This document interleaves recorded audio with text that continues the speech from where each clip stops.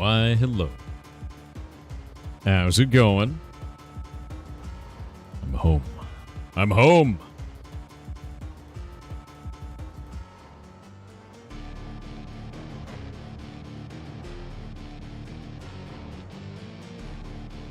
RuneScape 3's second leaks has already been wild. People were hitting 99 agility in less than 12 hours. What?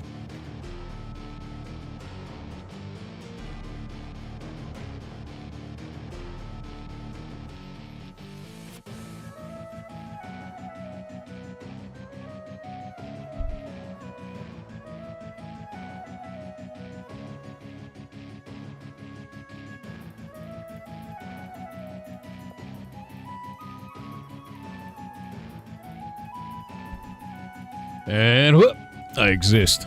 Did you slap the crab while riddling? I have bad news. My hardcore Iron Man died. I was killing fire giants, and I was alt-tabbed, solving a puzzle, and he walked out and tried to melee the enemy despite having runes, and I returned to him being dead. So, instead of bitching about it, I only bitched about it a little bit.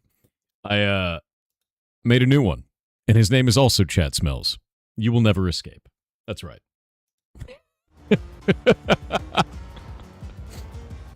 We go again. We go again.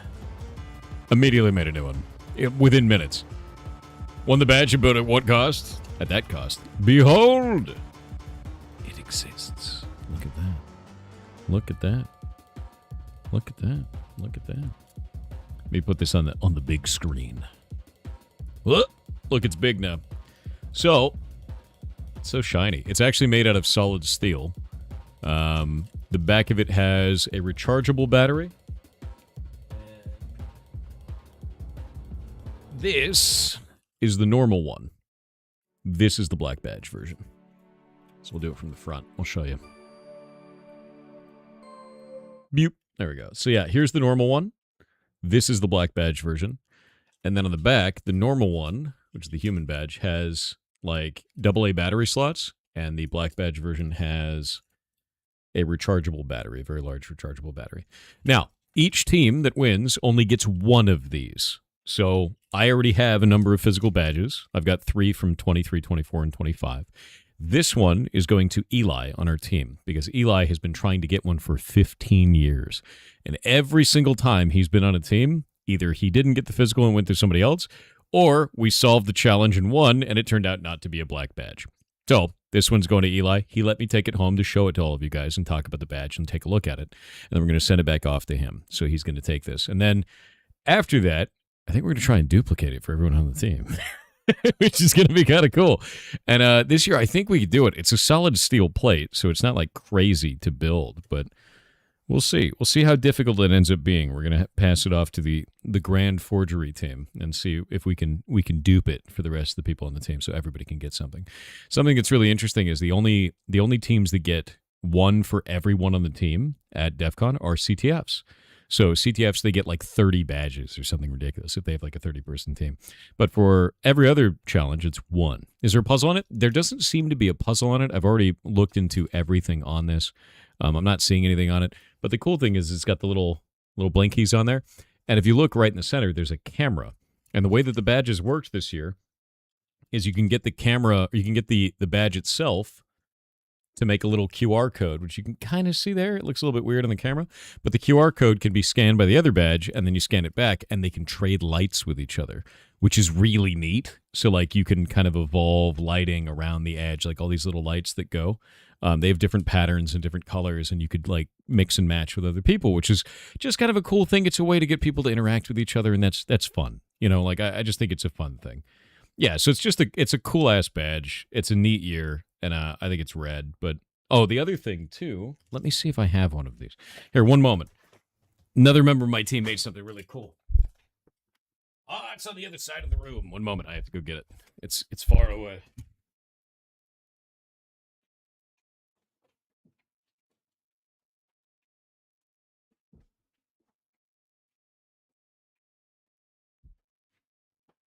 All right. Now, the other thing that's really cool with these badges is they have a little project board pin system there. And we can take this, which was made by another member of my team, and plug it right into the board, just like that. And now it's interactive, which is kind of cool. So it'll actually go and light up and everything goes along directly on the badge. So you can add accessories to your badge that are electronics accessories that actually do stuff, which is neat.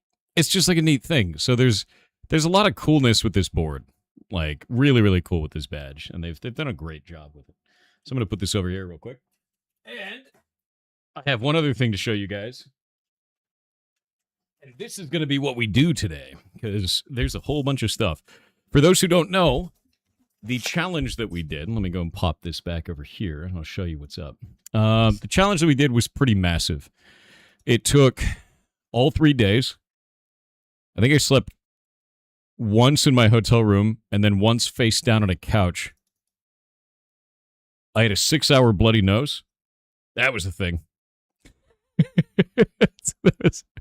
That was terrible, because Vegas got up to 115 degrees, and my sinuses are not used to the dry air. It was bad. So the first time it happened was 4 hours, and then it was fine, and then I fell asleep on my own face, and then I woke up and had another 2 hours of nosebleed.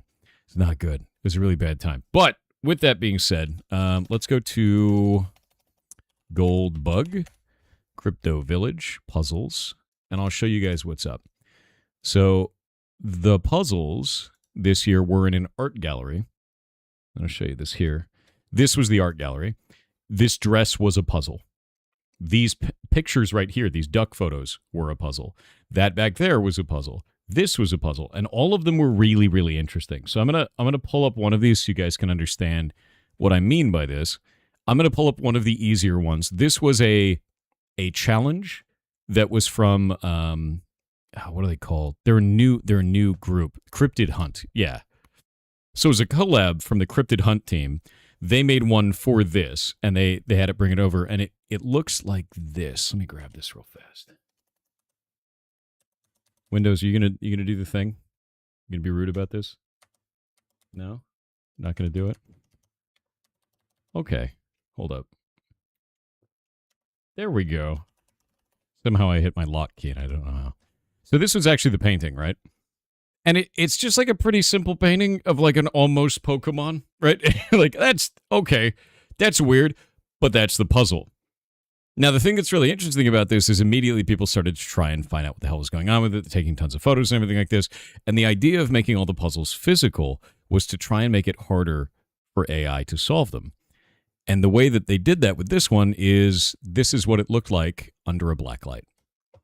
So there was hidden runes on this in the black light that you cannot see otherwise. And I just thought that was really neat, right? So you can actually see down there on this. And let me see if I can actually zoom in on this, or zoom out on this, because it's doing the thing. There we go. You can see it's got like red lining around it, and you can see it's got like wings now, and it's got all these symbols.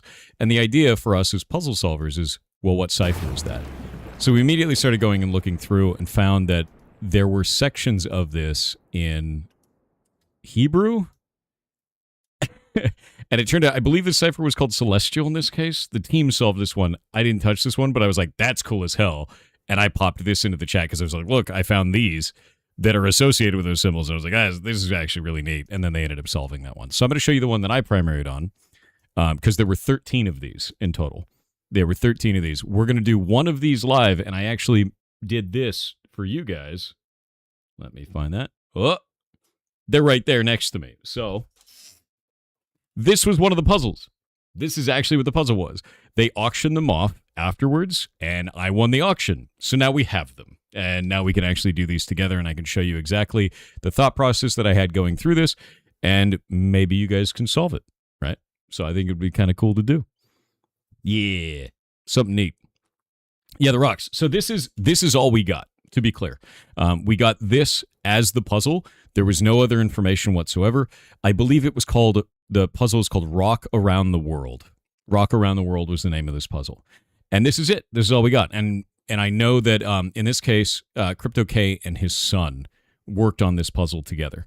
The part that's really cool to me about this is I actually know all of the ciphers involved and knew them going in. So I messaged Crypto K with something really funny. I'm going to go grab it real fast just to show you this. This is hilarious. If you look at the big rock on there, just take a look at that for a moment.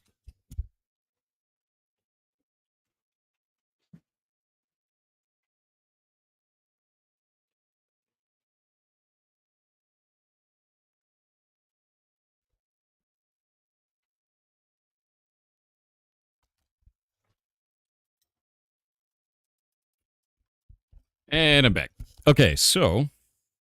Oh. Test. Is this working? Why can't I hear me? Oh, because the headphones fell out. Fantastic. All right, so one of you guys said these look like Norse runes. They're not. So that'd be Greater or Lesser Futhark. It is neither of those. It's also not Ogham, which is the precursor to that from about 350 to 400 AD. It's none of those. It's actually not related to anything like that whatsoever. I want you to look at the really big stone, right? This one right here. So you see that? If you pass this into AI, it's immediately going to try and say it's Pigpen. It's not. This is what's called Nycto, spelled Nycto. And I'll show you why I know that. It's because Lost, a long time ago, gave me this. It's a keyboard with that exact cipher on it, which is hilarious. So the moment that I got this puzzle and I looked at it, I went, oh shit, I know this. And so I messaged Crypto K, and I'll show you the message that I sent him. And he was just like, God damn it. Let me grab this real fast.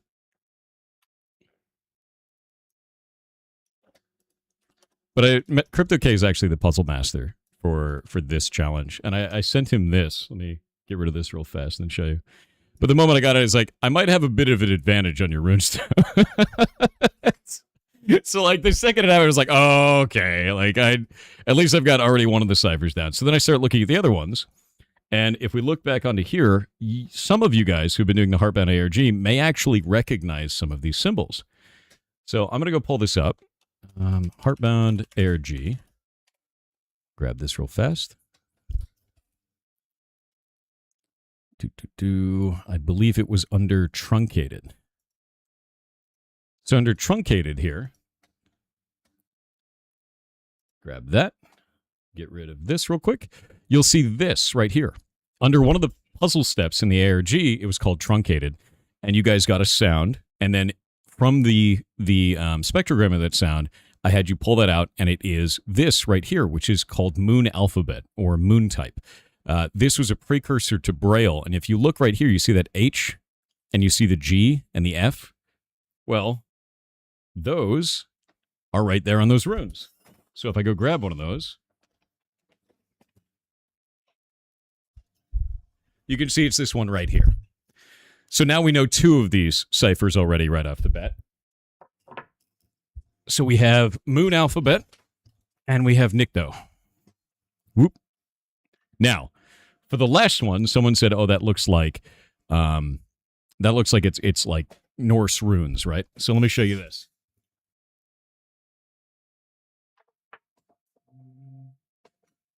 Grab that one. We're going to grab this one here. I think it's more interesting for that. So you see that there? Looks kind of like a Norse rune, right? This actually isn't, and it's a really weird one because it's not from a location you would expect. These ones I've actually used before in other puzzle challenges, so I noticed it right away.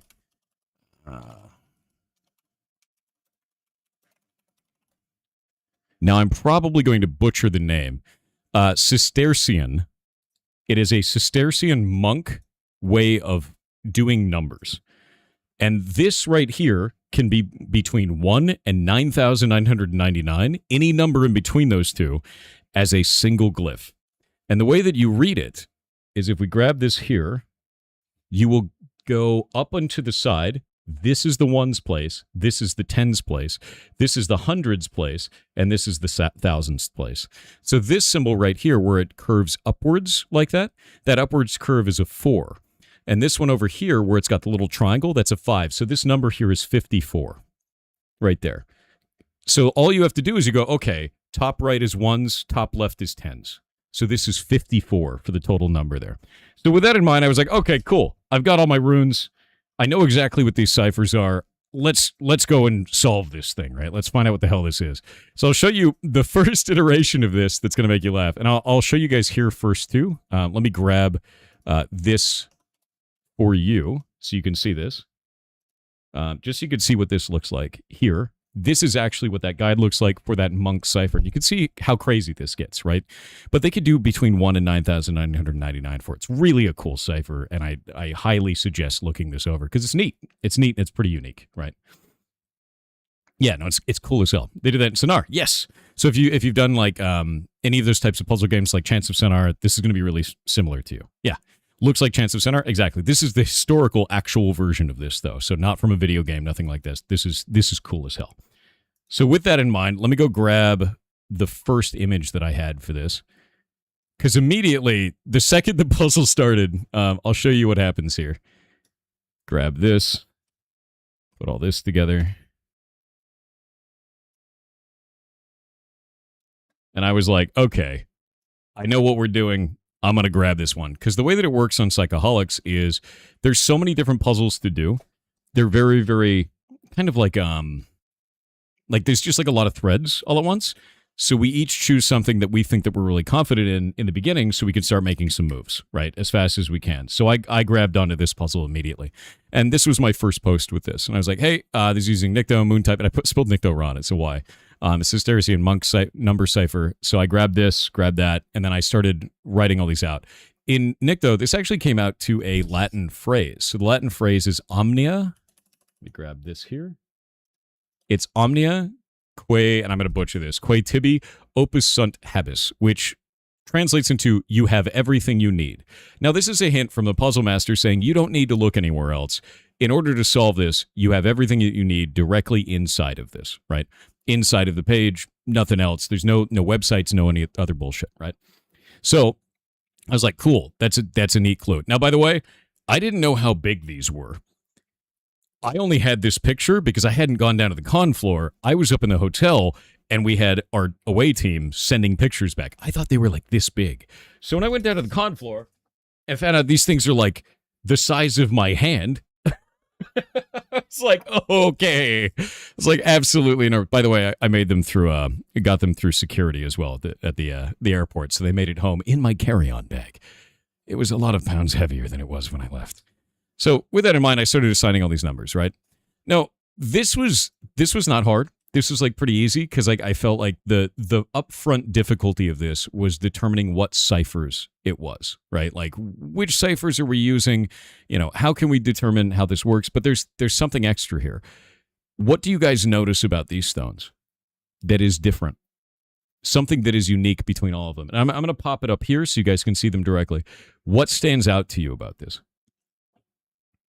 The colors, right? Now, how do you feel about those colors based on what you can see right now? They make a gradient. The edges, the borders. So there's a couple things here that you guys have keyed on, and I'll show you real quick. Along each one of these, there is a double flat line, like that, right? If you see that there, and a bunch of jagged lines. That denotes which side is the bottom of these runes when we're trying to read them. So we want to set them up like this so that always those double lines are at the bottom, right? That way we know which side it's going to be, because some of them, like this one here, can be a duplicate. If it's this way, it may be a different letter than if it's this way. So now we know exactly where that is. And the only reason we know that is because this one has very unique glyphs that can only be solved if they're in this orientation. It doesn't work any other way. So that teaches us, okay, the rest of these all have to be in this same orientation. That's what we're going to do from going forward, right? Now, the next thing on top of this is this gradient. To me, immediately, it was like, okay, we're going to put these left to right in order of these colors. So we're going to take each one of these and put them in the order of that color, right? Because that's what it's doing on the big stone. The big stone's the guide. It tells us we have everything we need, so we're going to treat it like that. And we have to put all of these in the order of those colors like that, kind of match them up with it. And it looks like he painted it with like a single brush stroke too, across each one of these to make sure that it was like the exact right color as well, or at least as close to it as you can. Now, the interesting part about this is a lot of the times when you're like deciphering stuff, it's got to be in exactly the right order. This one doesn't. It's got a little bit of leeway, and you'll see why at the end of this. So we'll put all these in order here.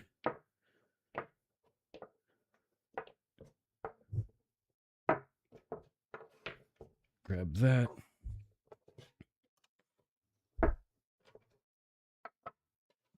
There's so many of the dark ones in the middle, and it makes it incredibly hard to know which ones are the right ones.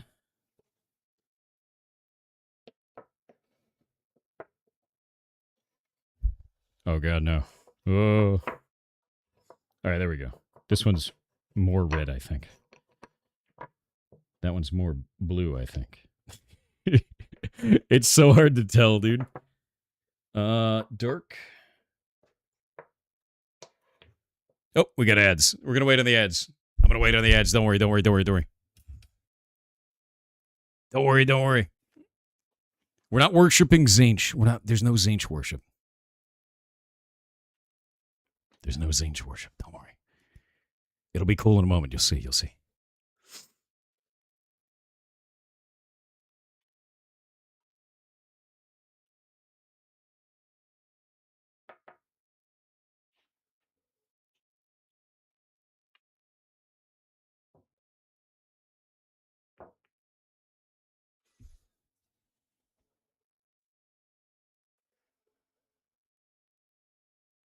Waiting.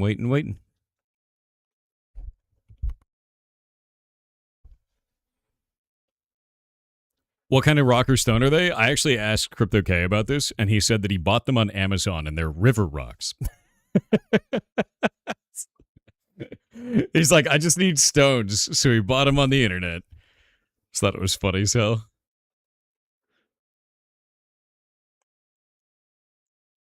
Yeah, a little bit of rock and stone, dude. Wait, you can sell those? Technically, I guess.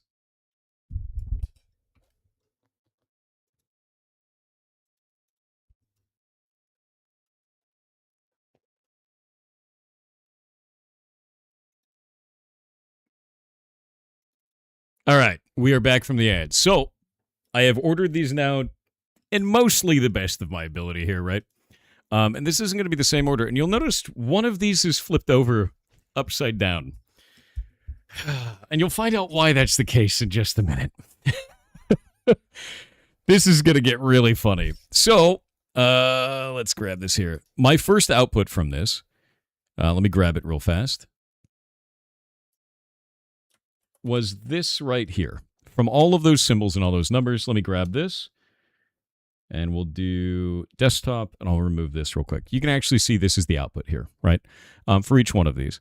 So if we take all of those together, you'll find out that it's this. If we order it in the order that you're seeing right there, it comes out to this here. And you can see immediately, you're like, oh, wow, this, right? This is fine. Just instantly pulls out if you do this in roughly the right order. Now, this isn't solvable this way at all. And the reason why is because of, well, that little stone right there. You see, the puzzle master, upon finding out that we couldn't solve it, was like, what's going on? And then he was like, oh, one of these is still in the box.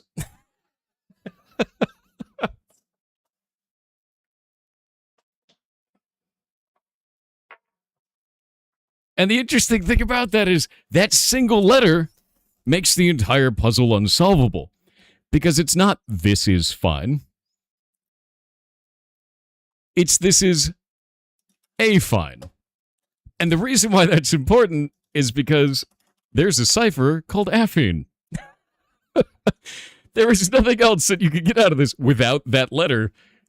It's a flying leap. You have nowhere to go from there. So let me see. Affine. Let me grab this. Cipher. Grab that. Decoder. And I'll show you how this works.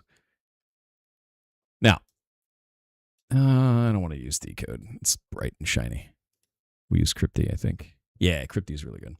So affine is a really cool cipher. You get an A slope and you get a B slope, and it turns one message into another message based on those slopes and the alphabet that you have. Well, it just so happens that we actually have all of those components here. So since it says this is a fine, we know, okay, this is affine. But just to let you know, before I got the letter A back, I tried all kinds of different things Did you know that a whole bunch of these numbers actually align to things in the periodic table? This was not the solution. We didn't have the A yet. I sat there and milled on this for 6 hours, trying hundreds of different things like this over and over again because we didn't have that single missing stone. It was a knife. And I was like, why can't I read the stones? And other people were jumping in. We're all trying weird shit at this point because like they saw me crashing out and they're like, I don't know what it is. And then they bailed out. And then eventually someone asked Crypto K and they're like, hey man, is this missing anything? What are we missing? And he was like, one moment. And then he put another stone out and he's like, we were missing a stone. I'm sorry. So we got it there. And then this comes out just like this now when we have this. So we can take this is a fine, right? And if you take each one of those letters, you'll see something really interesting here. It's a letter and then it's a number. Because on each one of these stones, as we pull this back up over here, it is a symbol from the Moon alphabet, and then a symbol from the Sisterian. The Sisterian one is all of those are numbers. The Moon alphabet, all of them are letters. So what we get is that back and forth between them, it's T33. T, slope A is going to be 3. Slope B is going to be 3. That's I. And the moment I figured that out, I was like, oh, shit. Because I started this, and I'll show you what I did. It was 3 and 8. Let me grab that. Oh, wait, no, this was not the right one. This is encode. I'm going to do decode. I was like, wait a minute. Let me do I. I'll have to go back and do I again. There we go. That's T. There we go. It's O. I was going to say, I was like, this isn't correct. We'll do H. And that's going to be 38. And that was R. And I was like, okay, or. And then this, they were out of order, but that's okay because they're right next to each other. So I'm going to do I and 7 and 8. And that's A. And I was like, this is turning into something really weird. Because at that point, I'm like, aura. I think it was S. Was it 15? Yeah, it was 15 in S. I was like, oh shit, it's orange. It's orange. Oh shit, it's orange. And at that moment, I realized that I'd won the puzzle because I started getting a real, actual word out of it. And it was orange right out of this immediately. And so this was the end of that, is determining that. And then I was like, what? And I got really, really sad because I was like, this doesn't look like the right thing there. And then I realized the stones were out of order. And you know what this actually was? Orange scarf. And that was the puzzle solution. And I got it because I was like, why isn't this working? And it was the stones were just slightly out of order in the middle because the dark ones are so dark that it was really hard to tell the difference between them on the actual picture. And I'll show you some of the ones that I put together for like trying to solve this portion. This was actually put together by Giggs. Giggs is another person on the team. You have this one here. And then this one was put together by me. So we were all trying different ways of putting this together. And it was like, eventually it was like, oh my God, thank God. It's orange scarf. Popped it in, ended it. And if you're wondering how it works to pop these in for the village, let me pull this up. So we're going to do Goldbug. cryptovillage.org. And there we go. We'll grab this. And it's just this right here. So we can go and log in. And ours is Psychoho. And then the password is you never get to know it. There we go. And we can go to the scoreboard here and you can see our team got the top one. But also you just get this. And you have to type in the value. So we'll go up to Rock Around the World. So it's going to be raw. And we'll do orange scarf. And there we go. Correct. And that's it. And so you don't get to know if it's correct or not until you put it in there and it'll say incorrect or it'll say correct. And that's it. That's all you get. Yeah.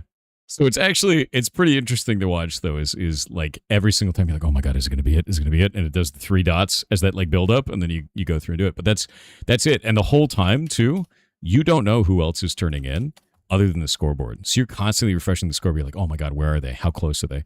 When we won, Shagworm was at 1,100. I don't know which one they didn't finish at that time, but they're at 1,200 now. So it looks like they kept going, which is great. Shagworm was really cool. One entry only? Oh, no, you can keep entering, but like there's a long delay behind it. And people tried to brute force it and brought down the website for a little while, and then like it got black holed and it was hilarious. So people did try. They did try to do that, and it was really funny. But this whole challenge was very based on physical stuff, entirely so. And I'll show you some of that real quick.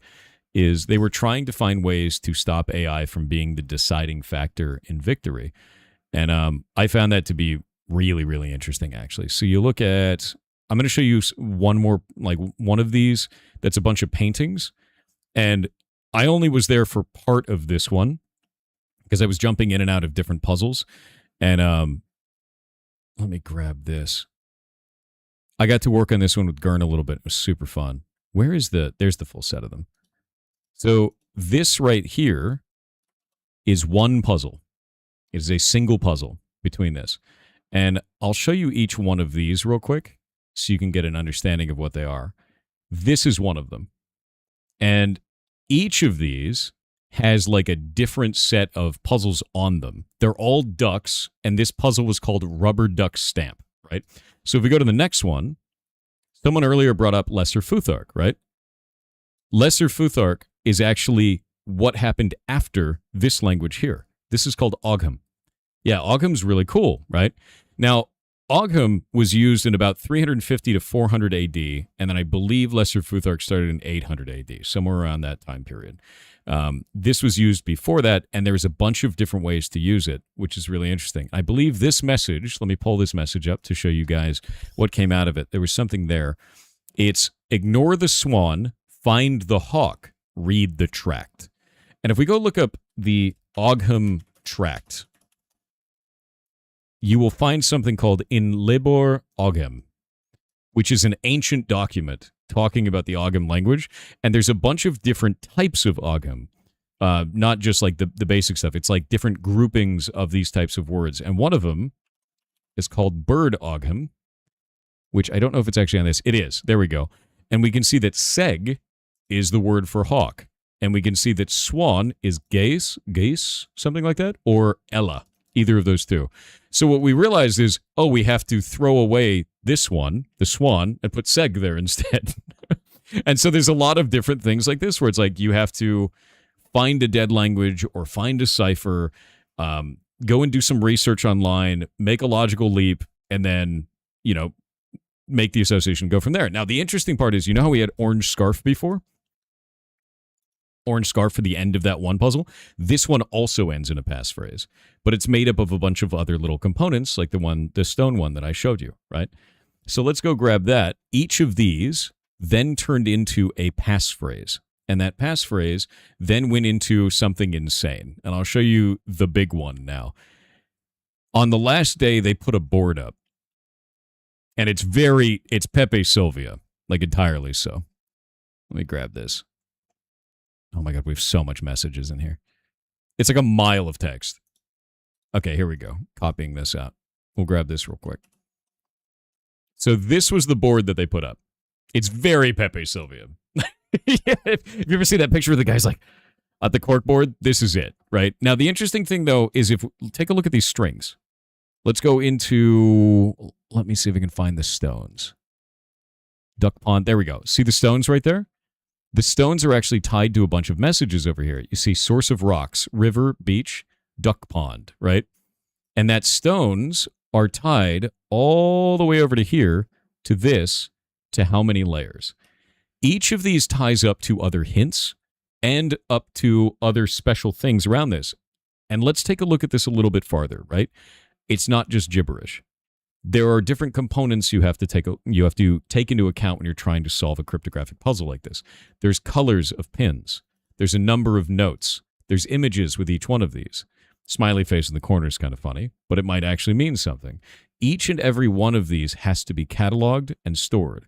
We wrote down every single note that was on here, the number of the notes, the placement of everything, the string associations, the ties between all of these different things. Everything in here matters somehow and we just don't know it in the beginning. So the first thing you do is you just get all the data into a way that doesn't look like this, right? So after a long time of us trying to figure this out, we realized that every single one of the messages that came out was actually tied to a number of different, like, detective media. So one of them was like, pays an exact change. And we're like, oh, that's Adrian Monk, because he pays an exact change. He would always do that, right? If you've ever seen the TV show Monk.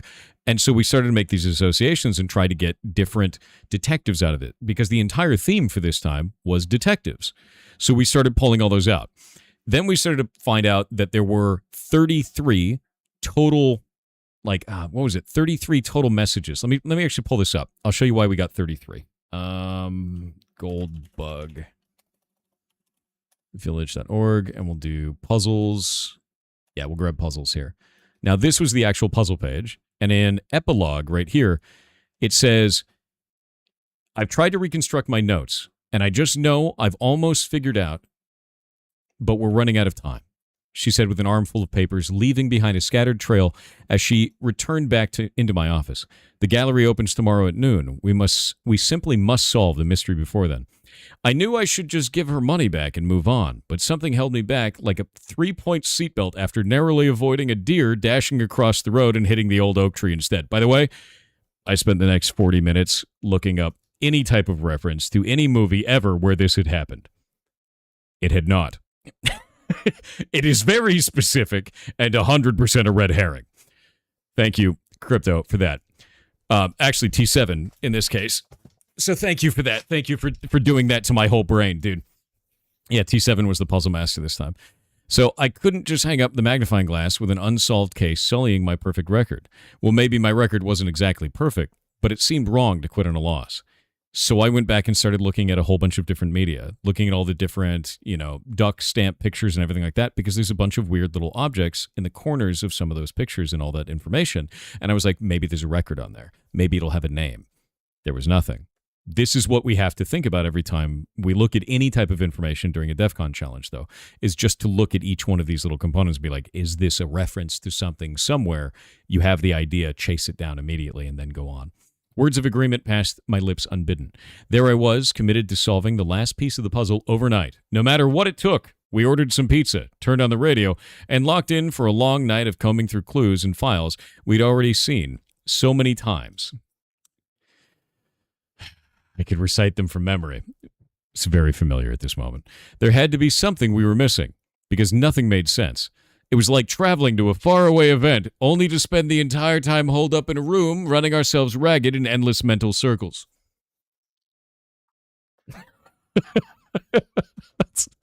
They did call it the meta puzzle for a reason. The clock seemed to tick louder and louder as the minutes stretched and hours raced by. I almost nodded off at my desk until she reminded me, no sleep till the case is solved. Yeah, we stayed up all night.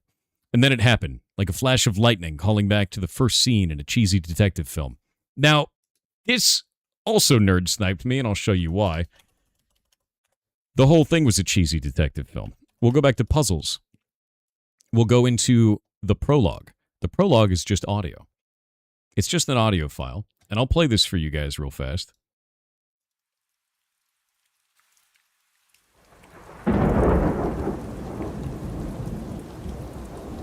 It's a cheesy detective film that starts with a lightning crash. Then it happened, like a lightning flash, calling back to the first scene in a cheesy detective film. Oh! Instantly got me. And I was like, okay. So then I sat down and listened to the entire prologue again, because I'm like, maybe I missed something while I'm reading through this. There was nothing. It was filled with more cliches than a rom-com movie marathon. That aha moment that simply didn't make sense until it suddenly did. It all came together like a shelf of alphabetically sorted detective novels that fell on the ground in just the right order. And then they give us all these numbers. And we're like, what the shit? So immediately we take all of our answers and we start looking up as many detective films as we possibly could, as many detective novels as we could, to try and put them all into the correct order. Spoilers, this was not the case. This is not what was supposed to happen there. We did find a couple of writers that had written exactly 33 detective novels with words that kind of associated with those detective novels in our answers. Yep, that wasn't the right way either. You're not ready for this. We couldn't solve this one. And by the way, we had a billion of these. Like, I'm going to show you some of the notes that we had with this. We just had like a shitload of novels and like putting them in alphabetical order and trying to drop them like 33 times, like, or like put them in 33 like with this, and then try to resort them based on the numbers that were associated with it. Just tons and tons of these. We're looking at a Phoebe Daring and like just like an absurd amount. I want to say this was like 8 hours. This was like 8 hours of this, of the whole team on it too, because there was no other puzzles left. It's just this. All of us were working on the same thing, all of us trying different methods, and like it was absurd. And then the puzzle masters dropped a hint. And I'm going to show you the hint. It didn't last long after that. This was the hint. Attention detectives, we just found this on the floor. Perhaps it was one of the scattered papers that our client dropped. And then we realized something. That grid fits perfectly over our insane board of papers. Literally perfectly over the top of this. It's just about the right size. And we were like, oh, man. So then we started taking all of our answers. And our answers, if you take every one of them, had exactly 33 words. And if you take each one of those words and you put them in the order that is listed on the page. Let me grab this real fast. 1 sec. That is not what I want. I want this. And I want... Is it this? Is it that? It's this. If you take those and you put them in exactly this order, so if you take all 33 words from all of the answers from all of the sub-puzzles and you put them in exactly this order, you get this when you place them on the grid. It fits exactly, right? Exactly fits. And we're like, oh, shit. And down the left side, it says white pins. And remember I said that all of these actually matter. Apparently that hint was supposed to drop the night before we went to bed. We'd have gotten actual sleep. Yeah, Gurn here is dude, Gurn kicks ass. Gurn's on the team as well. So Gurn's one of the psycholics. And the two of us were up all night tearing our faces off trying to do this at this point. I think at some point, it was just like you, me, and Ben. Just, yeah, I think that was it. I think at one point it was just three of us. It was it was everyone had gone to sleep. I ended up falling asleep on the couch face down before they dropped the grid hint. But yeah, they were supposed to drop it the night before. It was insane, dude. So here you can see this. This says white pins. And at that point we realized we knew exactly what to do. And I'll grab this here. Each of those, I started doing this in good old MS Paint. I'll show you my shitty MS Paint one. 1 sec. Where is it? Where is my shitty MS Paint one? We all had like different ones pop up and different ones we were going to do. There we go. So this is each of those white pins as we went through. And eventually we realized that all of this spelled out. Let me grab it here. Where's the actual puzzle solve for this? Hey, Gurn, do you have the Excel? It would make my life so easy. I don't know where it is. I need to actually find it. You're nerding out to the max right now? Good. Oh, wait, here it is. Found it. Boop. Grab that. Pop this over here for a sec. Grab that over there. These were all those answers right there. So you can see this right here. It says, prologue, you are invited, spooky manner. These are all the names of the puzzles, and these are all the solutions to each one of these. So these were all the words that we had to put into each one of these on this, right? Oh, wait, it's behind my head. There we go.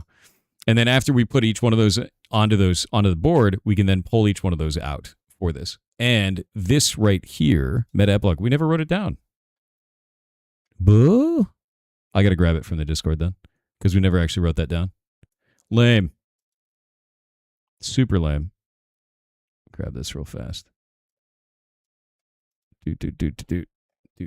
What game is this? This was for DEF CON. Let me see if we can find it. Where did it go?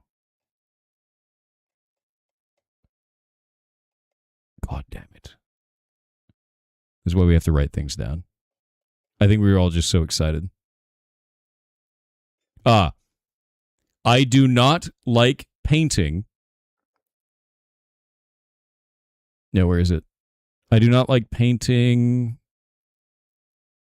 Where did it go? Do you have it, Gerd?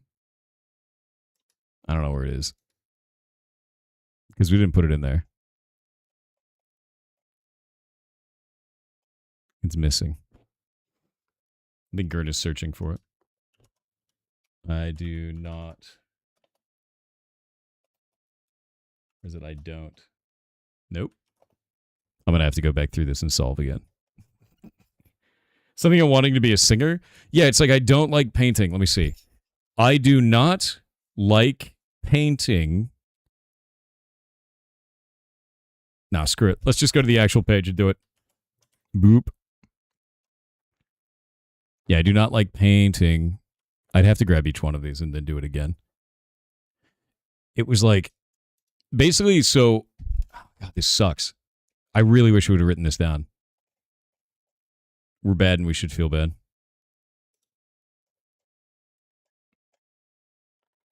Do not like paint.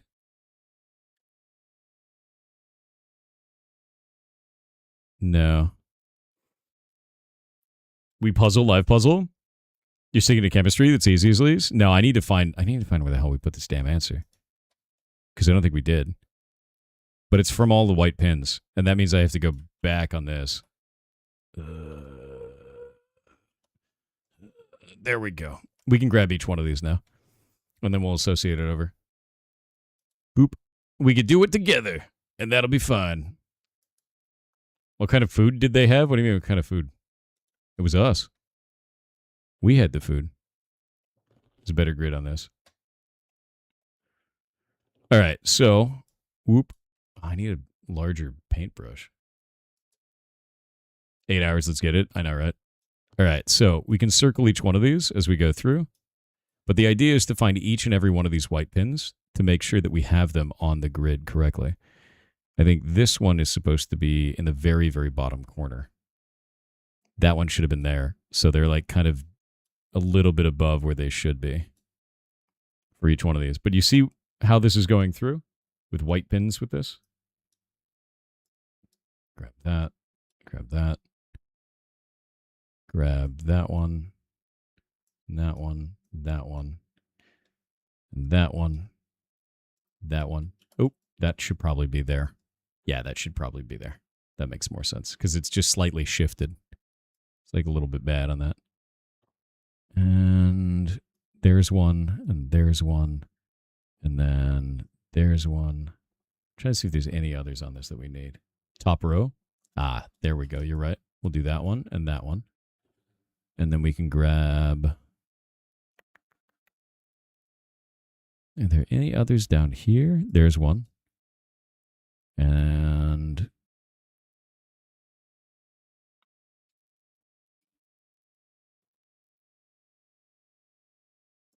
there's one. And then this one is right there. Watering can spout? Is there one in the watering can?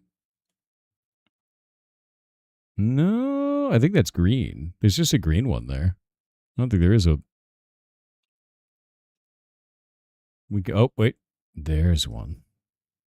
I'm trying to look at the other ones that we actually had on the list as well, because some of these are partially finished. There we go. That's finished. And then this one as well. And then... that one should probably go there. Maybe. And... okay, let's overlay the other one on top of this now. I'm going to grab this right here, and we're going to do one of these.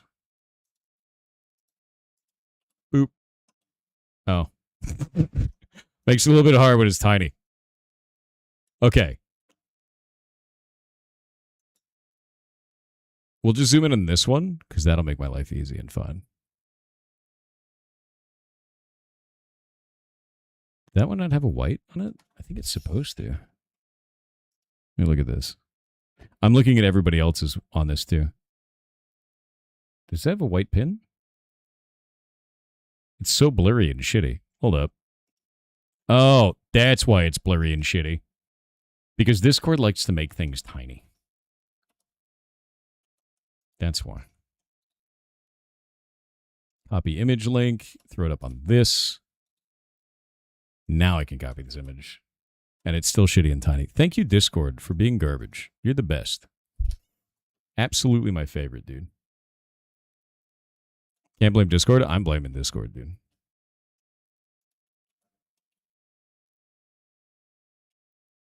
All right, back to this.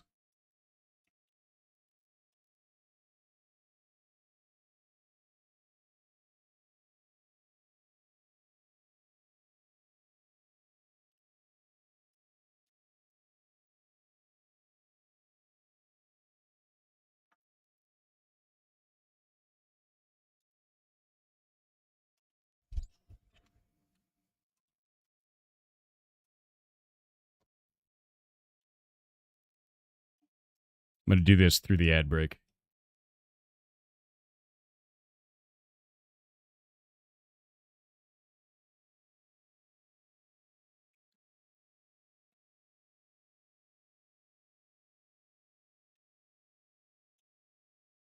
There it is.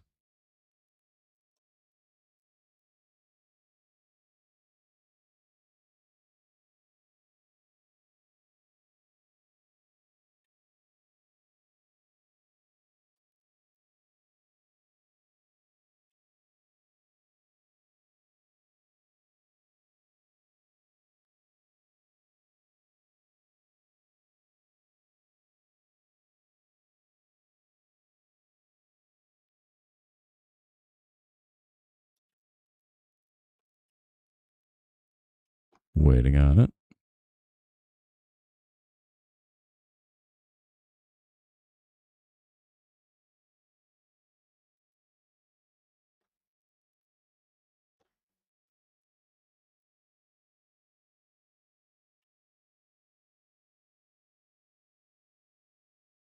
Let's see. This one is supposed to be M. Where's that motive? No, there we go.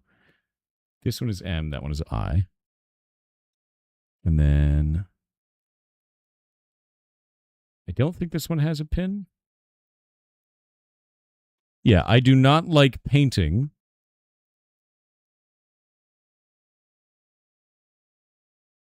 I do not like paint. I dream to... Oh, it's like I dream to something. Hold up. I'm going to grab my other one over here, open up another copy of this, and then draw directly on that one. Boop. There we go. Because now we can have this. I do not like paint. E was wrong on this one. It was supposed to be that one. Yeah, it's like in the middle right. There's all kinds of like... It's very difficult to see these right now, and it's also shifted a little bit. Would this be easier to do with the markings done on the layer of their own? It would be, and that would have been smart. And now I've done it on 2 layers. Glad we had this conversation. Smart has left the room. No longer allowed. Grab this real fast. Okay, so each of those words ends up coming out to this. Let me grab this here. Oh, one sec. That's it. Yeah, Gurn, you found it. So I need to actually map this back out with words again, because the only ones that we have are kind of shitty because we were super rushing. But it's I do not like paint. I dream to be a singer, which is really funny because thinking back on it, there were a whole bunch of little references like that. Like, do you see this right here? That's a Singer brand like sewing machine. And there's like a bunch of stuff like this just kind of hidden throughout it that is funny when you're thinking about it now, right? I didn't even realize that until just now. I was like, God damn it, dream to be a singer. But the entire point of all of this puzzle challenge so far was we needed to help this woman. And in fact, let's just play this. We're going to go all the way back to the beginning. I'm going to show you this real quick. Gold bug. And we'll go to puzzles. let me actually play this so you guys can understand where we started, right? We'll go to the prologue, and I'm going to play the entire thing for you.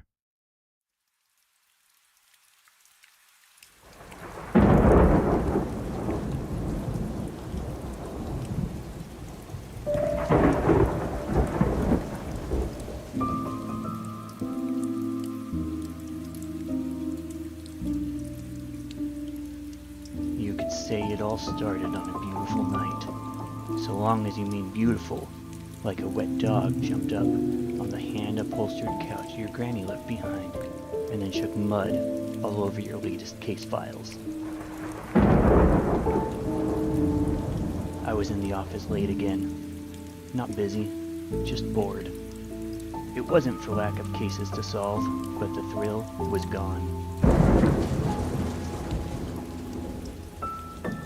Truth be told, I had been contemplating hanging up the old magnifying glass. Maybe hand it off to someone new, like a relay runner passing the baton one last time, to finally sit down and relax while watching everyone else run around in endless circles.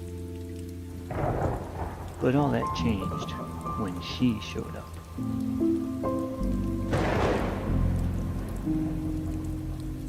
She walked in the door with a curious amalgam of hesitation, smothered under one too many layers of overconfidence, like an octopus trying to tap dance at the club. You have to help my brother, She pleaded, her eyes piercing into my soul like a needle. And what exactly does your brother need help with? Hiding from the mob? Proving his innocence? Finding his toothbrush? The toothbrush comment was admittedly a reflection on how acutely aware I had become of my own hygiene since she'd walked in. And by the way this transcript was made was with Gurn's dumpster dialer tool that we had used in previous years on different challenges to try and record audio from phone messages.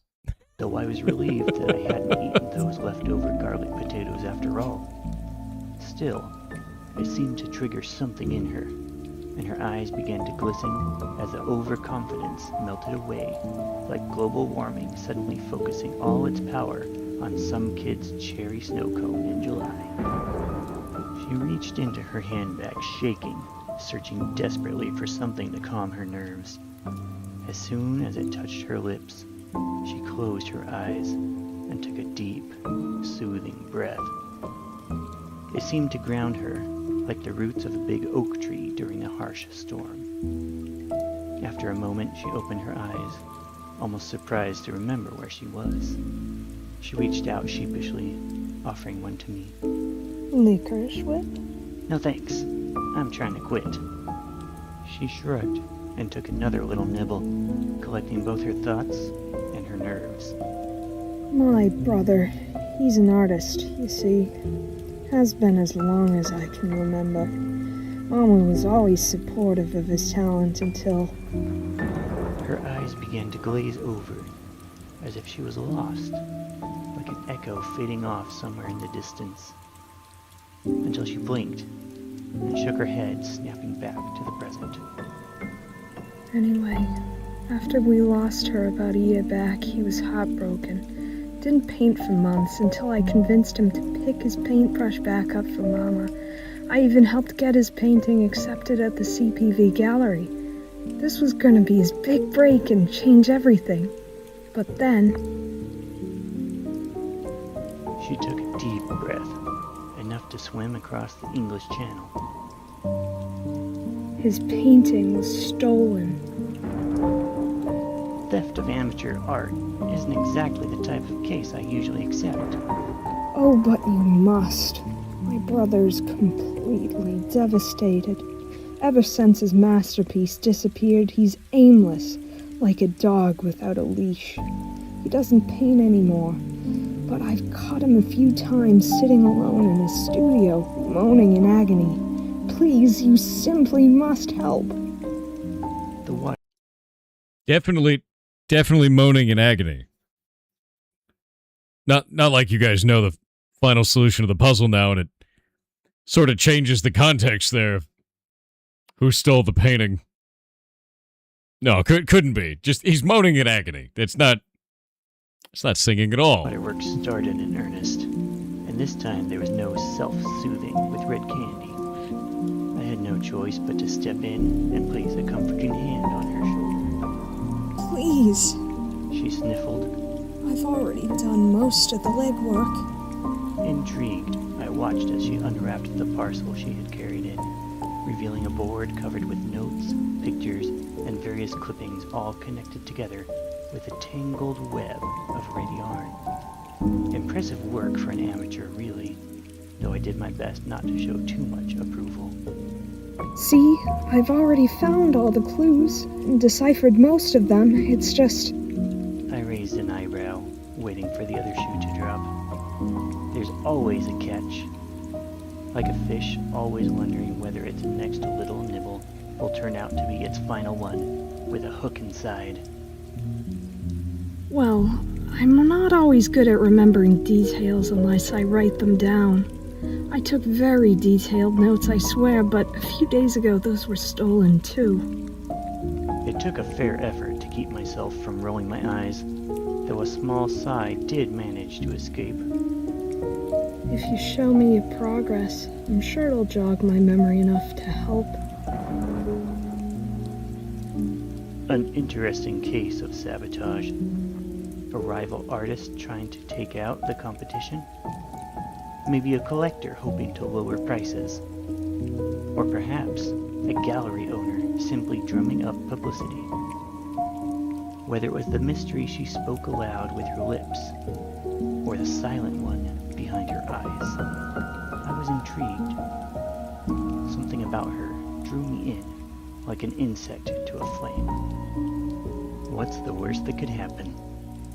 If I hit a dead end or got bored, this was just the sort of low-stakes case I could pass off to a couple of gumshoes to see what they're made of. So, miss, have you got a name to go along with your sob story? I'm not paying by check if that's what you're asking. But if you need a name to take the case, I have a couple of Hamiltons for you. She pulled them out of her handbag hesitantly, like a squirrel unsure if it would still have enough acorn left in its stash to make it through the long winter. I know it's not much, but I promise to pay you with the rest as soon as you find the painting and it sells in the gallery. Please, it would mean so much to me. I knew it was a mistake to accept. I don't even remember saying yes. But next thing I knew, she was gone. Like a house made of straw in Tornado Alley. I blinked for a second, questioning whether I'd simply dozed off and dreamed the whole thing. But no, she had really been there, however briefly, leaving behind a bit of cash, her board of clues, and an irresistible sense of forbidden intrigue.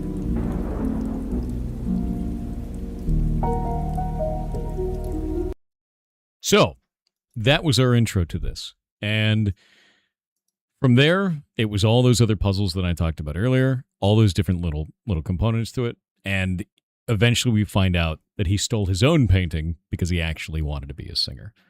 And it's just really fun having everything kind of themed like that. But I'll show you guys one more of these. And I think we can go from start to finish in this one as well. So this is an example of the kind of puzzles that I like to create. If you guys have done the Heartbound ARG, this one's going to be very similar to that in terms of function.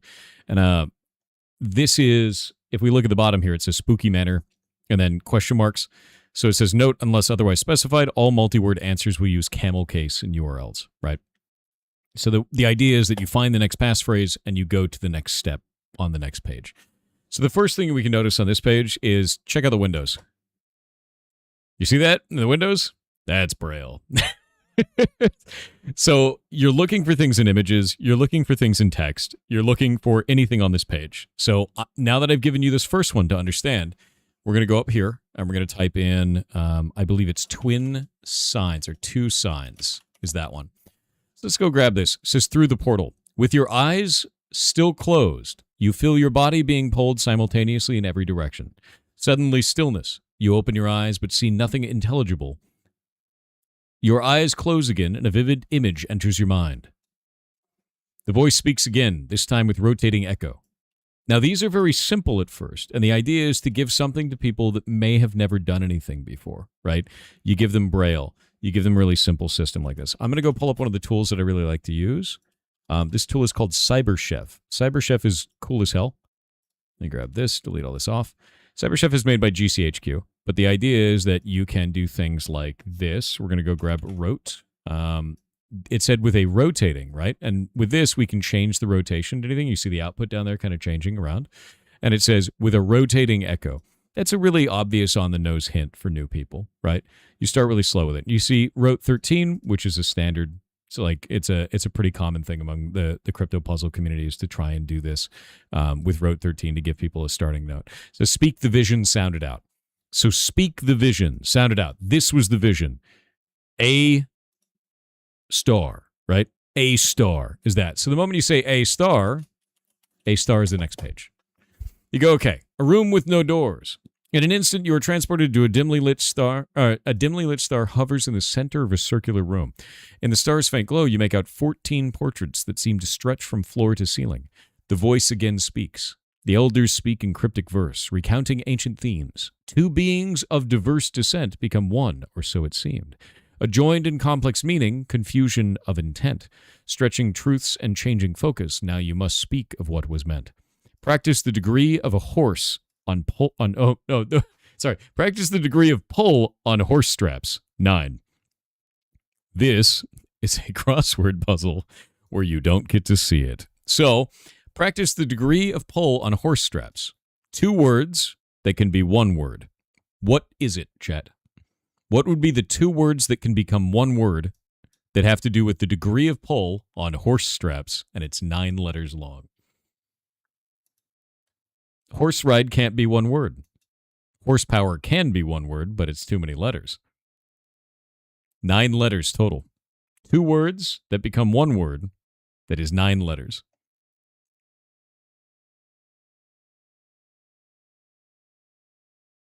Oh, you're so close. Some of you guys are really close to this.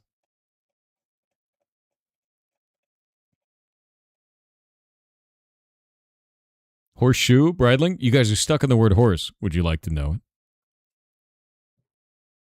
2 words that have to do with horses. One of them has to do with horse, right? And one of them has to do with the degree of pull. Something with a horse, something with degree of pull, combined together.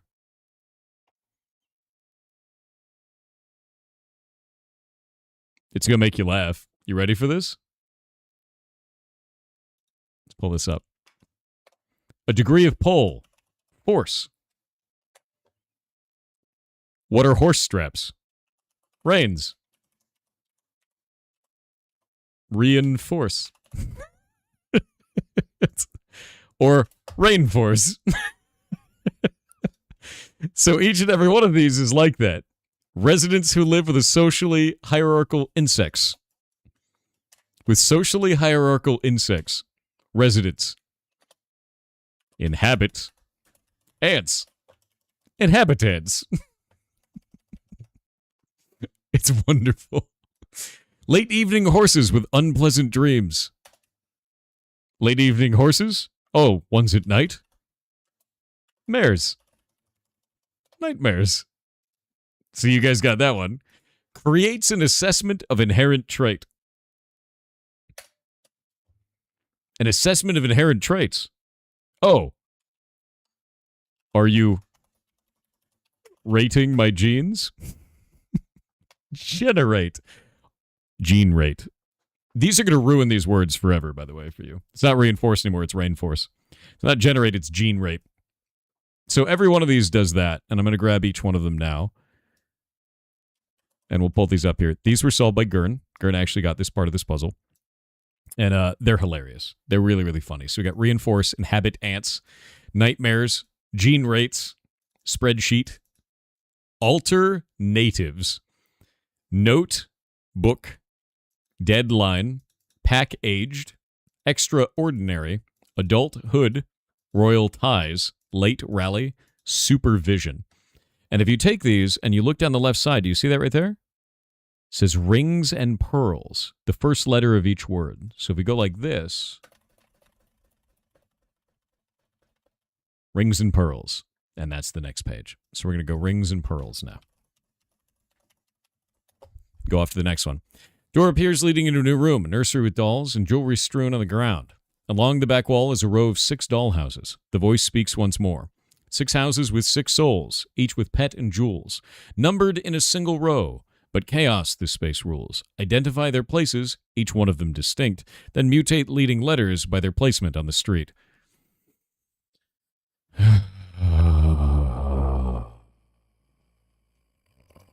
This was hell. This one is hell. It's a logic puzzle, and it took forever. It took forever. So I'm going to type this out real quick, because it's a nightmare. And we're going to go... Each of these, by the way, we have all this. The person in the third row, the third house, and one of their neighbors do not have mammals for pets. Alfred's alligator admires his neighbor's Vesuvianite. The person who wears Tanzanite jewels keeps an opossum as their pet. There are so many steps to this, but I'm going to write out the actual answer to this so we can just have it. And we can move on, because it's a biggie. Zebra... And then, because we have it, actually, we have it as an image. I can just show it as an image. That makes my life easy. There we go. MS Paint this. And we've got, this is the actual logical answer to this after sitting down and trying to work it all through. Vesuvianite is actually a mineral, yes. And so I started pulling each of these. And I think, Gern, I believe you got the aha moment on this, if I'm correct. I'm pretty sure you got the aha moment. For this, we've got Charlie Zebra Barrel. So I said CZB, AAJ. You know, I was trying to pull all these through, and I was like, what could this possibly be? And then I was reordering them in different ways and, like, trying to find different ways to rotate them, maybe. And basically just taking the data and trying to run it through over and over and over again of all these different methods that I could think of for this. I don't know what Gern ended up doing at this stage for this, but the answer came out to Lucky Charms. I don't remember if it was him or if it was me. Charms Lucky. Because I wrote the words in all caps, Charms Lucky, and then the answer was Lucky Charms. And I don't remember how we got that. And we didn't write it down. So the next answer is Lucky Charms, but I don't remember why. And I think we were just sprinting at that point because we were on a roll. So Lucky Charms is the next piece. Is it the third block? Is that what it was? There's Lucky. There's Charms. That's what it was. That was the rotation there. It was reordering these. That's what it was. Wait, why did I reorder them? Why did I reorder them? Let me pull this up. Oh, that's the thing that I have to send all these companies whenever they like hit me with a copyright claim. So with this, we've got, why did I reorder this? Then order them by 1 to 6. Then we rotate 1 to 6 on each using Caesar. Then we reorder the rows A, B, C, D, E, F, names of the original person living there. I think I was the one who got the aha on this, actually. Because I wrote this. I don't know why I wrote this. Order them 1 to 6. Then we rotate 1 to 6 on each using Caesar. Then we reorder the rows by A, B, C, D, E, F, names of the original person living there. That's what it was. And then it comes out to Charms Lucky. Charms X Lucky. So it's Lucky Charms. That's what the solution for it was. It's super weird. I couldn't remember why I did that. 251634. I should have written it down. I have no freaking idea. So we're going to go back up here. Lucky Charms. So next room appears to be a pantry stocked with See, I have to go back through all these and like write everything down that we did for all of it. Because there's so much stuff that's like not there. I want to say it was the house number as the index character. That makes way more sense. I think it might have been. It could have been the house number. I have literally no clue. By the way, Gern, I sent you a message. So Charms, Lucky Charms. So this was Lucky Charms. The next room appears to be a pantry stocked with undecipherable ingredients and unknown but strangely familiar boxes of what seem to be children's breakfast cereals. Above the cereal is a poster that again seems simultaneously out of place and captivating. The now familiar voice speaks. Youths, adults, gather at my table, sharing many a story and fable. elements of mystery yielding truth through history, periods of woe, atomic triumphs and feats, now memorialized above my row of treats. Immediately, this is easy to solve. Periods of woe, elements of mystery, atomic triumphs. I know ingredients is spelled wrong. It's ingredients. I know, that's funny. This is the periodic table. Immediately, that's the periodic table. So if you pull this up, you can actually say heaven's energy. That's HE. You've got harmonizing, meeting greatness, MG, making greatness, MG, karma, K, healing, H. These are all periodic table elements, every single one of these. And this was like, it's super, at the moment, it's super obvious because we have elements, we have periods of woe, atomic triumphs, moralized in above a row of treats. Like, each of this makes sense for that. And so this next piece, let me pull this up, comes out to balls and mirrors for the next one there. So balls and mirrors is pulled out of that next piece. Exiting the pantry through a hidden door. I think it actually rotated, too, to get it. I think it had to be rotated, if I remember correctly. Because let's go back to this real fast, and we'll go do that real quickly. Because it's HE. Let me grab it. Oh, I remember how we did it. So first one is HE. Well, actually, you know what? Let's go and solve this. We're going to do HE. We're going to do H, MG, MG, K, H, S, I, B, E, A, L, F, A, R, P, A, R, and K. And now we can pull up the periodic table. Yeah, I think it's more fun to actually show you guys through it. Periodic table. Getting just the solution isn't that fun. Liz webpage. Grab that. No, I don't want that. God damn it, dude. I don't want to create a QR code for an image browser. Okay, so we have HE, right? HE right there. 2. We've got H. 1. MG. Where's our MG? Where do you live, MG? Where are you? Where's MG? There it is. 12. We'll go to K. England? It's not in England. You're in England. K. Where is it? Where is the K? 19? I'm super blind. It is. All right. Helium. Oh, helium is above. This is hydrogen. I'm dumb. Silicon, I think that is. I think SI is silicon. Pretty sure that's silicon. Yeah, it's silicon. 14. Beryllium, I think, is this one, is BE. Where is beryllium? Where are you? You are a metal. Beryllium, why? It's number 4. Oh, it is. It's all the way the hell up there. Aluminum. Are you aluminum? You are aluminum. 13. F. Where's my F? Where's my F? I wish I memorized where everything is fluorine. There we go. I wish I memorized everything that was on this. I think AR is argon, which is a noble gas over there in 18. And then 18, and I think P is potassium. I need to, at some point, try to memorize as many of these as possible so I can be faster at specifically this, because we've seen it so many times. 15, and then we've got another argon at 18, and we've got K here. And that's potassium. All right. What do you guys notice about these numbers? What do you notice about these numbers? You'll notice it's a cipher I use quite a lot in the Heartbound ARG. Under 24. It's not just 24. It's all under 26. This is what we call a numbered letter cipher. What is the second letter of the alphabet? B.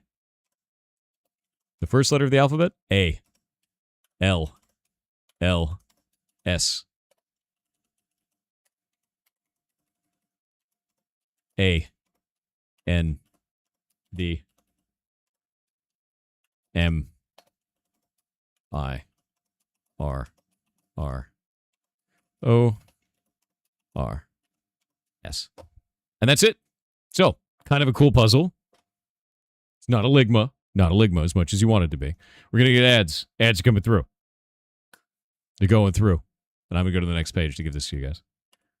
Balls and mirrors.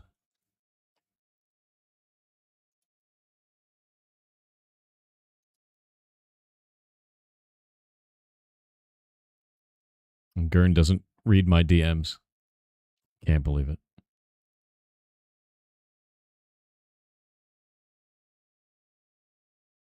It's not 5 minutes of ads.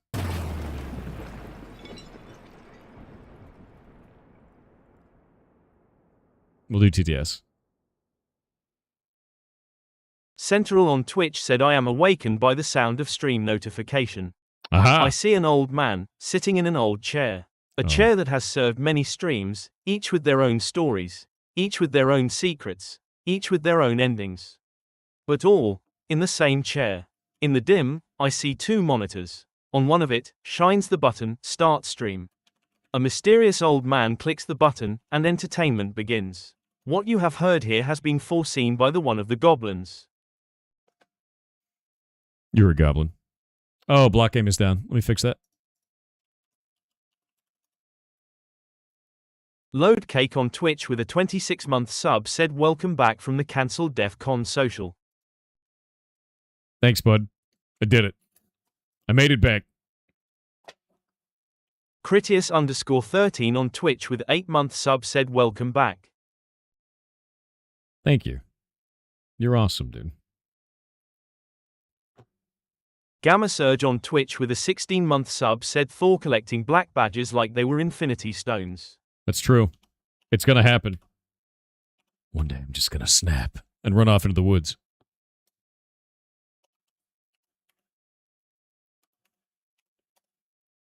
Okay, there we go. Boop. Seth_Amos_Prime on Twitch with 500 bits said God I love it here when Father Thor tells me that I'm cooler than an ice cube that somehow melts in a winter storm. Wait. That means... Hold on, I think I have my elements mixed up. I'll come back later with correct elements. Why are you like this?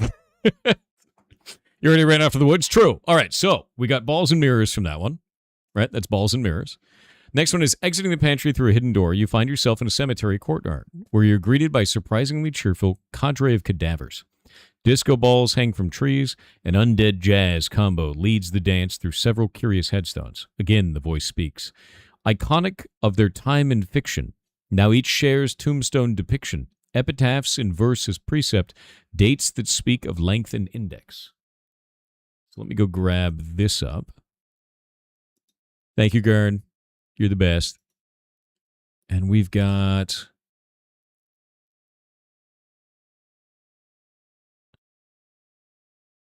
Charmed. Okay, there we go. So this one has the eccentric confectioner. He built a realm of sweet delight and kept the doors locked strictly tight, but wore a rather flashy hat, but perished in a mixing vat. The nosy reporter. She sought the news in garments yellow and always yelled for some brave fellow. She wandered down a smelly drain and never did emerge again. The squishy sailor. He walked to town on giant feet, a rather soft and sugary treat. He wore a jaunty naval cap, but melted in a fiery trap. Squishy sailor is gone. Yeah. The obsessive hoarder. He loved a trinket far too much and kept it from another's touch. He had a nasty coughing fit and tumbled down a volcanic pit. The charismatic truant. He faked a fever, played the fool, to spend a sunny day from school.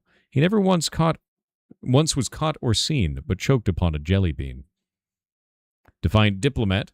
She claimed her ship was passing through without a rebel in the crew.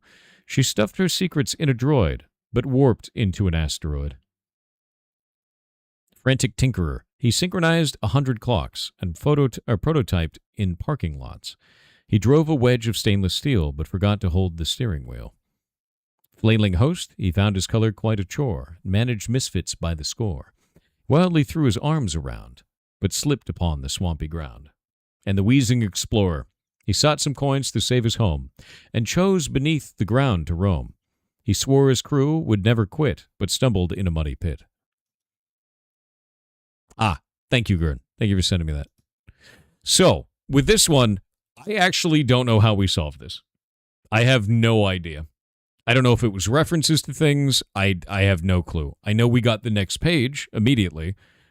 This is one that Theo got, but I don't know how at all. Because he posted the link, but I don't know if he solved it. You lucky I was still awake, Lamau? I know, right, Grin? I think they're film characters. I'm pretty sure they are. I just don't know. Do you know on this one, Gurn? Were you part of this solve portion? Because Theo posted the link in our thread, but there's no walkthrough information. I know, party. I feel the same way. You think the date's the movie release date? Let's go look. The thing is every one of these puzzles, we all solve different pieces, so...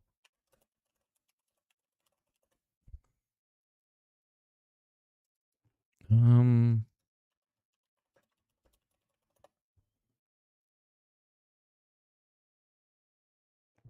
movie is Candyman. The movie Candyman came out... No, maybe it's not that. No. No, maybe it's not Candyman. Maybe it's something else. Could be Willy Wonka. Willy Wonka. Release date. June 30th, 1971. That's April 10th. Oh, wait. Maybe this is wrong. Willy Wonka. Release date. Original. It says June 30th. Yes, it says June 30th. So I don't think that's the movie. Let's see. What movies came out April 10th, 1971?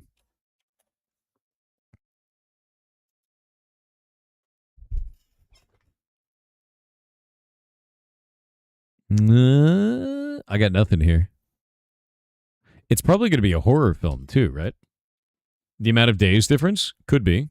Let's read it again. Iconic of their name in of their time in fiction. Now each shares a tombstone depiction. Epitaphs and verses precept. Dates that speak of length and index. Length and index is going to mean like either how long the word is or the slot because it's the index of that. The Candyman is the only thing I can think of, but it's not in the right time period. So I don't know how this one was solved. Sweet Sweetback's badass song? What does that even mean, dude? The number would be 10 days off from the original release date? That's why month and day is different? It could be. I'm not sure. This one came out to one letter per each of these. So this will come out to one letter, this will come out to one letter, this will come out to one letter. October 4th could be the date is British. It could be. You're not wrong. October 4th. 1971 horror film. Because I'm betting it's going to be a horror film because the whole thing is horror related.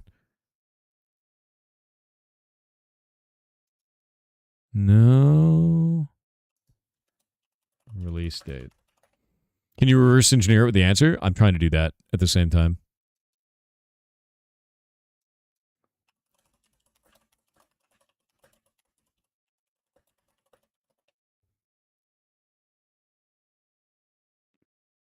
I got nothing. Yeah, I got nothing. I don't know if it's the right one. I don't know if it's October 4th or it's April 10th.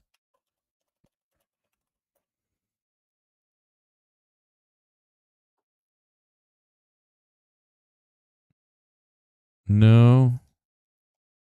Nothing. No idea. French Connection? No. The Houses one was reordered by names alphabetical. That's what it was. Okay. The Houses one was names alphabetical. Thank you. I couldn't remember what happened there, and I don't know if I was the one who got that or you were the one who got that. Gurn, for that one, I know I was the one who wrote it in there, but I don't know if that's because we were having a conversation at the time. I got no clue. We got it. With this one, it literally, like, if you're wondering what's going on, let me show you. This is what the conversation actually was, to give you guys some context. It's like pages covered in typos, atomic triumphs, periodic table likely. Yeah, there's definitely periodic table. HE balls and mirrors. So I got that portion. That was mine. And then I was like, I let Crypto K know about the typos in it because it was like in greedy ants. And then Theo was like, here's the next page. I'm like, how did you get that? I have no idea. Fantastic. So we've got the next one is going to be Lifelines is the next one. We'll have to go back and resolve it for the write-up because I have no freaking idea. A tragic attic. A thick rope of vines beckons you to begin climbing upwards. You find yourself in the attic, amongst a strange aisle of decades-old medical equipment and an axe-wielding apparition. The voice speaks. In truth, I hoped for love unending, but my patience left me sending. Each my suitors lay fending, for their heads to keep in tow. Swift my axe fell chopping, hopping. Each their heads rolled flopping, lopping. But my heart beat never stopping, for their presence mine to know. And so I keep to bring me solace, trophies for those men's last promise, portraits showing each of them with and sans their heads in tow. So, all of this tells you exactly what we need to do. Swift my axe fell chopping, hopping, chopping, hopping. Each their heads rolled flopping, lopping, flopping, lopping. But my heart beat never stopping, for their presence mine to know. She cut off their heads. The head of chopping is C, and when you cut it off, it becomes hopping.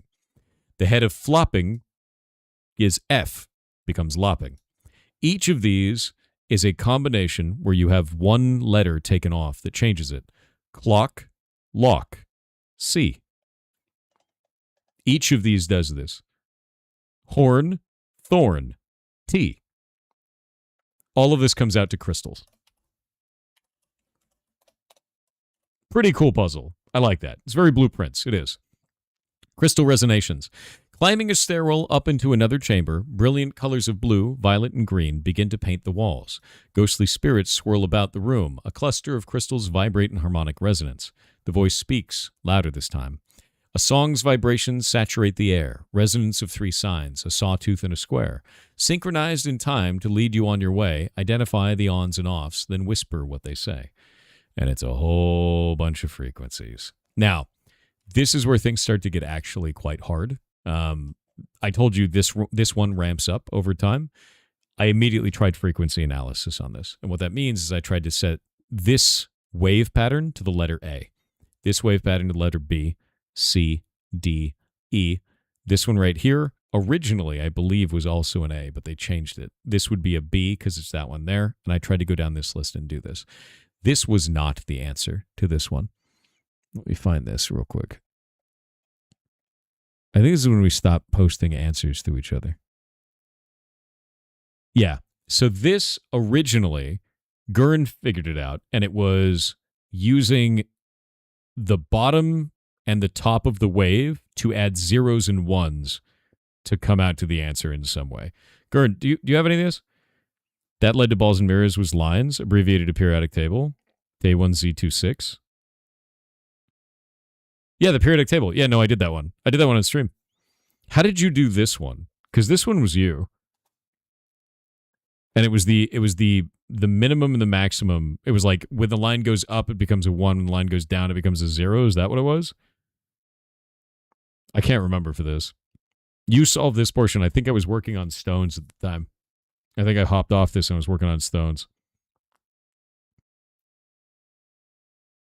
I'm waiting on the old Gurn lad. Gurn knows the fourth dimension. We all do. Sec checking notes. All right, rockin'. Yeah, the channel for this one for Spooky Manor doesn't have any notes for that one.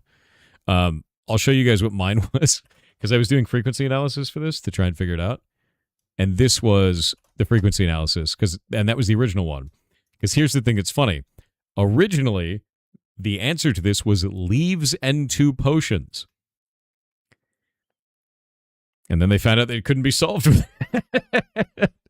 And they had to undo that answer and change this puzzle by changing all the frequencies around. And then we could solve it again. And then it changed instead into candles and 2 potions, which was really funny.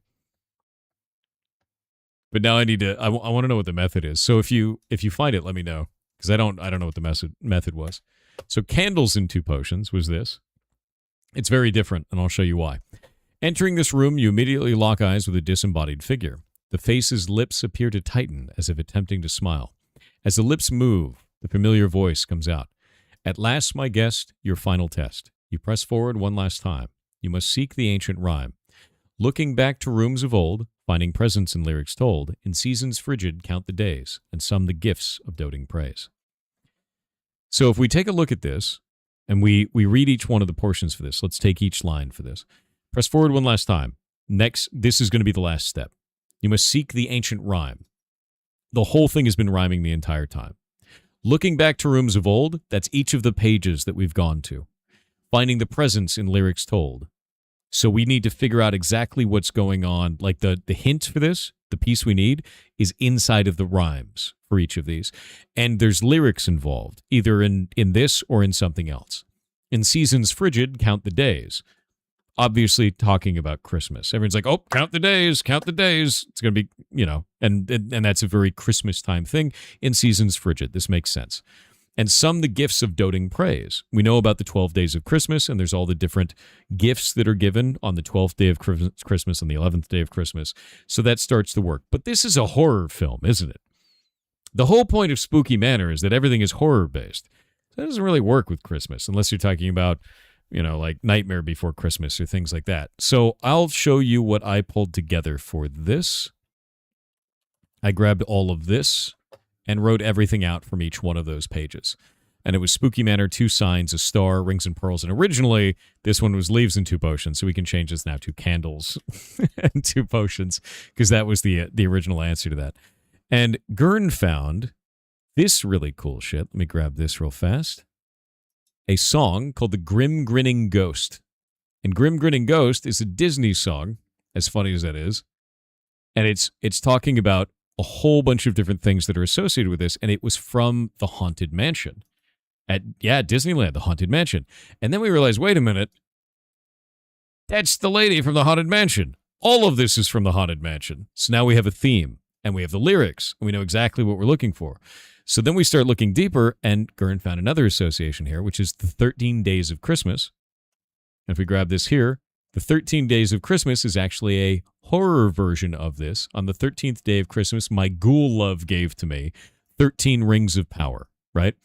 So if we take each one of those... Oh, there was a lot of notes. There were so many notes. And we grab all of those. I wrote all these down here. We'll go like this. 13 rings of power, 12 signs of the zodiac, 11 candles floating, 10 telling tea leaves, 9 magic crystals, 8 balls of knowledge, 7 pearls of wisdom. This is starting to sound familiar, isn't it? Because it is. If you look at each of these, 2 signs, a star, rings and pearls, lucky charms, balls and mirrors, lifelines, crystals, candles and 2 potions. That is all of the lyrics and the numbers that go with them. So we have a star is number 1. 2 passion potions, that's candles and 2 potions. We have 11 candles and 2 potions. So if we grab each one of those, we can see that it comes out like this. Or it did before it became that because of candles. Which is really funny. And so that comes out to... let me grab this here. We've got 2 signs. Grab that all together. What was it? Those all have numbers associated with them. I don't think... Gurn, how did we do the numbers from this into the last piece? Because you got this last portion. I was working on stones at the time that this went on.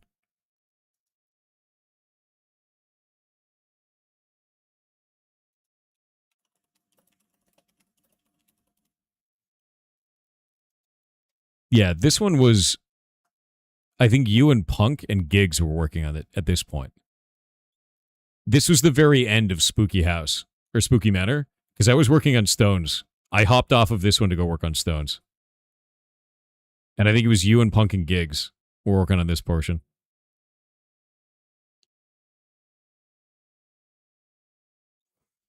You love all this, but understand very little. That's why I'm walking through it. How did the numbers turn into the final answer on this? Because I know it was like an association. Was it number letter? Couldn't be number letter. It was a number letter, was it? Wait. I think it's number letter. Is it number letter? Hold up. Hold up.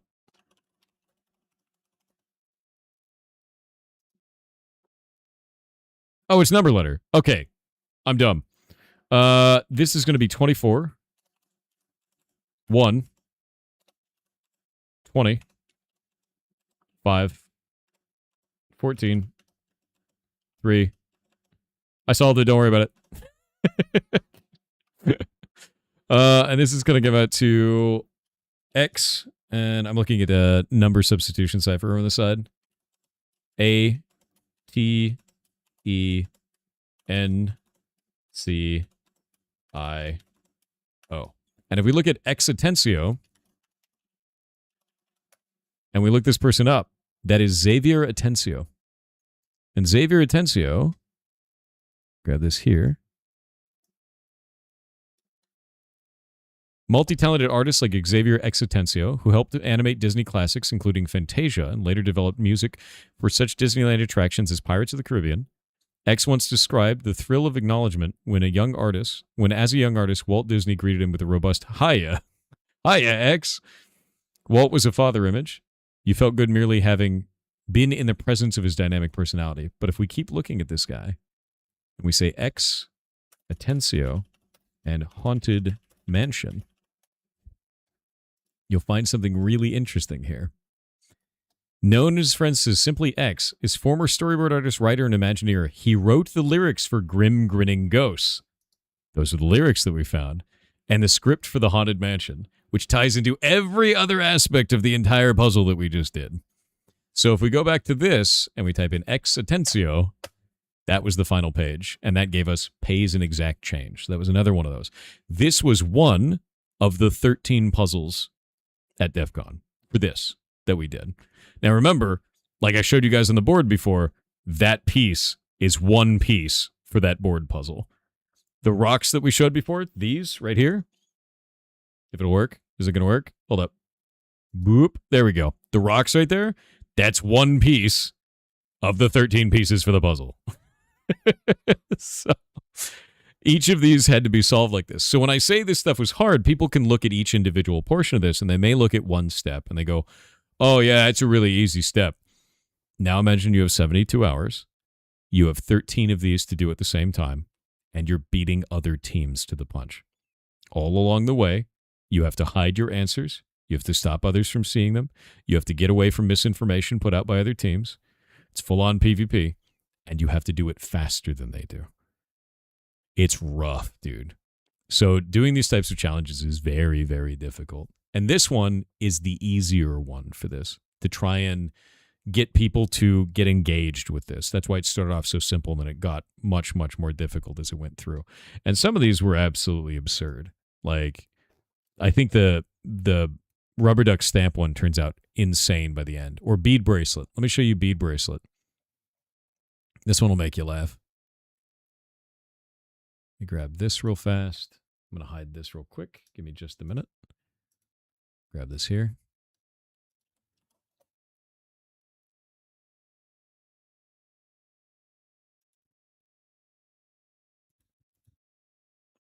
Let me see if I can find a better one for this.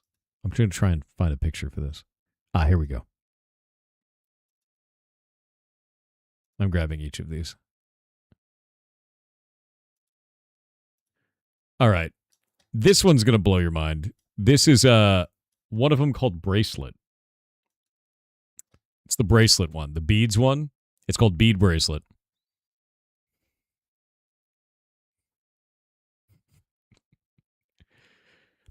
They made everything physical, and they made them massive amounts of data to try and basically ruin AI. And it worked great. So I'll go grab the other portion of this one. So you can see the other side of that. Now on this one was really interesting. It actually turned out to be, let me grab this here. Each of those sections, Eli did this one. Eli knocked this one out of the park. Grab this here. So each of these was switched by color, these different sections. So on that bead bracelet, there were bands that were the same color, and he wrote each one of those out. And then each of those, if you rotated them by a different rotational amount, they actually came out to things like this. So Jackson Pollock, and then Vincent van Gogh. And so each of these, based on this, came out like this. And they were all the names of artists at an art gallery. So you have this to be, you know, Jackson Pollock, Michelangelo, Leonardo da Vinci, James Whistler, so on and so forth. Yeah, all famous artists for every one of them, which is really cool. And then let me pull this up.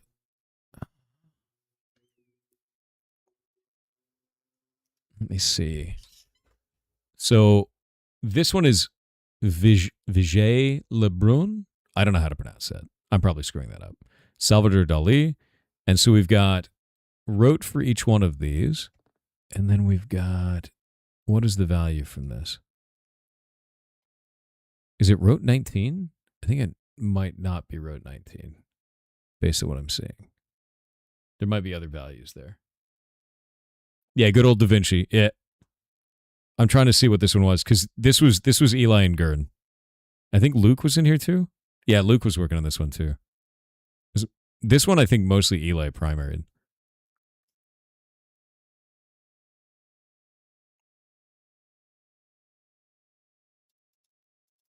Let me see. Is that a subtraction? A, B, C, D, E. No, that wouldn't be it. T, Y. You get one letter out of each one of these. Wait, Gurn's messaging me. Eli transcribed, you solved on this one. Okay, that's what I was wondering. Varying rotation. It's subtraction wrote. That's really obnoxious. What an annoying thing to do. I said there, I was like, this doesn't come out to number letter. What is this? It's subtraction rotation. Okay, so let's go pull up CyberChef. We'll do that real fast. I love CyberChef. It's such a useful tool. So we'll take each one of these and we'll look at this, right? We'll take this value, dump this into here. We're going to get rid of this. We're going to do wrote. It's at wrote 13, and you can see that here on this, it comes out to Vigée Lebrun, right? For that one right there. But that's not going to give us anything. So if we take it to -7, it gives the exact same amount, which is really weird. That's really weird that it goes like that. They wanted to have negative values on that. How does that actually come to the right value though, Gurn? Because that's still not going to be number letter. Because if it's -7 on this, and we're looking for the letter E, E is going to be 5. So how did you get that from -7?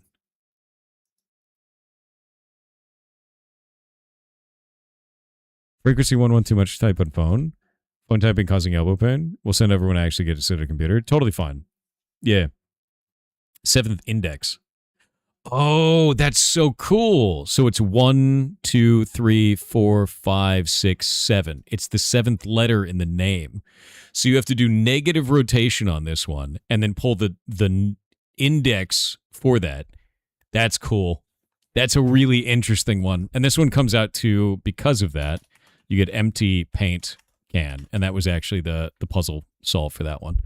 That's neat, man. Yeah, I didn't know how you guys did it on that one, but that's such a weird one. It's cool because it's like number letter, but it's a lookup on the answer itself. So you have to do negative rotation, which is already weird, and then a lookup on the answer to pull the index for the letter for it. That's cool. The bracelet's really pretty by itself. It is. I think someone on the team bought that too at the auction. I think one of us got it. Oh my God, this one is insane. Do you guys want to see the most insane one? The one that had me tearing out my hair? I worked on this one for ages, man. I'm scrolling through all the notes. It's beautiful, too. It's incredibly beautiful.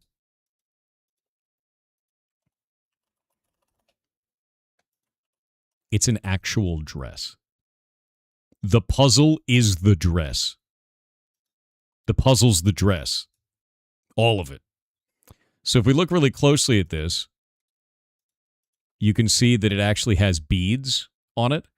Every one of those beads has meaning. And so I took this video. Let me find this here. All of us worked on this one. Everyone did.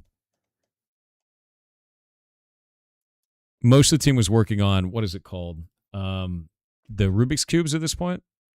I think most of the team was working on Rubik's Cubes. While I was working on the dress, I'm trying to remember who I was working on the dress with. I think it was mostly me and Ben at that moment. But if you look at this, around the belt, there's this arrow, and then all of these right here. There are 26 different types of beads with 26 different colors and like lusters, and some of them are opaque and some of them are see-through. And they go all the way around the dress, which means it's 1 through 26, A through Z. And then I was like, oh, God damn it, no. So then you've got the nightmare, right? The nightmare at that point is, oh, God, we have all of these beads. What letters are these? So then it's a matter of associating each and every single one of these, one at a time, trying to figure out where all the letters are. Oh, you don't get it? Okay, so think of it this way. If let me explain so you can understand a little bit better. Let's grab this. I'm going to pull this back out. I'm going to delete this off, and I'm going to make this black so your eyes don't melt out of your head. We'll do this. If I give you the letter A, you know that this is the letter A because it's a symbol, and you've grown up with that. If I give you this symbol, right, maybe something like that, and you look at that, you don't know what the hell that is, right? But let's say that this symbol always equals the letter A. And then I give you the letter B, and I give you this symbol. And you know that that equals B, right? So when you see this next time, you know that's B. When you see this symbol, you know that's A. That's exactly what we had to do with this. And I know this looks crazy because it's like these crazy symbols you've never seen. But if you've never seen this language before, B looks just as weird. A looks just as weird. It's only normal to you because you're familiar with it. So if we take that into account and we take a look at this video one more time, right? That right there, that color is A. That color is B. That color is C, D, E, F, G. That's it. And that's all it is, going all the way through this. We're learning a new language. It's what is called a one-to-one cipher, right? Just a one-to-one cipher. That's all. So let's go do this. One-to-one transposition cipher. When we take all of those symbols out, and we grab this again, and we go do this, there were ones that went down the dress. So each of the sides of the dress, in the front, there was one on the left, one on the right. In the back, there was one on the left and one on the right. And they went down 6 total. So there's 3 here. And then 3 here. And I believe this was the back of the dress. Yeah, that's the back of the dress. The chest had 6 times 1, 2, 3, 4, 5, 6, 7, 8. So 6 times 8 in total. And the front and the back had 6 times 2 each. So I transcribed all of these out. There was much screaming because you have to get all of these with the correct lighting on them to make sure that you have the right values. There was a lot of imagery being made to make sure that we got this correct. A lot of imagery over a great deal of time and trying to make it work. And eventually we landed on this, which I'll show real quick. Boop. So the wooden beads around that belt had different values. That was a lot of swearing. This one had so much swearing. I remember at one point, I was like, whoever made this is a demon. The person who built this is a demon. And then 5 minutes later, the team of people who made these puzzles entered the hotel room that we were all in and started hanging out. And I was like, you're a demon. I was just calling you a demon. And she thought it was hilarious. Because they were doing the rounds and like came over to the puzzle room, was like hanging out with us. But like, yeah, no, it was insane. So with this, the wooden beads have 7, 3, 4, 1, 8, 5, 2, and 6 as you go around the belt. I also took record of where they were on the belt to maybe it had to be like a change to the values as they came out of it in some possible way. None of that ended up doing anything. I tried to take the columns and rotate the columns based on this because I was like, oh, the number of wood beads is the same as the chess pieces. Maybe I have to reorder those 1 through 8. That didn't do anything either. Oh, we got ads. I'm going to wait on the ads.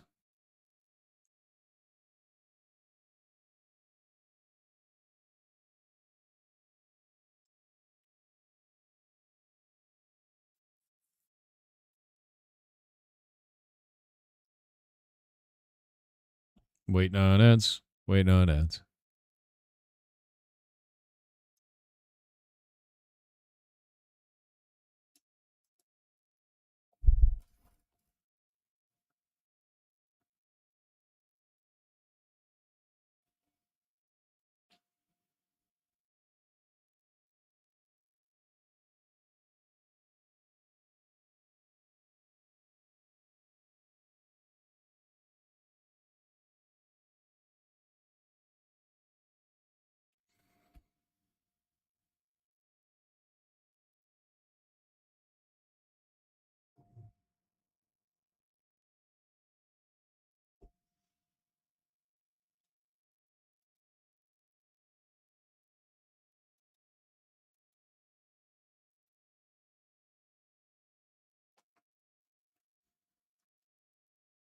Welcome back, Dark Typo. Why are you like this?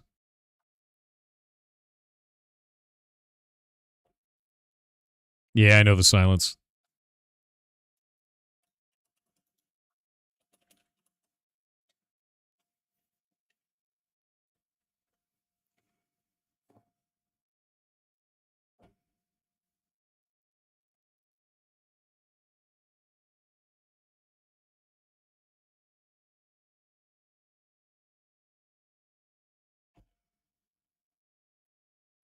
Waiting. We're Heartbound music? Not right now. There's too many puzzle things to talk about. All right. Ads are gone. Okay, so from the pants, we have these values. From the chest, we have these values. And you'll notice something really interesting. See this right here? YBQF WRVK. YQVW, like WV, BFRK. These values right here are the same as these values. The pants are used to remove values from the chess piece. The second, the fourth, and the sixth layer are duplicates from the pants. So we delete those. And this is what we have left over, right? Which is, I think that's really interesting. I think it's a cool way to do that. Let me grab this now.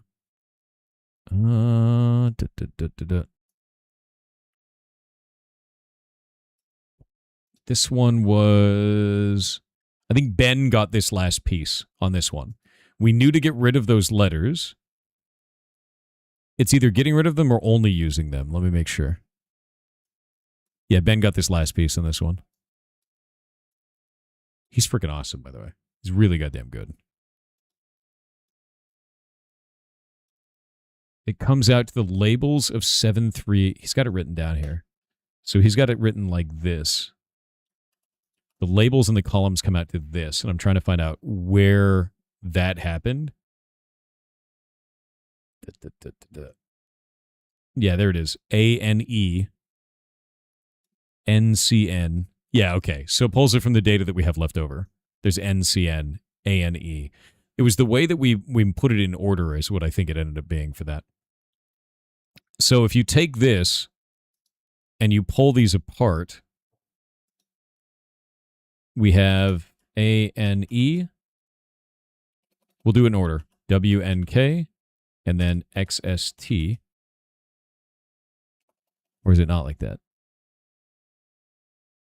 Ah, that's why. ANE. NCN. SOT. WNK.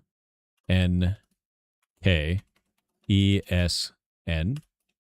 You see it coming out of there? You see the solution slowly forming? X-S-T-I-T-S.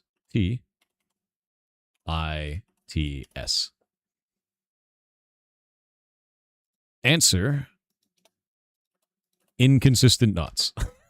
So that was the actual solution for that one. But the whole dress is the puzzle, which is really goddamn cool, to be honest with you. I just think it's really neat to see, like, the idea of a dress becoming the puzzle, right? Like, I think that's very, very fun. I forget, like, so I don't know how we went from here to here. That was Ben's portion for that one. And that's how we ended up getting the solution for that. And before this, it was a lot of, it's like 99% data collection and transcribing and making sure that you have the right data. Because you literally cannot solve unless you have the right data. Yeah. Not another dress in the internet meme. The whole time we were making jokes is it blue or is it gold? Is it blue? Is it gold? It was yeah. Is it white? Is it gold? Is it blue? What color is the dress? The whole time, dude. It was not green. You were green. I showed Cryptid Hunt earlier. How many of you guys didn't get to see Cryptid Hunt when we're going through these? This one was actually sent over by another team, did a collab with the Crypto and Privacy Village, and they made this painting. And this was the whole thing. It's called Cryptid Hunt. And it was the whole painting. That was it. That was the puzzle, right? Let me show you this. I thought this was really cool. It's actually a blacklight. So when you put the painting under blacklight, it changes dramatically. So people had to go and figure that out. They had to bring it over there. There was like a hint, something about light, and somebody brought that over and solved it. And this came out to Celestial, which is a cipher that I didn't know before this, and I think is actually pretty neat. But it is from Hebrew. So you can find that in like very, very old texts, which is really interesting. And so it's quite an ancient one. One that I didn't know about before this. I think that's very, very cool. How would someone without a blacklight solve it? They wouldn't. That's how. Yeah. that's how that would go. If you didn't have a blacklight, you wouldn't solve this, right? Bead bracelet is in there. Odyssey, we have literally no notes. I don't even know how that one happened. Game of Kings, gigs destroyed. Game of Kings was really interesting. I don't know anything about this one. Gigs annihilated it before I even had a chance to look at it. So I have no idea what happened here. It's just Gigs throwing a ton of stuff into it. He said, lay the base 64 alphabet across the chessboard from A8 to H1. This is clued by seniors, juniors, counts, cross, then slash. 2, the background text points to Kasparov versus Deep Blue game. That's cool. Kasparov's I used to play Virtual Kasparov on my Game Boy Advance. Way back in the day. Chess nerd game. Replay game 6. For every chess move, swap the base 64 characters under the source and destination squares. Include both kings and rook movement when white castles. So game 6 was Kasparov versus Deep Blue. That was a very iconic game. Because it was like, oh man, the best chess player versus the best robot at chess, right? That's cool that it actually uses that as part of the solution. The 22 pawn-like symbols are numbered with dots and bars, form 2 sets, light and dark, numbered 1 through 11. Read the character beneath them in order, giving this. Grab it. I'll show you guys. Gives you this blob out of it. Treat the scrambled chessboard as an 8x8 Playfair grid. Okay. Baron, Playfair. And decrypt the 22 character ciphertext. Comes out to this. Playfair is pretty good stuff. How many of you guys don't know what Playfair is? Who here has not heard of it? Because I just immediately realized I'm like bypassing that because I will show you. One moment. I don't. Okay, I'm going to pull you an example from the Heartbound ARG. I made one called Play Rude. It uses the same concept. Let me grab this. So Playfair is pretty interesting. You make a square. made entirely out of letters, right? You usually use 25 letters and you leave one letter off. This right here, up here, would be a Playfair square. That one alone, right there. So with this, see where it says NNIII? This is one of the steps of the Heartbound ARG. I'll give you the answer to it so you can understand with this. 2N, 3I. The puzzle name was See Me, Say Me, so you're supposed to see it and then say it out loud. So 2N is going to be this N right over here. 3I is going to be this I right down here. And what you do is you draw a box. Like that, right? Now, underneath the corners of that box is what that decipher comes out to. So M, and then, let's see. Oh, wait, no. 2N, 3I, not M, lol. So it's actually these two here. It's T and I. So T and I would be the letters that would come out of it. So effectively, that's what we're doing. We're taking two letters, which are these two here, and turning them into those two there. Did I do N and I? Am I dumb? Am I double dumb? Dude, I'm double dumb. Don't listen to me. It's 2N, 3I. There we go. It's D and I. There we go. Don't worry about it. Don't worry. I'm double dumb. I'm double dumb. Because the original ones, let me actually grab this, and I'll put this around this just so you guys can understand, so that we can have this here. And then stop that. There we go. We'll take this one and we'll make it bright green. We'll say green and green. So we've got 2N, 3I, and then the other two corners of the square comes out to D and I. So NI going in comes out to ID going back out. Does that make sense? You just choose the other two corners of the square. That's a Playfair. So with this in mind, this became this on the way out using that picture. I don't know how that's used, but I find it fascinating. I think it's interesting. So let's go grab that one back out. Please grab that there. Grab our insane board from earlier. Then we'll go back into this. So you use that as a Playfair square and then pulled that back out of that. Now we'll say, let's see. Treat the scrambled chessboard as an 8x8 Playfair. Okay. Append the signs of equal weight means add base 64 padding. So base 64 padding, if you've never seen that before, is just a couple of equal symbols. We'll take that. We're going to go drop that into our CyberChef. Oh my God, I have too many windows open. Grab this. CyberChef is super useful for stuff like this because you can just do anything with it. We're going to say from base 64. And it says 3 minutes late. And that's the answer for that. Ta-da! The conspiracy meme vibes are strong here. Oh no, they super are. Like that puzzle, the end puzzle is Pepe Sylvia, 100%. You feel your IQ levels rising? I mean, the thing is, dude, if any of you guys feel in any way dumb looking at any of this stuff, don't. Because the first year that I went to DEF CON, I didn't know any of this shit. And that was back at DEF CON 22, which was 12 years ago, right? We're at DEF CON 34 now. So, like, if we're going to go pull this up, let me actually show you. DEF CON 22, we're going to do, what was it called? Potato Hat Security. I did a write-up for this ages ago, back when I did my first one of these. It was just me and my buddy Brett. And I did a full write-up of every single step that we did through all of this for one of Lost Puzzles. I got into doing this because of that 12 years ago, which is wild, right? And this was the whole thing. Like, this was the entirety of this puzzle set, and it goes forever. This was my whole DEF CON when I did this. Look at it go. My God, look at it. It was so many. It was so many. It's still going. And now it's done. It's fantastic. Actually hilarious, by the way. It only gets better as it goes. Look at that. This is when I learned Ogham, by the way. I didn't know Ogham before this. I didn't know any of these. We can't even participate in DEF CON? Yes, you can. You can do stuff. And like, this right here got me to go and make my own puzzles. And then I learned a bunch of different methods, and then I went back and destroyed it the next year. And you could do the same. So go through this, read these, right? Not those specifically, maybe some more beginner-friendly ones. I have a bunch of beginner-friendly ones that we used to make. Actually, I used to run a website ages and ages ago called Potato Planet.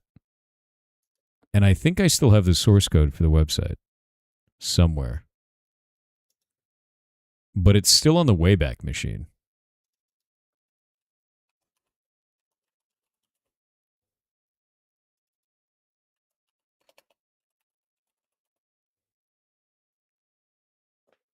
Come on. Hell yeah, it's still there. Okay, so this is still on the Wayback Machine. This is the old crypto challenge site that I made with my buddy Brett back at the time. So you can see all the ones that I made, all the ones that he made. But these still exist. And let me grab this one here. That was the whole puzzle. Which I love. I love the ridiculousness of this. But if you don't know how a QR code works, I actually ended up posting walkthroughs for my own challenges on here to explain how you can read a QR code by hand. And like how masks work for QR codes and everything like this. And that this section down here is actually all of the data, and the rest of it is error correcting in this case. And I think that blew up on Y Combinator a while back. It was like one of the few things that like exploded into the internet for a little while. If you've ever done the Heartbound ARG, you may recognize these symbols. I made them all the way back then, long before Heartbound ever existed. Has there ever been any puzzles that have never been solved? Oh, yeah, all the time. There's tons of that kind of shit. So these do have some beginner-friendly ones. Like this one right here, Challenge 4. This one was one that I made, and it's a very beginner-friendly one. It looks not beginner-friendly, but once you actually do this, you can start getting into this. None of the interaction stuff is going to work. It used to have leaderboards and all kinds of shit on it, but none of that's going to work now. So here you go. Boop, boop, boop, boop. You guys can have that website for that.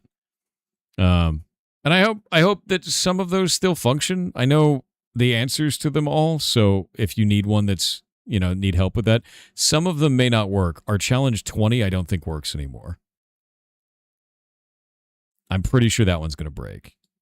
I guarantee Challenge 10, it's either 10 or 15 will break. It was the alien one. Yeah, we made an entire website that was a fake UFO website where they like love UFOs.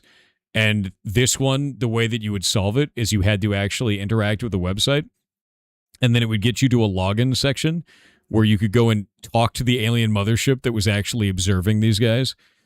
And you had to talk to it in real time programmatically, because it would change its key every time that it would speak, and it was totally random. So you had to actually write a program to interact with the aliens to be able, and you had to learn their language so that you could do that in the first place. And that language was those glyphs that I showed you earlier. It was very I love bees. Yeah, I mean, like both Brett and I loved I love bees. So like that was kind of the whole thing, is got into that kind of stuff because of that, and also because of lost cryptographic challenges. So there's some stuff in here that is not going to function anymore, but there's some stuff that will. This one was a top secret website. Let me see if this still works. Still gonna work? Still gonna work? Is it gonna work? Is it gonna work? Wait, where's my Cyber Chef? Cyber Chef? Son of a bitch! I have too many damn tabs. Hold up. Cyber Chef? Cyber Chef? Dump that. No, come on. Come on. Come on, man. Copy. Windows, you're worthless. And then this is one of my favorite things that we did. So that looks like a PGP key. No, it's a base 64 blob. I think these are all gone now, though. I don't think these websites exist anymore. No, it's dead. It's dead. It's dead and sad. So that's gone. itrglab.tech. Yeah, it's gone. It's gone. Sad. But no, so we hit all kinds of stuff like this. This is not a beginner puzzle. These, if you actually look at these, they say like which one's difficult. This one was extreme. These are beginner ones. This one in the beginning. And I wrote walkthroughs for the first 8 challenges for these. And then we reduced the amount of points that they were worth. And we named them potato points only so we could say that you have a bigger PP than somebody else, because potato points is PP. It was hilarious. So with that in mind, the leaderboards are also really good on this. Please still be there. Did this still work? Yes! All the logos are still there. Pickles Cage. God damn it. It was a good time. It was a good time back then. Yeah. Pickles Cage was Challenge 13. Let me actually go back to my challenges and see. I wrote this one and it was stupid. Yes.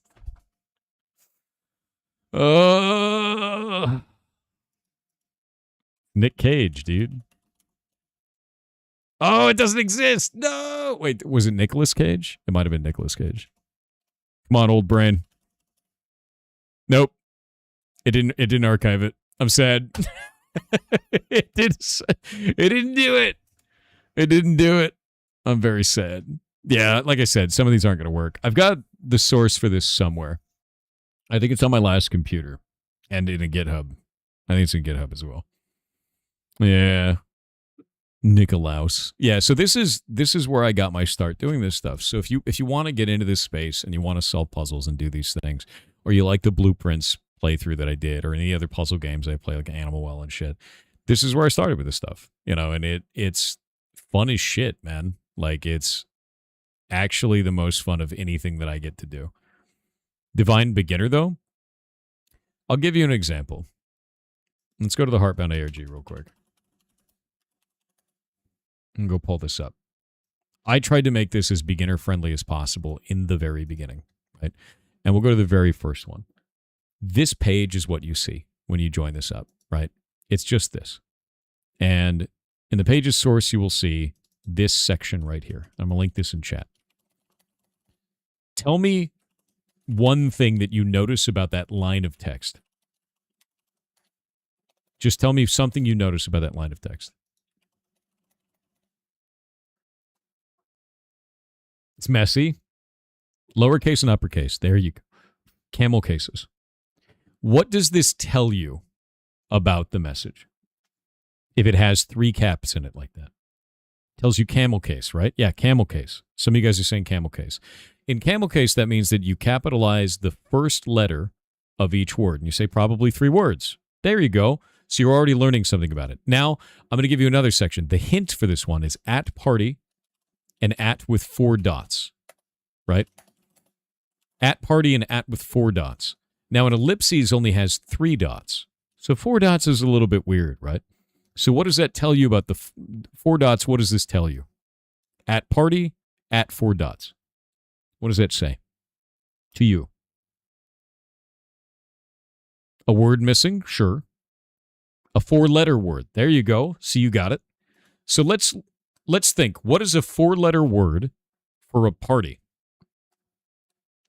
Because this right here is an or. So at party or at rave, bash, rave. So you got rave and you got bash. So let's go look this up. At rave. That doesn't give you anything. Let's go at bash. Oh. You see, at bash is a very well-known cipher where you take the letter A and you turn it to Z, and the letter B and turn it to Y. You take the alphabet and you flip it. So at party, at bash. We know that this is camel case, so it's likely to be actual words. And when we take this in here with at bash, the darkness encroaches. And that's your next piece, right? The idea with this is you will learn very small things like this. And when you look at it, it's going to be super gibberish. But you have to notice the flaws. Notice the tiny things. Notice that it has capitalized letters. Notice that there's 4 dots instead of the normal 3. Don't take it as, oh, there's a typo. Take it as maybe that's a hint. And the best thing you can do when you're doing these things is do them with friends. Gurn, you're completely right with that. Something that I've learned over all of this is that the whole reason why this is fun isn't just that we win at it, because we don't every year. We do a lot, but we don't every year. It's that we get to do them together, man. Like, all my buddies up here, we get to do really cool shit. And it's super fun. And that's, by the way, about half those people up there aren't even from our team. They're the people who made the puzzles, too. And it makes it awesome every year, dude. You meet new people, you learn new stuff, you solve new things, and you get to hang out with each other. DEF CON is my vacation for this reason. It's the friends we made along the way. You're goddamn right. That's why escape rooms are a thing. Great group activity. Yeah, speaking of which, I feel bad because I had to fly home and you guys got to do freaking escape rooms without me. Can't believe it. Gern, when are you going to come out here and do escape rooms, dude? They got some cool ones in Seattle. We should go do that, man. Yeah, hell yeah. That one guy looked like Gaben? Dude, maybe he is. He's secretly Gaben. Oh, no, F8, you're over on YouTube, man. I'm streaming on Twitch and Kick at the same time, bud. We've got about 2,200 total, I think, across all channels right now. Most of the community is always on Twitch, though, man. Have you ever got the opportunity to make a puzzle for DEF CON? No. In fact, that's what I want to do next year. I've spent all these years solving. I have 4 black badges now. Now that I have more than Grifter and can make fun of him, as can you, Gern, by the way, 4 Club. Welcome, both of us now in 4 Club, both of us with a hat trick as well. I got a hat trick at 23, 24, and 25. You have a hat trick now. For what was yours? What year was it? 34, 33, and 32? So you're 32, 33, 34? Both of us. 4. Both of us. Hat trick. You made puzzles for dungeons? Okay, you're right. You're right. That is a lie. I did make puzzles for dungeons at DEF CON. I did do that.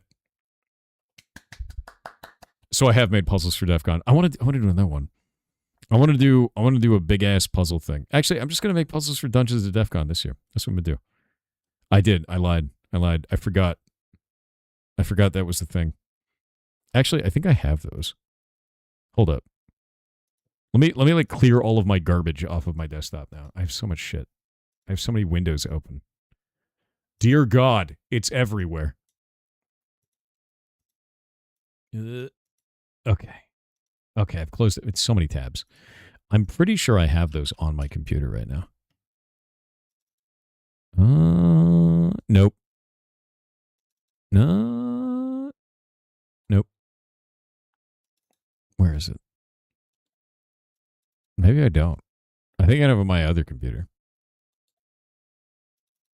I have a whole bunch of puzzles that I wrote for Dungeons at DEF CON, and they're in the style of Dungeons and Dragons. And they're very fun. But I don't know where I put them right now. I had to change computers earlier this year, and it blew up all my stuff. But I backed it all up somewhere. So, hides in a dumpster. I see you. There's no escape, my dude. But anyway, are there any other questions you guys have? Anything, other things you want to see? And yes, I also did this. So there they are. You have the things now. You can actually see the stones. They are sitting right here. There they are. Look, I can reach into this, and it goes from the wrong side. Isn't that weird? And uncanny? And by the way, they're freaking huge.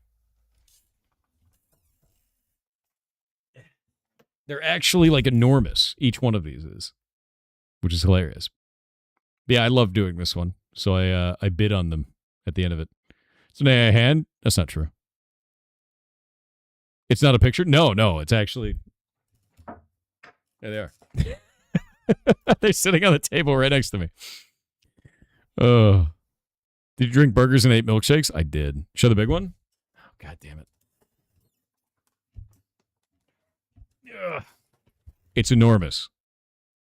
It is an enormous, gigantic, ridiculous stone. Look at it. Yes. Nope, not Viking runes. I went over this at the beginning of the stream. This is 3 different ciphers. Would you guys like me to go over it again? It's kind of neat.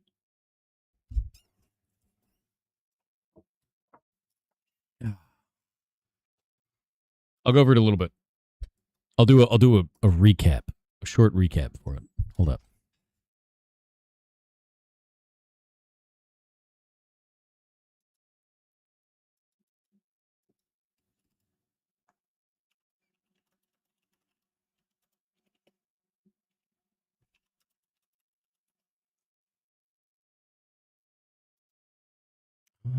Grab this. Grab this. Yeah, I showed this up earlier, so I'll do like a quick recap for it. Basically, each of those is 3 different ciphers. And I knew them immediately, because I'm a giant dork. Do you see how that big stone has those things that kind of look like squares on it? You see that?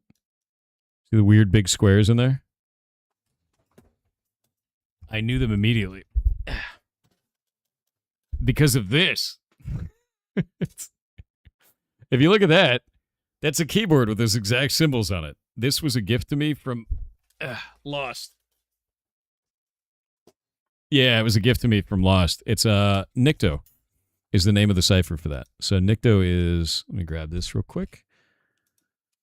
Nictography. There we go. It was created by Lewis Carroll.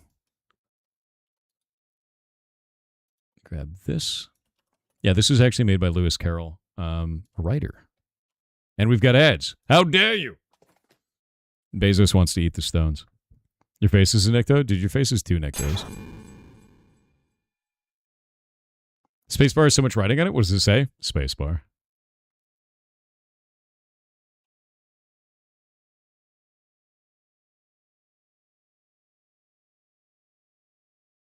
What are you talking about, F8? Def got shadow ban or something? No, nobody got shadow ban. My shorts are doing great. Yeah, what are you talking about? If you interact with my content, you will see my content. If you don't interact with my content, you won't see my content. Like, that's kind of how that works.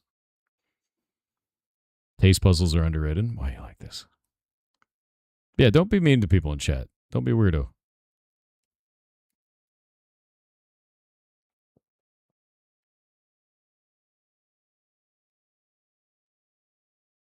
Lewis Carroll's in Alice in Wonderland? Yes. Lewis Carroll actually made this cipher.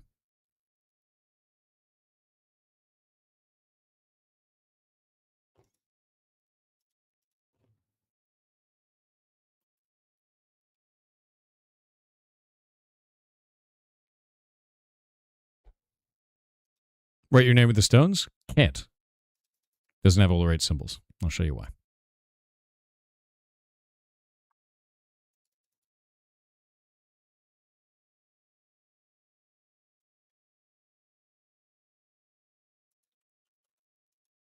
Put that there.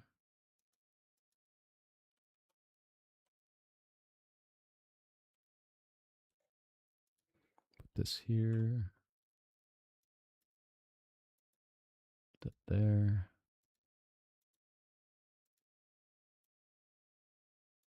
All right, let's grab this. I'm going to put that like that, and you guys can see this. And then we'll take this, and we'll put that under there. So, this right here, grab that, and we'll do that, like that. Grab that there. Whoop. No, won't grab that there.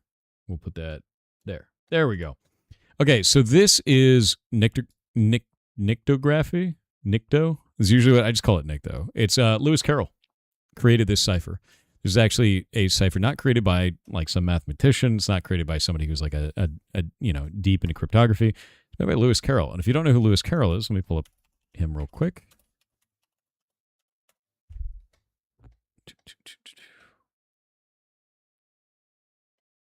Let me grab this. You may know him from creating Alice in Wonderland, of all things. Let me grab this. So he's a writer. I believe he actually was a mathematician, but he created Alice in Wonderland. And he also created this cipher, which is really interesting because if you run this through an LLM, 90% of the time, it's going to think it's Pigpen. So if I take this, I'm actually going to copy this real quick. I'm going to go over to ChatGPT. Let me see if it'll identify it correctly. Grab that. Please. Please. And say, identify this cipher. Why is it doing that? Oh. Copy image. Paste image. Let's see if it figures it out. Oh, it actually got nictography now. It actually did it. Idea. I have another idea. What if I did something dumber? Hold up.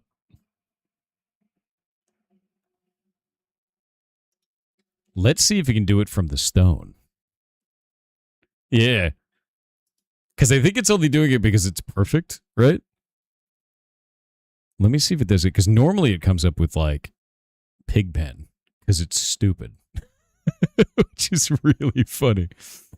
Where's my rock around the world real fast? Grab that. Grab this.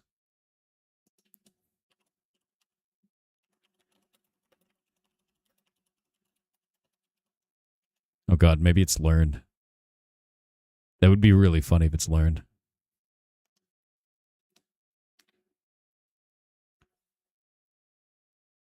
What?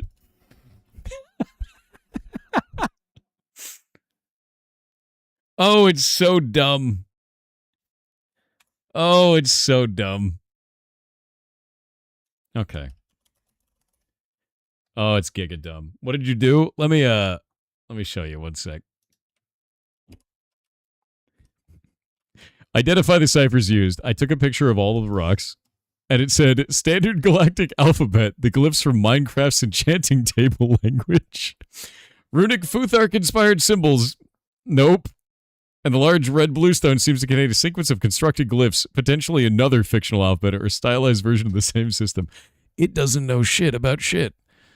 Fantastic. The only way that it can know it is if you take an image that's specifically labeled Nyctographic alphabet from the internet and then feed it into it. It goes, yeah, that's totally Nyctographic alphabet. I knew that. Which is really funny. It looks similar to MC glyphs, though. Similar doesn't mean the same. Yeah, missed it by that much. That much. It's really funny. Okay, so let's take a look at this, and I'll show you exactly why I knew what this was, because there's a couple of different things here. And I showed this off earlier in the stream, but we have this big fancy image here. I'll grab this here. Actually, we don't need to show that. I can just do this. So you can see these stones. If you look at the top one I knew because I have this. This is a keyboard that was given to me by Lost, and it is using Nyctographic symbols on it. So Nyctography is right there, which is awesome. You know, it's actually really goddamn cool. I keep it up on the wall over by my crypto stuff and my awards and things like that because I think it's a really amazing piece.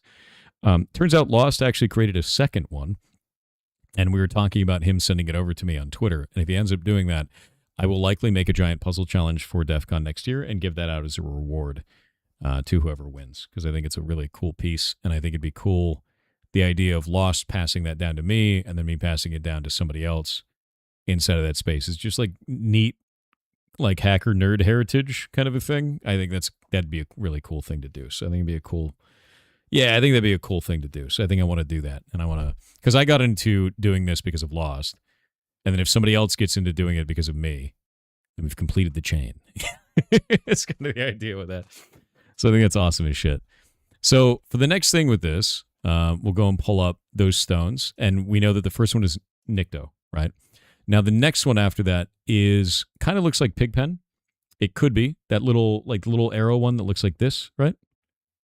Let me grab this. Why is this doing this? Lock everything else, please. Lock it. There we go. I'll grab this one, and I'll grab that to stretch that out to there. I'll grab this to stretch that out to there, and then you can see the entirety of it. So with that, we'll look at kind of the one that's sort of the black one on the left side, third from the left, and it looks like a little V like this. That is from the Heartbound ARG, which I'll pull up here. There was a puzzle that I gave you guys a while back under Truncated. And in Truncated, I give you a single image of a zipper, right? I'm going to go close this real quick. That image of a zipper is actually a zip file, and then inside of that is a sound, and that sound is called celestialbodies.wav. If you take that sound and you pull it into Audacity and you look at the spectrogram for it, right? In that spectrogram, you can see that it has this as an image. And that image right there is specifically a old alphabet called Moon Alphabet, right? And Moon Alphabet is what we used before we had Braille. It's for people who are deaf, and we had this as a precursor. And you'll notice those symbols are very familiar. Look at the H on here. Looks like a little moon. and look at the F and the G, and they look like that little hook there. And if you look at this, you've got the moon symbol there in red, and you've got the little hook symbol there in kind of really dark blue. Yeah. Yeah. Taffy. So it's actually pretty cool. It's really neat. So people who are deaf, yeah, they would use that. Or sorry, not people who are deaf. I'm an idiot. People who are blind. Don't worry about it. Don't talk to me.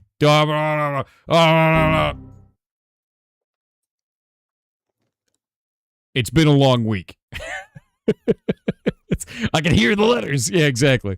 I was thinking hearing because I was like, oh, this puzzle was sound. And then I was like, deaf and sound. Braille. That's deaf for Braille people. Right? Braille for deaf people. It all makes sense now. Put it all together. Yeah, blind in the ears. Yeah, blind in the ears. That's don't worry. Get this guy some rest. I know, dude. I slept like 3 hours. Like, I think the last 72 hours, I think I slept like 3. Well, I slept when I got home, right? I did. I slept when I got home. Doesn't use AI properly, so AI sucks. Good logic. No, AI is an idiot god. That's the best way I can put it to you. Unless you are training it specifically for the task at hand, it's going to be dog shit. I'll give you a good example of this. Ben showed me some really cool shit. Ben doesn't know anything about cryptography. He doesn't know anything about puzzle solving, but he knows a lot about AI, and he was on the team with us.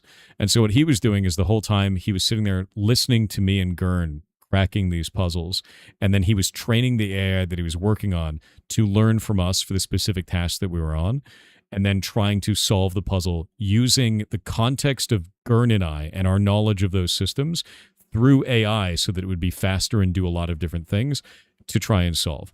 We beat it. We beat it the grand majority of the time, but it still was able to get answers, but only after it was trained on us to become a knife. On its own, AI is worthless. AI needs an architect. It needs someone there tuning it the entire time. And if you don't have that person, as I said, it's an idiot god. It does nothing of value whatsoever. And it was great. It was really, really, really, really fantastic for that. If you're just doing it on its own, it can't do shit. Not effectively, anyway. You need someone there that knows exactly what they're doing. There is no proper model for what we're doing. Screaming, use the proper model in all caps will not solve these puzzles. You need someone there tuning it and giving it context. If you cannot give it context, it cannot solve these puzzles. There is no model in the world that does this. You say Opus 5? They were using Opus. It doesn't do it. Soul doesn't do it. The latest ChatGPT doesn't do it. None of these can solve these puzzles without context from a person who knows and understands how these work. It's the same thing if you're trying to use an AI model in order to program. You need to have someone there that knows how to program in order to tune it correctly, or it's going to create gibberish that is not maintainable and doesn't work at large scales. If you don't know that, maybe you're the one who doesn't know how to use AI, even though you're screaming that you can. Let's go be honest with you, bud. All right. With that in mind, we can now pull this moon alphabet from this, and we know that that's the second set of runes there.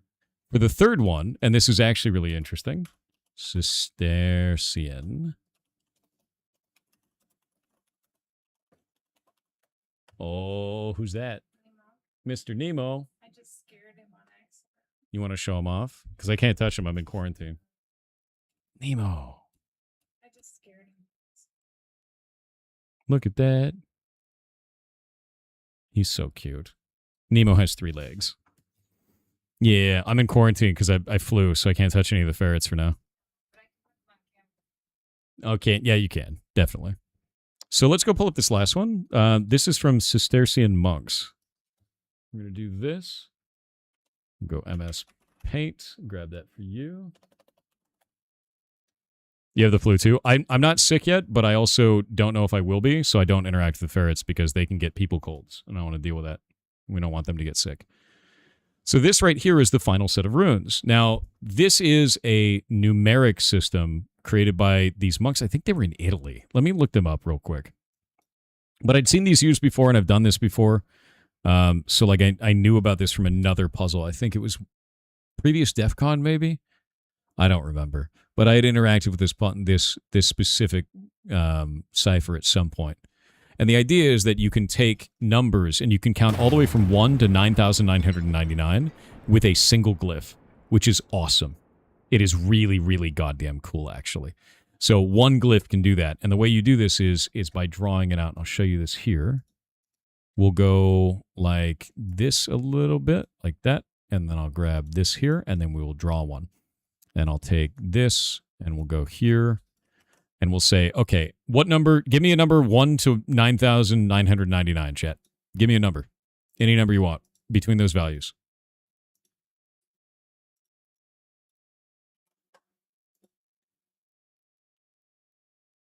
You want 7777? Give me one that's more interesting than that. Give me a more interesting number, you goblins. You want boob as a number.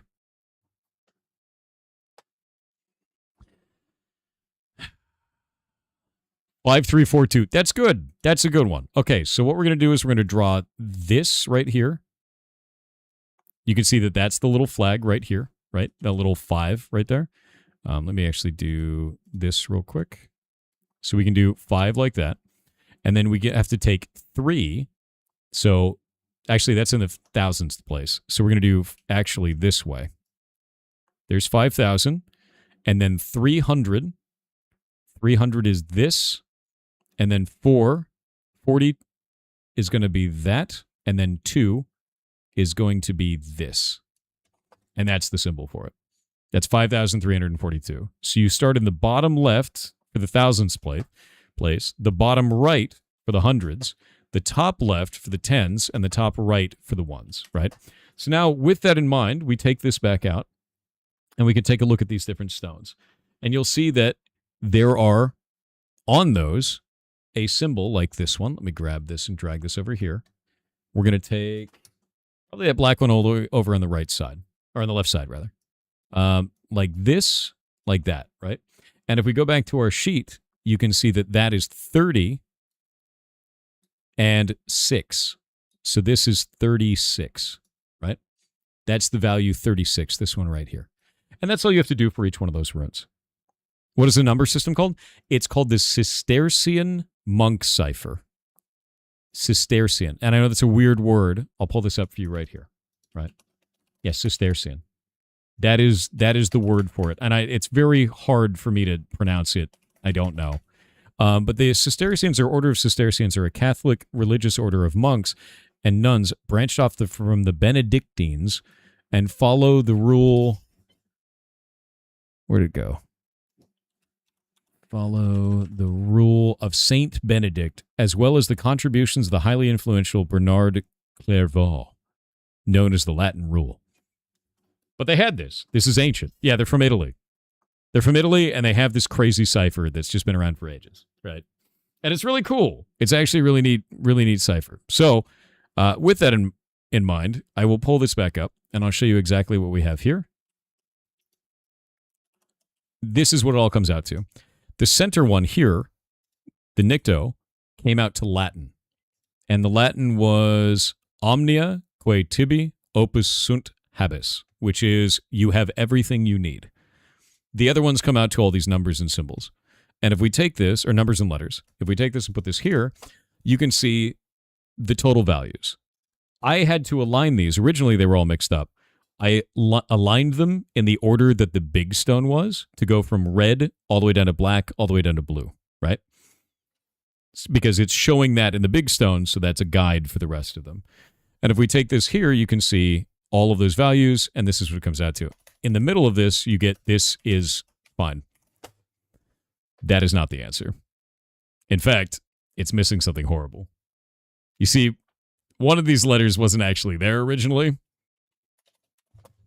It was an A, and they left it in a box. And after hours of me trying to solve this, we reached out and said, why can't we solve this? And they went, oh shit. And then put the other stone out, and it's actually, this is A fine, not this is fine. And the reason why that's important is because that's a hint for the affine cipher. And the idea is that you're supposed to take each letter, like T, and put slope A and slope B, and you could put that through when you decode this. So T, slope A, slope B, and that comes out to O.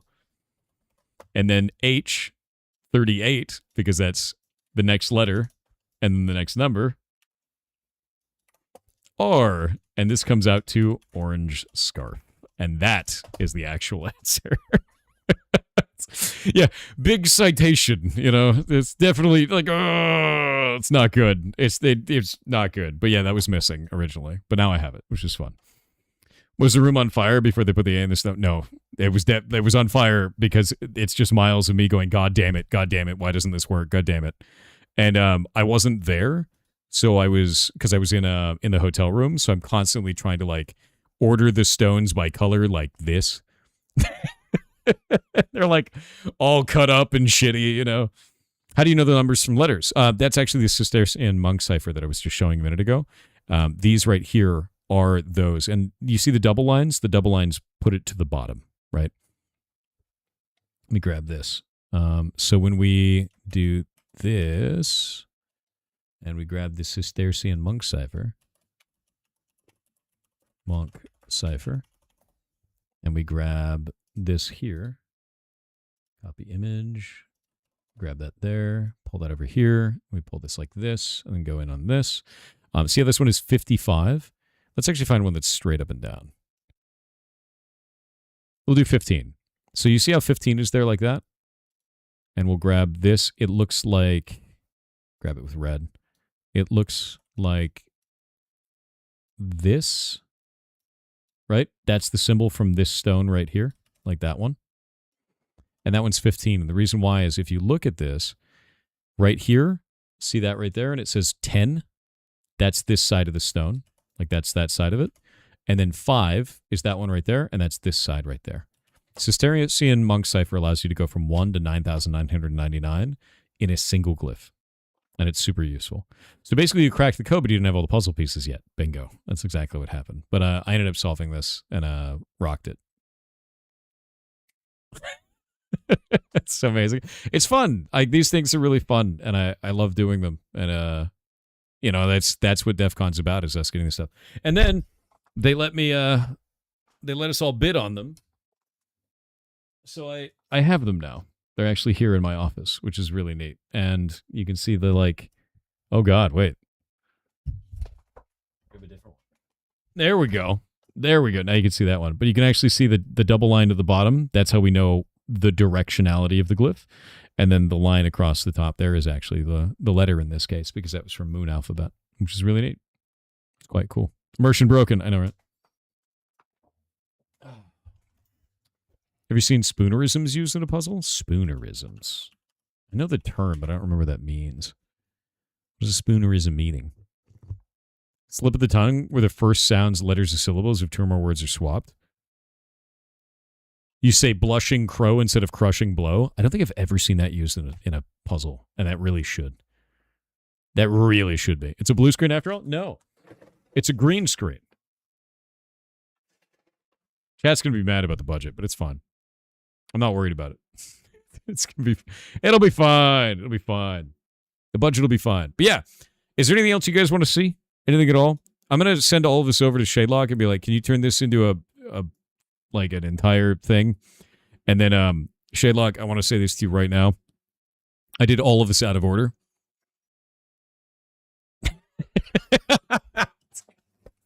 I did the ending first, and then I went back and did all of them. It'll be fine. It'll be fine. And Shadelock will figure it out. I make their job very hard. Look, it's a puzzle for you now, too. Fantastic. Yeah. You accidentally speak in spoonerisms all the time? Good. That's funny. It's a good way to be. That's rude? Yes. Wait, did you get to the dress? The dress is nuts. The dress is probably the most insane thing that I was working on. And Ben and I were primarying on that. Like, so we had a bunch of people on the team were collecting data, and then Ben and I were trying to solve it.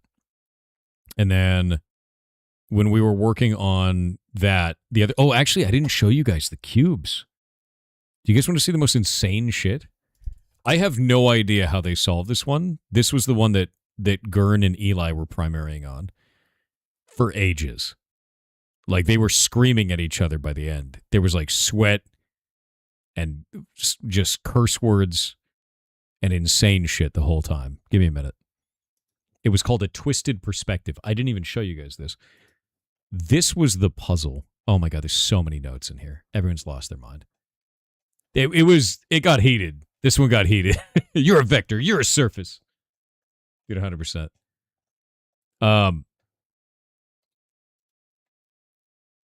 Nobody even knew where to start on this one. And you'll see why in a moment.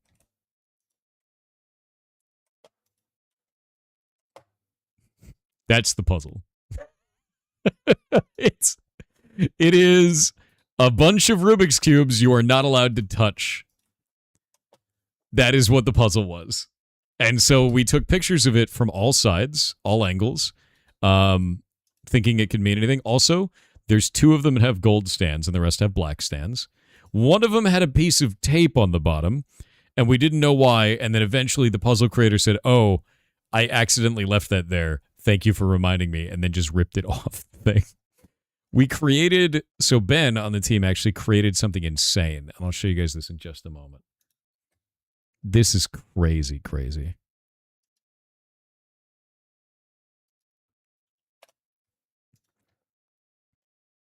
Grab this. Grab this. Gurren's special view. Gurren mode. There's so many dumb things in this. Okay, let me grab this. God damn it. Stop doing that. There we go. All right. This is what Ben made for us to visualize all of the cubes. It's completely insane. Just whipped it up and was like, "Yo, here we go, dude." So we had a full working set of the cubes. So Ben did this. Ben built this, and then Gurren was primarying on beating this puzzle, and then Eli was working with him later on. What is that? Insanity. And it was to try and beat this. So yeah, Ben built this, and then Gurren was working with it to try and solve the puzzle, and I don't know how they solved this. I don't know what it ended up being. I just remember that when they did solve it, there was screaming and hugging. And that was it. They were in the same room as us, and at the same time, Ben and I were working on the dress. And let me show you the insane thing that Ben made for the dress, because this is going to also make you laugh. Let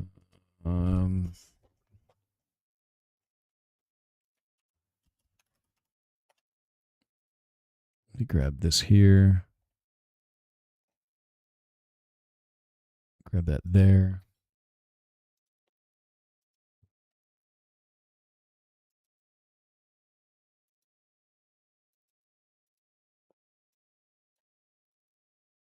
Grabbed it.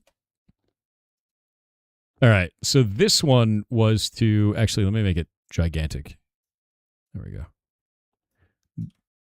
Zoom that in. This was to organize and categorize all of the dress because we were doing it all in notepads and things, and he built a full visualizer for all of this. Like, it was really, really helpful so that I knew where everything on the dress was to solve this. Rad as hell. What do these guys normally do? If it's not a secret, thank you. If I told you, then you'd know. You know what I do. You know what I used to do. Don't worry about it. We're a bunch of dorks that are good at things. It's a secret. Yeah, so Ben ended up building the visualizer for this that helped a shitload just to keep the thoughts organized and actually do this. But when I was saying that this is A through Z, this is what I meant by A through Z. Right? Like that's what that means for this, is each of these beads was an individual letter on this that needed to be pulled back out. Yeah. Theo and Ben are software engineers. Correct. The rest of the team you don't know. They write codes and drink milkshakes. 100%. But yeah, I hope that makes sense though for that. There's a bunch of weird shit. I'm trying to find somebody at some point made a Gaussian splat of the dress, and I'm trying to find it.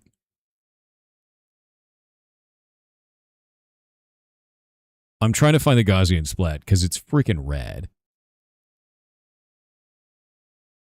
I don't know where it is. Yeah, somebody made a Gaussian splat. Why are corners rounded? Why? They're not. That's not a rounded corner. Oh, you mean these ones? I have no idea. I have no clue. But the dress was cool as shit. If you're wondering what it actually looked like, it was this. I showed this off earlier. Boop. So that was actually the puzzle, was this dress. I think it's just the design of the cubes. Yeah. So the dress, it actually came down to at the last moment, it was the dress and the cubes that we were working on to try and, that was the last two puzzles. Everything else went by really, really fast. We burned through pretty much anything. Like I knocked out the rocks really quickly. We had like one of them there, nobody even wrote in the channel. It just got solved. It was Odyssey. It was just working on this now and then solved meticulous hair. And the distance between those two things was 4 minutes. It's like some of these just get burnt, dude. Like,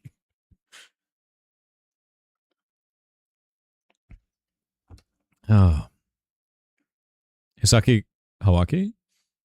Aothor, 3 years of starting game dev, mainly motivated by you. I'm finally releasing my first ever Steam game in 2 days. Thank you so much for all your help and guidance. Truly, I had lots of doubts, but ever making it as a game dev, and now my game is getting into some nice places. Thank you so much. No, thank you. Link me your game, dude. Yeah, link me your game, man. Rain Man, that puzzle? I mean, that's what we do. Sometimes you see the answer in your head. Yeah. You guys saw me do that before. Just rip it, whatever it is.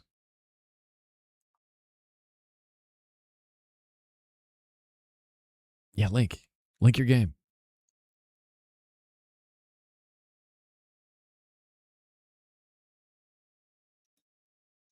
Sort them ducks. Oh my god. Oh my god, my man. I gotta wait for the ads to be over.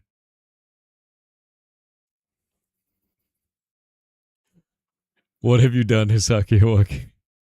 Quacks? Yeah, dude. I love the logo work, by the way. Hell yeah, dude.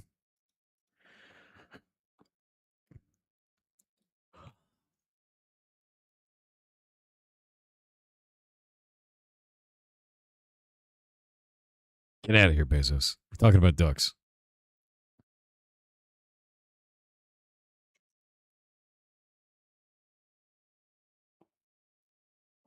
All right, ads are over. Hisaki Hawaki in chat just said that they made a game because they got into game dev about 3 years ago because of this, because of our community, and I think that's freaking awesome, dude. And their first game is Sort Them Ducks. And it's duck sorting. That's freaking rad, dude. Oh, dude, you guys are doing great. These types of games do so freaking well right now, especially after that library. You know the library sorting one? You know what I'm talking about? Like, that one did really well. Yeah.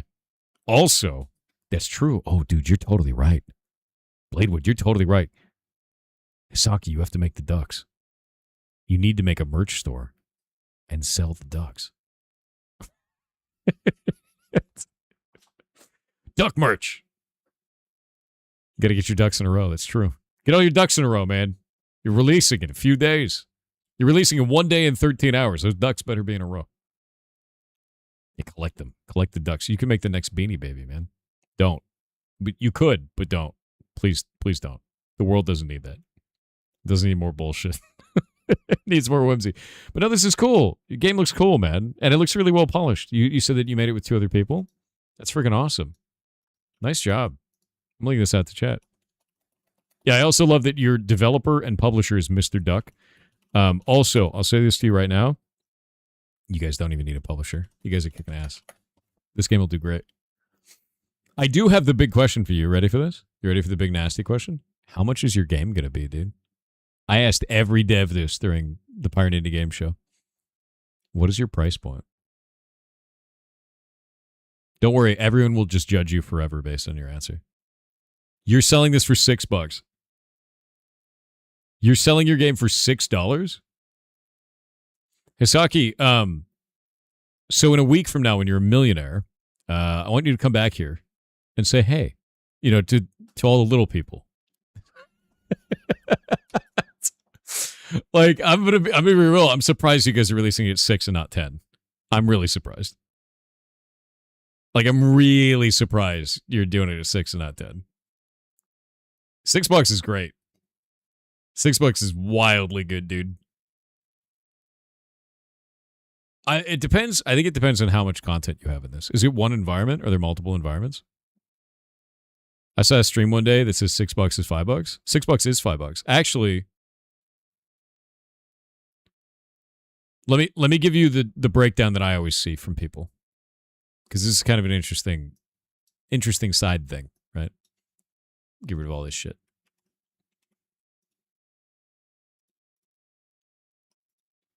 This is the way I always see this. $1, people ask you what's wrong with it. They're worried that something's wrong with it. They're like, I don't know about that. $3, it's kind of a shitty indie game.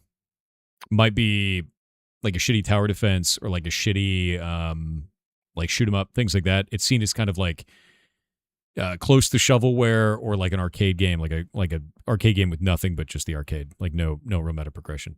$5 is kind of like a lower end kind of indie game a lot of the times. $10 is seen as like a solid indie game. So $5 is kind of lower end indie game, $10 is solid indie game. $20 to $30 AA. You're seeing all AA titles kind of in this range, right? Even those are starting to creep up to 40 and people get a little bit antsy about it being 40. 60 is AAA. $70 is a scam. And this is generally how I see like price points right now for pretty much everything. And this is in USD, by the way. Like anything above 70 is insane. Everybody's mad about it. But I think this is lower end indie game and this is solid indie game and this is AA kind of area a lot of the time. But like this right here, if you're closer to $5, there are some people who are going to go, oh, that game's probably really short. So if your game is really short, closer to 5 makes sense. If your game isn't really short, you got a couple of levels in there. You got like maybe like 5 hours of gameplay or more, or something like that. I would say $10 makes sense, especially because your game looks really polished. And it really just comes down to like a level of I don't even know if it's like a level of polish or not, but it's definitely a level of like someone has a feeling of what they're going to get out of it just based on the price point itself. Yeah, quadruple A is bullshit. That's not a thing. It's never been a thing. If it's too short, beware of troll refunds. Yeah, that's true. That is true. If your game is under 2 hours, I wouldn't release it. And I know that's crazy to say that because there's a lot of games out there that are really, really good that are like under 2 hours. But if it's under 2 hours, the amount of like refunds you get is astronomical comparative. Like normally you'll get like between like 4 and 5% of refunds like on most games. And I've seen developers that have games that are under 2 hours and they have like 20 to 30% refunds. It's awful. It's like horrifically bad. Also, majority of people following it are from Brazil, so should make it affordable. Oh yeah, no, definitely do that. Have you seen the two different ways of monetizing like globally for like changing the prices, Asaki? They added a new one. So the new one that they did is like they have the old one, and the old one is like based on just currency conversion, right? So like we'll go like currency conversion, and the new one is based on price parity, which is great and funny. But price parity is really important because it's like if I have $5 US and I have $5, in Australia, $5 in Australia goes a certain distance. $5 in the US goes a certain distance. But when you start transferring the currencies from one to the other, it doesn't really make sense anymore. So it's like, what is the equivalent in the US of buying an indie game? Or actually, better idea, the Big Mac Index. The Big Mac Index is a perfect example of this. Let me grab this. The Big Mac is the Big Mac is the Big Mac. However, not all Big Macs cost the same amount. In different areas of the world, they actually raise and lower the price based on the purchasing power of people that are in that local region. So if you're in Brazil, the Big Mac is 16% less than the United States, even though it's the same product. And the reason why that's important is because the purchasing power of somebody in Brazil is lower than the purchasing power of someone in the United States, given the exact same currency. So if you make your game $10 US and you just do a currency conversion from US to BRL, it will actually be 16% too expensive for people in Brazil, and they won't want to buy it. In Taiwan, it'll be 58% too expensive if you do that direct one-to-one transfer, which is really wild, right? At least we don't have Swiss prices. Oh yeah, no, Switzerland always has to pay more. That's kind of how that goes. Their currency is really strong. So if you do purchasing power that you can actually change it to that, it'll actually be great. Like it'll be really good. This is an old image, so the rates aren't going to be the same. Yeah, no, that's 3% up is not the case anymore. It's very different right now. Yeah, so if we go USD to euro, it's way higher now because $1 is worth 87 euro cents, whatever that actually is. So like the euro is way stronger than dollar right now. It's like 13%. So yeah, it's really bad actually. So that's $10 or more usually. Yeah. So I think that's the thing is like definitely look at purchasing power parity. Like the thing that I did for Heartbound was we made it 20 BRL because the average household income in Brazil is about 880 BRL. And then if you look at the cost of living and everything else that goes into that, many households have maybe 200 to 300 BRL left over for entertainment and other things outside of basic needs. They can. Not every household does, but they can. And when you're talking about entertainment as a product that somebody can buy, you're talking about somebody basically using their disposable income after they buy food, after they buy their rent, after they pay for all their basic needs, everything like that. It's the little bit of whatever is left over. And so when you have a game that launches in Brazil that's like 400 or 500 BRL, like AAA games are, they just pirate them. And it makes sense because like no one can afford it there. It doesn't make any sense to make a game that expensive. But if you use, purchasing power as the determination for how expensive your game is, they can all afford it. And then they all want to buy it, and they don't want to pirate it because you supported people in Brazil. Hey. I think the euro also uses regional prices to account for equity.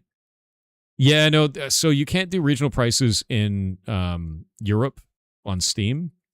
You can just do the euro. That's the only choice you get for it, which is kind of shit, but I think there's European law that stops you from doing it any other way.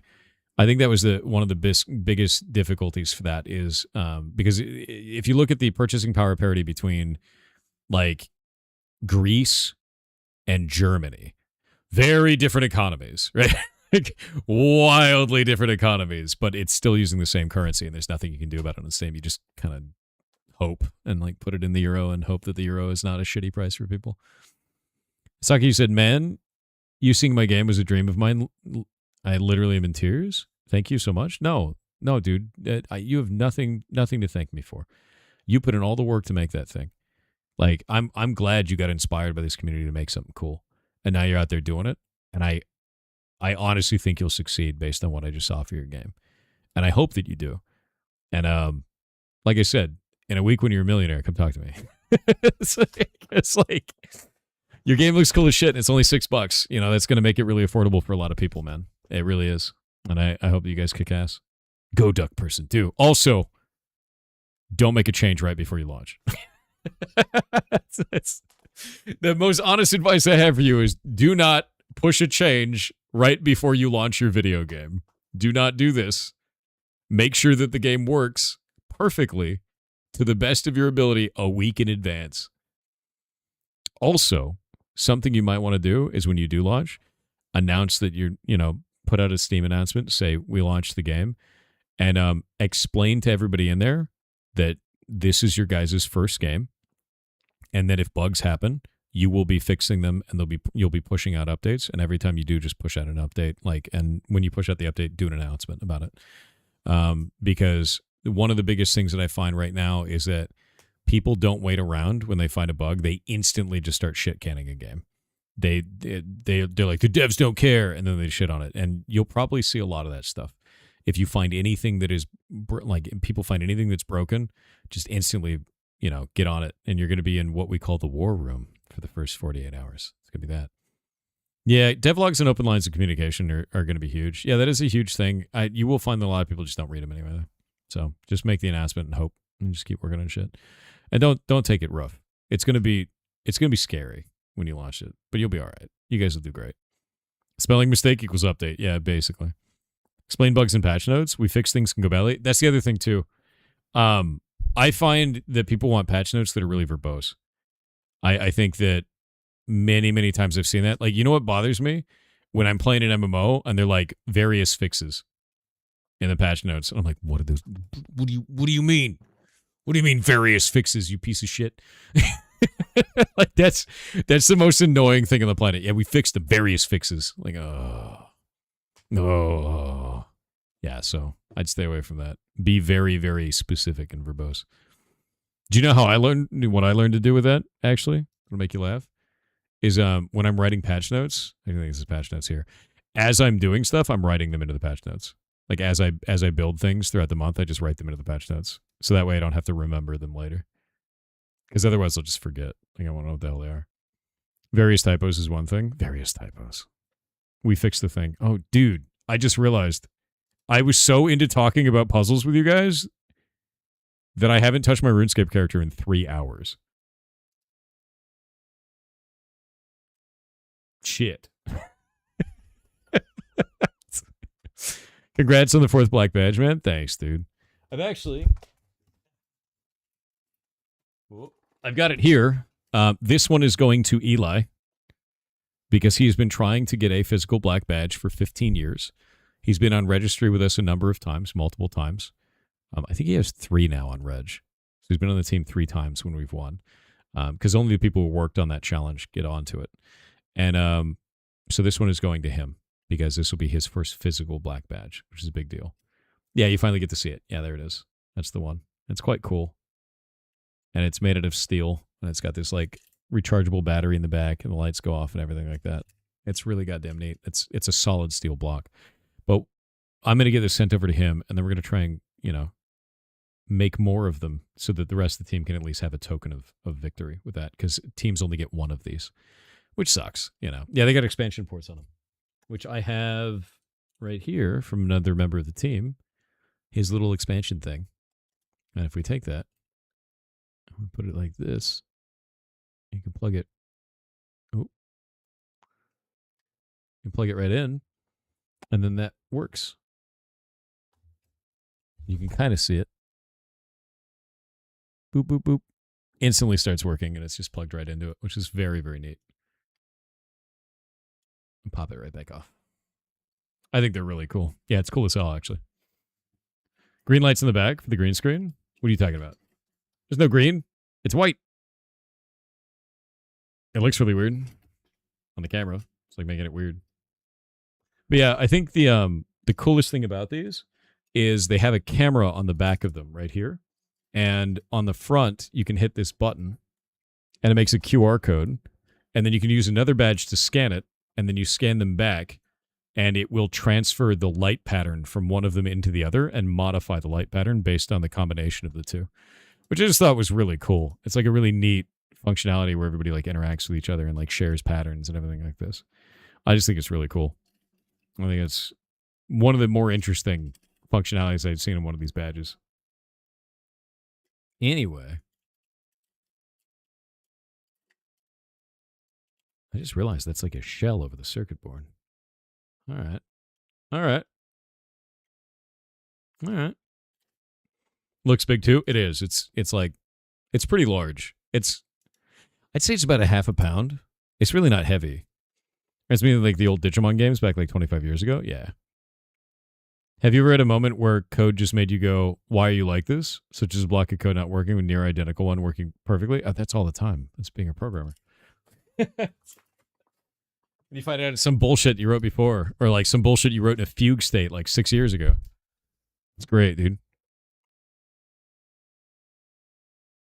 All the people who called you fake and said you never did DEF CON seriously. Oh yeah, no, some people have been saying that, but no, I go and compete every year and like we win. So like the team would kick me out if I wasn't doing anything. So at least this one isn't radioactive. No, but this one right here is definitely radioactive.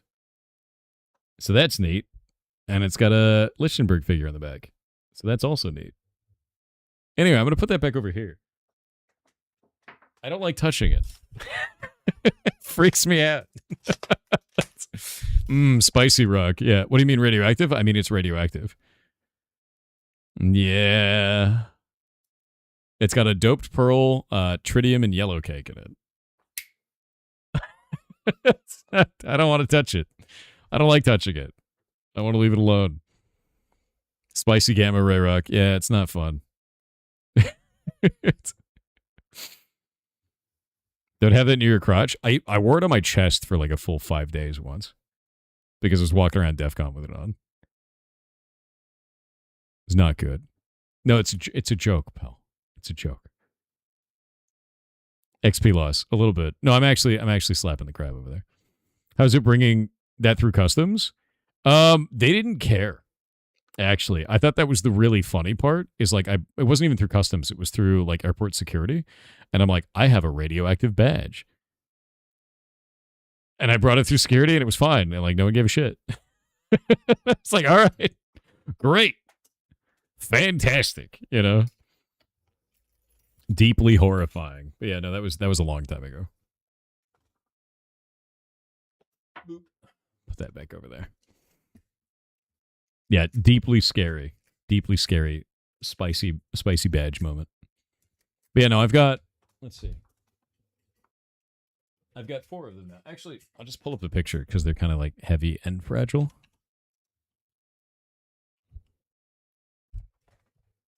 Grab this real fast. There we go. And then there were 4. So that's all 4 of them there. This one is DEF CON 23, and it's radioactive. And then this one is a robot head that actually has all the machinery that the eyeball comes out and like moves around. That's DEF CON 24. And this one's from DEF CON 25, the year that Lost quit. So they didn't have someone to build a black badge. So they made it out of gold. And that's 0.999 gold. Literally printed right on. Which is insane. Yeah, it says right on it. 1 troy ounce, 0.9999 gold. It's a solid gold coin, right? And it's huge, too. It's like, actually, it's enormous. It's not a tiny coin, but I was like, God damn it. You say baller? Do you want to know the worst part about this? We like cloning the badges so that other people of our team can have one. And the reason why is because when you win a challenge, you only get 1 badge for the team. And that sucks, right? So like we clone them every time. We found out it's federally illegal to clone this. Like there is a federal law because it's stamped with 0.9999 gold. We cannot clone the badge. You would have to put like replica in giant letters that takes up like 30% of the coin, I think, by law to do that. So we can never clone this. And so it's just like, and that was it. No, you could if it was a pure coin. No, if we did a pure gold one, we still couldn't do it. That was the thing. It would have to say replica on it, which is like, it just sucks. Like the whole thing sucks. But yeah, it's a federal law thing. So we're like, God damn it, dude. So we're going to clone this one instead. Because the idea is, you know, the people who get it, they don't get into DEF CON for life for free. The way the DEF CON registry works is you put your name in, you're on the registry for that year, you get the free badge when you go in. So making a replica is just for the team to have a token of, you know, them winning that year with that. That's illogical. I follow creators on YouTube that does gold refinement and step their mini bullions. I don't know. No, this is because it's an actual coin that has been minted. There's like a whole thing with this. We've looked at all of it. It's not legal for us to do. Where do you even clone these? Through great effort and many nerds. How do you make a replica, though? Well, we have to measure everything. Things have to be taken, like a mold has to be taken of it. Everything has to be meticulously documented. All the parts have to be ID'd and cataloged. And then you build the damn thing, right? And like, it's a lot of machining and weird shit. Like with this one, it was taking a mold of the whole thing. With this one, it was doing the same. In fact, that Lichtenberg figure was provided by a guy who came out of retirement to make them for the original badges. And then we contacted the same guy and got him to come out of retirement a second time to make the clones. Which is like, hey. So they were like, it's not even a clone. It's like, he's coming back out again. One more round, you know? And like a Lichtenberg figure is they hit it with plasma and it shoots lightning through the acrylic and then just does the thing. It's actually freaking awesome. How annoying did you have to be? I didn't do it. It wasn't me on the team doing that shit. It was awesome, though. Yeah, oh shit, here we go again. Exactly. But I think it's cool. But yeah, no, supposedly we're not supposed to, like, from all the legal stuff we've seen, and I've talked to people on the team pretty extensively about this, we cannot clone that one. I would love to. This all sounds really expensive. Yes. Yes, it is. Googly-eyed beast. 100%. But it's cool. So it's fine. Go to a mint and get them to do it. I wonder if we could. Can you print me 10 coins at the mint? Oh, yeah, no, that's the other thing, too. The gold one is like $5,000 in gold. So it's like, not only can we not do it by federal law, it's also $5,000 per coin. Like, let me see. 1 troy ounce of 0.9999 gold value. $4,355.73. That ain't happening. That is so much, dude. That is so much. Are the clones radioactive too? Yes. Yes, they are. Exact same materials. Exact same materials that went in. Per coin, just to be made. Oh. Gold value. Yeah, I know. You do Helldivers when the Warhammer 40k thing comes out? Yes, I'm planning on it. I am planning on it. The eyeball badge is unsettling. The eyeball? So the eyeball is really cool. So here it is, right there, right? Let me actually zoom in. Enhance. Enhance. So if you look at the eyeball here, the eyeball actually comes out. It's squishy, right? But this is a gigantic, like, machine thing. And what happens is you plug the battery in and the eyeball will come out using these springs. If you see those springs steel in there, and that actually comes out and moves around. And it's the same exact mechanism that was used in Jurassic Park for, you know, the raptor tongue? That's actually how they did it. Is like you have these types of springs that push through and then they push and that causes it, like if you have the left one push, it causes that one to be longer, so it makes the eyeball turn to the right. If the right one pushes, it causes it to turn to the left. And that's how they did that, and they were able to like make it wiggle around and do all kinds of shit like that. And this is the same exact mechanism. It's freaking awesome, dude. Yeah, it's just really cool. Oh god, there's too many TTSs. Kill_Roy on Twitch with 500 bits said less than 7 days remain of my 20s. I will officially be old on Saturday. My muscles and joints have already begun to ache. This, however, has had the somewhat positive side effect of allowing me to predict the weather to a certain degree. You've become old. You've done it. How many years are replica versus original? So this right here, the 22 or 23, that one is a replica. The original one, we made a mistake when we made this replica. The skulls are supposed to have a kind of metallic sheen on them. The 24, that's the original. The 25, that's the original. And this 34 is an original, but I will be getting a replica because we're giving the original to Eli, because Eli did not have an original in all of his years of winning. And that's it. So yeah. The T-Rex tongue, when the people get trapped in a little cave and the Rex is trying to lick the blood from the shirt, I think it might be the same thing. I'm bashing the gem crab right now. My hardcore Iron Man died, and I had to make a new one. But he's also named Chat Smells, so it's fine. So, the sadness was enormous. I should not have alt-tabbed while fighting things. How did he die? I'm an idiot. That's how. I was using magic to kill fire giants, and I alt-tabbed, and because I was cracking puzzles at DEF CON, and when I alt-tabbed back in, I was dead. And what had happened is there's an area of the map. Let me actually pull this up. Get the Big Mac index back here. We've got an area of the map. Let me do this. Where it's kind of like this into that little pocket area. And here's like the door right there. And I was standing here and the giant was like there and I was shooting him and he walked over and I was standing here. And then when I alt-tabbed at the moment that I did, a giant spawned like here, causing this giant, instead of walking like that, he walked like this and my character walked out to fight him and died while I was alt-tabbed. Because I had clicked on him to cast magic, and he tried to reposition to still cast magic, and I didn't realize it had happened, and it was over. And I was like, all right, well, cool. It's like, F, I guess. Yeah, it feels super bad, dude. It was like such a lame death. It was like such a lame death. And at first I was like, what the hell happened?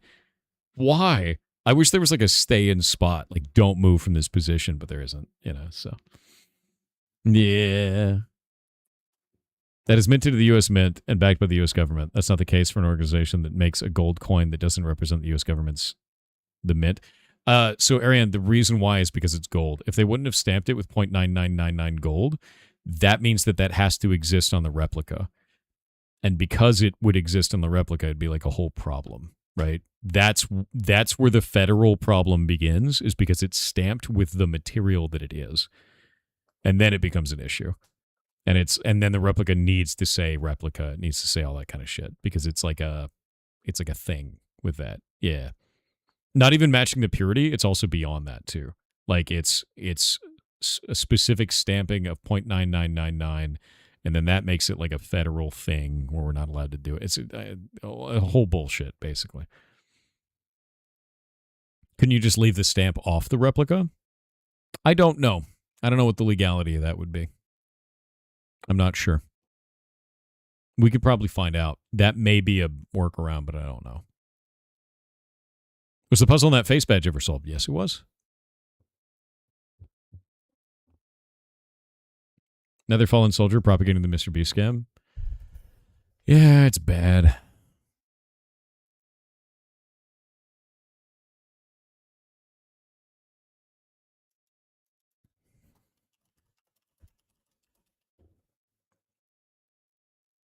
No.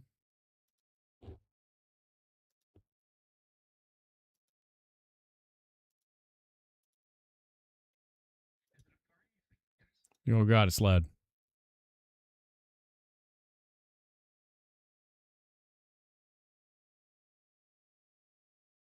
Oh.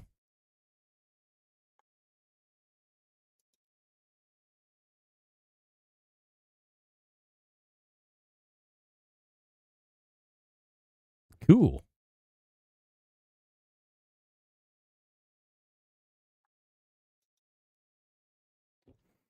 Wait on ads.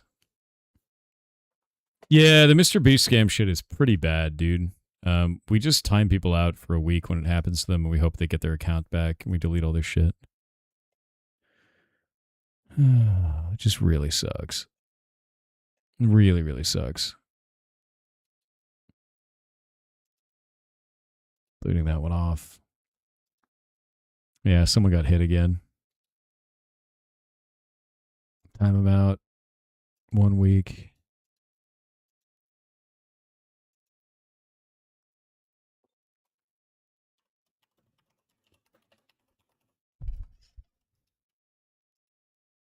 Why can't I time this person out?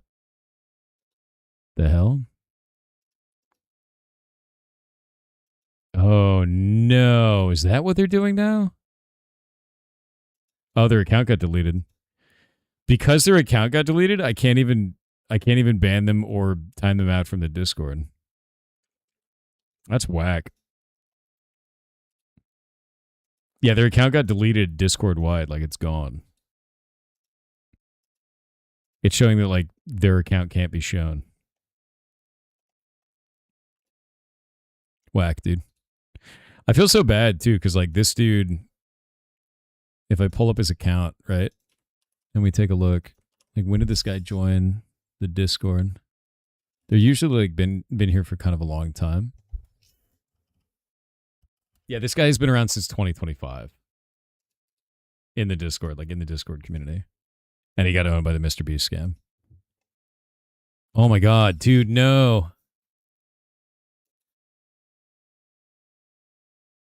Oh, that sucks. Another dude, like there's a whole wave of people that just got owned, man.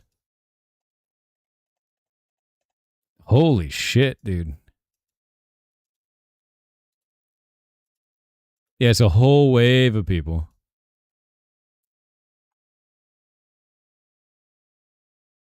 That's whack.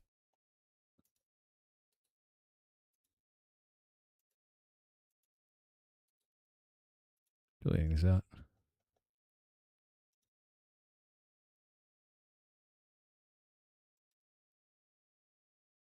Jesus. All right, that's been all cleaned up. That has all been cleaned up. All right.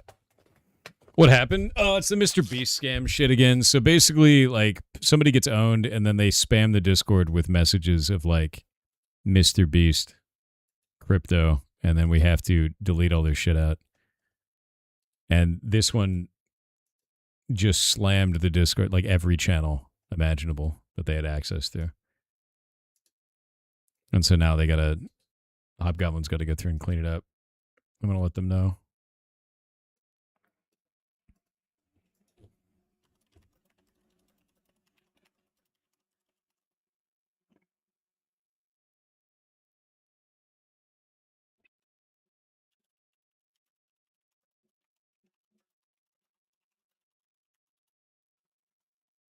Yeah, it looks like he hit every channel. It was 2 different people, which sucks.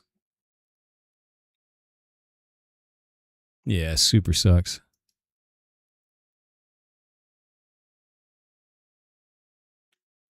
There we go. All right, rocking. You just don't answer DMs at all? There's no DMs. It's just in the open channels, dude. It's a really common problem. Like a really, really common problem. It's kind of insane to watch, too. Because like every single Discord community that I see is dealing with this exact same issue. And it doesn't seem like anybody knows why this is happening still. And I talked to a bunch of people at DEF CON about it. I was like, have you guys seen this Mr. Beast crypto shit? And they're like, no. And like, here's what happens is like some account gets owned. And then when it gets owned, it just spams this in the Discord. And it's like, there's no payload in this. There's no like trying to steal from you or anything like that, or like virus associated with this. It's literally just images trying to get you to sign up for a service to lose your money to crypto because you think you're getting money from Mr. Beast. And that's it. Yeah. And it's not even just here. It's like everywhere on the internet. So like, it's not a Discord failure. It's not like you're not getting like a virus by looking at the images. It's just everywhere. It's just like the most common thing imaginable. So, yeah. You use a VPN to ban their DNS. Why are you like this? Do not to ban the DNS shit again. But no, it's a pretty common one, and we just keep having to clean it up, you know. People added the hobgoblins. There we go. To solve for this, you have to manually follow the images. How dense are people? Yeah, you have to manually follow the images. Which is crazy. Like really crazy. So that should be getting cleaned up right now. I'm deleting a bunch of them because there's just so damn many of them. They basically hit every single channel this person had access to. And like we could ban them, you know? Like we could ban that person from the server, but then like when they get their account back, they can't rejoin. And if you're wondering like how common this shit is, it is like 50 accounts a day is what we're averaging right now with the amount of these. Just about. It's about 50. It's a shitload. Yeah. The man of the softest hair. What's up, dude? Yeah, no, it's so many, dude. Like, it's so many. If you're wondering, like, how many this is, it's like 50 or so a day.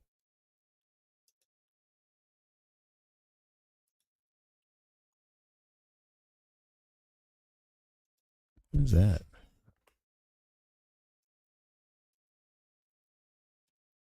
Yeah, no, it's crazy to see.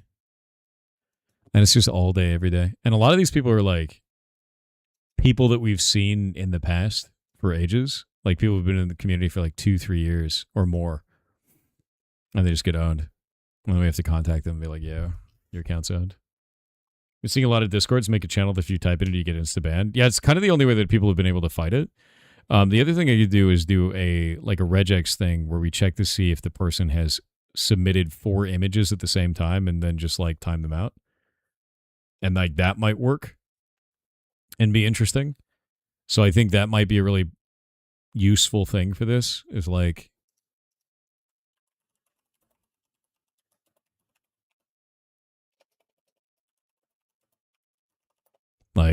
auto mod. Yeah, and like this has been about a year of this.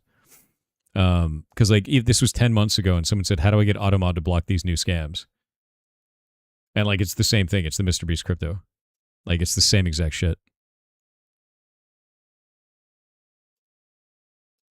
Yeah, therefore a Mr. Beast crypto scam a year ago.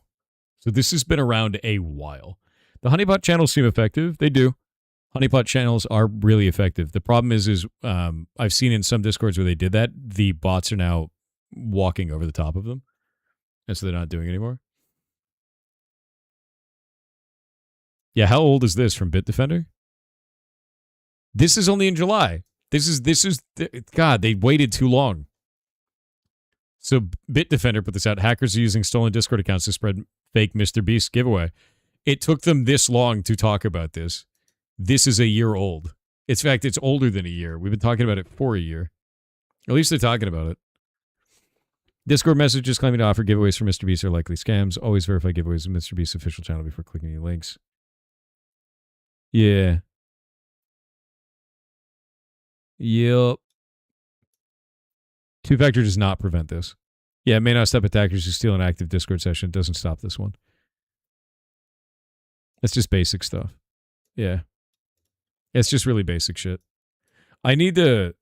Like, I've been talking about this for a long time. We need to find out what the hell is causing this. Or at least find a defense for it. Because it's 99% of our moderation work. It really is.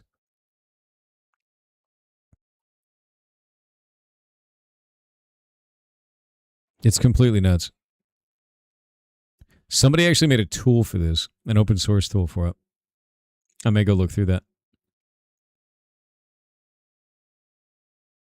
That's super wild, though.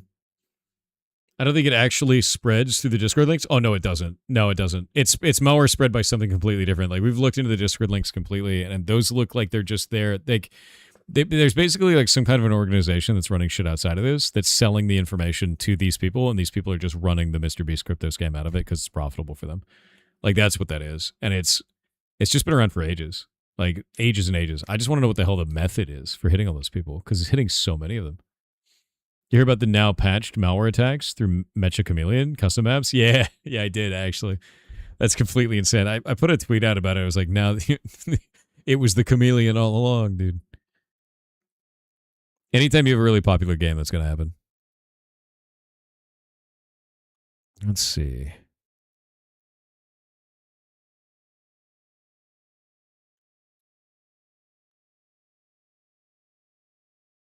No, that'll block all four of them.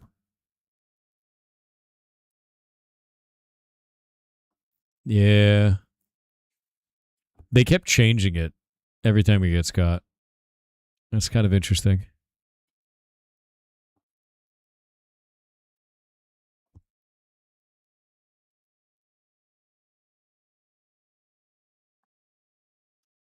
All right. Let me try something interesting. Let me try something interesting. I'm going to go put something into AutoModer. I'm going to write some regex real fast. And then we're going to see if this works. I'm going to do some TTS in the meantime. Tommy Drop Table on Kick said Thor, today my ostomy.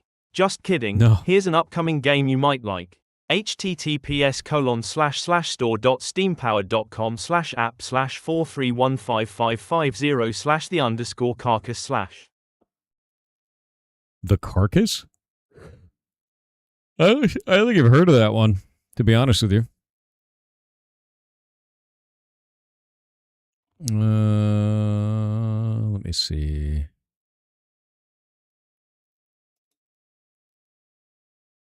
Where is my commonly flagged words? No. Custom words attachments. There we go.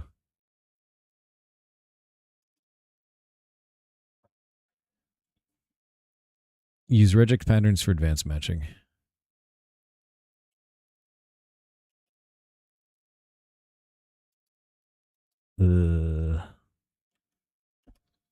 I have an old regex in here. This is our old regex in there. And it looks like that's not working anymore. Which is not good. Because if that's not working anymore, let me see.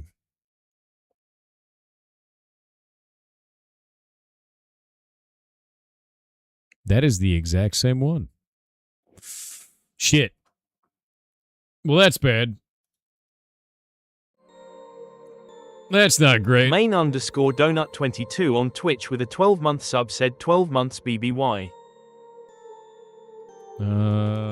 Discord invites expired? No. The multiplayer gaming Discord, we merged back into the major one. Also, thank you very much, dude. Yeah, it's just discord.gg/pirate software. Discord, let me change that around.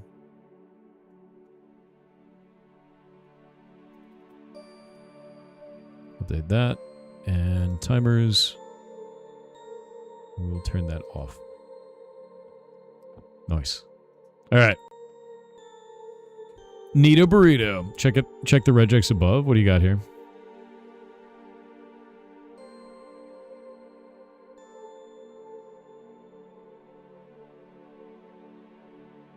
I don't know if they actually go through as a .png in that way though, because I think they use the CDN.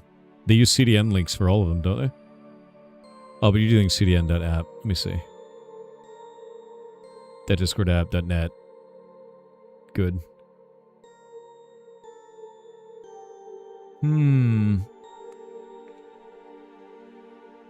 Alright. I will hold on to this one, and I will investigate it later, because that actually isn't bad.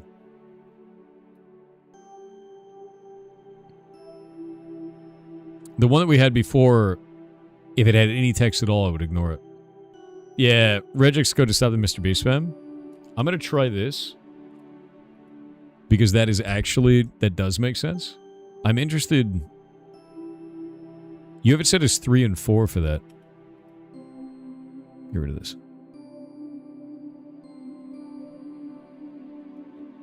Because we also have some other ones in here.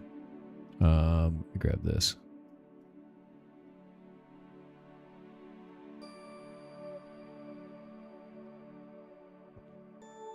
Yep.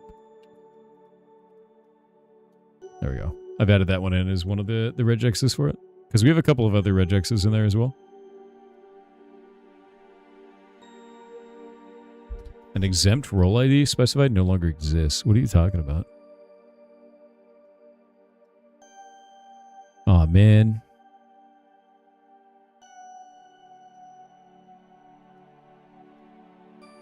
It's mad about a role ID?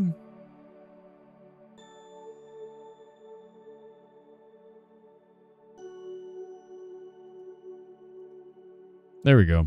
Automod alerts didn't exist. What is regex? Regular expression. It's a way of matching certain amounts of data, like in a large message, basically.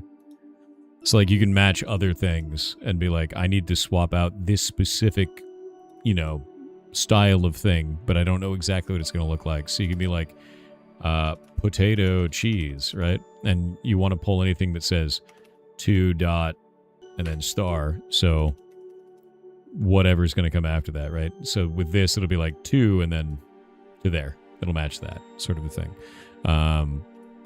So if you do 2.e, it'll do this. Does that make sense? Because you don't know how many letters in here, and then I could be like, and it will still pull this. Because you don't know what it's going to be. It's a way of like doing matches on things in situations where there might be multiple ways of expressing it. Yeah, bit like grep, yeah. And I'm giving you like the really layman's version. There's a lot of shit you can do with regex. Actually, I think there's a website I can give you for this. Hold up. If you want to play around, yeah, regex 101. Okay. If you want to play around with regex, here is a website for you. So that you can play around with it yourself and learn about it. Yeah. I'll link this to you.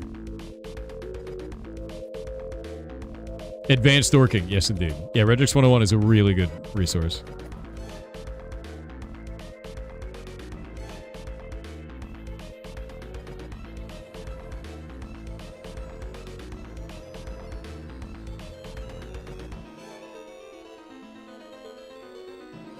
And by the way, there are different ways of doing regex. There are different versions of regex stuff. There are different apps that will handle it differently. So there is different formatting. So do keep that in mind.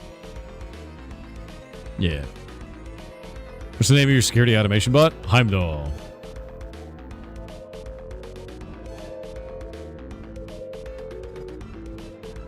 Dredgen, what makes you say that?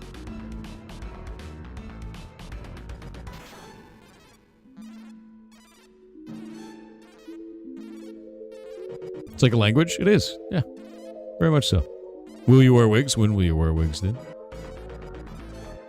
I have regex in my block game to filter out all the random chat messages. Yeah. That's super useful for that. Door's gonna crash out when I show the video? No, I'm asking you. I'm not asking you for a video. What makes you feel that way? Don't use a video for your thoughts. Welcome back. Thank you very much. Missed you, dudes.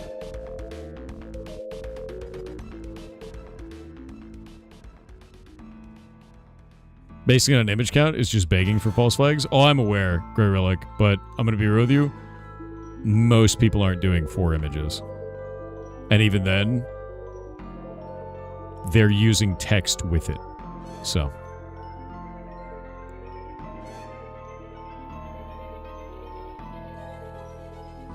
Dredgen, you're having a conversation with me, not with chat.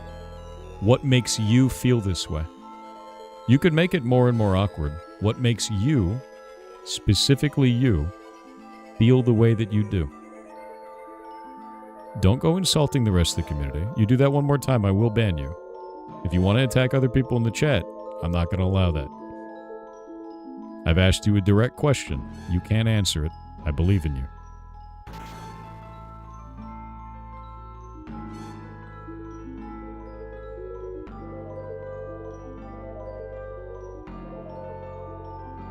Time to buy the demo? The demo is free, you goblin. Alright. I gave you a chance, Dredgen. You wasted it. Yeet.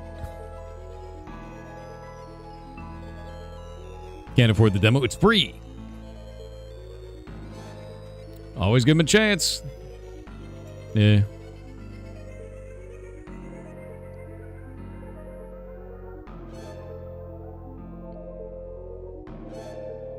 Chance given, chance wasted.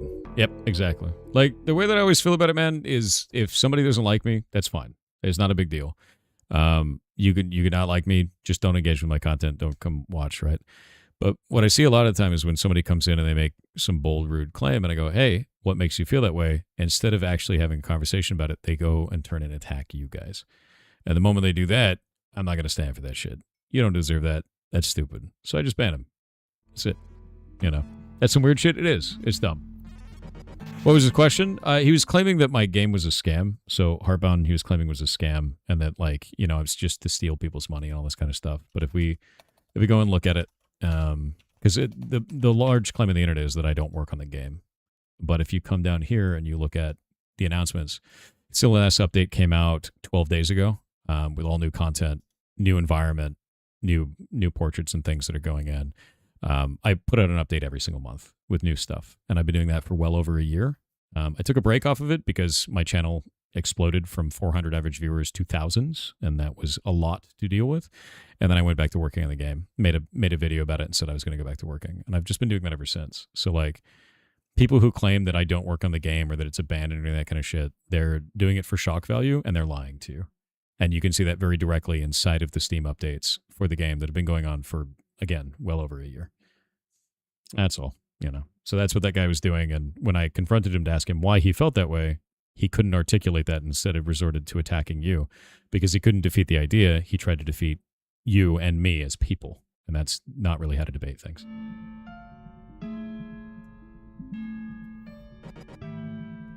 Fight the argument, not the person.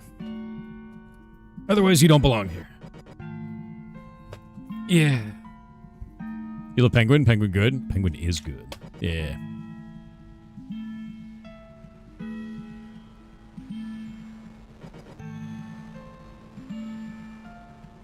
Afraid of the lawsuit of not completing it? What lawsuit? What are you what are you talking about? What is this? What is happening now, dude?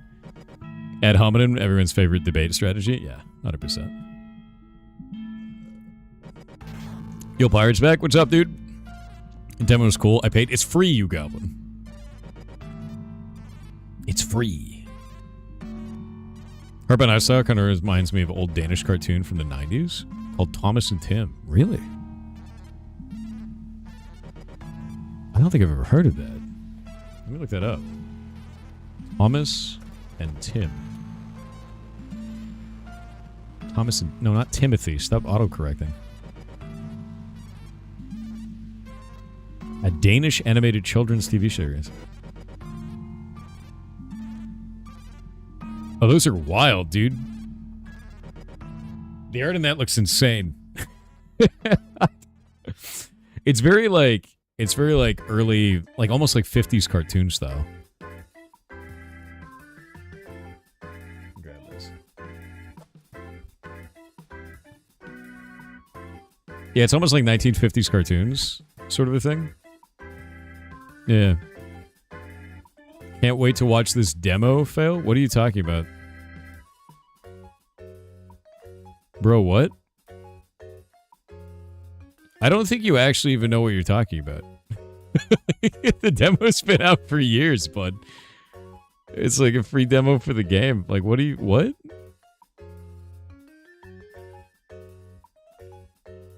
Like, you're mad on so little context that everyone else in the room is confused. It's super strange, bud. Feels like Rocky and Bullwinkle. It is kind of Rocky and Bullwinkle, but he's got a gun. Were there guns in Rocky and Bullwinkle?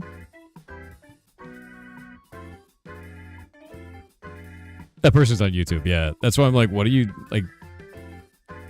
Oh, wait, that's this... Hold up, that's the same dude. That's the same guy that we just banned on Twitch. It's the same dude. You are so butt-mad that you left Twitch after crashing out, and you go to the YouTube to do it again, and you have even less context. God damn, that's sad. Get out of here. Go do something with your life. Go make something. Be creative.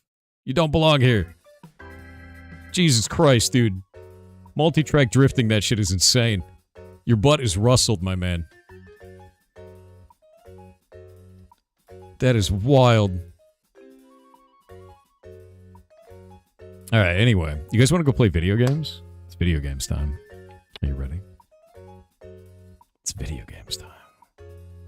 It's video games time. What are we playing? Probably Final Fantasy XIV. Because I want to continue the goddamn story. I want to continue it. I have to admit something to you. I continued the story by beating the dungeon that was right ahead of me. And then I farmed it. So many times. So many times. Just to stop myself from continuing the story even further. Any interest in Division Resurgence? That's the phone game, right? I've been playing it. Yeah, you lost a little bit. So here's what I'm going to do. I'm going to redo the dungeon, even though I have nothing left in there to get except for the pet. I tried for the pet twice. And I'll go do that. You should play Viewfinder. I'm going to give it a little bit. I'm going to play Viewfinder later. Because I just got back from DEF CON, and my puzzle brain is sad. Because it's all puzzled out for a minute, you know? And then we'll play Viewfinder. I think it'd be fun. Viewfinder's 6 hours long. It's really not that long, then. I'll do it this week. Yeah. Is Animus entirely finished or still in development? Everything except for the final combat scene. I'm just waiting on Shay for art. That's all. It's kind of broken right now because of that. But if you want to go and play Muspelheim has a whole bunch of new environments that I've been putting in every month. Why not? Why no more puzzle? No more puzzle right now. Puzzle later. Yeah. Can you pretend for us like you're doing the dungeon for the first time? I can, but I could do it in like a really sarcastic way. Wow. That boss is crazy. Oh, shit. Look at these mechanics. Like, ooh, whoa, man. Wow, I've never seen... Holy shit, guys. This is totally new. Which dungeon is it? It's the one with the weird snake man at the end. I mean, I have no idea. Wow. Could be anything. I don't even know the dungeon at all. Yeah, so we'll go do that. Go set this up. Yeah, such actor, dude. Such a shit actor. Oh, I'm such a shit actor. It's so funny. Your best reactor thumbnails face? I'm on it. What are we doing? We're going to switch over to Final Fantasy. Because I went through all the DEF CON stuff. And like, I'm going to be real with you guys. I had an absolute freaking blast. That is my one time a year where I get to take a vacation. And it is my favorite time of year. And I think, honestly, the coolest thing for all of you guys out there, and if any of you are here in the chat right now, let me know. I met so many people at DEF CON that came up and said, I got into cybersecurity because of you. I'm on a red team now because of you, and like all this shit. And I want to be very clear. No, you didn't. You watched one of my videos and it inspired you, and then you did the work. The fact that you're out there in the world doing those jobs now, that wasn't me. You kick ass. Keep doing that. Good job. Like, straight up. I had between 40 and 50 people stop me at DEF CON to come and thank me for the videos. And I can't describe to you how awesome that feels. So thank you for that. That is freaking amazing. But you put in the work. Straight up. Like, you can't blame me for your success. You put in the damn work. It's freaking awesome. Amazing goblins, dude. Also, for the guy who was like really, really shy and freaking out, don't worry about it. I'm just a nerd on the internet. it's okay. I told him when we were there, I was like, it's all right, man. Don't worry. Just hang out for a minute. Need to at least acknowledge the influence you had inspired people. Nope. You'll never prove it. No, honestly, dude, it just kind of blows me away all the time. Like, how much people have changed the progression path of their lives because they saw one of my videos on the internet. That will always amaze me. And, you know, they're always just so happy about it. And it just, I don't know. It's not what I ever expected. You know what I mean? I just say things on the internet and go like, yeah, I feel this way. And then people go, yeah, I'm going to go learn cybersecurity now. Hell yeah. And then they do. And then they're at DEF CON and like, they're like working a government job and it's crazy. You know, it just blows me away. It's freaking awesome. Oop. Two-factor. Factoring it. Do you ever meet crazies in real life as well? Like the dude from just now? No, actually. That has never happened to me. And I'll give you something that I think is probably the realest fact I can possibly say to you. The internet is not a real place. And I know that's going to sound real weird. I get tons of hate online. Like tons of hate online. Like people bitching and screaming and shitting all the time. When I go out to an event in real life, like DEF CON, I get dozens of people that come up and thank me and like are so happy to just meet me and like all this kind of shit. And it is like night and day. And what I feel about it is it's anonymity makes people assholes is really all it is. Because like I've never had a negative experience like that in person. It is always like really nice people talking about like how the videos that I've made changed their life, or like how they got into cybersecurity, or they're in game dev now, or like they want to show me the cool things that they're making, or all this kind of stuff. And it's awesome in person. And like it's hard to remember that when you're online all the time. And then I go out to something like DEF CON and I'm like, I'm gonna be real with you. When I went to DEF CON, I was like, oh man, there's probably gonna be a weirdo or some shit. And I get there and it's like, no, it's just nice. And I walked around the whole convention. I was talking to people. People were stopping, taking selfies and shit. And like everybody was super nice and it was super cool. And there wasn't a single bad experience there. And it was great, man. And like you go online and it's just like random hate comments, like insane hate comments, right? And like the internet's just not a real place. And I think as I get older, I realize, man, that shit don't matter. like what matters is that personal connection. You know, that what matters is doing that kind of shit. Like when you go to a convention, you meet somebody and like they're just so excited to be there and you're excited to be there and it's great. You know, like that's what freaking matters. But the dude posting like some bullshit in chat and like to be like, look at me, like the pick me guy. Like who gives a shit about that dude? That shit doesn't matter. Yeah, it's just like people who live in a rock tend to throw stones. Dude, fair, yeah.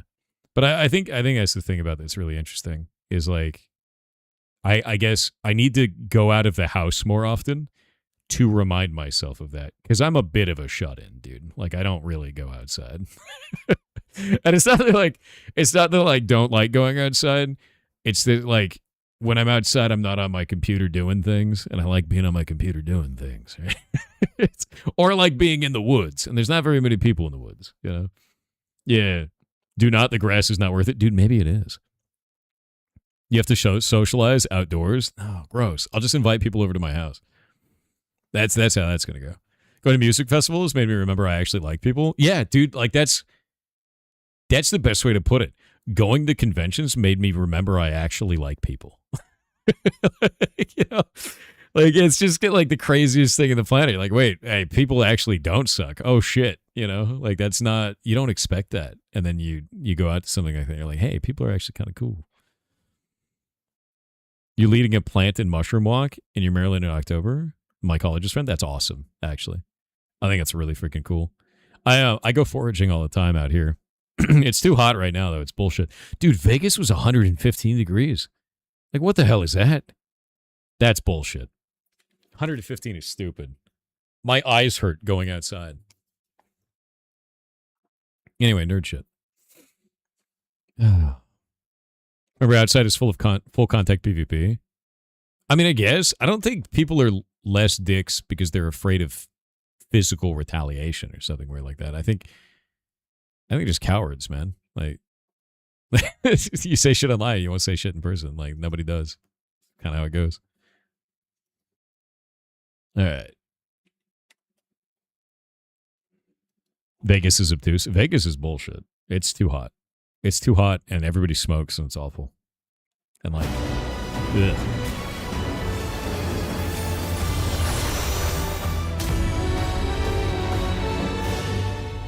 There we go. Most people just vent online. I feel like they'd be a lot happier if they didn't do that, though. The more that they just add hateful shit around themselves, the more that they get to do that. You know what I got to do all weekend? Solve puzzles with my best friends. And then we won a black badge together. And then I ate a giant sausage at Hofbrau House. It was enormous and delicious. And the waitress was hilarious. She was really funny. I had a milkshake. Yeah. I had a milkshake. I ate way too much pizza. I gained like 5 pounds. It's going to go away. And then, what else? I don't know. It's wild. Oh.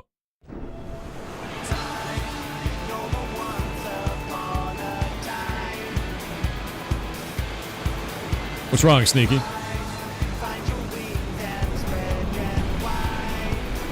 Oh, dude, it's the intro music. You know what's going to go.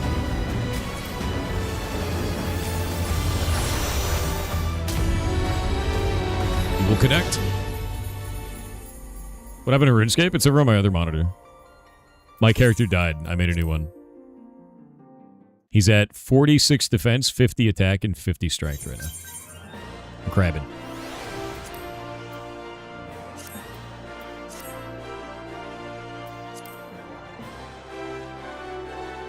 Your eyes hurt going outside?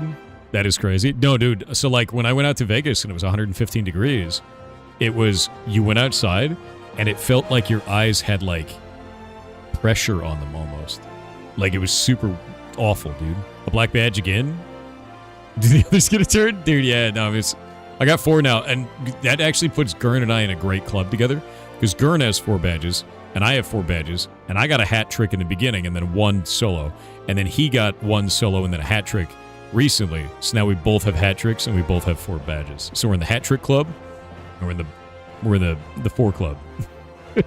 And both of us now have 1 more badge than Grifter, which means we can make fun of him all the time, which is the best part. And as we were up on stage and Grifter was passing by, or Gurn was passing by Grifter, he leaned over and he was like, "I have more than you." And then just walked away. It is the funniest shit imaginable, dude. And then as we were leaving, Grifter was like, yeah, Psychoholics 1 gold bug again. And they got a black badge again. Like, it's just like memeing on us. Because we win stuff every year, and it's just really funny. Yeah, no, dude, Grifter's hilarious, man. That guy's awesome. Super funny. If you have any kind of hot, humid weather... Oh, dude, I just hate the heat. I can't deal with it. Toothless, you alright, bud? What is that?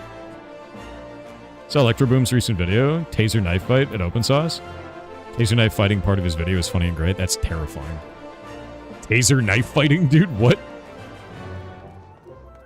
Hey, you're on the same world as me? Yeah, dude, I'm a goblin. Joblin. I joined over because the rest of the, like, our community guild is over here. I used to be on Balmung, back before they were listed as being an RP server, because the game had just launched. And then guess what happened? I was the one non-RPer trapped on the RP server, so I had to adapt. And I covered my character in Subligar and found out that when you do the /stretch emote, your ass is the exact same height as most other races' faces when they're crafting. So I went around and stretched. Had to stay fit. That's basically what I did. It was great. And now I'm not on that server anymore, so I don't have to do it anymore. Yeah, I was just another role player for a long while. And now I don't have to roleplay because I'm on Goblin, which is better. It's fantastic. You made it work or you worked it? Both. Both. I can actually tell you that you can make any Lalafell disappear.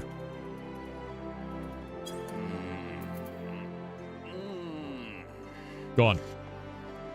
Hilarious. You're like Twitch for the first time in years? On the internet role plays thing? I feel this intensely. Being frank, you've struggled significantly with things this last year. One of the major ones is social media influencers or generic media aversion. The internet can seem ubiquitous. A silly brain like mine can place a disproportionate amount of weight on the opinion expressed in places. Same. We're not any different in that regard, Burf. And I think the thing is going to events like this and, you know, kind of flexing my ability to do things and meeting people that actually care about the stuff that I do puts that more into perspective. You know, like, it's very easy to be an asshole online. It's incredibly simple. And, like, that is the go-to reaction now, especially in a time where reactionary interactions are monetized so heavily. You know, it doesn't really matter if what you say is right or wrong. It doesn't matter if what you say is true or false. It just matters that you say something that garners as much attention as possible. And because of that, the really negative, highly reactionary content is king in a lot of ways. And it's just emotional. Yeah, it's just emotions. And so because of that, you generate an environment that is negative by default because it's the best way to succeed in that environment. And I think it's ass. So go outside. If you feel bad on the internet, go outside and talk to people, because you'll find really quickly that people on the internet aren't like people in real life, and they're usually pretty cool out there. You know, like, that's it. You get toxic buildup on the internet? You do. You super do. I think it's just social media the way that it is, man. And it's hard to even know if it's people. It's bots. Like, some of that shit out there is actually just bots. Like, really just rough. It's one of the reasons that I don't get engaged with politics on the internet. Like, I'll talk politics in person. I'm fine with that. But politics on the internet, it's just screaming, you know? There's no reason for that shit. Check your in-game mail. Why? What have you done? What horrible cursed thing have you done? Bots are real, you never know. Yeah, I mean, that's the other thing, too, is, like, I don't know what is bots online. It could be bots. You know, obviously not everybody's a bot, but, like, some people are bots on the internet, you know? Where the hell is my axe? I'll go check my in-game mailbox in a moment. So we can find out. Also, I would like to know which of you sent me this. I got this in the P.O. box. Oh, God. It tried to unravel. I got this in the P.O. box. And it's freaking cool, man. That is freaking cool. It's a awesome poster. So one of you sent me this, and you didn't leave a name. There was no note. There was nothing on it. And you sent this to the P.O. box. It's from Princess Mononoke, and I love Princess Mononoke. It's one of my favorite movies of all time. So not only were you paying attention, you didn't leave a name. So whoever you are, you're freaking awesome, dude.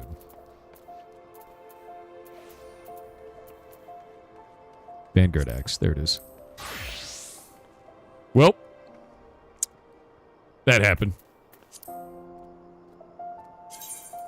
And boop. Equip. There it is. Now I look like a Power Ranger. Hello. Sick. You goddamn trigger? No, I'm not. I had to put on my armor. My armor's cool. Look at that. I need to find the mailbox. Where the hell is it? Wait, do I get the mail from the summoning bell? No. No, I can't. I have to go to like a dude. Oh, wait. Enter the Viper. I have to go turn this shit in. I spent today actually unlocking different classes, so I have new classes unlocked for myself now. I got Blue Mage unlocked, and I haven't used it yet. Yeah. I actually have that, so that's pretty cool. I also got another weapon from the Yokai event. Hi, Chunky Magician. I have a lot of TTSs to go through. Zero Helveticus 0 on Twitch said, chat, have you prepared your text-to-sign language, TTS, for Thor? On account of his recent hearing loss convention. Yar dumpy, yar dumpy, yar dumpy. You're so dumb. Why are you like this? There it is. Blue's kind of a special case. Yeah, people say it's just really good for killing fates. Yeah. Like, it's really good for fighting fates. I don't know if that's accurate, but that's what I've been told. Armory chest. Armory chest. Armory chest. What is Viper good at? Is Viper cool?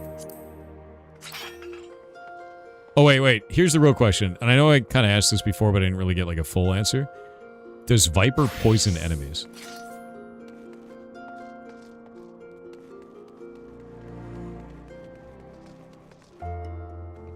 No?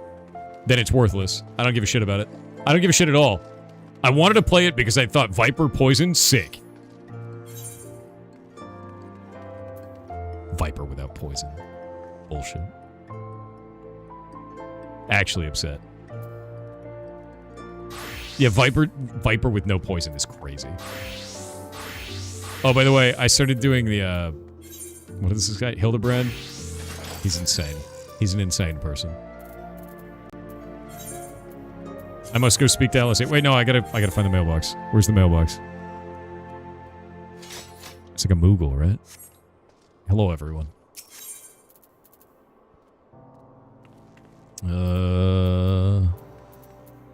There it is. Found it. You know a guy with Hildebrand as a surname? I did a Hildebrand quest. And I was just like... He was like, I found him and he was upside down halfway in the ground. And it was really funny. And I was like, this is... I didn't even know what... Like, I was just doing side quests. And I was like, what the hell is this shit? And he's like, upside down in the ground. He was a zombie at one point. It's ridiculous. Oh, wait, no, it's this way. Wait. Why is my hotbar broken? What happened to my hotbar?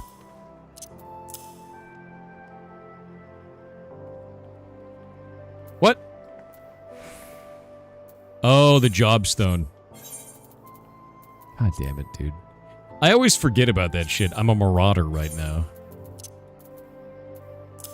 Oh, thank God. Hey, give me that job stone, dude.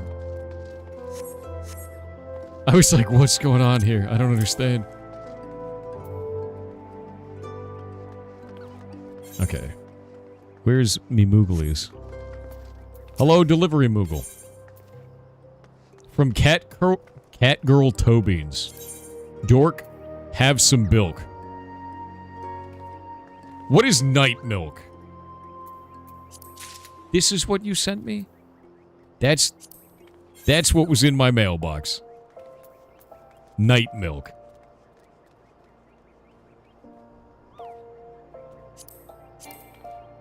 Oh, I can't drink it right now, apparently.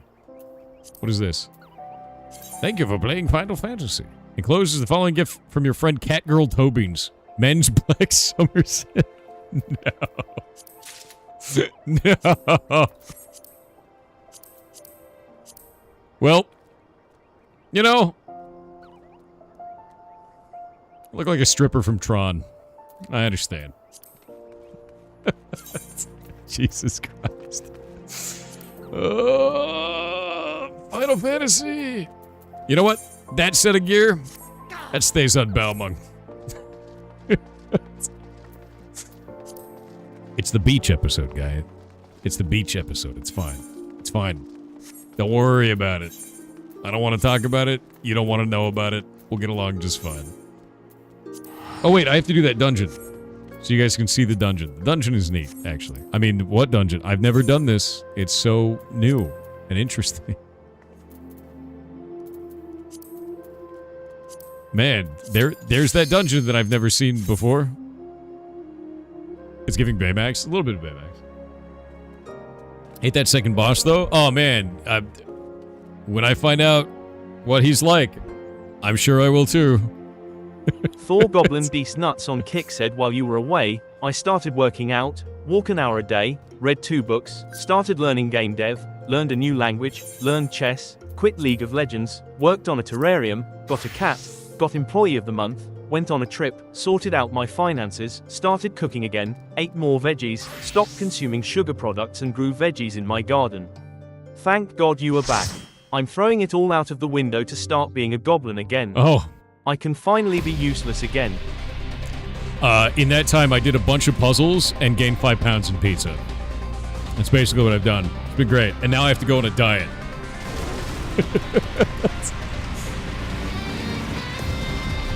Hey, why do those NPCs look like me? I've never been in this dungeon before. Why do I look... Why am I dressed like them, Chet? What?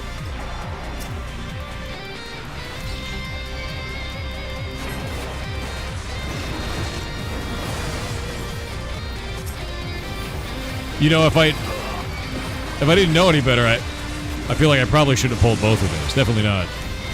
No, couldn't be a good idea, right?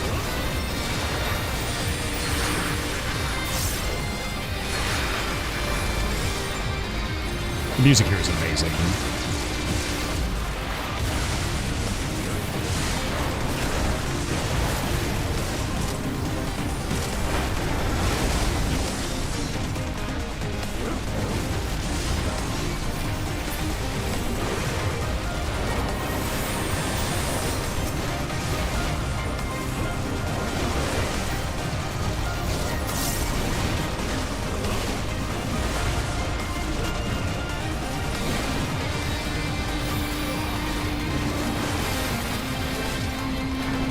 Whoop.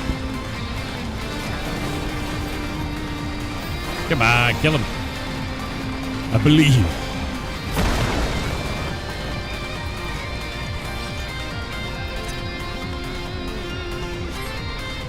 Oh man, I wonder if I can make it past these before they hit me. I wonder...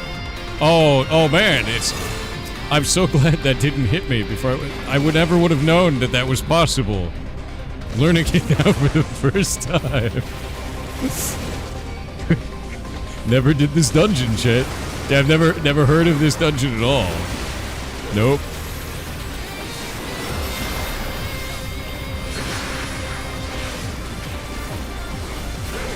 Such cool music that I've never experienced.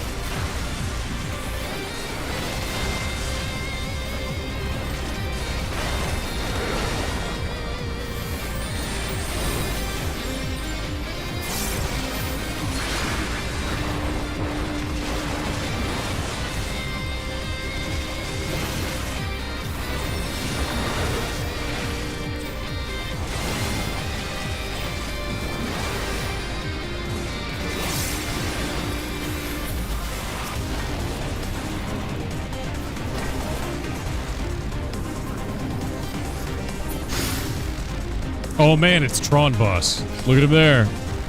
On the motorcycle. Oh man, I wonder what this guy does. What could this guy do?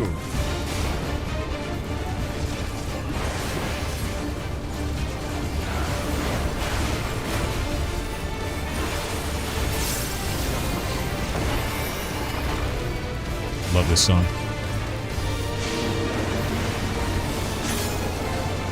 Oh shit! Oh shit, no! Wanna know something funny? I learned this.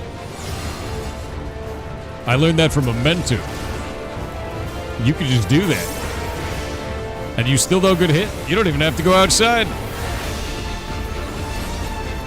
I mean, I've never done this before. That's... How could I possibly have just pulled that off?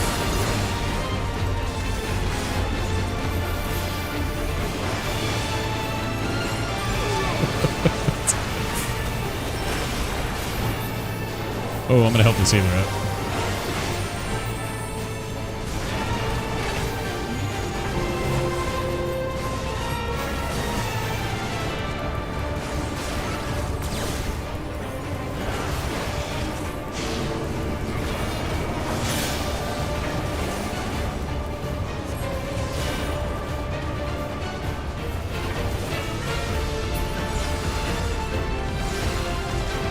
Oh, I got hit anyway. I suck.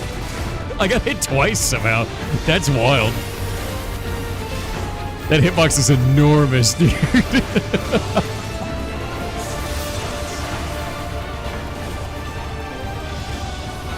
I have no idea how I got hit by that either.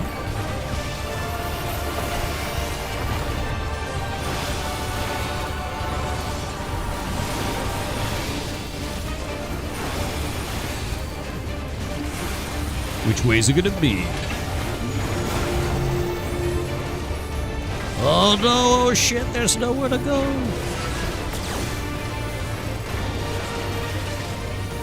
Hey, wait, Taylor.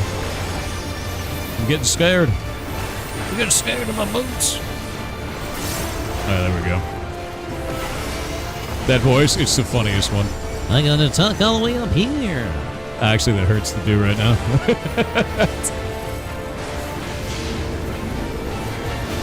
Oh. Oh no. Oh no. Yeah, I know, right? The real voice, dude. Jesus, I actually messed it up. I shouldn't push it. Like, actually being in Vegas screwed up my throat real bad. Because you go between, like, super hot and super cold environments over and over again, and then my throat's just mad.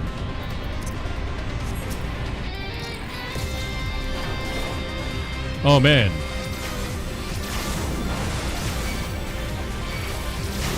Look at these orbs. I should go see what's in the next room. Yeah. There could be anything in here. Definitely not another pack of monsters that I know that I could kill at the same time. Nope. Huge stamp switch is not good for the immune system. No, it really feels like shit as well. Like, it made my throat's like raw from it. Because it was 115 degrees and then like 65 back and forth.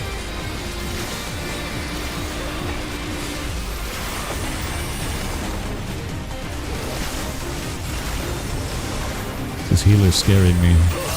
Make me afeared.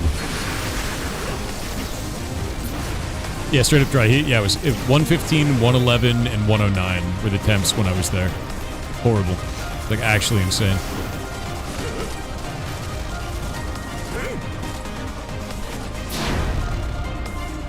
What is this in not freedom units? 36C? I think like 36. Something like that. It's rough. I might be wrong. Yeah, no. Check to see what the temp is in 150 is 46? Never mind. I don't know your weird, like, European numbers, dude. You guys count centipedes, alright? We count in feet. It's different. That's why we have 115F. Yeah, it's 46. It's nasty. It's like really bad. 40s is wild? Yeah, that's Vegas, dude. Like, it's 115 is the second hottest temperature I've ever been in. In California, we had a 116 summer, and in Washington, we had a 116 summer once. And 116 in California, because that's the air temp, not the blacktop temp on, like, the street. Our trash can melted into the street. Because it absorbs all the heat. It's just grim, dude. It's like insanely, insanely hot. They don't have a nose? You don't have a nose. Entity10011 on Twitch with a 27-month sub said, "Greetings Lord Hairman of the Psycho Hose. Wielder of the Black Badges." It me. Oh, I got a mask. I got a mask for my gunner. Gunner. Look at this cool boss. I wonder what he does. Because I've never seen it before, you know?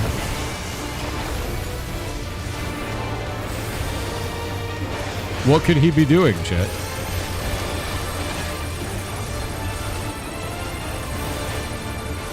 Oh no, a billion lasers. And other bullshit on the ground. What? Oh man. Oh dear. What could be happening?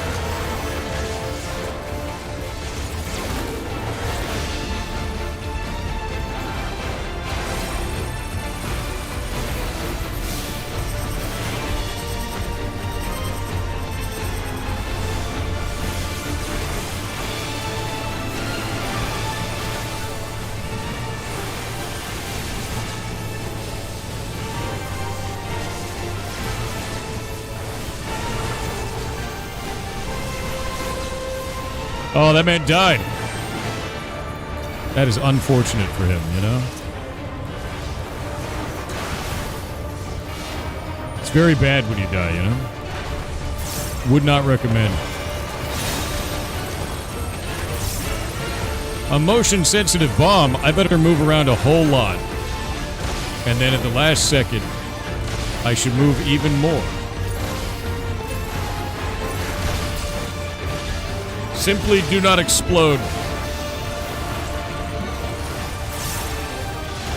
This looks fun. It is. That bomb blows up only if you move in the last, like, second. So you just stop moving.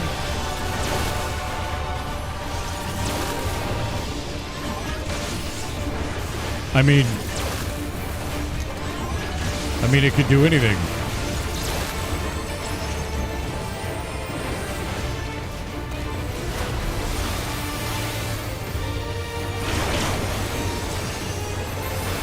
Grind him up. Boom.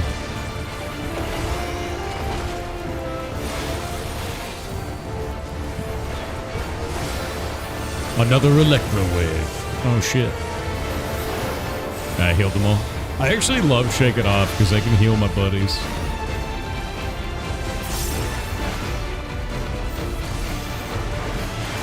Can you describe that mechanic? Excellent. Alright.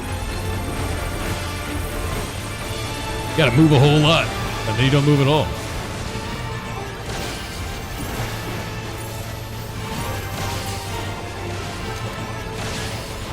I did it.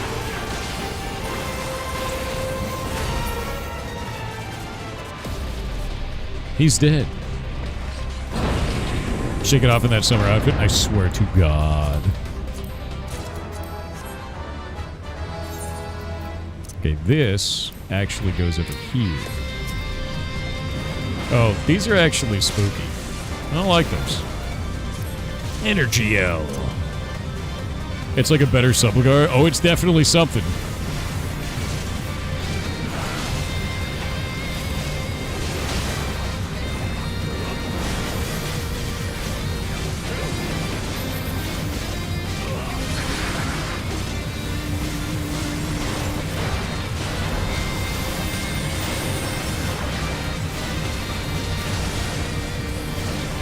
The big Heelys.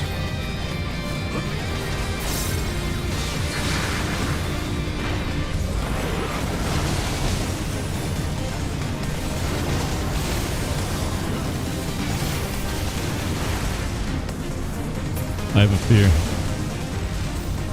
Group damage, scary low. What day is it even? I have no idea. It's one of those ones that ends in Y, I know that much. Yep.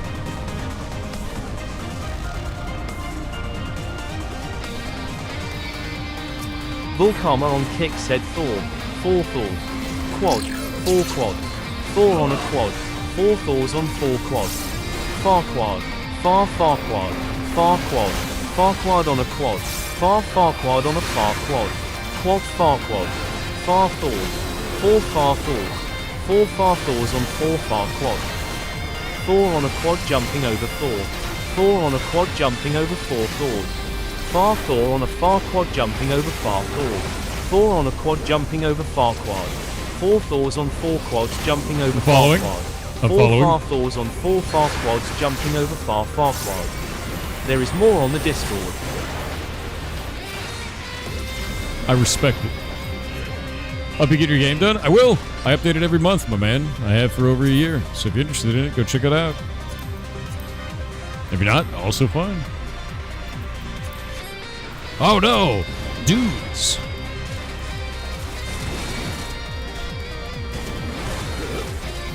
But wait, up here? More dudes.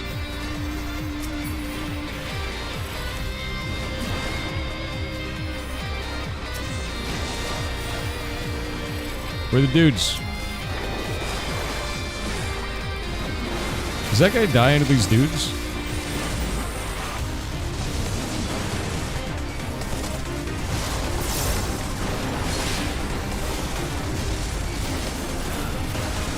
Neat.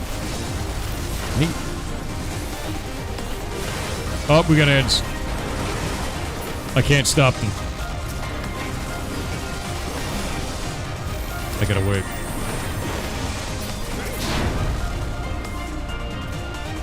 I should have done the ads right before this. I'm gonna let the cutscene run.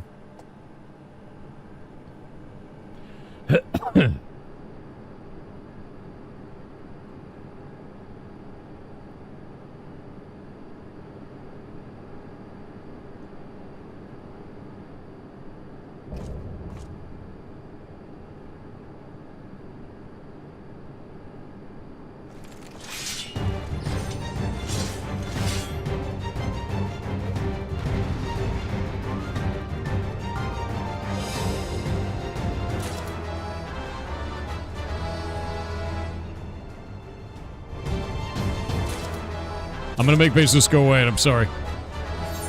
I can't make these people on the outside wait. I think that's a terrible experience. I don't want to be that guy. We have to fight the guy who's Metal Gear.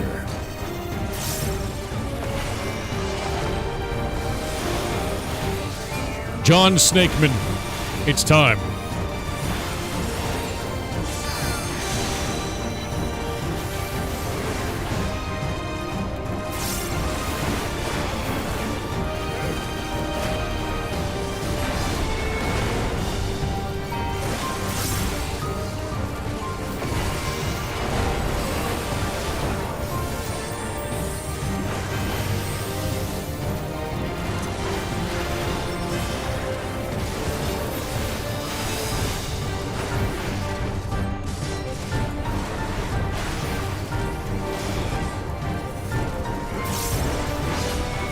Hello.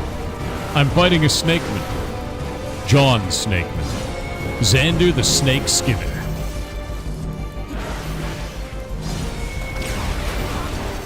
He skins snakes. True. That's why he's known as the Snake Skinner.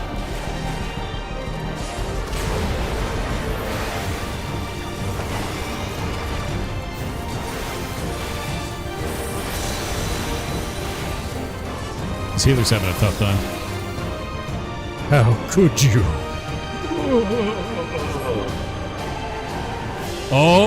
Oh shit, he's using the Force. No more games.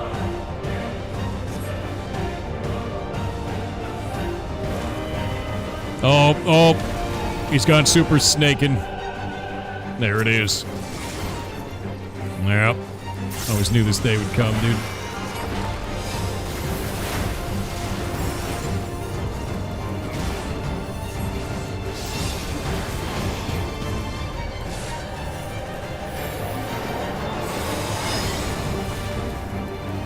The wiggling.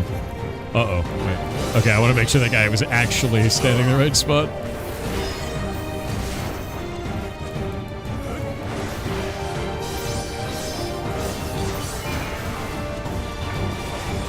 Hey, buddy. You want to do the big slam? There it is.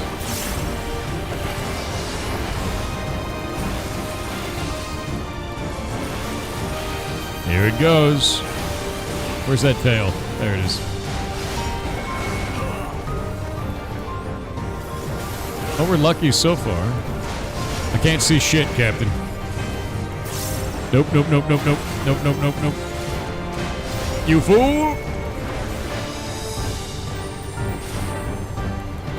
stand over there. Don't stand over there.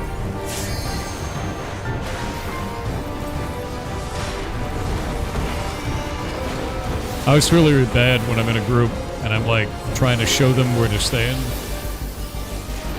And then they get hit because they stand somewhere else.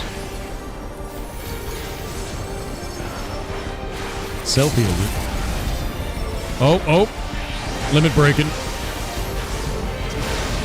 That's a good limit break.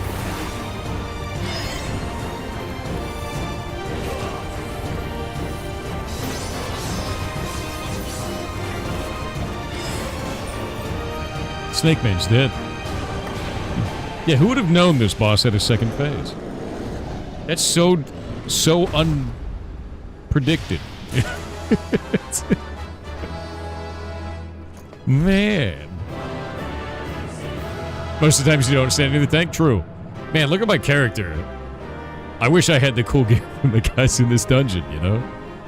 Wouldn't that be awesome if I could look like them? Maybe one day. Hey. Orchestration. A Pictomancer brush. That's kind of neat.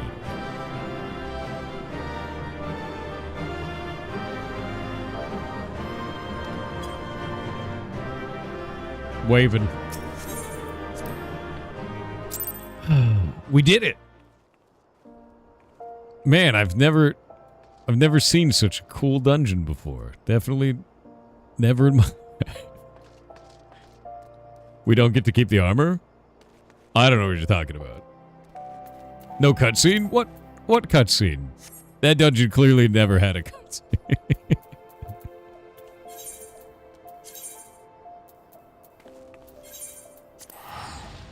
Yeah, what armor? Oh, what she's talking about. That's a really cool. Do/visor. Wait, there's a visor?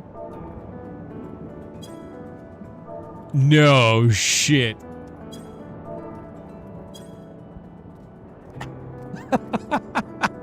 That's the thing, dude? It's like a slime. That's amazing. I'm keeping it like that. That's incredible, dude. I had no idea that was a feature. That's so good. How many other helmets do that, man? That's so good. You can also toggle it from the character sheet? No shit. Where do I toggle that?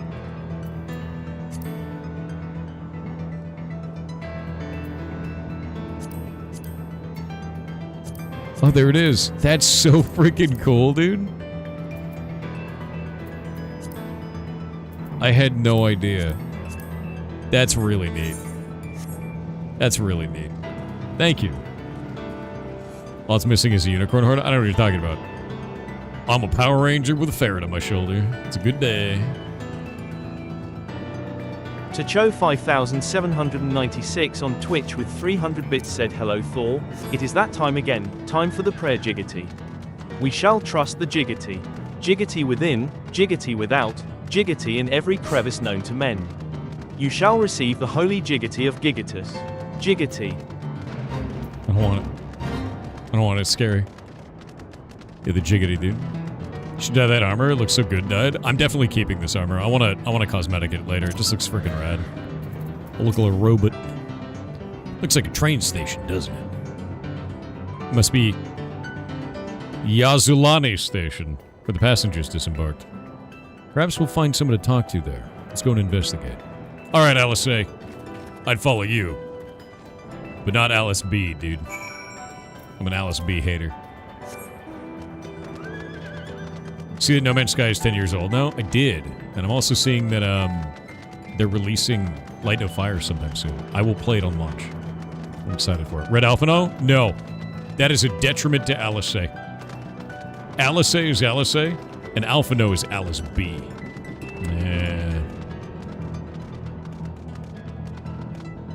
Light No Fire looks sick. It does. I'm a little bit trepidatious about it, and it's mostly because when they launched No Man's Sky, it was such a horrific shit show. But maybe they learned from it, made some cool shit. I'm waiting to see. If it is cool, then I'm super down.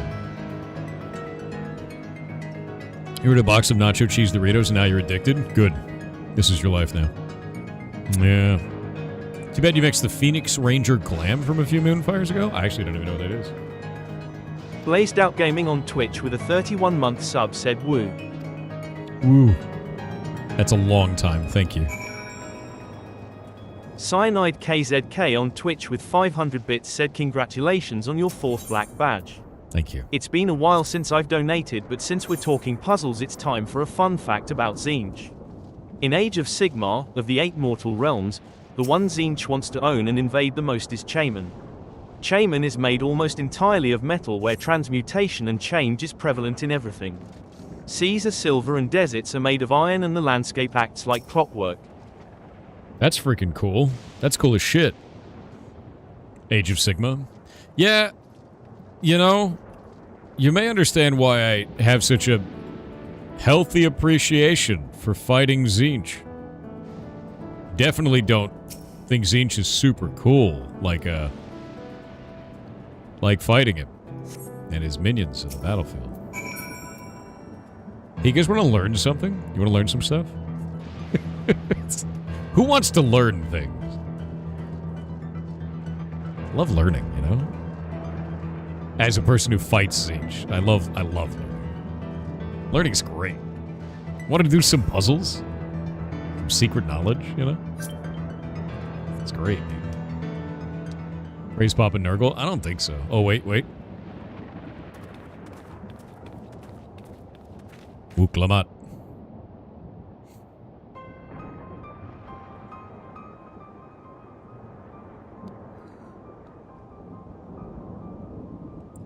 Zoral Shah's domain. Everybody's got the eyes now. The eyes are ridiculous on the helmet, dude. Oh my god. These are not the heretics you're looking for? Maybe they are. How long until Erenville backstabs us, dude? I'm ready. I'm ready for Erenville to turn out to be, like, our inevitable demise.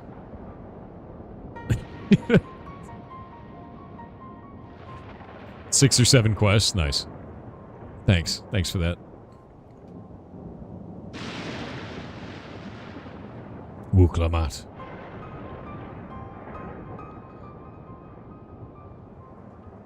Yeah, doesn't this mean that this world is starting to, like, collapse? Because it's now imbalanced it with the lightning realm. Wait. Which world is this?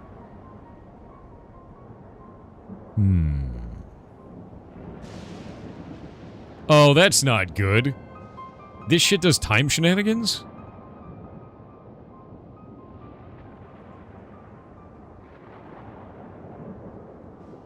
Oh, that's not great. Oh, that's really bad. It used to? All cross-shard stuff causes time shenanigans? Are you serious?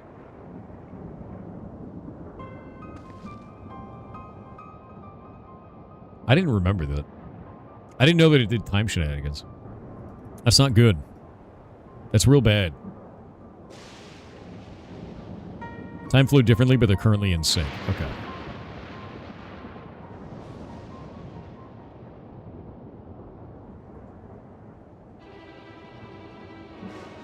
Oh. I like how it's also me.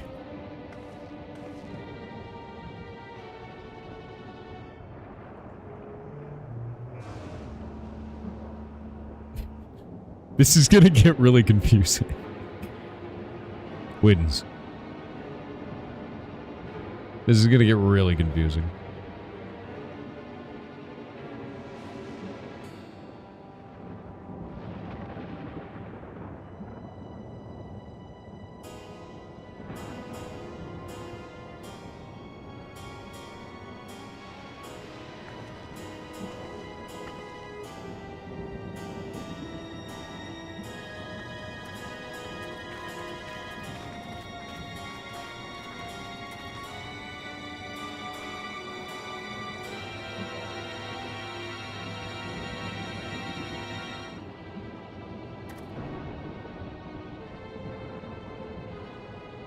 Alright, Graha.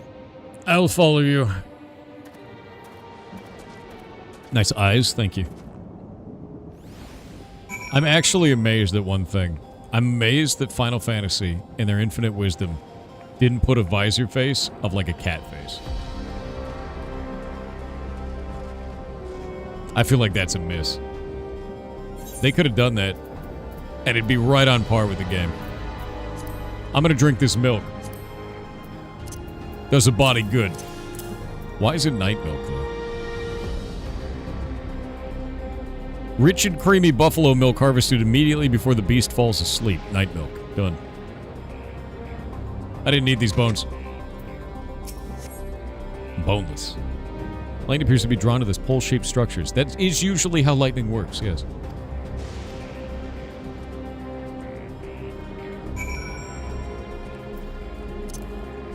I need the fattest chocobo.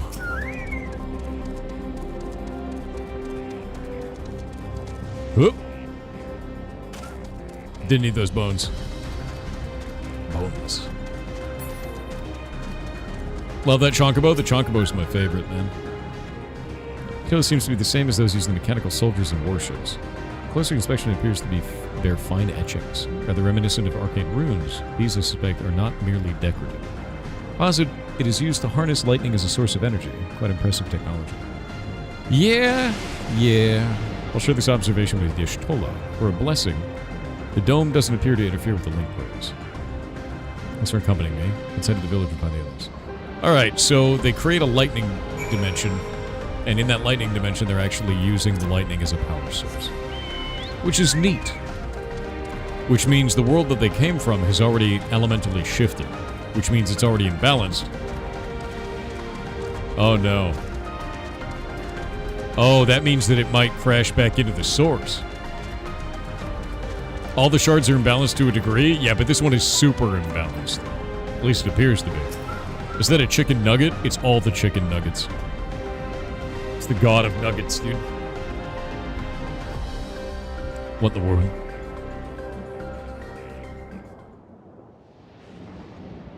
Oh, I had Guy Fieri's chicken sandwich when I was in Vegas. He made a place called Chicken Guy. Have you seen this shit?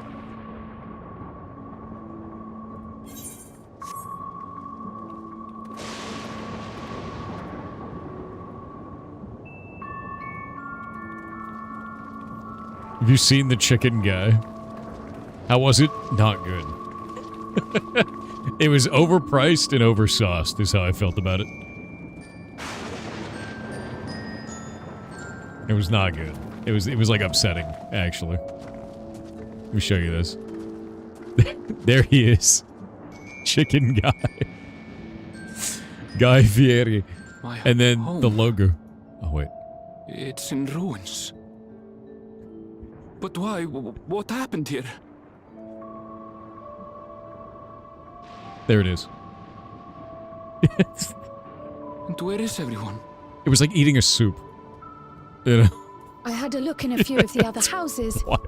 but they had clearly been abandoned.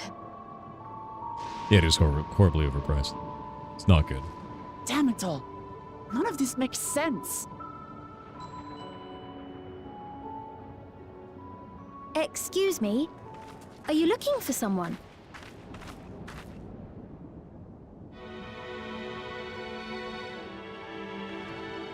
What?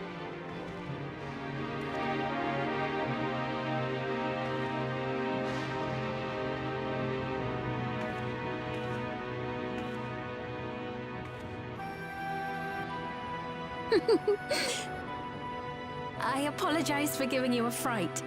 However, I did have reason to keep to the shadows. Sriracha has told me a great deal about you.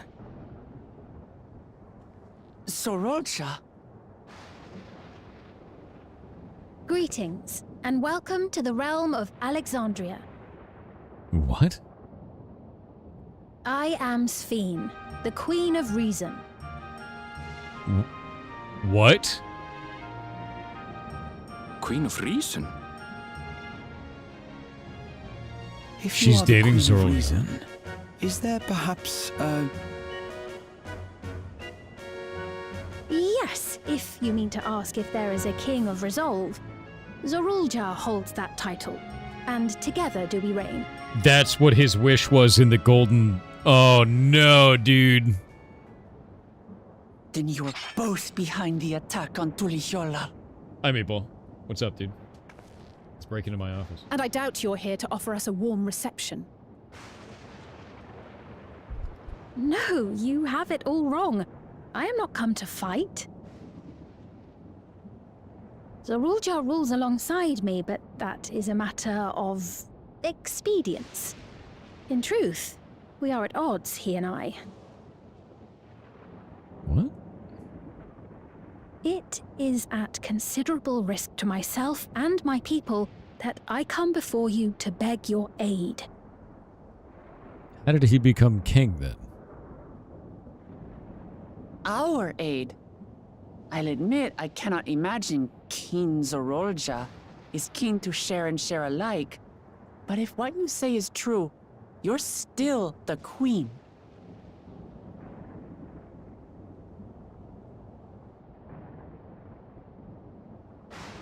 Indeed. But I was once the sole ruler of Alexandria. Until one day, he appeared, bent on conquest. In my weakness, I feared his power. How could he do anything? He's alone. So I persuaded him to forego violence and strike a bargain. I would remain queen, and he would receive technology that would empower him to achieve even loftier ambitions, along with the knowledge to use it.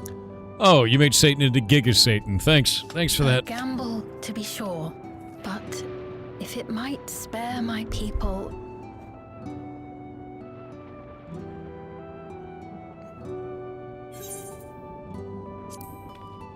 If I may, the dome surrounding these lands was erected but recently. This is the first time in all of Dawntrail where I found that the story is weird and doesn't make a lot of sense. Zorulja was dramatically weaker than a hyper-advanced technological society. They could have kicked his ass. The idea that they bent the knee to him and made him even more powerful is incredibly strange. I hope this does get explained because it's really weird right now. How is it he was able to not only invade, but instate a new system of leadership in a mere matter of days?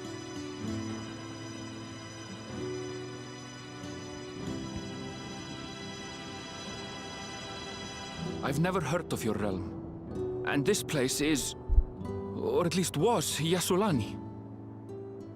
The house I grew up in is still here. But 3 years ago, that tower and these strange contrivances weren't. Nor was our village in ruins. Where did you come from? And what happened to the people who lived here? You must know!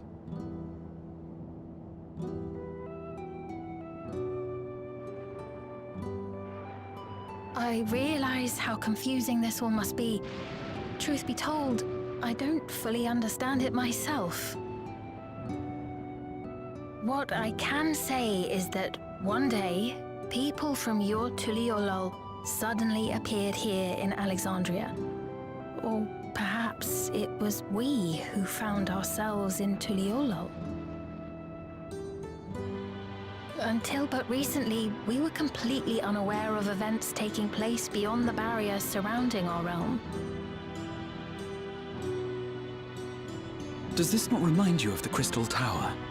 How after the 8th Umbral Calamity, we devised a means to transport the Spire across time and space from the source unto the First.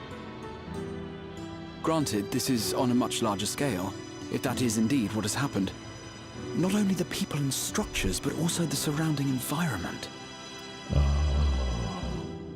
Regardless, the people of Lakeland perceived the arrival of the Crystal Tower much as the Queen describes her own experience. Sudden and inexplicable. Well then, you appear to have a better grasp of our circumstances than we do. Indeed, more than I dared hope. Music stop. Something bad's gonna happen. In which case, a closer examination of the effects of this phenomenon may afford us more insights. Allow me to take you to the outskirts. A number of the Shatona live there as well. Perhaps your acquaintances are among them. Hold on. If we accept, there's no guarantee we're not walking into a trap. Alice, as always. But if we're to defeat Zorolja, we need to understand how he grew so strong. Besides...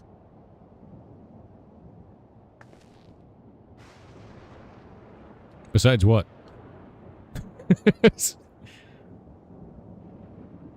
You're right. I did like the nod of the head to Aaronville. Queen Sphene, before we go, Your Majesty, I have to ask, did you really have nothing to do with the attack on Tulihyolal? Noble Wuklamart, shall we dispense with the formalities?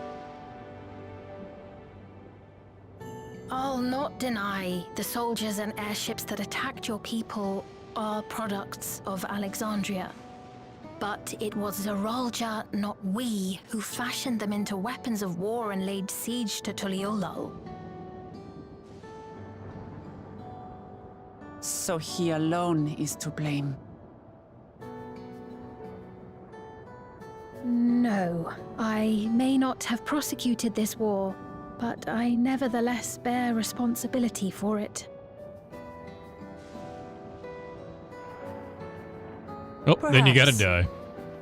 I know next to nothing about you, let alone what you've been through. So by all means, show us around. I think we'll learn a lot from meeting your people. You just murdered my dad, but let's be friends. Wonderful. If you would follow me.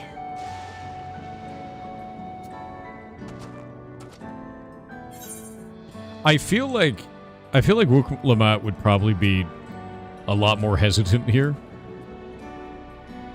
because her father was just murdered by these people. Well, technically her father was murdered by Zorolja, but all the people in the town are being murdered. You know, I feel like there'd be a bit more urgency. You know what I mean?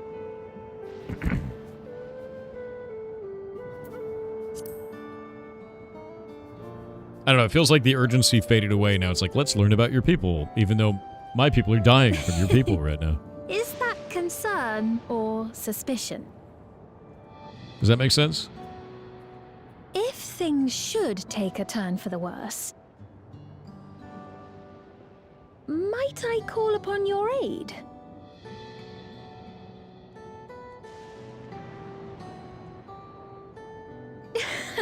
I jest, of course.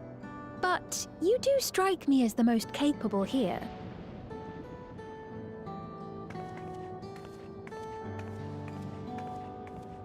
There's an armistice at the moment, and killing Zorolja is how things get resolved. I guess it's an armistice? I mean, like, our city is being encamped, right? You know? It's under siege. Well, under conquest, I guess. I don't know, I just don't trust that shit.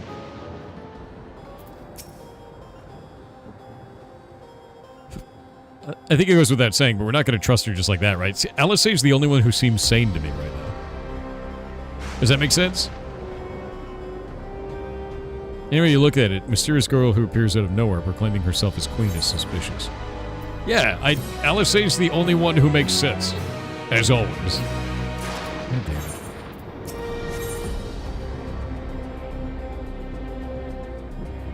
Yeah, he's doing the come challenge me or I start again thing, yeah.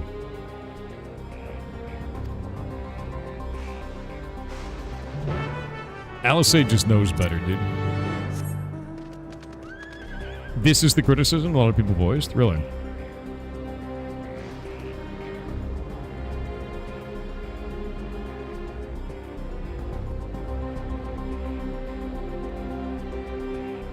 One sec.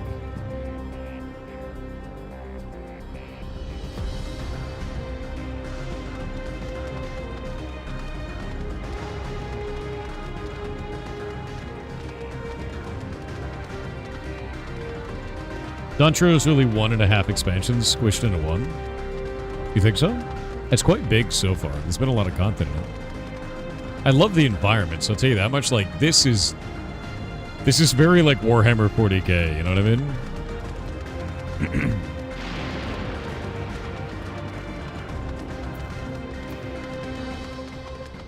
Yeah, what if I claim to be queen? Exactly.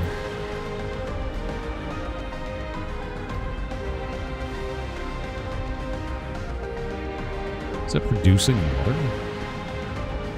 They're out here farming?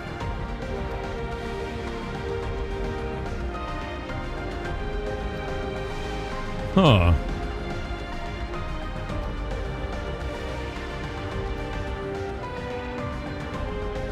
Electrope. Material they use for stuff.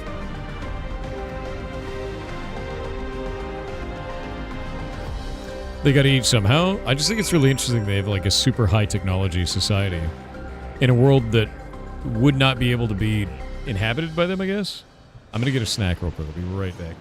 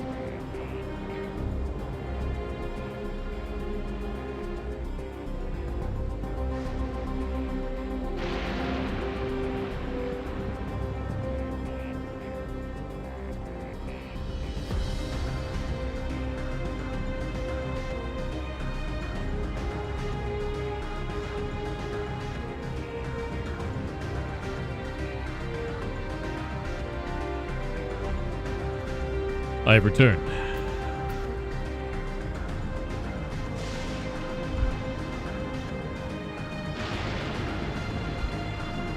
Almond Milk Toast on Twitch with 300 bits said what grows a calcium carbonate shell, breathes through gills, and boasts an impressive set of human-like teeth. If you thought of a sea monster, guess again. It's actually an oyster. In 1898, a dredging boat pulled human dentures from the Chesapeake Bay, with an oyster growing on them. Then, somehow, a man claimed the dentures were his, despite them being found more than a decade before he was born. I dare you to Google this.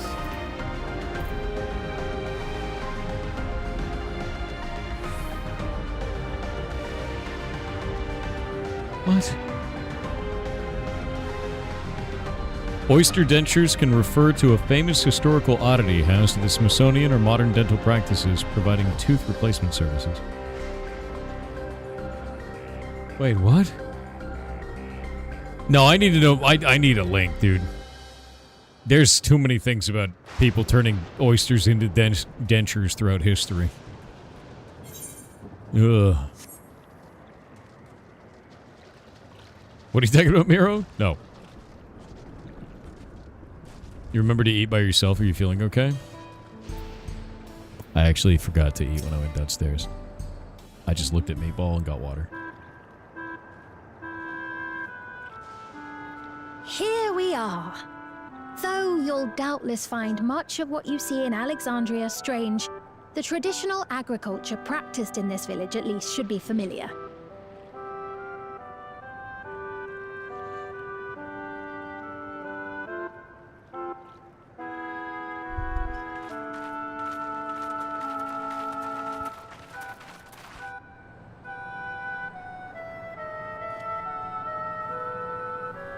Queen's Fiend? What business brings her here, I wonder? The Queen has come!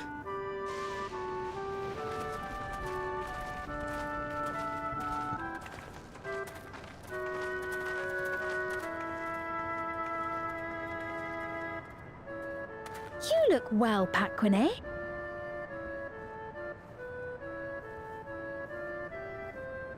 And Katonye, I see you've already taken to your new position.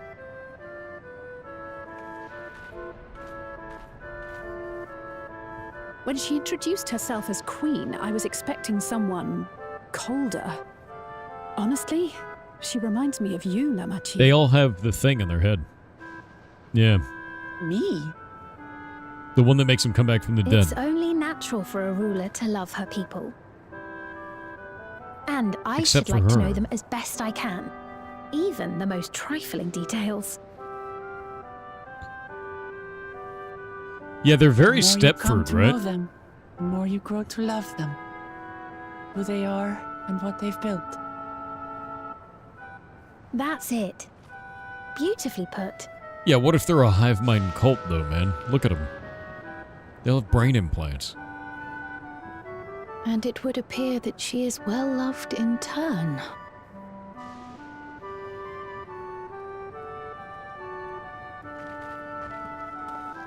Your Majesty, you honor us with your presence.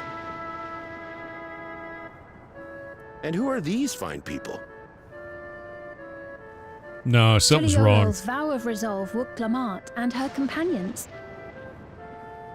They come from beyond the barrier, but you needn't worry. They are good people and are to be treated as my honored guests. This is so brain slug, dude. Yeah, no, I don't like this The at all. rumors of a link to the outside are true, then. Wuk-Lamat is still so young. Where are my manners? I am Popone, a leader of sorts of the people living out here. Papone? That is a Tonawautan to it. Right you are. I take it you hail from this region as well? Teshpiani, perhaps? Yes, I do. I don't suppose you know a woman by the name of Kafkiwa.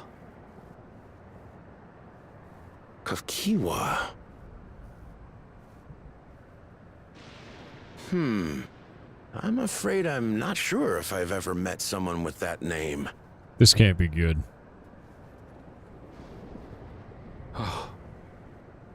Mother Big isn't Jack, here, thank you for the 3 gifted subs. Enjoy your mount, man. but it's a relief to know at least some of the people of Yasolani are alive and well.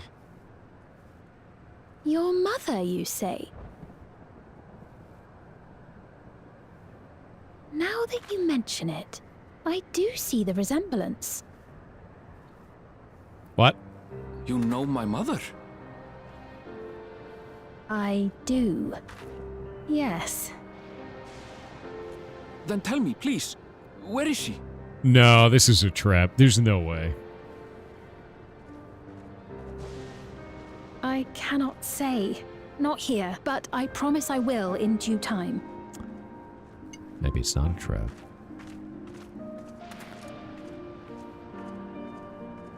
I have a question, Pepone. Do you recall what happened the day the dome first appeared? It's because of the guard, yeah. The barrier? Well, I remember fixing a shelf that had collapsed after a terrible earthquake. Then the ground began to tremble. There was a brilliant flash of light, and then... Forgive me, my recollection of it all is rather poor. You needn't push yourself, Popone. After 30 years, no one could blame you for not remembering. 30 years? 30 years? As in 30 years in the past?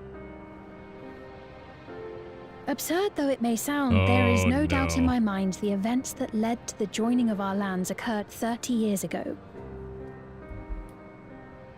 Which is not to say I understand why our perceptions of the intervening time are so radically different. We only just became aware of the discrepancy when Zoralja's military base was completed, and we were at last able to venture beyond the barrier. Zoralja's had 30 years to do this. That's why. I believed you long dead. To have the chance to kill you myself is an unforeseen blessing. He didn't even know that he was 30 years in the future. He thought that time was linear between both worlds. Little wonder Zoralja assumed our father had already passed away. It's not unlike how time passes differently in the First and the Source. The fluctuating space of the rift between them disrupting temporal equivalence. Perhaps the same holds true here, and time flowed faster within the dome.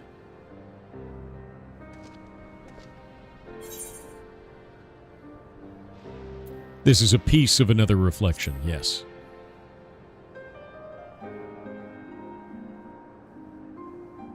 Oh, I that cannot means say for certain, but I this strongly world is suspect gone. that to be the case. That means the And people who were based here on the got Queen's written account, over. this encampment may have come to serve as a physical bridge between the two planes, after which the dome was forced into the Source's temporal flow. Oh.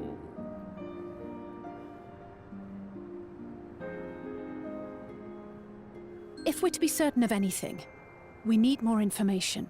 Yeah, they got copy-pasted over.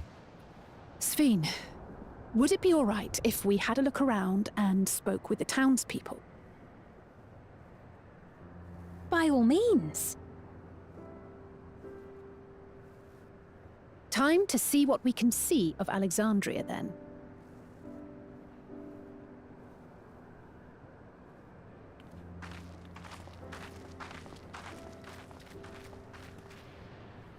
And its people. I may yet find familiar faces among the survivors from Yasolani.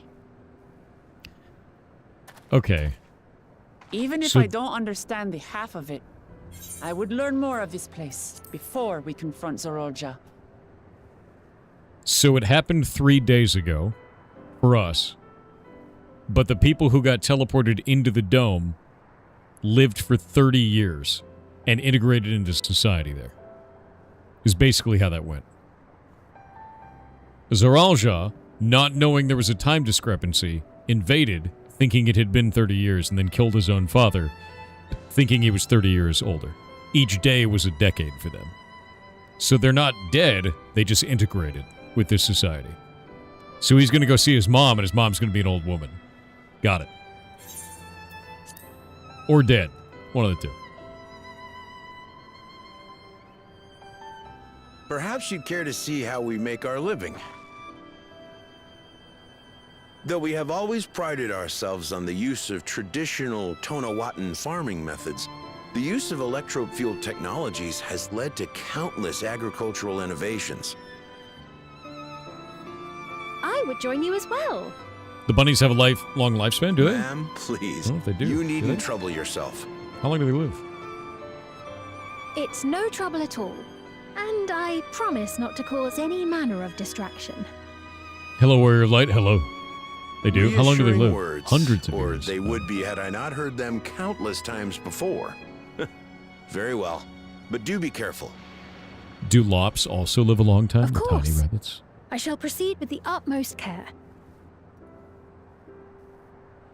Now then, if you two would follow me, we can begin the tour. Yeah, because Vera live a long time, but lops, they're like small rabbit people. I did the slash visor so you can see it.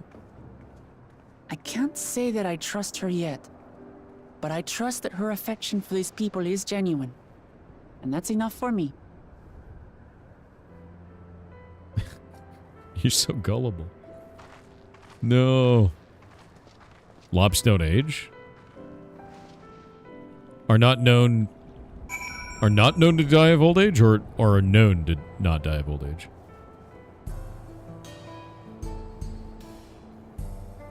Lops don't age. Okay. So the smaller they are, the more powerful they become. That's horrifying, considering red is in the community. I don't like that. That's bad.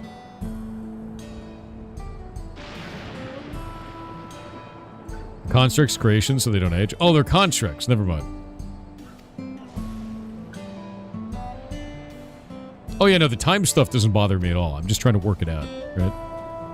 That's the biggest thing for me is like I'm cool with whatever lore they want to lay down. I want to understand it, you know. Red is too small to be a threat. Yeah, just don't let her have a sandal. Dangerous.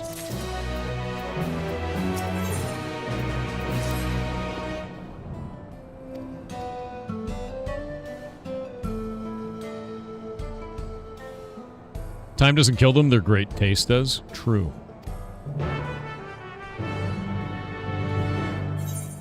Lop stew, dude.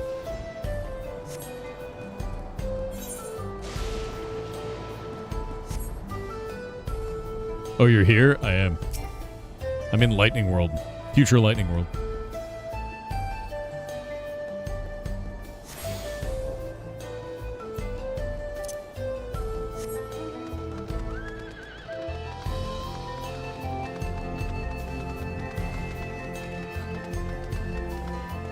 Wuklamat isn't really being gullible. She's basically operating on the people of my homeland trust fiend. So I hear them out. At least for now. Yeah. I feel like she would be more emotionally distant because she just watched her father get murdered by her brother who gained all this power specifically because these people gave it to him.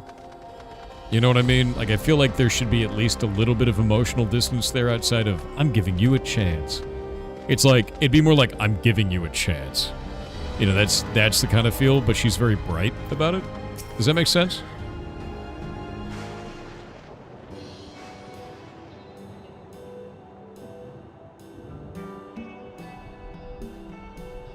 Oh, Vera are the only outlier. They live a super long time. Really?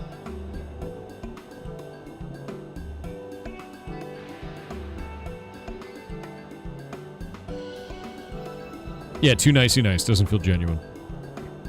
To be clear, they also felt like Stepford wives at first. Where like you're like, they robots? Why are they so happy? You know? Yeah, she should be more about like, I'm deciding if we're going to go to war with you.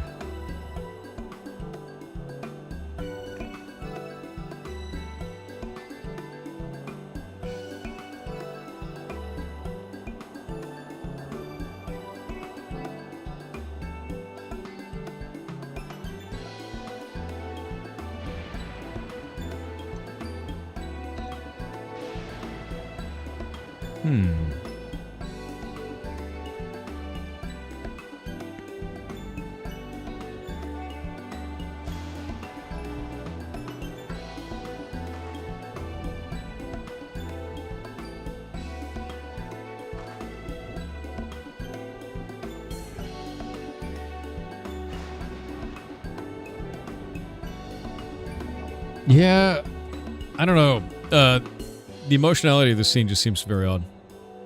The pink digital eyes are very funny. Yeah, you can change them too. It's great. Not everyone responds to trauma the same way. Sure. I mean, at that point, you're trying to state that she's in shock and, you know, saying happy-go-lucky things. It just feels odd to me. Is that a problem with modern society? Can being too nice be misconstrued as fake? I don't think it's a problem with modern society. I think if you have a situation, like, think about it this way. We're inside of a strange world that we just used a train to blow up a hole in it. One of our characters, their whole family is missing. It was part of the village that this thing overwrote. The other one of our characters, her father just died in front of her because her brother killed him using the technology that he gained from these people. And then we walk in there, everyone's like, wow, we're the best friends. You guys are great. Like... The happiness does not fit the emotional tension of the situation. That's why it's awkward. That's why it feels wrong. Because this scene should be very emotionally tense. Yeah. You know, someone on YouTube was talking about it. That's why I feel that it feels a little off. And that's why it felt so off where I'm like, are they tricking us? Is this a trap? Because this is very odd.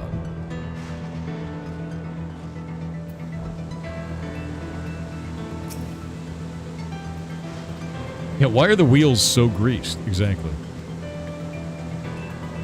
Alright.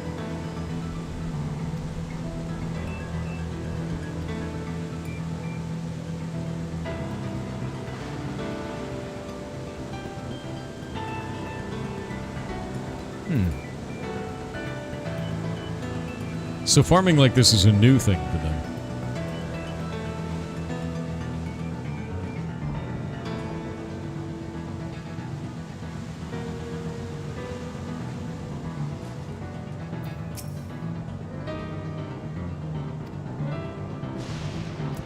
What did they do before this? How did they live in a world overrun with lightning? You know?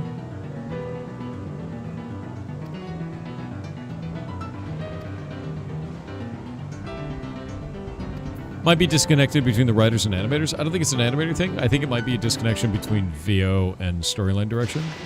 Because voiceover is lacking that kind of inflection there. And if you read the words as written, they could be seen as untrusting, but the character sounds trusting and happy. Does that make sense?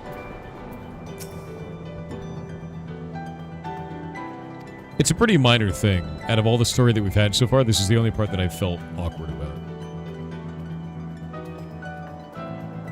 Yeah, also, everyone in this world has like a revival thing on their head, and I want to know how it works. Yeah, it's hard to convey intent. VO direction issue is how I feel about it overall, yeah. Which I don't think it's that big of a deal. It's more like, I like talking about this stuff because we can discuss it and it's cool. And I think the one thing that I've realized is I like our community a lot because I can sit down and be like, hey, this little thing feels awkward, and then we all kind of discuss it. Where if you say that anywhere else on the internet, a lot of the times people just go, you said the game's shit. It's like, no. This one little thing is a little weird. And I had a bunch of fun otherwise. You know, like, it just gets too black and white. You're awkward. Yeah, exactly. You're a tell. I said that so many times to Gurn. Gurn and I were saying you're a towel at each other like the whole time at DEF CON. You're completely wrong and hate the entire game. Yeah, exactly. Anyone would have been hard-pressed to deal with such a thing. Alright. Alright. We have talked to all of the farmers and learned about their new technology. Is there any games with VA in it that seems like it was poorly done? Oh. I'm trying to think of the worst example.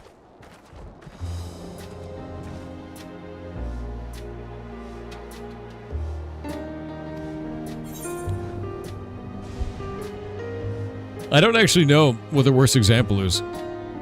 Because, like, I've seen a lot of games that have, like, really awkward VA. This is not it, you know? Oh, you know, Beast of Reincarnation is really awkward VA. Yeah. That's a really weird voiceover in that game. I think it felt... The word for it is, like, jilted. Or stunted. I can't come up with a word for it. It was very awkward. It's a new game, too. We played it the other day, and I actually bounced off of it. Like, I played it, and I liked the combat, I liked the world building, but the character interactions were so awful feeling. And the more that I think about it, the more that I realize, like, how much I didn't like it.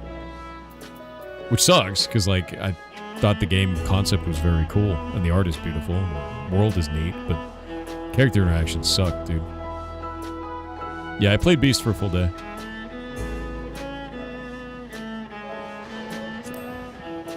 Everything was surprisingly normal. Yes.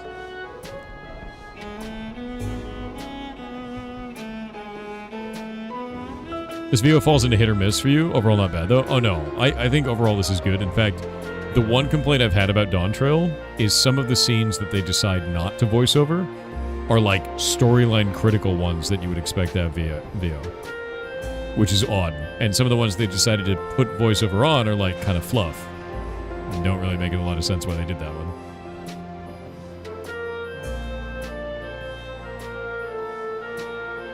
That's been a problem since A Realm Reborn.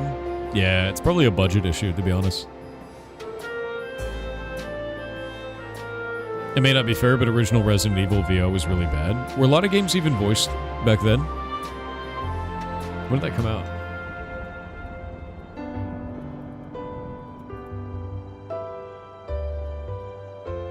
was 1996. There were not a lot of voiceovers in games back then. Yeah. That's probably why it sounded weird. Remember Titus's laugh in Final Fantasy X? I wish I didn't.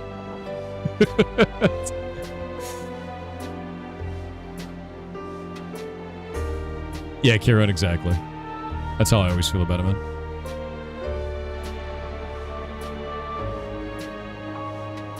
Do you know how much of a difference money-wise it would be to VO some of those lines? Well, it depends. Final Fantasy XIV. Let me actually look.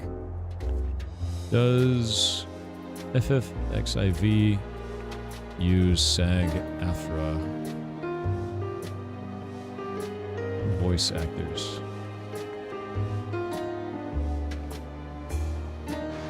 Oh, they use SAG-AFTRA members. It costs them a shitload of money.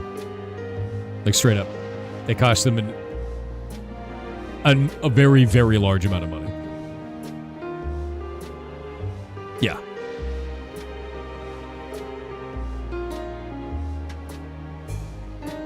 It's English voice recording primarily through UK-based agency Side UK rather than US-based Union-tied studios directly targeted by historical Union actions. So they do use SAG-AFTRA, but they also use Side UK for some of them. I don't know how expensive Side UK is, but I know SAG-AFTRA actors are incredibly expensive.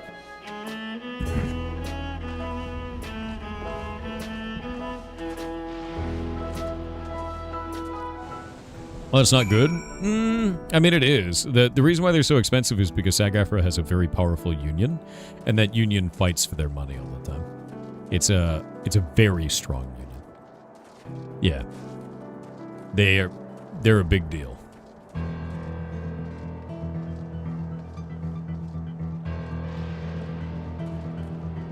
Yeah, Zac Efron, dude. You're so dumb, dude. I swear to God.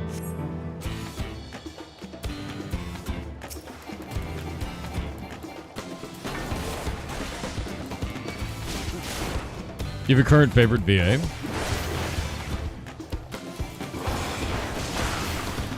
Let me think about it.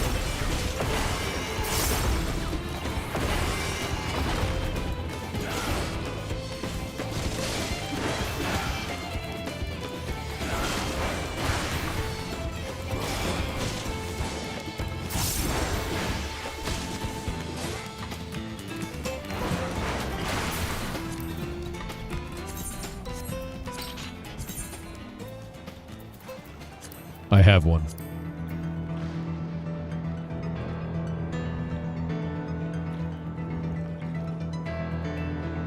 Who does it?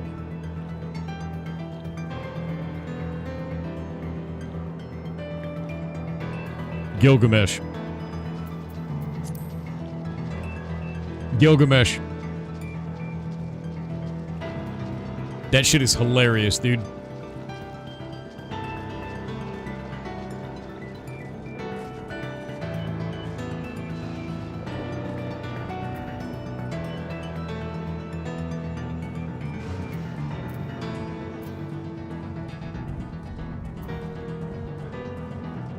Have you seen the Gilgamesh one? Hold up.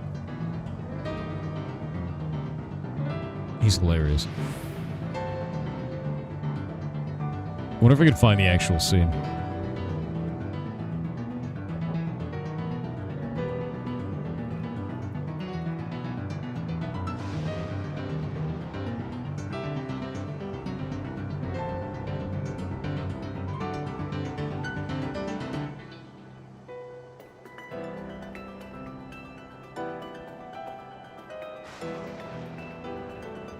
Yeah, I like Gilgamesh a lot. I don't think he got enough lines, but he's funny as shit. Oh, if you're talking about VA in general? Ooh.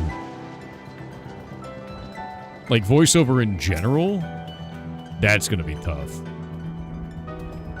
All Gilgamesh from Final Fantasy is the same guy, is it really? I'm trying to think of my favorite voice actor out of all of it.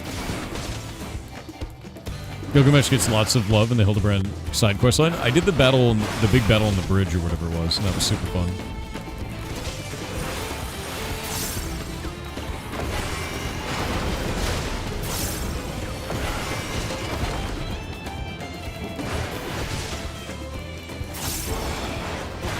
Yeah, I'm trying to think of like who my favorite voice actor is, and I don't know if I have one, man.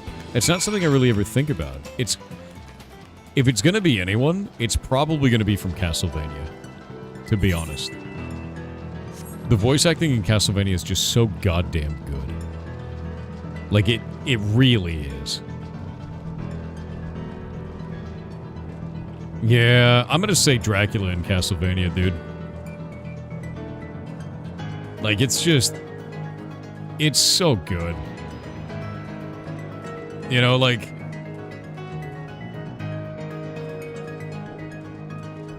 Castlevania anime is incredible. It's one of the few times where I found, like... Oh, we got ads. It's one of the few times where I found, like, media that is, like, a TV show or a movie or anything like that made from from a video game that didn't suck.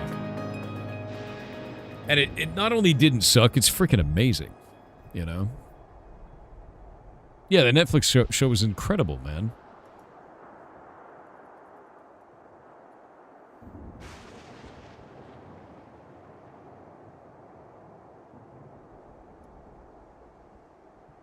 Wait, not ads. You got an AI ad about data centers? Eat it. Eat the data center, dude. You need to rewatch that in its entirety. It's amazing. It's really goddamn good. Oh, you know, Berserk is nuts. If you can handle horror. If you can't handle horror, there's a good magical girl anime called Madoka Magica. It gets really good on episode 3.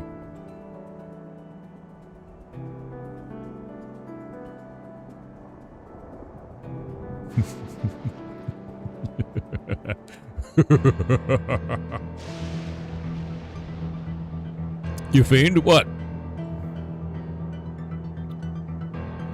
It's certainly one way to say it, I know, right? Don't believe his lies. Why would you do that? Because it's funny.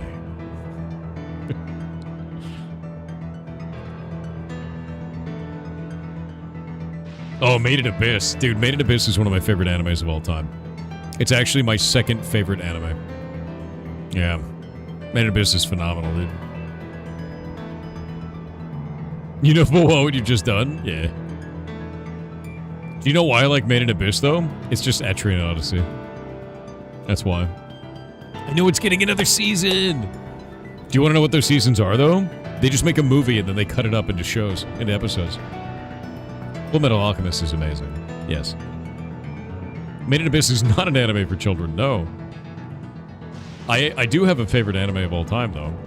And it's not a standard one. It's not one that, like, everyone's like, I like One Piece. I like Trigun. Mine's the weird one. I like Afro Samurai. Is my favorite anime of all time. It's phenomenal, dude.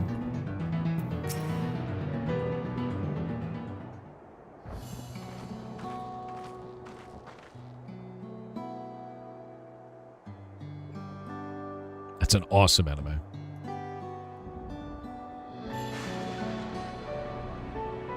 You seen Violet Evergarden? No. Never have. You start One Piece? No, I'm doing that this week. I never played the Afro Samurai video game. Never did.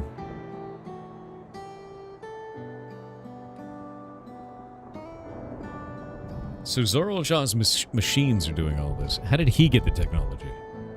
Wait. Oh, he got it from the Golden Temple, didn't he? The Golden City gave him the technology. And he used that to take them over. They didn't have all this tech before that. And then over 30 years, he transformed their society using the technology he got from the Golden City. Oh. You watch Children of the Whale? No, I haven't. It's sad. Have you seen Grave of the Fireflies? That's a great way to just cry your eyes out over a weekend.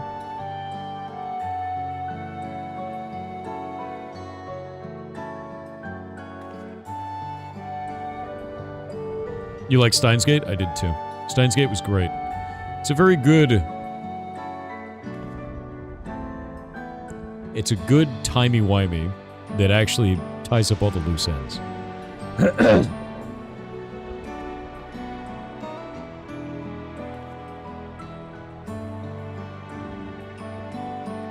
You grew up with Secret of Nim? Secret of Nim was amazing. Very, very good. Fern Gully too, man. Secret of Nim scared me. The Rat Mage in Secret of Nim, the old one, scared the shit out of me as a kid. Yeah, Nicodemus, that's the one. Gully was amazing.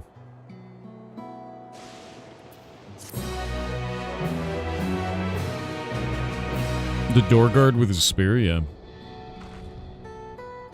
I grew up on things like Secret of Nim and Princess Bride, Labyrinth, Time Bandits, shit like that.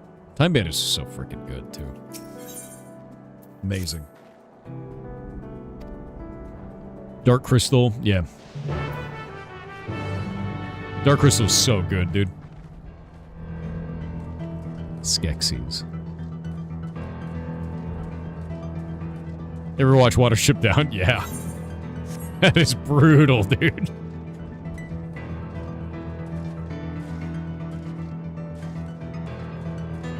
Gelfling. Gelfling. Yeah.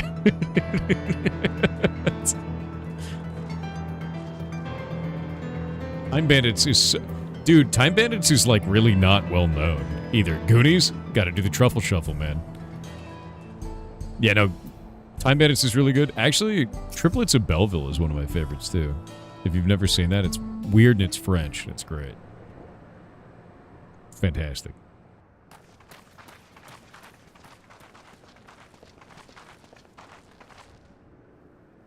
What's happening over there? Goonies is so good. It's nearly time.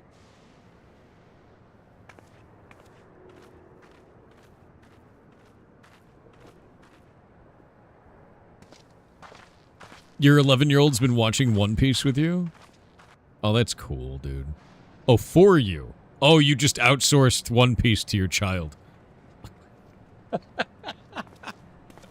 And then he gives you summaries. I'm glad you could make it.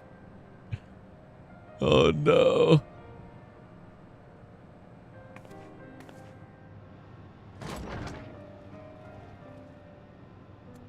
You only watch some of them. That's hilarious, dude. Are you with us? Oh, my Queen's God. Fiend's come to see you. Never heard of Ice Pirates, no. The bracelet. We're here, Namika. Everything is going to be all right. Oh, shit.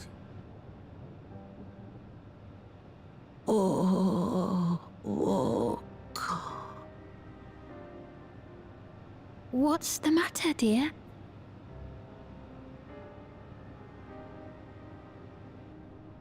Yeah, the realization, there it is. It can't be.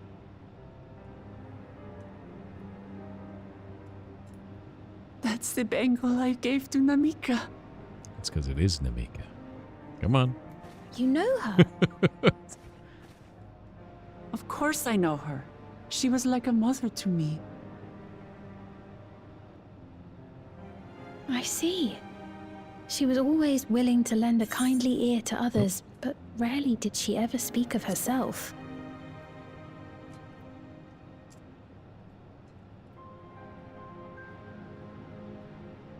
Is it really you? She must have arrived shortly before the barrier manifested. For us, it was perhaps days, but for her... It was 30 years. Namika, it's me. Wuklamat.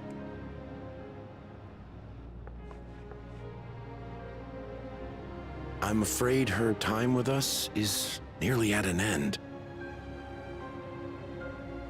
What, do they keep rebooting her through the brain, like, computer? Like...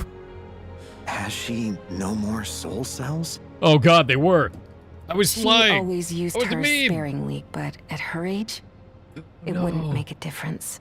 That's not supposed to be real. It was a joke, dude. What do you mean soul cells? God damn it. Ma'am, the ushers have arrived.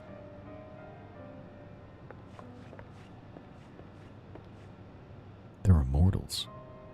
Or near immortals. Jesus.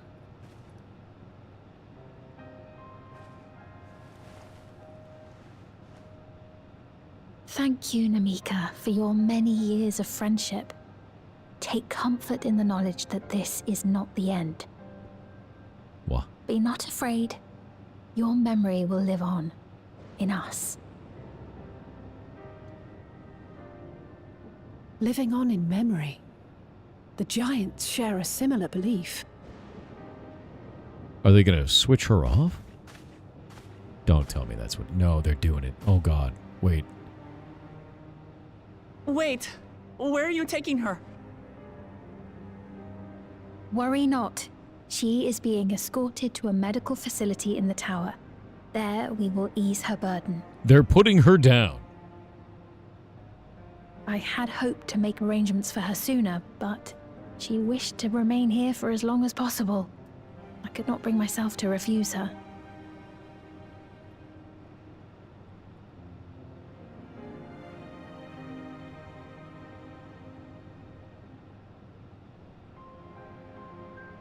Wait, there's no other old people. Is there any way I might stay with her for a little while longer?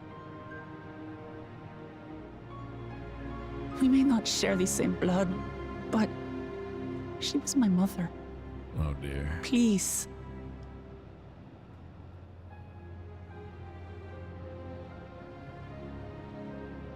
This is very Soylent Green, yeah. Let us give them some time alone. Very Logan's Run moment.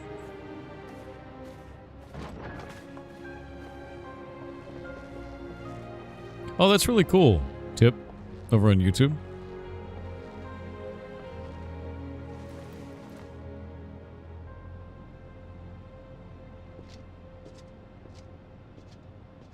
I like how my character's like, I'm a head out.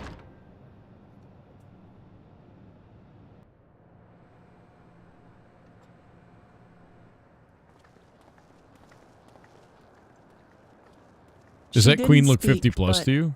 I'm grateful that I could be with her at the end. Thank you.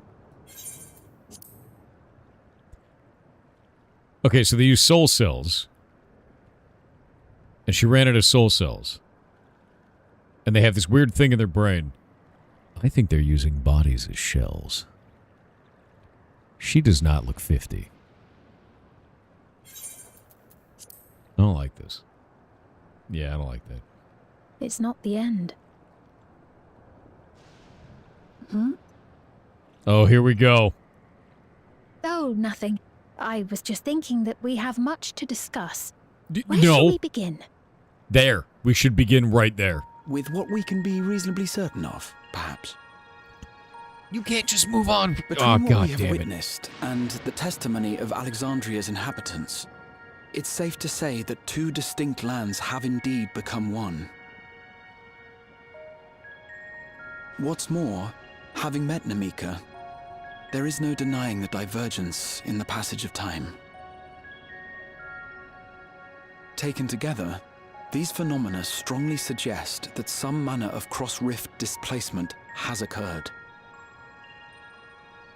Specifically, the displacement of Alexandria from another reflection to the source. It does seem the most likely explanation. I don't like it.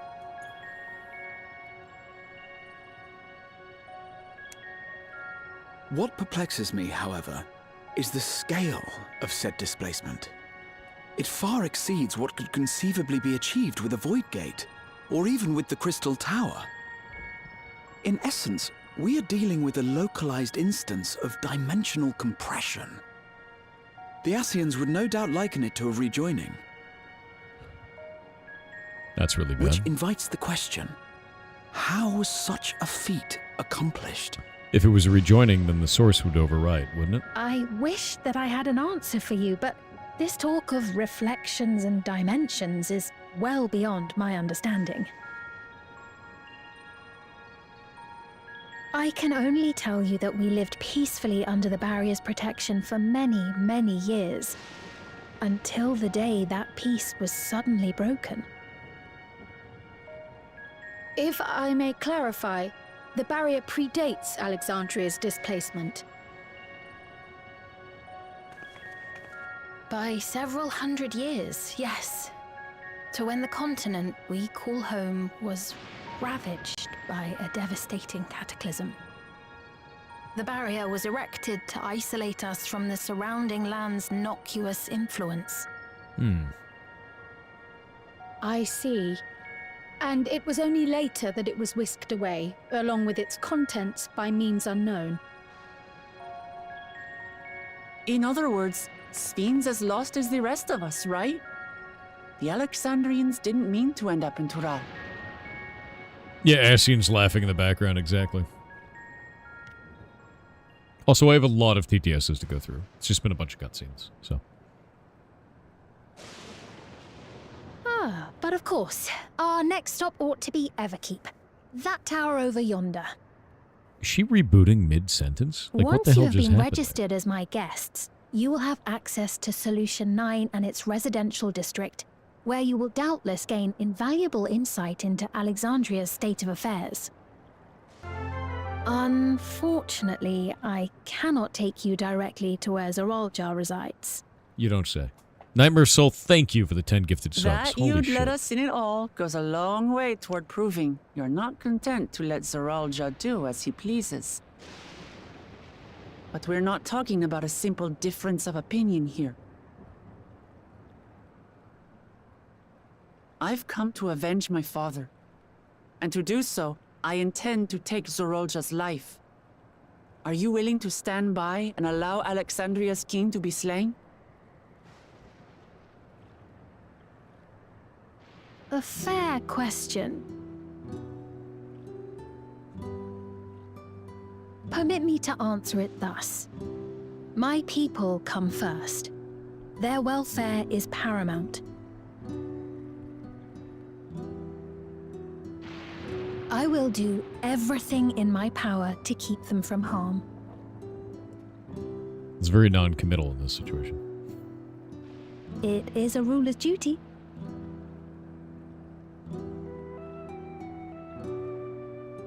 Now, I am off to register you at Everkeep. It may take some time, but you shall find the entrance open to you in due course. Oh, and ere I forget, your mother, Kafkiwa, you might try the Thunder Yards to the east. The Thunder Yards? Is that where she is? I'm afraid I can say no more than that. Make for the Thunder Yards, and all will be made clear.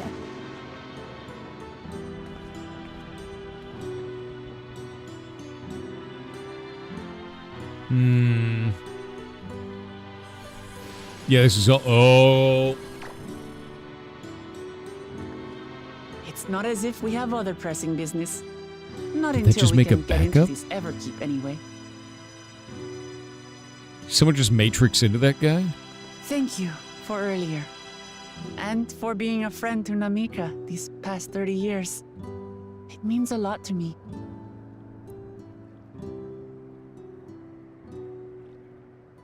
Uh-oh.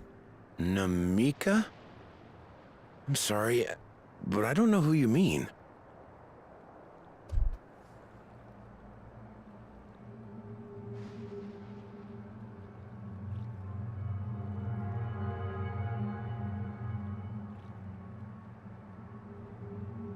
What? We were This is just with why. her. If this is some sort of a joke, it isn't funny. This is why they're so I don't mean to give offense, but I honestly have no idea who you are talking about. I'm sorry. Sorry, How can you not citizen. know You've had who a bit she too is? much to think. What? You're in charge here. She was under your care. Then in all likelihood, my memories of her have been stored in the cloud. What?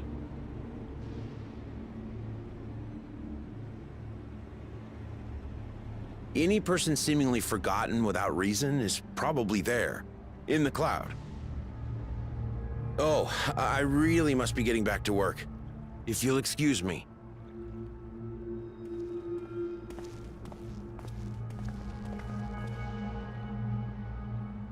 I don't like that. I don't like that. I don't like that.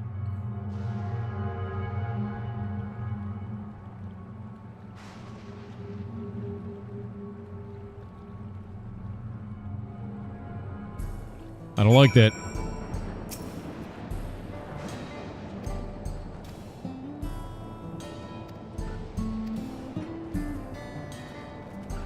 I don't like that. Yeah, it's a full mind control kind of situation. That's bad. It's weird.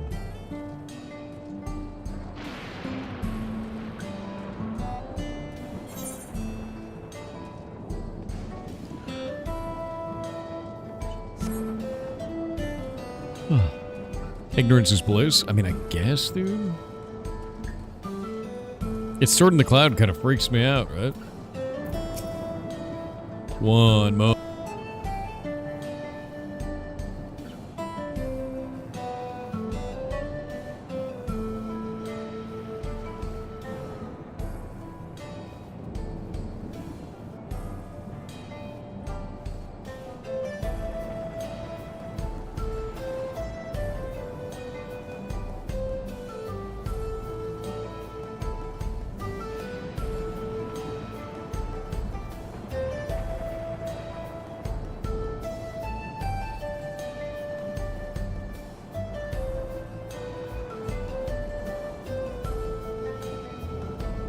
And I'm back. So, I guess it kind of makes sense, though, because they're all way too happy. Right?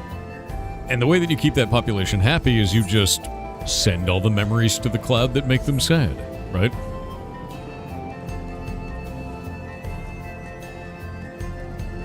Oh, sorry, sir. You've heard a bit too much to think.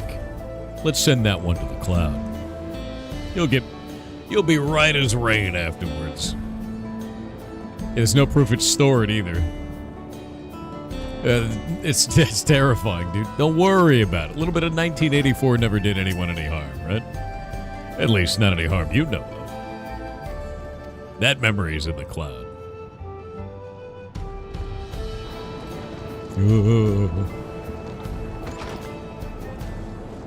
Making a cloud of depression, or any thoughts of going against the king? You know, if you notice something, the queen isn't wearing one of those memory modifiers, is she? Everyone else is, though. Wonder why that is. Why she's leading a rebellion at the same time.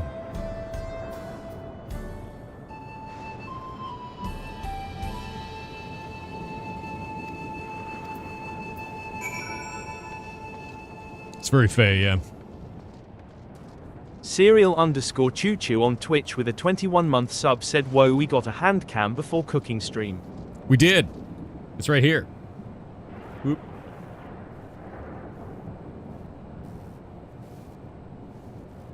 Whoop. It's actually an entire tripod standing on a desk right next to me. It's hilarious. Aristotle2600 on Twitch with 300 bits said, "Hey Thor, are you familiar with Only Moms? If not, you should Google it right now." No. Tell me where it is so I can avoid it. That was the photo? No. They're right here.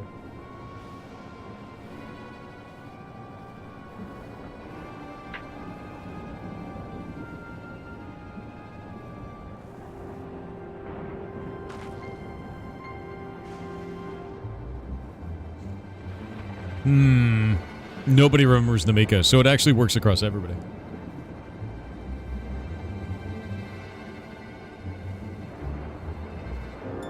Yeah, I stopped Googling things after I saw the oyster with human teeth. It's terrifying. VBan Coding on Twitch with a 29-month sub said, "Morning." Good morning. Hope you're having a good one, dude. Ian the Woodchuck on Twitch with a 10-month sub said, 10. 3 more than 7. Thank you very much. Mitsunari on Twitch with 300 bits said, "Good time zone kitten software. I have a great electro swing song for you. It's the Talil All Day theme remix. Search for Pulse 2 Morrow's Might. It is such a great song, sadly not obtainable in game."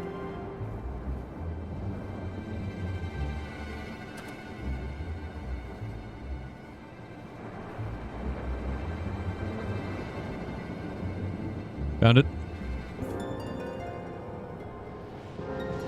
Oh, wait, no, I found a remix of it.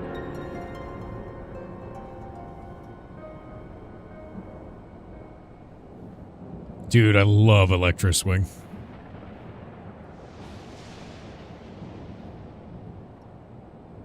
The remix is the right song. I love Electro Swing. No, that song rocks, dude. Electro Swing is my favorite genre of music. Hands down.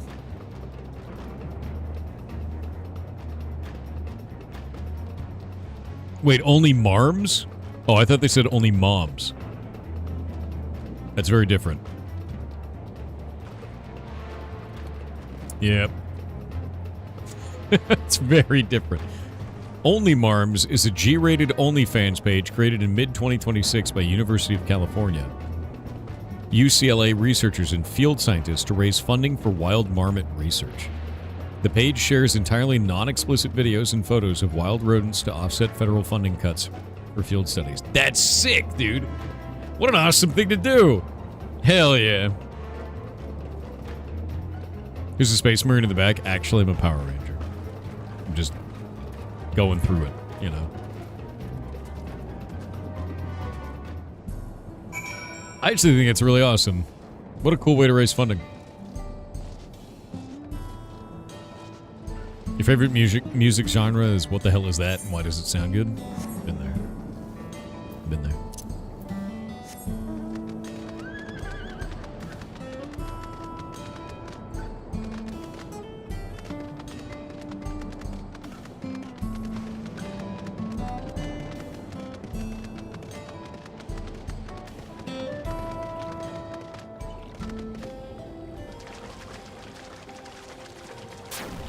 The armor's diable. Oh, wrong button. Sartrian Penguin on Twitch with 1000 bits said it's another trip around the sun, and I'm reminded again of how thankful I am for your channel. I was manual labor my whole life, and a stranger on the internet gave me permission to suck at the things I wanted to be good at. You damn right. This year I'm finally building my portfolio with all the cool things I've done, and my first applications will be out in a month or two. We may be goblins, we're definitely goblins, but I'm grateful for it. Proud of you. Really proud of you. Keep it up. Hell yeah. What is this, Rainbow Bright Mount? If you give 3 subs to the channel, you get it. You get a code. Ah, that's awesome as hell, man.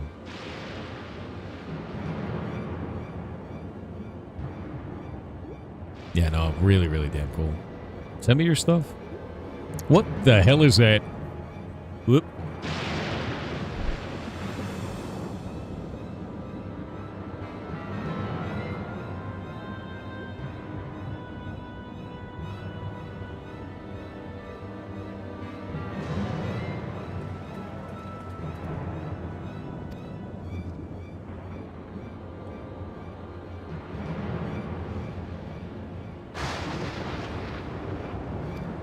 Alright, so there's mines we have to go to? Okay, so he'll know all the locations of everything because they were here in the source world.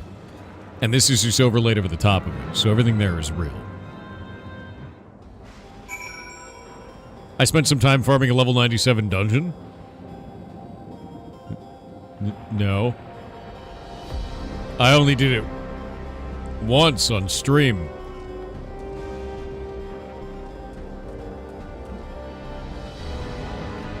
Cyber Smurf on Twitch with a 16-month sub said go away button.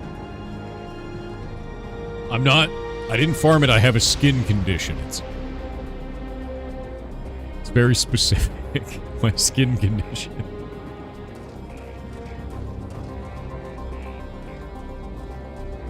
Don't worry about it.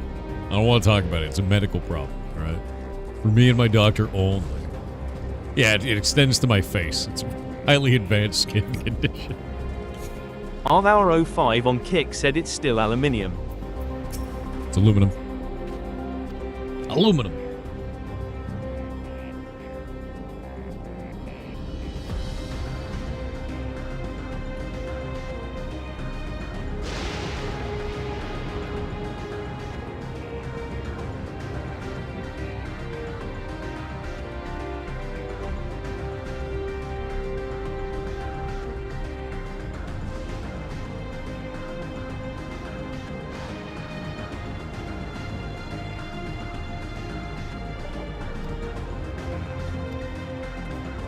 Americans wanted to be special and different? No, it was originally aluminum, and then they wanted to change it to aluminium, and then they decided to change it back to aluminum. Americans stayed the same the whole time. You guys are wishy-washy. Whole rest of the damn world. And you want ananas, which is just one letter away from a banana. Pineapple. Is that myth? No, it ain't. We talked about it on stream. You're a myth. We still going on about aluminum? Yes.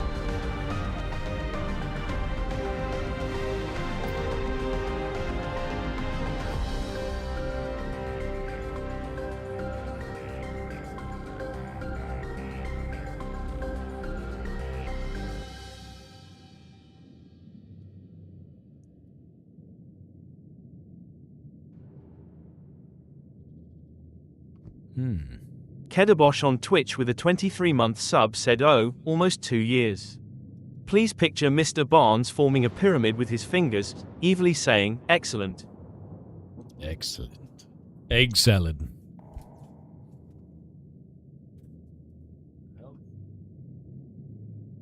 Ah, man. 1 sec.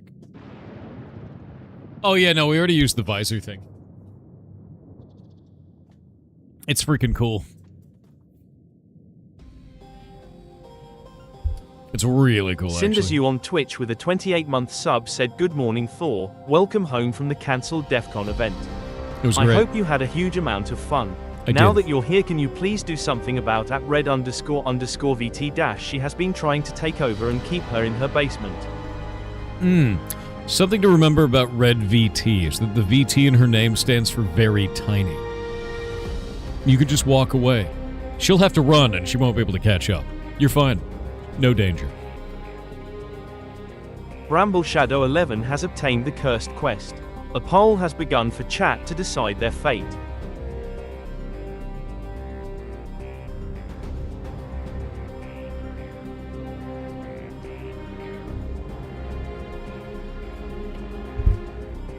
Whoop.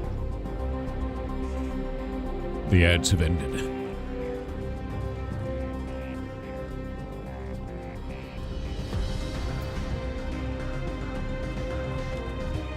The Chunkla?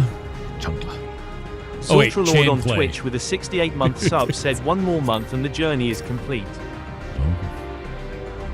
You're very close to 69 months sub to the channel. Holy shit. That's a long time, man.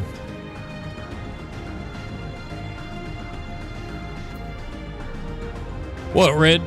Red, are you mad? Don't worry. I'm gonna make Taco's El Pastor later. Chat has cursed Bramble Shadow 11 with everybody. programming.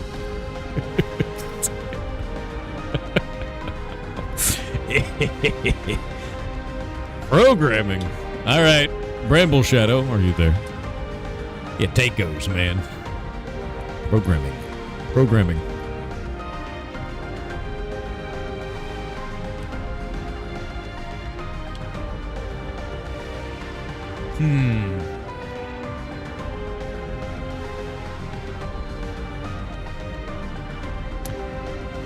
Here's what I need you to do. This is going to be really funny. I need you to write a Python script that can read an image and then output that image as an approximation of ASCII to convert my face into an ASCII face. And I know you could do this. We've had this done before. I believe in you. And you get to work with Python, which I like that language. You can have fun with it.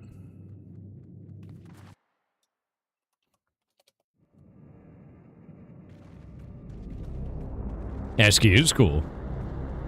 You might have to convert the image into a bitmap, depending on how you handle this. But I know you can do it. And it's something that a newbie can do, so do not be terrified by this. Ugh.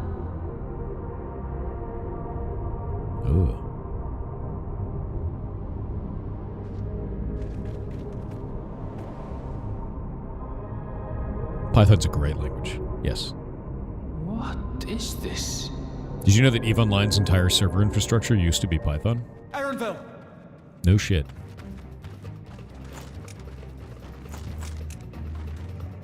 A trap? It was actually stackless Python, originally. Completely insane. It really is you!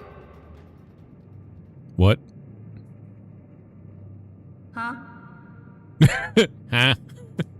Who? I just have to get a look at you in the light. And I can still hardly believe my eyes. But it is you, my darling Elderspiel! What? My darling, what now?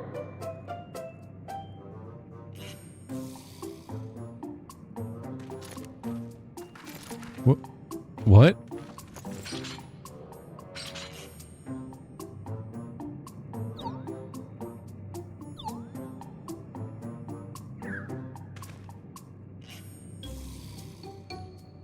Oh, it's so good to see you, my fussy little bun bun.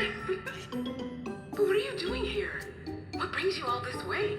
His mom's in the cloud. Fussy little bun bun's gonna stick, dude. That's forever.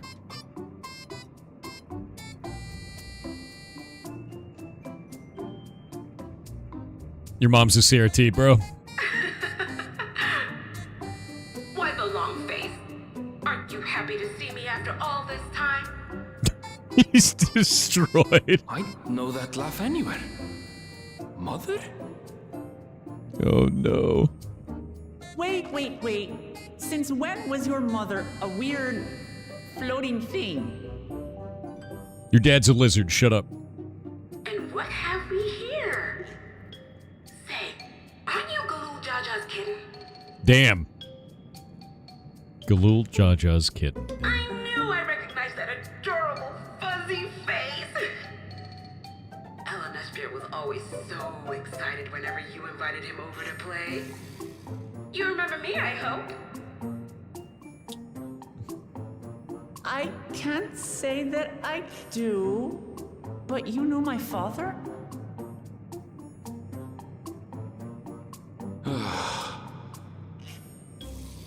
Appearances notwithstanding, it would seem this is my mother, Kafkiwa. I'm sorry? Oh, this won't do. Come in! Friends of my Elderspiel are always welcome. All I ask is a little forewarning, but no. Cool gun, by the way.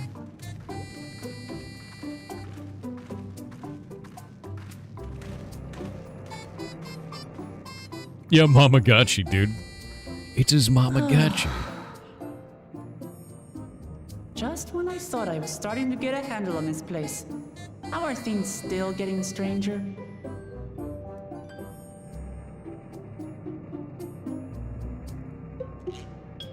Benediction, enjoy your gift, your mount, if I could talk, and thank you for the gifted subs, man. This is indeed my mother. I can think of a few people in the world quite so spirited. All right. Yeah, we need to find out why she's a robot, dude. Like, that's mission 1. Why are you a CRT, Mom? That music's sick sounding, actually. It's got, like, lo-fi in it. Kind of had, like, some weird staticky effects. It's really neat. Sick.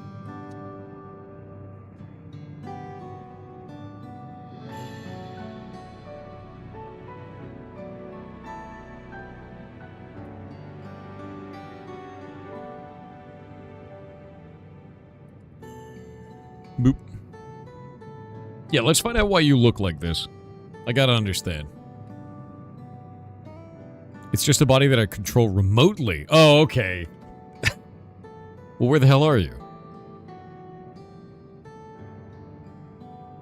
Members of a resistance organization, Oblivion, we call ourselves. Goal is to thwart Zoraljaw's ambitions for conquest. Okay, so she's alive somewhere.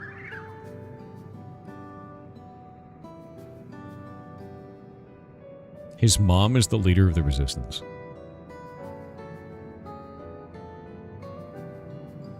All right.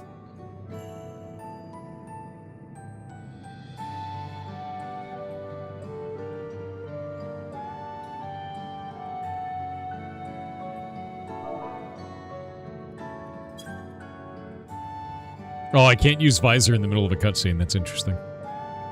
It snapshots the way your character looks.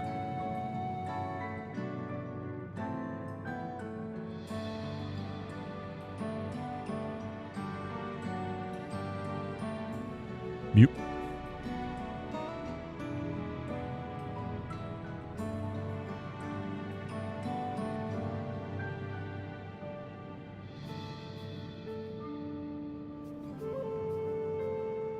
Yeah, it's a monitor inside of like a bubble.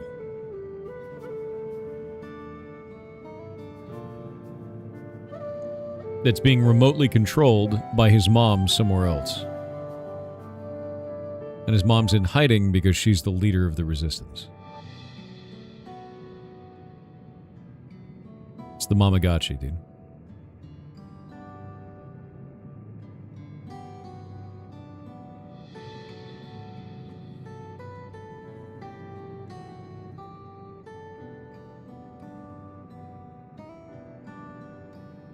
It's super weird.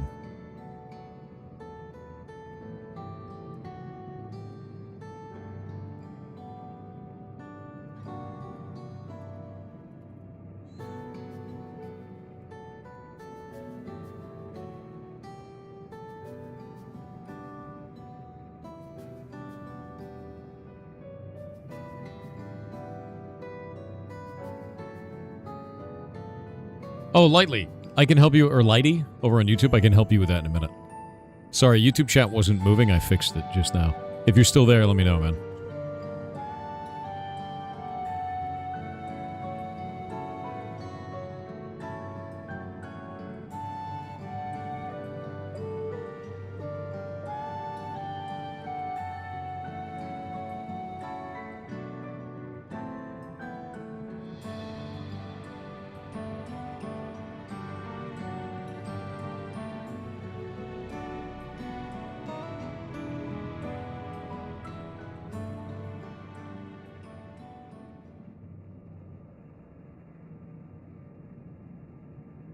Yeah, if you work well enough, they raise you from the dead. But if you don't... You know what this reminds me of? It reminds me of Warframe. We all live together. You know what I mean?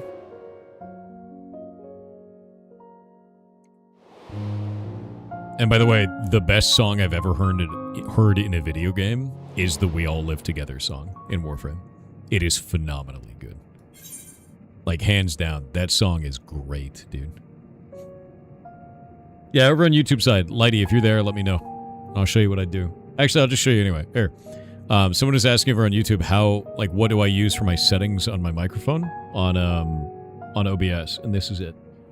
You right-click on mic, and then you do filters, and I just turned on RN noise, and that's it. If I do this, you can see how good this is.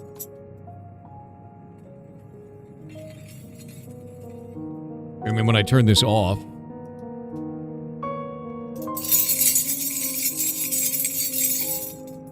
it's a pretty massive difference, and that allows me to not make a ton of noise all the time.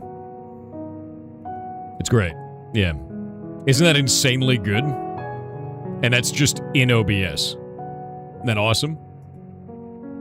It's the RN noise filter directly in OBS. It's how I stop noise from my room without putting up, like, foam and shit all over the place. Does it block fart noise? No, your farts are so loud that they actually reach my microphone anywhere in the world. It's really surprising, actually. You need more keys? All right. But you want the jingle jangle? True. Yeah, it's just the noise filter. It's just really helpful. So some shiny things floating? True. Oh shit, I'm about to hit level 50 defense. I've rebuilt my hardcore Iron Man character. He's back. Feel really good about it too.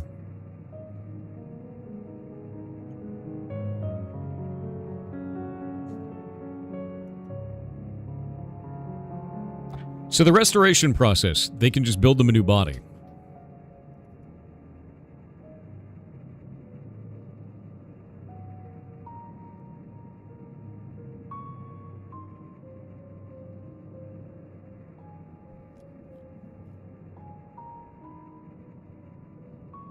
So they don't even know when somebody dies.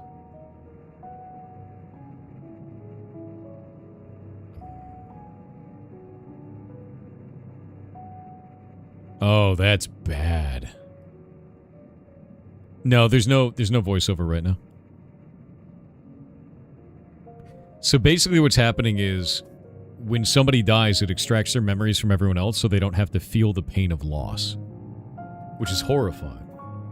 Do you use any mods? Absolutely not. I know it's against the game's rules.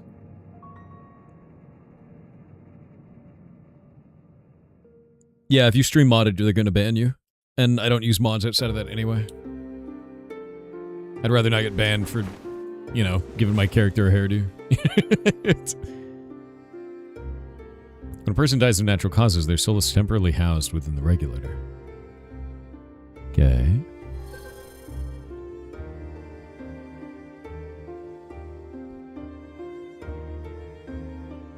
Delivered to a facility where memories are separated from the soul.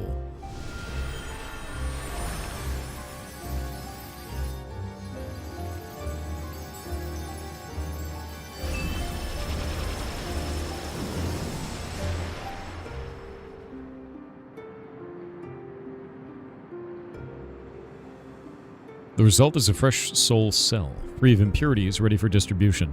Wait. What do you mean free of impurities? They take a soul and they remove all its memories?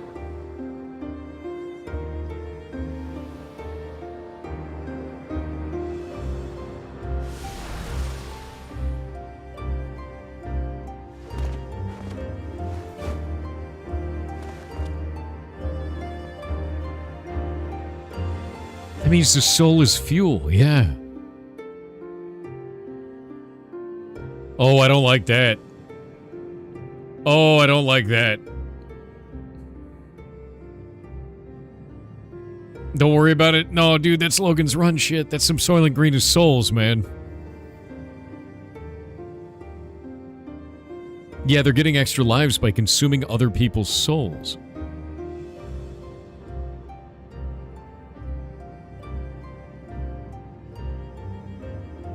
Oh, what the hell, dude? And your memories are stored in the cloud. And they don't even remember the people that have died that have turned into this currency. Oh, this is grim, dude. This is the most dystopian shit.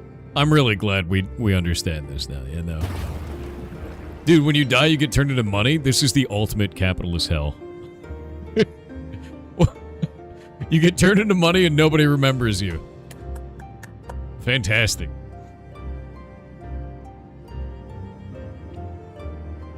Yeah, this beach episode took a dark turn, man.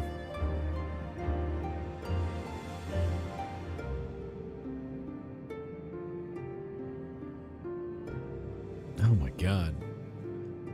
People are free to go without the regulators if they wish to. They just decide to wear them.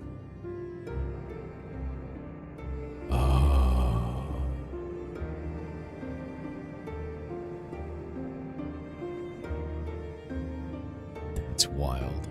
He uses mods? No, I do not. Absolutely not. I ain't about to get banned, my dude. Alpha kind of pointing in my direction. No, dude, that's creepy. Absolutely not. I don't like any of that shit. Everyone's scared of dying, but they forget those who do die. And then they use them as fuel to stay alive forever. Oh, that means that they want to make more babies just so they could have more lives.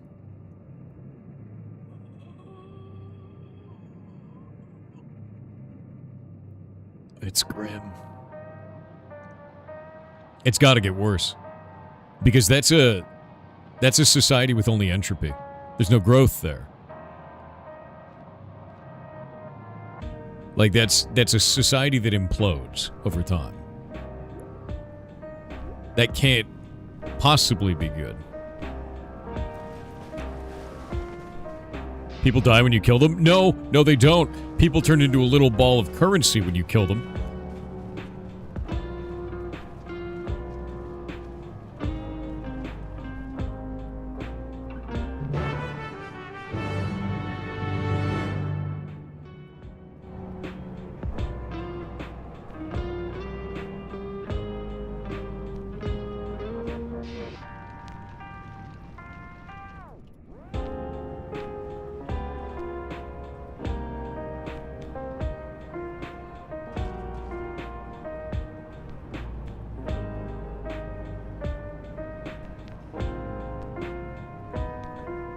Actually, you know what? I just realized what this is.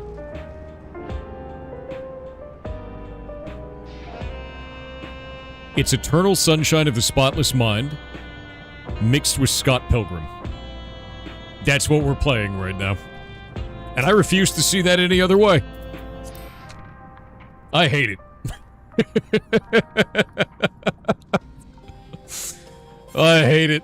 You turn into coins when you die, and they wipe memories to feel good. Hate it.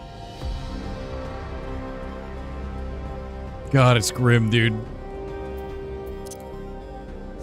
Scott Pilgrim? Yeah, when you die in Scott Pilgrim, you burst into coins. I hit him so hard. You hit him so hard, he burst into coins.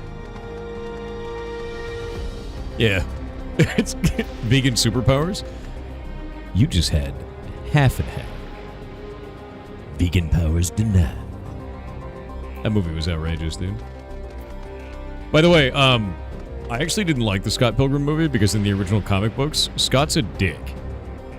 And they made him kind of a little bitch in the movie. But he's a horrible person in the comics. Like, very, very bad. Yeah. Slapped the highlights out of her hair. He slapped the highlights out of her hair. It's so stupid, dude. Verified_nutter on Twitch with 300 bits said, Thor, I missed you. It's been a very long week, please don't leave us again. Maybe some live streams next time. Take us to dinner with you or sneak us into a cinema. Lol. My dog's on fire. 1 minute.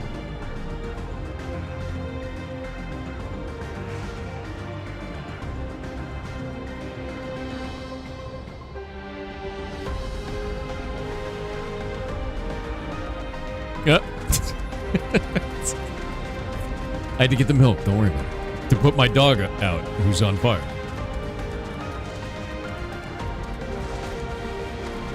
Is a Cerberus pet? I wouldn't.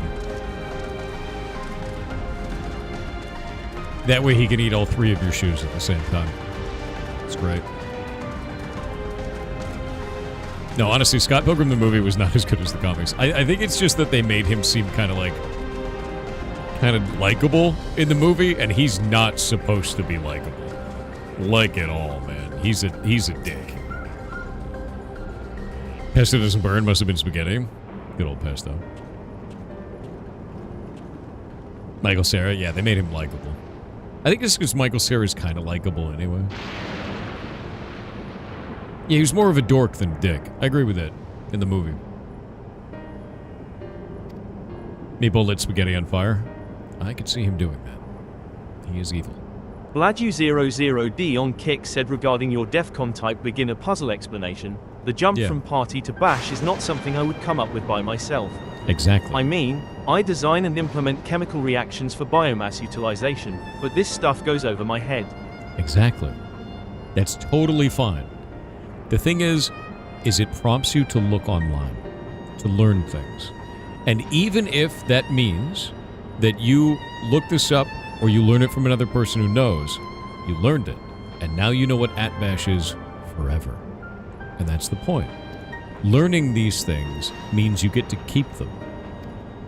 You'll notice really quickly that like a big part of who I am is trying to get you to try stuff, and it always has been. Go make games, go program stuff, go solve puzzles, go to this place. If you want to do something, do the thing. And it's because when you do it, you get to keep it forever. It's yours now, and no one can take that shit away from you. So do the thing. Clean your goddamn room, too. True. 100%. Happy room, happy life. That's how it should be. I like things not dirty.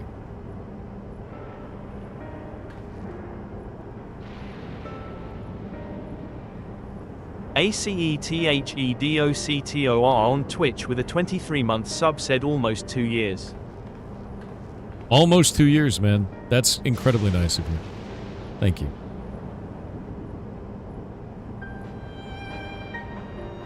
The ultimate enabler, hearing my own TTS now. I can no longer not hear party equals bash. Would you say that it was, Graveyard Smash?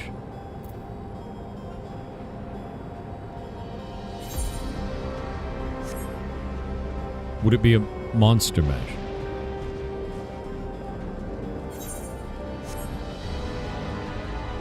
I'm learning to make websites, but not sure what to make once you're done. Make a website about your cat. Add it to NeoCities. Make the internet better. You know? That's how that shit should go. Let you start on Twitch with a 25-month sub, said 25 months. 25. Thank you very much. Incredibly nice. You make a website about a video game? Do it. When's the webpage jam? Soon. Don't worry about it.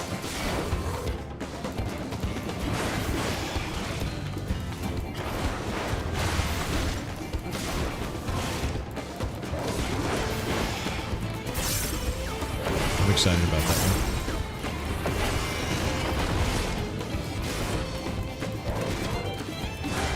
Star Wars or Star Trek? Trek. Easy for me. Star Wars lost me at midichlorians, man. Do you know why?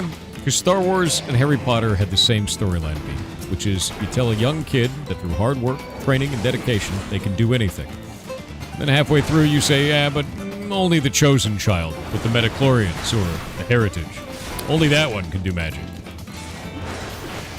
Kind of defeats the whole purpose. So I didn't really like either of those. But in Star Trek's a story about humanity overcoming their own weaknesses and fighting their worst part of themselves at all times to make sure that they evolve beyond. I love that. Like, humanity didn't stop being horrible. They just learned to control it. Also, giant cubes in space that eat all of your stuff. That's true. That is true.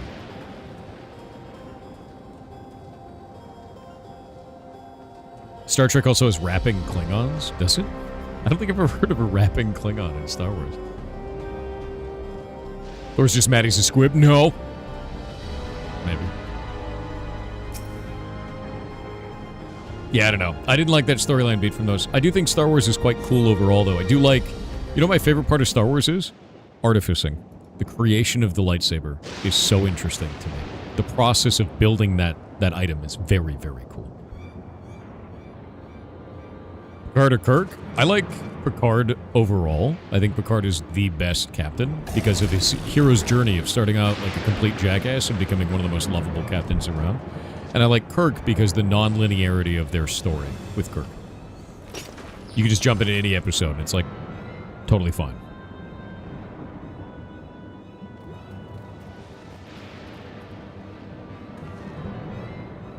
You follow the Cisco? Cisco's fine too.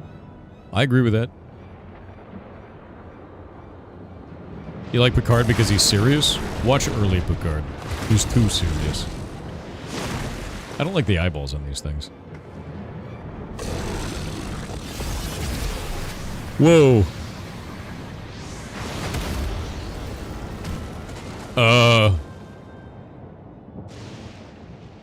This isn't Monster Hunter. She's dead.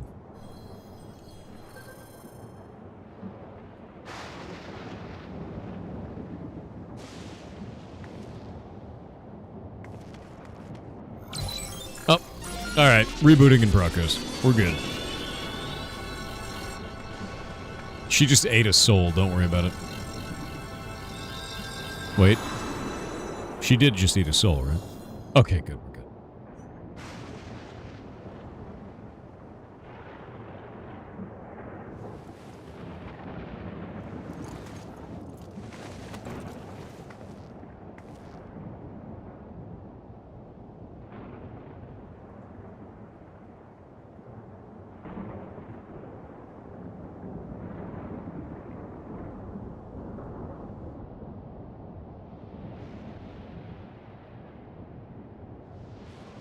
Every time you do that, you devour someone's soul. But they don't know that.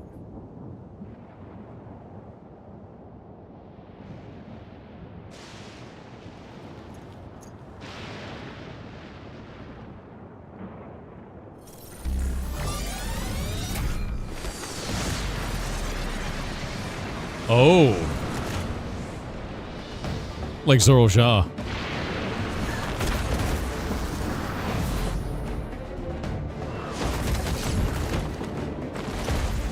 Do you think this is like vampirism where like they can take animal souls but they're not as good? Like animal blood?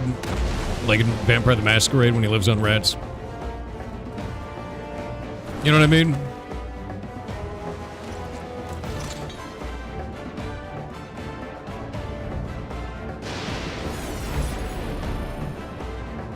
Like maybe later they could start eating souls more humanely or make like a synthetic soul or some shit. I don't like this. Nah, it freaks me out.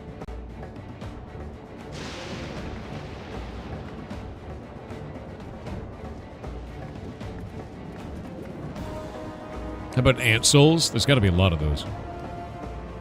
You want to eat a lot of something? Ant souls.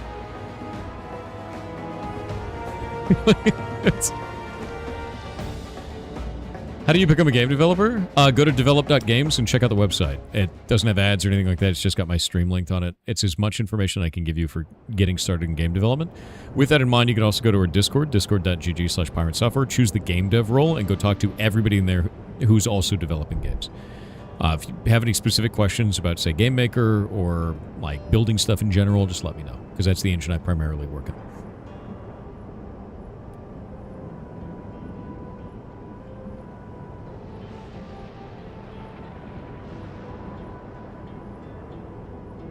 Some of the old school RuneScape clan got pet and 3 kills. Oh shit. Is anyone on that's in the old school RuneScape clan that can invite me? Actually, is Golomancer around?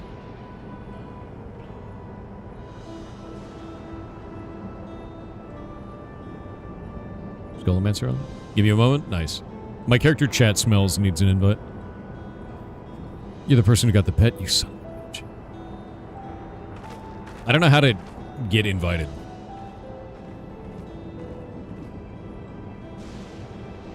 Is there any sensitive off-topics like racism, cultural fit in the industry on Discord? Be more specific. I'd like to understand what you're trying to ask. Thorso doesn't have beef?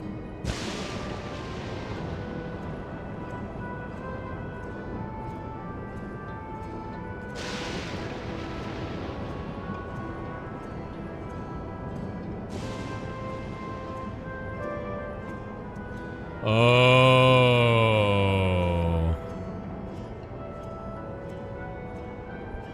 She ate the soul of a wolf to do that. You can just store them up and do that?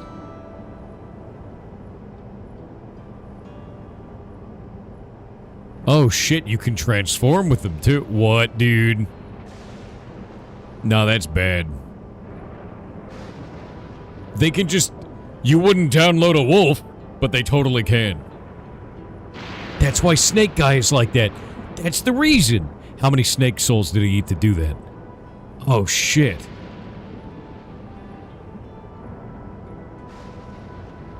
He did. He downloaded a snake. He downloaded a bunch of snakes. Is there a zoo? Are they raising animals to turn into snake men?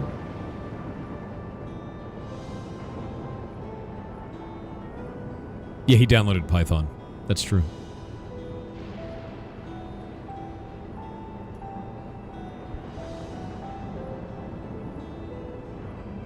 You wouldn't download a snake? He did, though. And look what happened to him.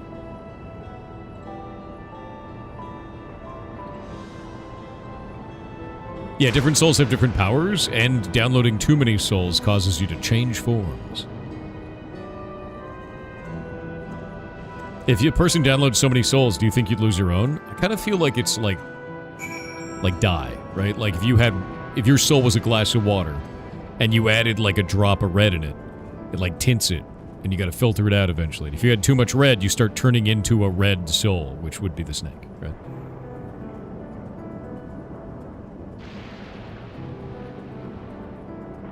And then you gotta pee it out. Exactly. Don't drop you in a glass of water, you would drown? True. Does that mean Lamachi has downloaded extra lions? Yeah, I think that would make sense, Mr. Deacon. She downloaded too many lions, chat. Makes sense. That's why they remove the memories, i.e. the dye. That makes complete sense. Once they get corrupted and download too many memories, they have to cleanse the memories. And the only reason you can come back to life is because you download somebody else's full soul. Gscout_7777 on Kick said 2 games to check out. The first one is a sandbox MMORPG called Star Reach, comes out next week and looks like it could support a rather large community. https://store.steampowered.com/app/1925650.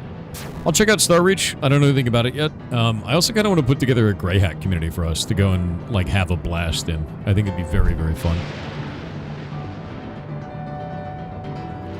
World 301 is what you're on? I'll pop over there in a moment.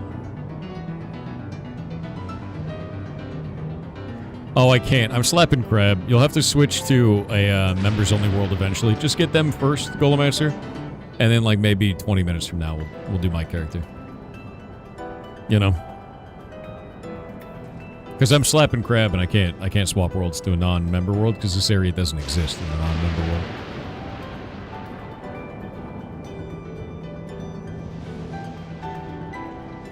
Oh, no, David C., I'm actually doing great. If you're watching over on the YouTube side, you may see, like, the least amount of people, but overall, right now, we have over 2,000 people watching this stream.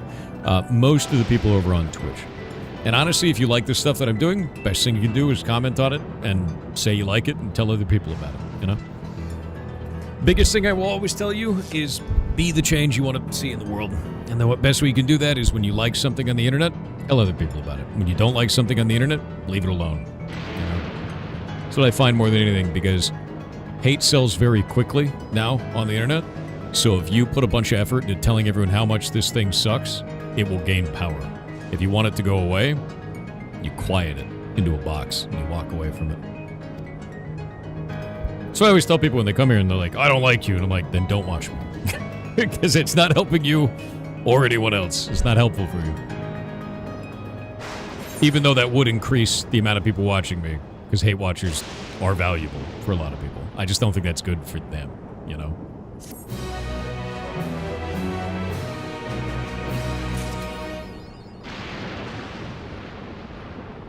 Oh, Karanama, thank you for the 3 gifted subs. Enjoy your mount, my man.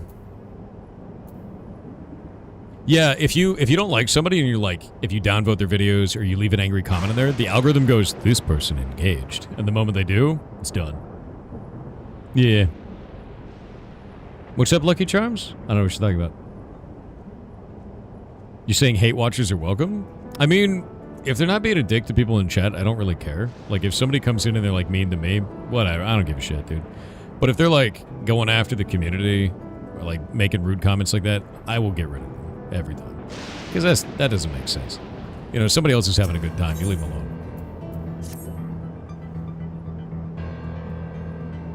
I know, right, McMatterson? It kind of reminds me of old school Howard Stern. There was a really interesting, like, interview that took place with people who listened to Howard Stern back in the day. Because Howard Stern was originally on the open radio, and then he moved over to, like, satellite radio, which is much more restricted. And they found that the people who hated Howard Stern actually listened to him, like, 5 to 10% longer per day. And the people who liked listening to Howard Stern, they said, I want to hear what he's going to say next. And the people who hated Howard Stern also said, I want to hear what he's going to say next. But the haters actually listened 5 to 10% longer. Because they were angry, and that emotion caused them to keep listening. Which is like, while beneficial to Howard Stern and his overall income, is probably not beneficial to those people. And I really think that if you don't like a certain kind of media, you don't like a content creator, don't engage with their stuff. Do something good for you, because it's not good.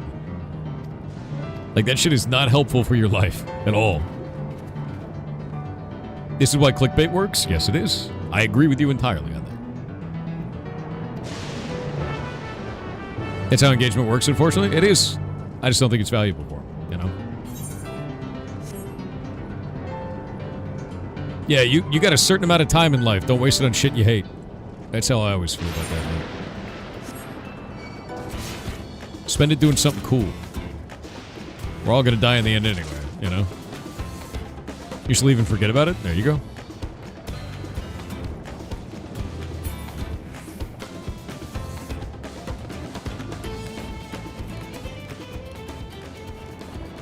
Know that song? G-Scout_7777 on Kick said the second game is Dungeon Box. It's got chat integration so we can help the story since chat only ever helps. https://store.steampowered.com/app/ Only ever helps, huh? Let's see.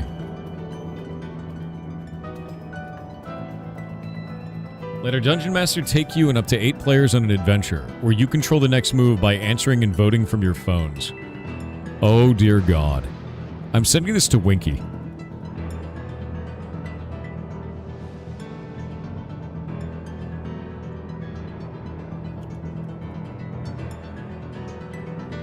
Hey, you wanna let chat kill us in a dungeon sometime?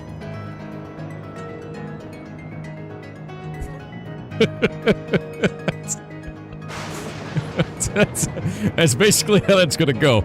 So, yeah, I'm down. That sounds like a lot of fun.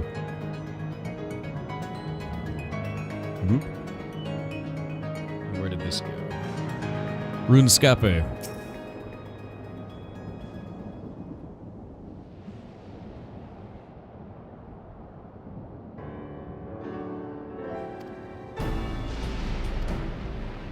Yeah, I don't know, man. Going to DEF CON made me feel really good. So. And for all you guys who said hello to me out there, you kick ass. Thank you.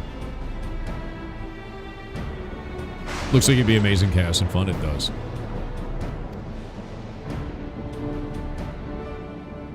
Want to play some Risk of Rain 2? Risk of Rain 2 is very fun. Like, really, really fun.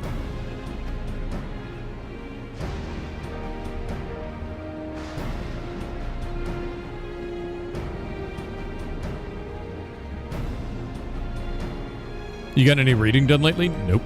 I've been very busy this last couple of weeks. I had to travel twice.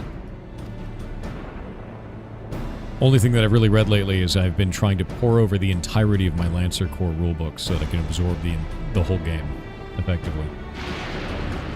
I've been going outside instead.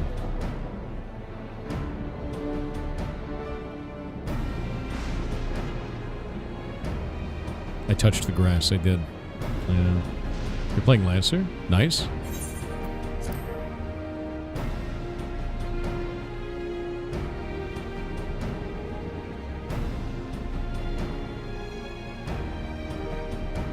Ta-da! Yes.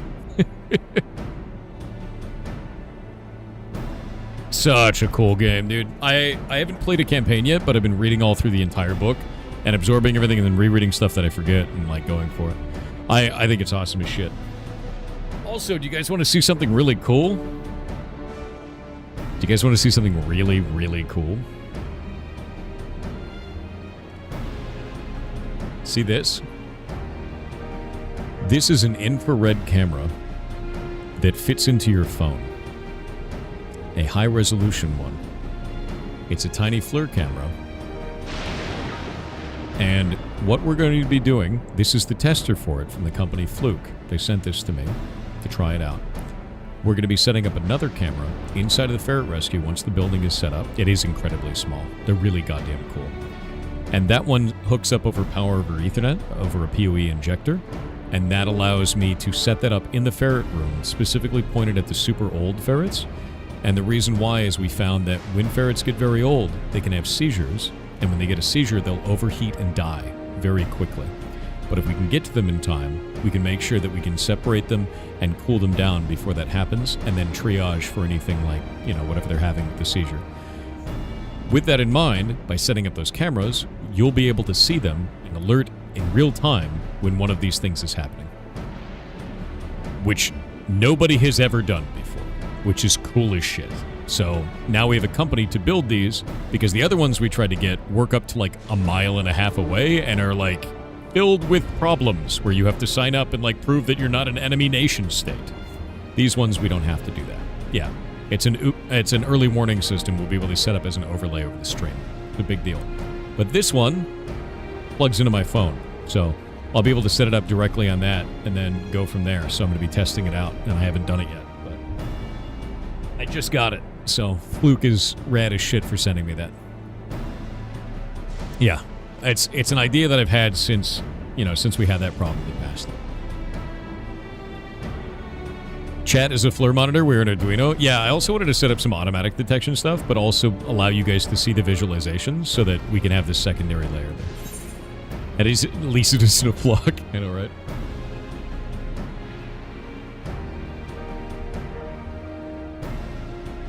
Oh, that's awesome, Flamin. You really love the ferrets? Same, man. I can't touch them. I can't hang out with them. I can't cuddle them right now because I just got home from DEF CON and I'm sick. Or at least I might be. Don't know yet. I have a scratchy throat because I was going in and out of like super hot environment, super cold environment, back and forth. And so I may be sick or maybe not. Congrats on the black badge. I'm glad to see being nutless didn't hinder your work. Well, Winky, I decided to learn from you since you've been nutless for, well, your entire life. It's true. Greatest inspiration. That's what you are. Valid and real. Dude, you want to go die in a dungeon with me? It's gonna be great. I can't wait for chat to kill us in Dungeon Box. I'm ready. Yeah, this actually looks sick. So apparently they get on their phones, and then they vote on how we die. I'm ready. I'm really ready for this. Yeah, dude. Yeah, they vote on their phones, crying, like, look at this. Welcome to Dragon's Breath Tavern. You hear jingling coins, a half-orc belches, and smoke curls by the quest board. Where two posters flutter under a lantern. What do you do? And they chose Cry in a Corner. It's Jackbox with D&D. So then we have to roleplay it out, whatever chat has us do. Do you want to get banned with me in a dungeon? We gotta get Yi on this, dude. Like, this is gonna be really funny, man. This is gonna be... What could go wrong? Well, you know, I've never gotten banned on Twitch yet, but... I feel like it might be time. I'm ready. One sec.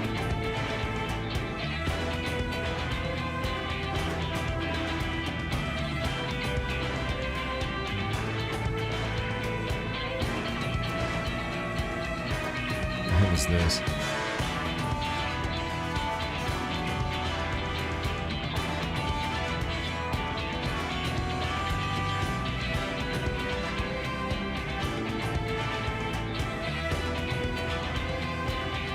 Grab that. Give me just a minute. Set this up real quick.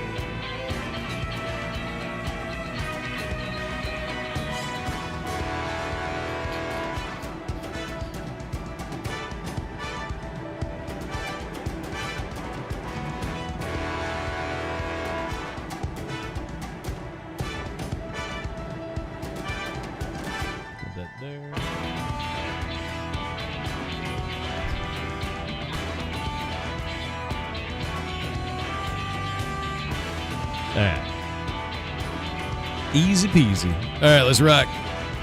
Thank you for your advice. What advice? What are you talking about, Molotron? What advice did I give you? There's a pull on old school RuneScape that had dogs as pets. They should.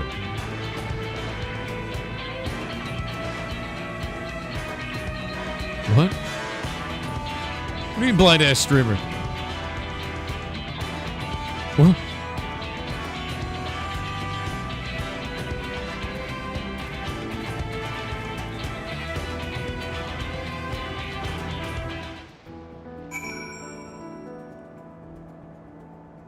You definitely farther me. Good luck, have fun. Thank you.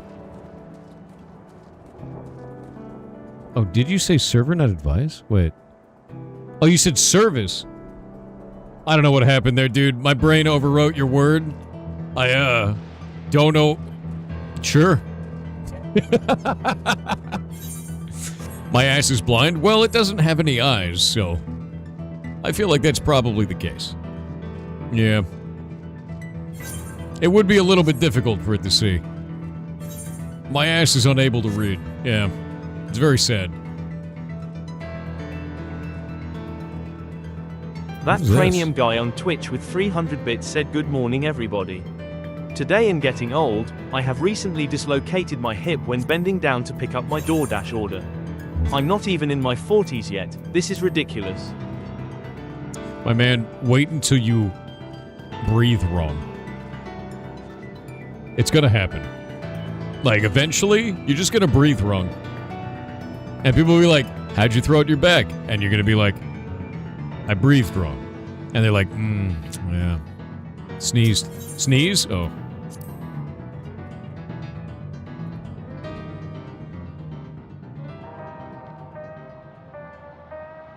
Wait till you dislocate a rib? What does that even mean, dude? Inhaling your own saliva is the worst human body glitch? Yes. Do you know how many times I've done that? Yeah.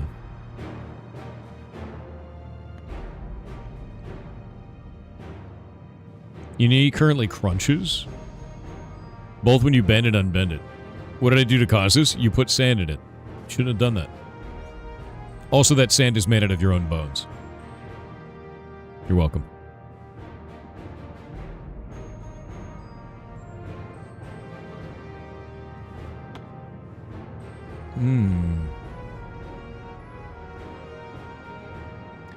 She's gonna kill her brother. It's gonna happen.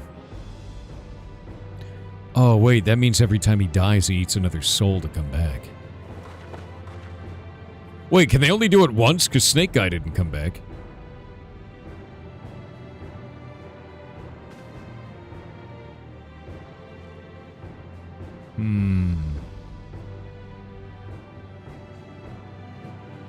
Depends on how many souls are in their regulators?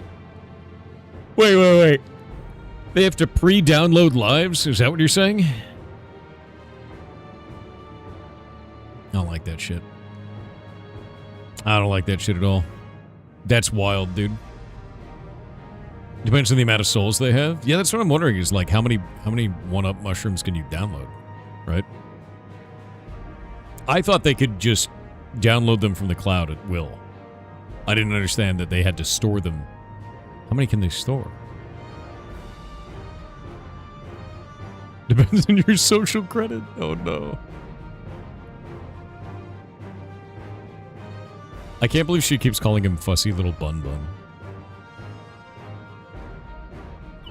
This is spoiler territory. Do not spoil it.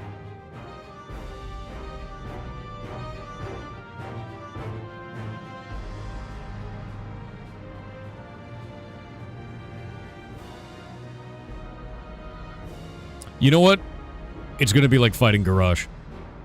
I feel like he's just going to slowly corrupt, eating more and more and more lizard people souls, and getting more and more insane.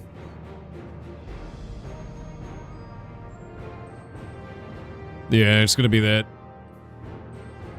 There's an AI. AI doesn't have a soul. That's not true.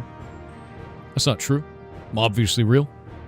If I was, you know, if that wasn't real, there'd be signs, and there obviously aren't any signs.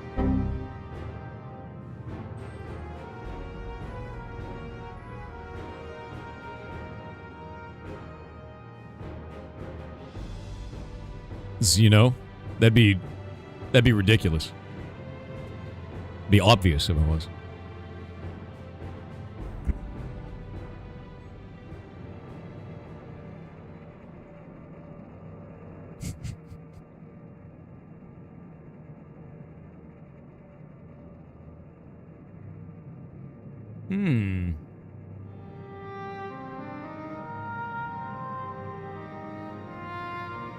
The brothers' hubris.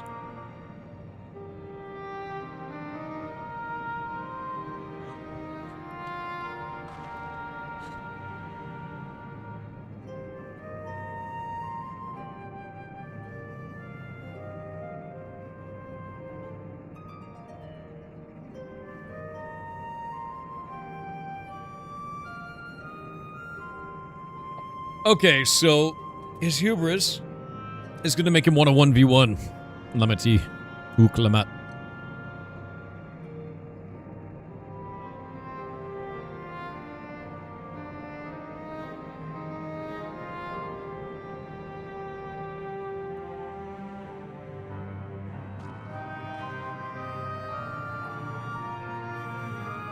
Hubris, yes.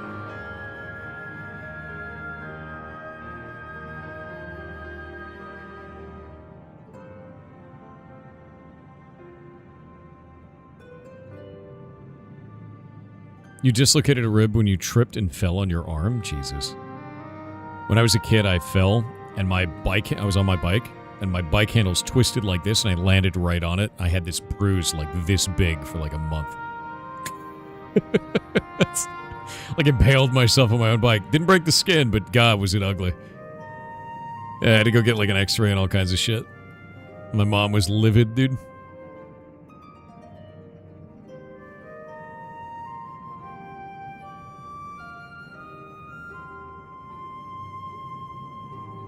Pulled the front brakes and did a flip? Jesus. I have like stitches along my chin. I have a line across my chin because I was going down the street on my skateboard on my belly for some reason, and my front truck hit the sidewalk because they were all like, it was like all bumpy, and I just flew off the skateboard and landed on my chin and just kept going. It was not good. I left a streak on the ground of my own face. Yeah. Grind that chin right off, dude. Yeah, it was grim. Skateboard stupidity always leaves scars? Yeah, it does. What is with you and facial injuries? Bit a hole through my lip twice. Stitches across the chin. 365 stitches and reconstructed nerve surgery there. Hole up here. And then, yeah, what else? I think it's it. It's a lot. That's why your beard doesn't grow pretty? No, actually, my beard grows just fine over the scar. It just doesn't grow anywhere else.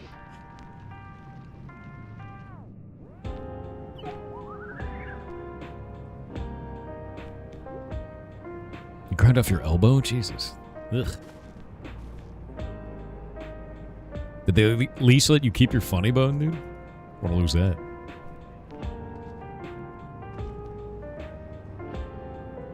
Yeah, make scars where you want the beard to grow, exactly. Thank you for those 3 gifted subs, Macaron. Enjoy your unicorn mount, my dude. Moist but crunchy on Kick said entomology in most of the world is the study of insects. In the UK, it's called buggery. No, it's not. No, it's not. That is not true. Oasis Moose on Kick said hello Thor. Handsome lad. Lord of puzzles. How goes it? I got fired from my job after 6 days. Warehouse work sucks, but it sucks to be out of a job, even if I hated it. I keep saying that to cope, and I know it. For anyone else trying to job search, you got this. We got this. I'm sorry, man. And it does suck. I hope you find new work soon. It's a really rough time out there. It really is. Shit, man.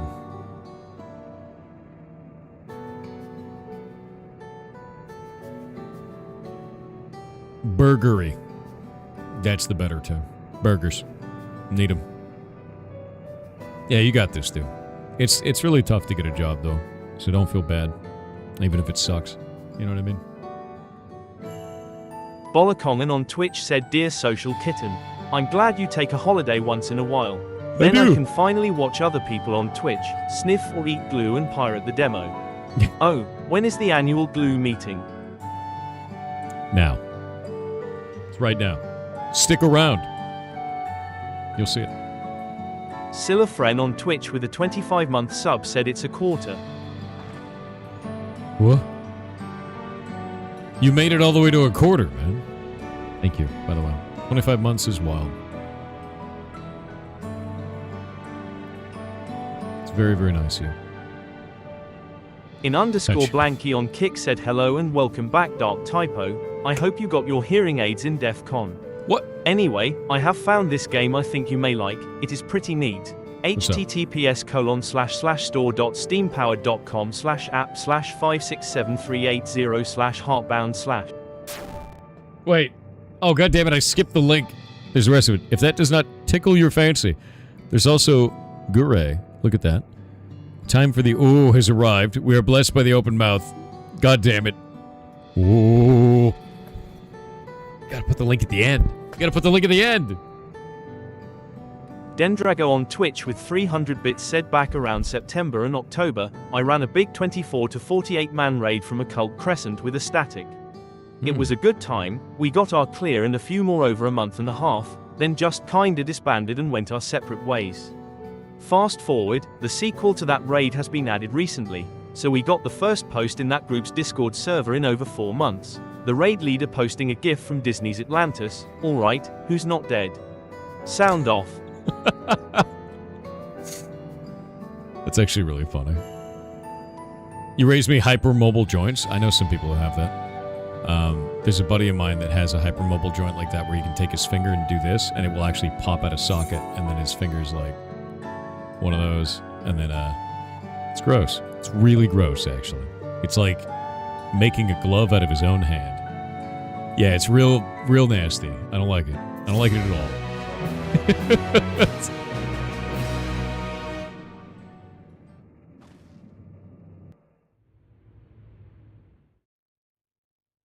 You can touch your thumb to your arm? I think I'd break it if I did that. That's about as far as that goes, right? Yeah, no, that's going to break my wrist or some shit. Oh, actually, wait, I could do that too. Now what?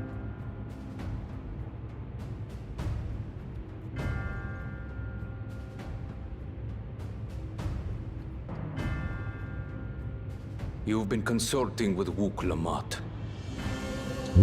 Ooh, he knows. No matter. I do not know what you are scheming. But when your realm lay on the brink, you were powerless. You had no choice but to turn to me. Whatever sentiment you may feel for her, it is my power you require. Is it not? Perhaps. And yet, knowing the love that Wuk Lamat bears for her people, how she regards them all as kin, I cannot help but wish to spare her the same pain I have suffered. You're about to lose those memories. Her friends possess new knowledge. Were we to work together, we might find another path.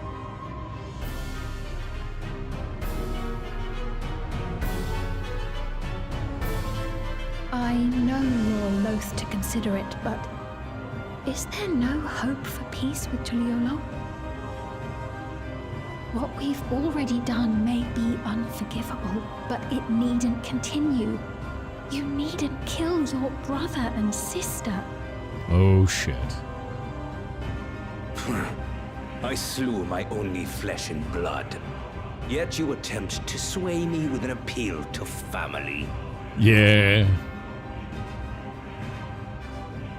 The memory of my father's final moments still fills me with disappointment. Age came for him before I did. For long years, I sought to prove the miracle. And weak as he was, defeating him achieved nothing. To kill them is my only recourse. Wuk Lamat and Kona, who bested him as he was in his prime. They are still your siblings, even if not by blood. That such bonds should mean so little to you. Ads are about to play. I don't want you to miss anything. I'm going to be right back.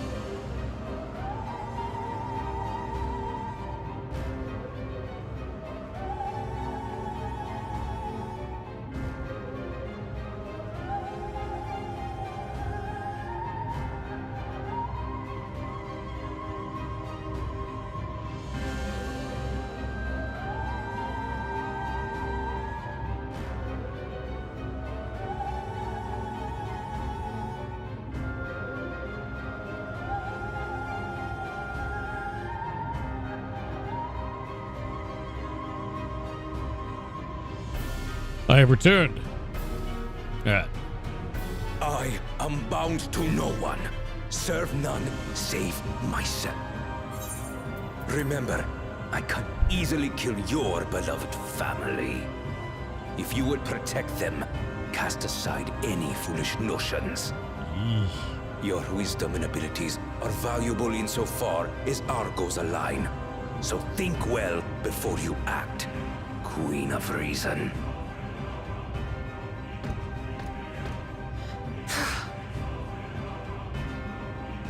Clement, if you are Father's worthy successor, then you will find your way to me.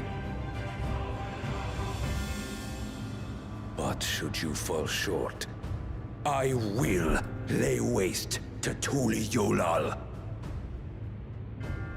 You're on 343? No, 347. Alright, I'm gonna swap over to that. What now?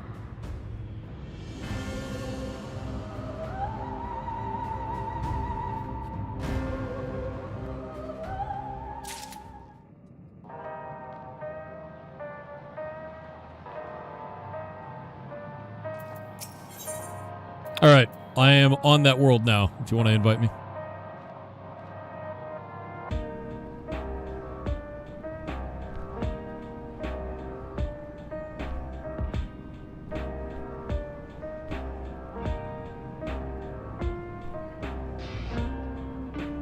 Song is so good.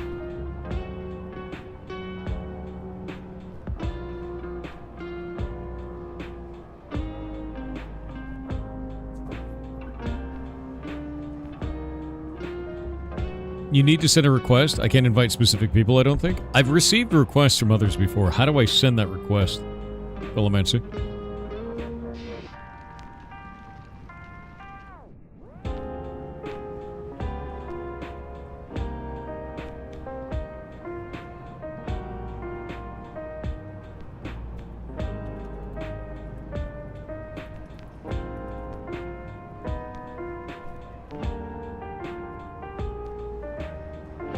Pirates Ahoy. No clan could be found with the name of Pirates Ahoy.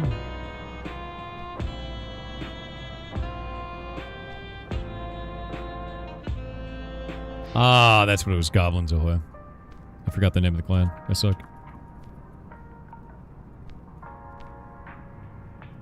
I found Goblins Ahoy.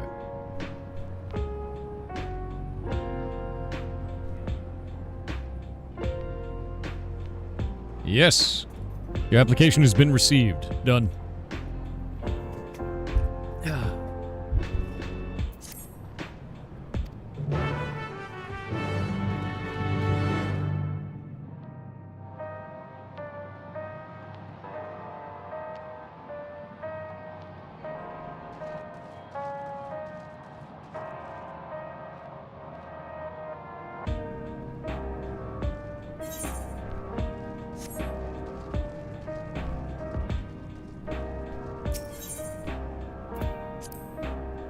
Such a good song.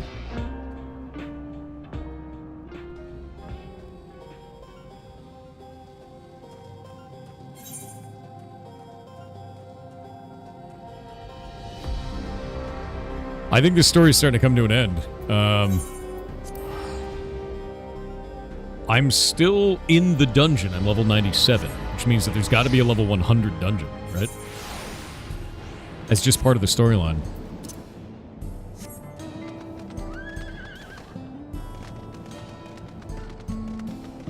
99 and 100? Ooh. The end is never the end. Is never the end. By the way, I got the next Blueprints video up. It is set as a premiere on the YouTube channel, so you can go see it.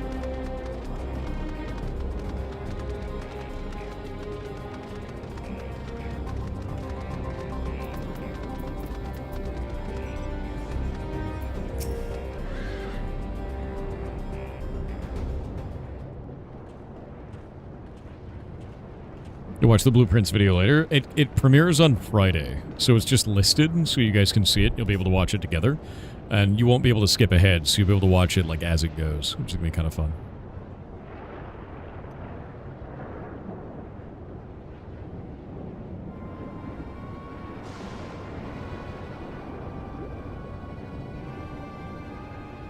Oasis Moose on Twitch with 300 bits said, "Hey Thor, I sent this when you were talking about DEF CON and people getting into things because of you. Yeah. Do you have any recommendations for someone who loves psychology and wants to get more into social engineering to make a career out of that?" Yes. Grab this.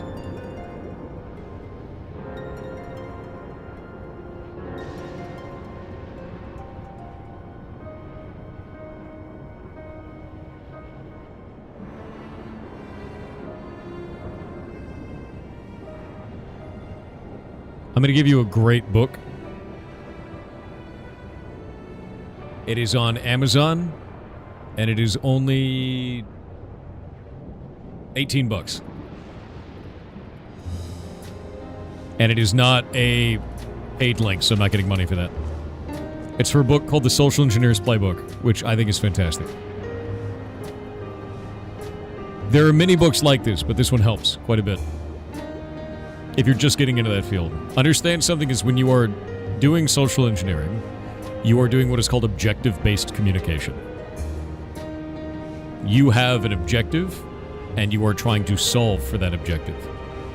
And the best way to look at it is, as you are talking to another person, you need to roleplay in your mind that other person and all the different routes that you can use to talk to them and what the outcomes may be based on the version of that person you have roleplayed in your head. Would teach you to talk to girls? I mean, yeah, technically. It absolutely will. Because you start to understand things from another person's perspective when you're talking to them, and it lets you talk to them easier. You can use this for evil, or you can use it for good. Just like anything else. Isn't that just overthinking? Everkeep. Simulated thinking. Tower of electrope piercing a perpetual shroud of storm clouds. That's crazy looking. Occupying the empathy in a ninth book. level of this 12-tiered structure is a residential district called Solution 9.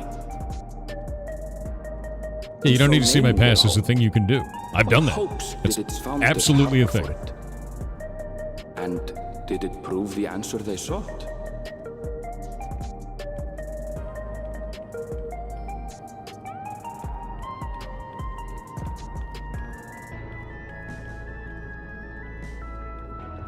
This place is crazy looking. It's another hub city? Really?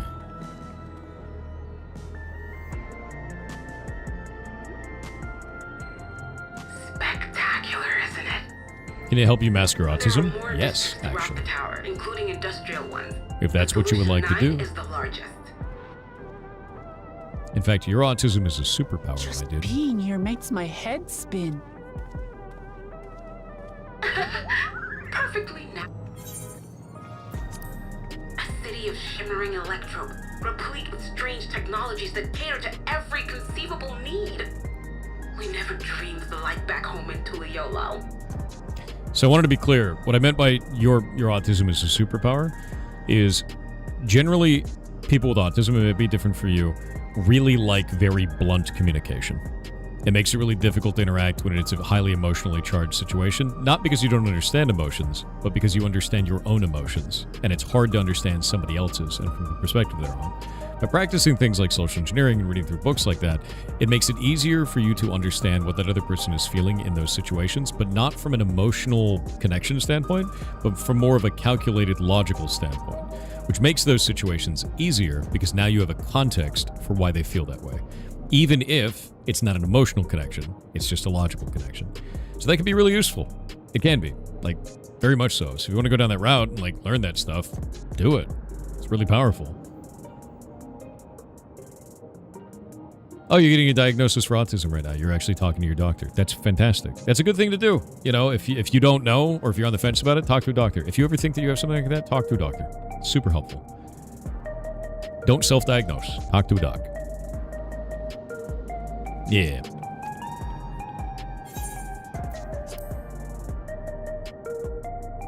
Now, while I go and explain the situation to those in the back room, why not take a moment to explore? We have super brain spice? Dude, mentats are people too. Experiences are far more educational than dry explanations. And you want to know more about Sphene and Zoralja's Dominion, do you not?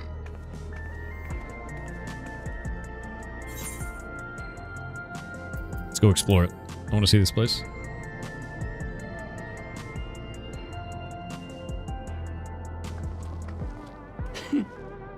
I had a feeling you'd be keen. Just to confirm, while we have been allowed inside, are we also permitted to roam? Absolutely. As Bean's registered guest, you'll find you're exempt from the sentry scrutiny. Ah, the elevator to the uppermost level. I wouldn't go near that. But other areas should be fine provided you act like you belong.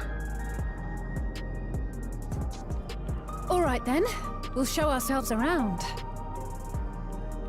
How far can you get in RuneScape without buying membership? Yes. Very far. Familiarizing ourselves It'll be with slower, the though. technology here will help us prepare for the battles to come. Thank you for those 3 gifted subs. Try Enjoy not your to mount, enjoy Wendy. yourselves too much, or you're liable to attract attention. We're already liable to attract attention. We look ridiculous. That's too many Once you've belts. explored to your satisfaction, come to the entrance to True View in the eastern sector.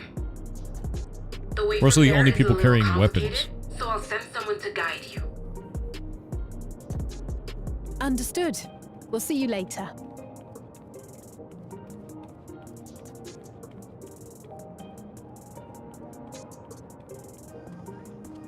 I shall speak with the residents. Perhaps one of them will recognize the earring.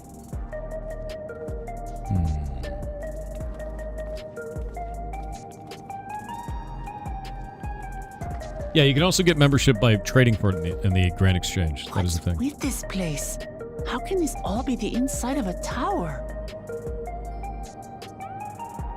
So, what aren't you telling me? Where are you? That I can't reveal yet. Precautions, you understand. Just know that I'm safe.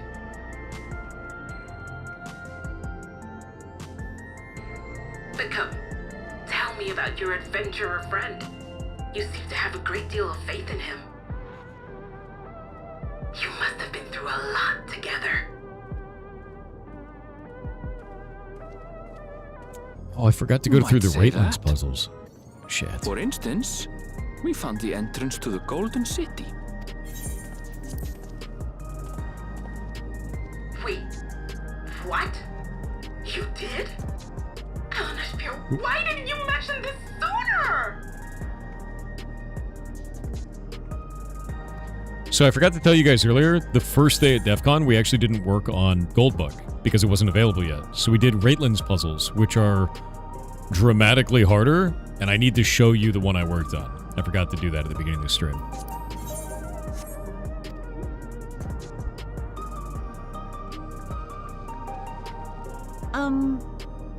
You want to explore together? It's not that I'm scared or anything. Everything is just so different from home is all.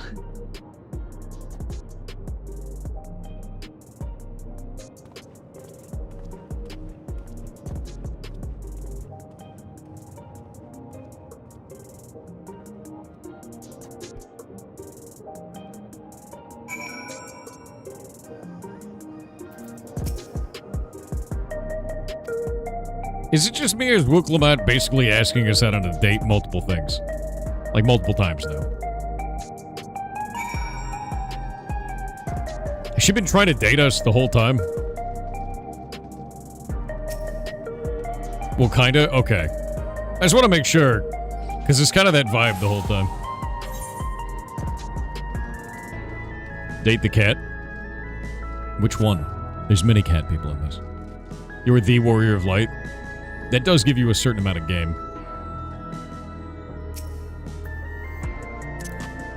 Arise.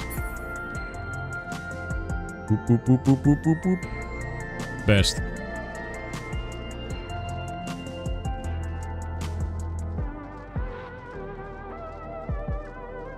To be honest, oh, okay, so she's absolutely terrified, but yeah, she's asking you out. Fantastic.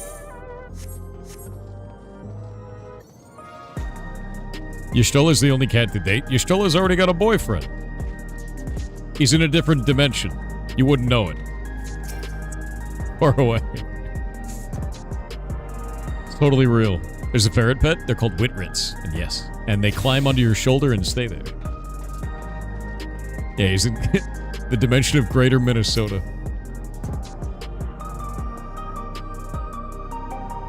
AB Kadaba on Twitch with a 52-month sub said, "Love your stream. Keep up the awesome work."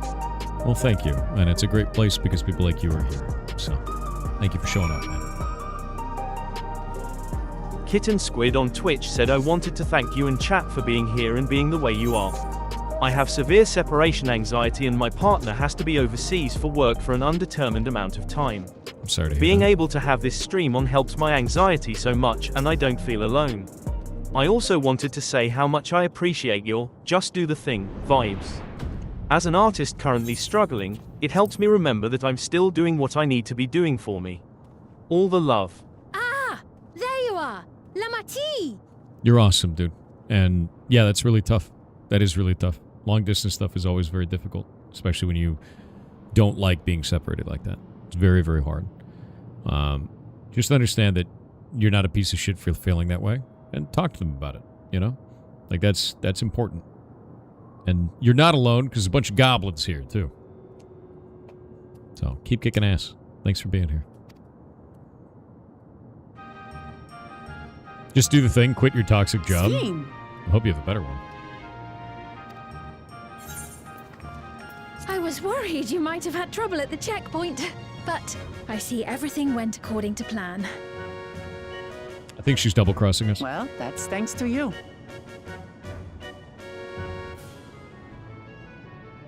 I think she's double-crossing us.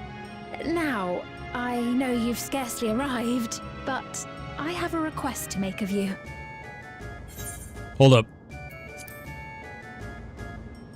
Tip over on YouTube said, "I know how the public feels about Wook, but I would." Fair. Oh, a request you said. Yes. Man an knows what he important wants. One. Buff cat girls. Got it.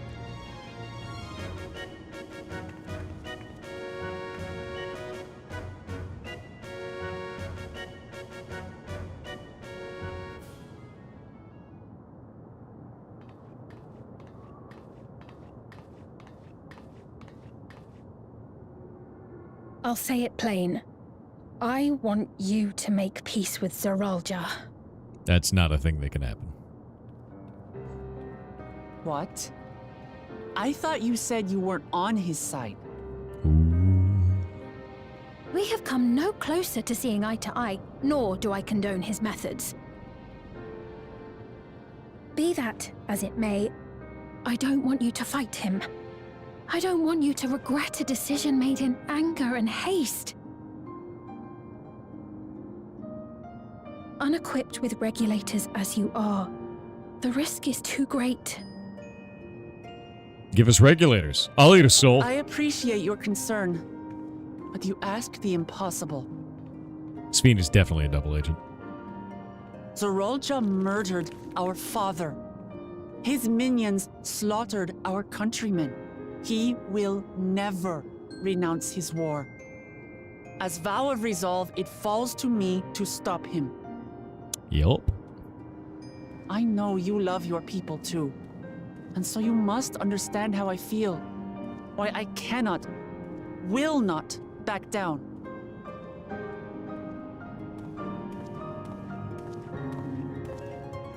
I do understand.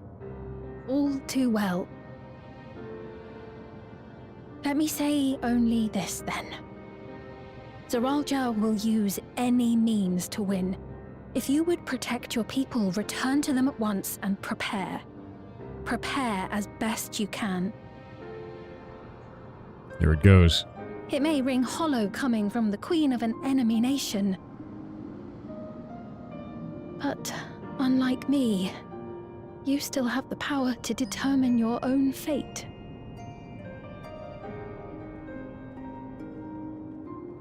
Hey, you got any more of them souls?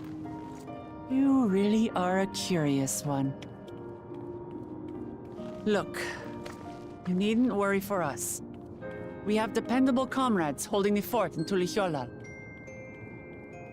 They'll keep everyone safe, so we can devote our attention to affairs here.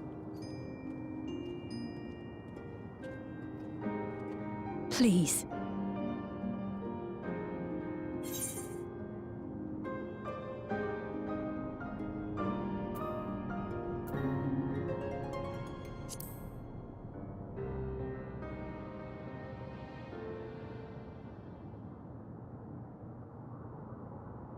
So you have comrades on whom you can rely. Maybe. I envy you. Doesn't she have a whole underground resistance army? You know, we'd like to learn more about you. About me? To be frank, we're still not sure whether or not you're trustworthy. So, if you have a moment, would you show us around the district? That way, we can get to know you better. You're asking me, the Queen, to show you around? Yes. Oh, but I jest. I'm flattered that you've taken an interest in me. Very well. I shall be your guide. You're my guests, after all, and teaching you about my realm would be a pleasure in and of itself. If you like, I can introduce you to my citizens, too. I consider them family, as you do yours. By all means, we're in your capable hands. That you are. This will be an enjoyable and enlightening tour, I promise. Cold. Cold in my office. I'm gonna go close the window. Be right back. And I gotta go brush my teeth. So give me just...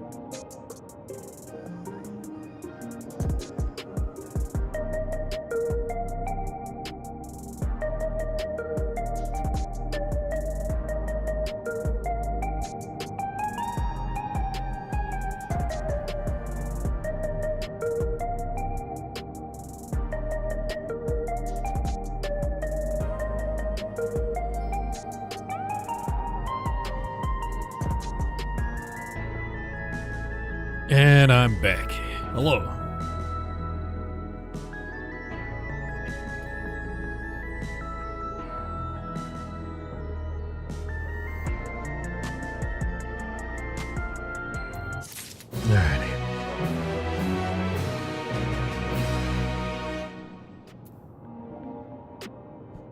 Saying honesty is king in a relationship? I do think there are times where you don't need to be bluntly honest about everything that's happening. Let me give you an example of this. Your partner's having a bad day, and they left some dishes out, and it's gross. You don't need to tell them to put those away. You don't need to be honest about that, even if it irritates you. You could just put the damn dishes away and eat it. You know? Like, that's just kind of how that goes sometimes. I think there's like a whole consideration chain that happens there of like, man, does this matter? And if it does, then yeah. And if it doesn't, who gives a shit, right? Yeah, eat those dishes. Eat them.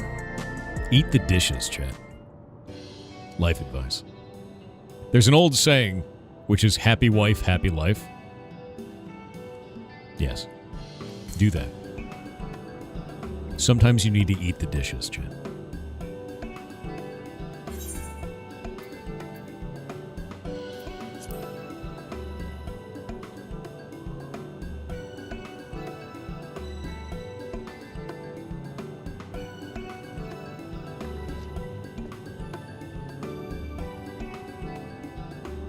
Yeah, choose your battles. Some battles just are stupid, you know? Happy spouse, happy house. I don't think I've heard that one. That's great. I like that. Use paper plates so it's a source of fiber too. Outrageous. Paper plates.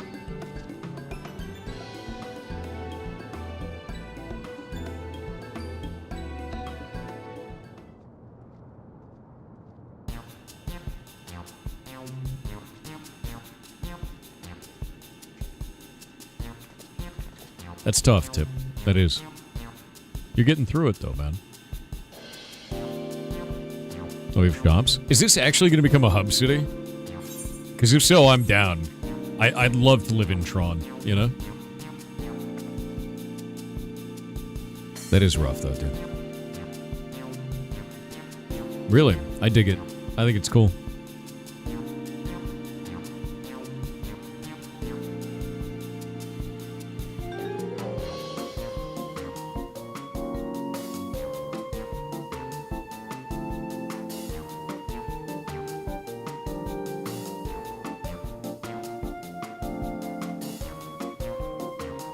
We can teleport. Wait, so they don't have Aethernets? They have an Aether crystal. Huh. Oh, they do have it. Okay. Because they were talking about other ways of transportation. Huh.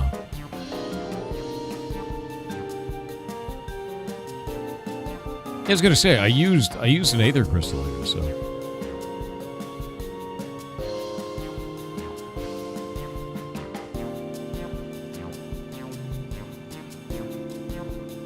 Red, you're very annoyed? No, you're a little annoyed. Because you're little. That's the maximum amount of annoyed you can be.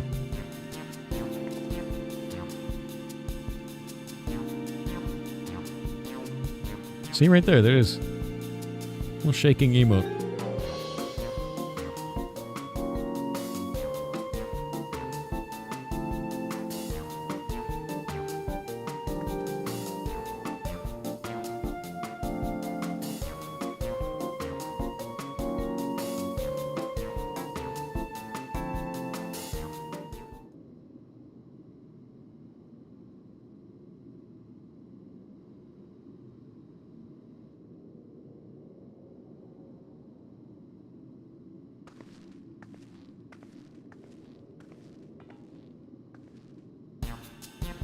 That was a really awkward scene. Was it meant to be that awkward?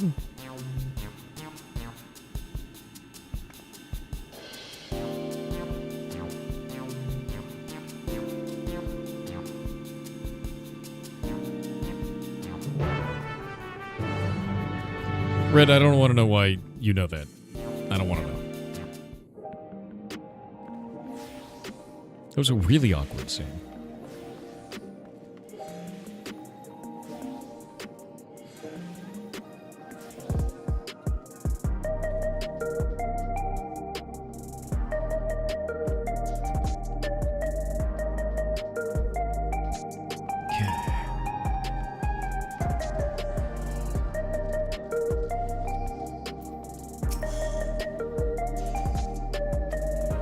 It sells food. Okay.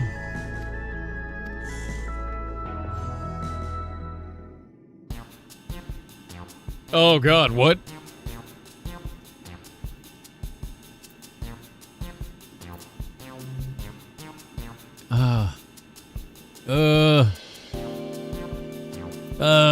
You know, I gotta eat the hexagons. I gotta. Hexagons are bestagons. I gotta eat them. Synthetic fruit pellets. They're best approximation of the taste and texture of grape. Do you mean this grape? Could it be that one? He knows. Synthetic Bezos.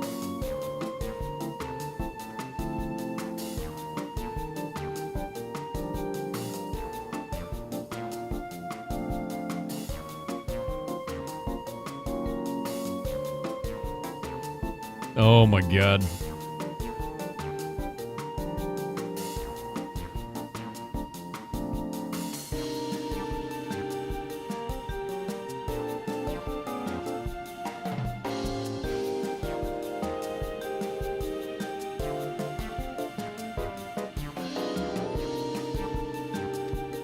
Let's eat it.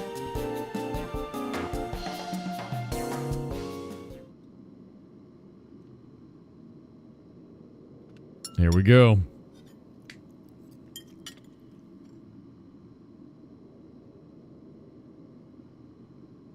You sample your selection. I'm eating the grapes. I've never had meat like this next because it's not meat. It's a squape, dude. Tender like chicken, but flavorsome like Roanoke. The spices give it just the right amount of kick. Oh no. She's eating printed meat, Jen. Lab-grown meat.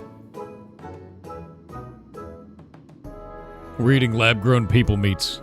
It's happened. Looking very Tao? I'm not looking very Tao. I'm just working for the greater good. You know? It'll be better for everyone. It's fantastic. Love the squapes, dude.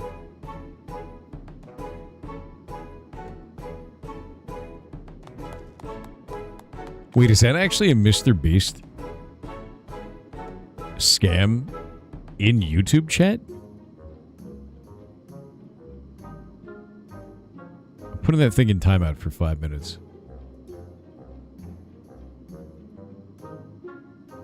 Mr. Beast scam in YouTube chat. It said Mr. Beast donated. And then a bunch of weird symbols that ended in Korean. Didn't actually link anywhere, but it's weird. It's very hot. He's been spamming hard since last night? What are you talking about? There's nothing on the YouTube channel. I don't see any of that shit. Unless you're talking about our Discord. Yeah, we keep going after people doing that shit.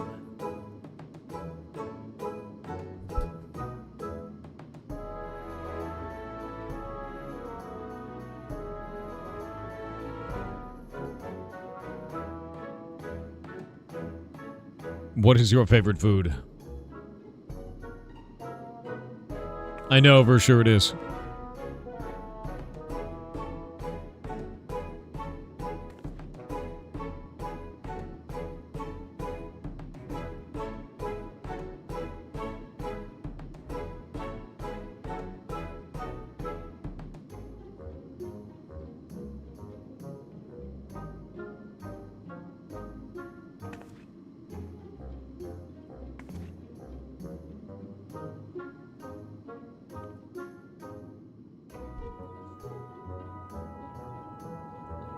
Discord's been popping off the last few days. Yeah, you mean with the Mr. Beast shit? Or are you saying with like a lot of people? Oh yeah, it's really worm-like. So if you don't know, our team is kind of overwhelmed with it right now. It's a lot. Like there's a lot of Mr. Beast spam. We are timing out 50 to 100 people every like 2 to 3 days right now. It's a shitload. And if you're wondering why there's so many people in Discord right now, it was because I did something as an experiment and it didn't work. we had a secondary Discord that was set up specifically for multiplayer gaming because it became kind of insufferable to talk about anything other than multiplayer gaming in the primary Discord, and I wanted that one to be more about learning cool shit. Well, eventually, everybody was there for multiplayer gaming, and not a lot of people were there to learn cool shit. And as such, the community grew on one side and atrophied on the other. I didn't like that. So I told everyone we're closing the actual Pirates Discord and pushing everyone back over, and then I rebuilt all of the gaming channels in the primary Discord. All those people moved back over, and now they're all interacting again, and the Discord's hopping. So, that's why there's a bunch more people now.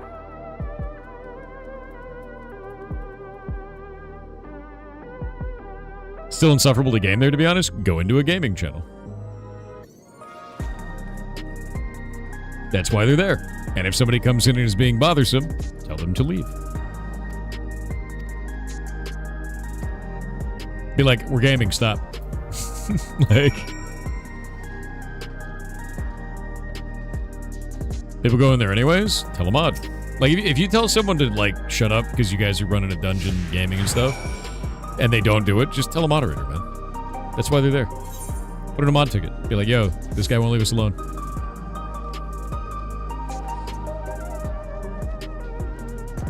You lost your shit in there once? Don't.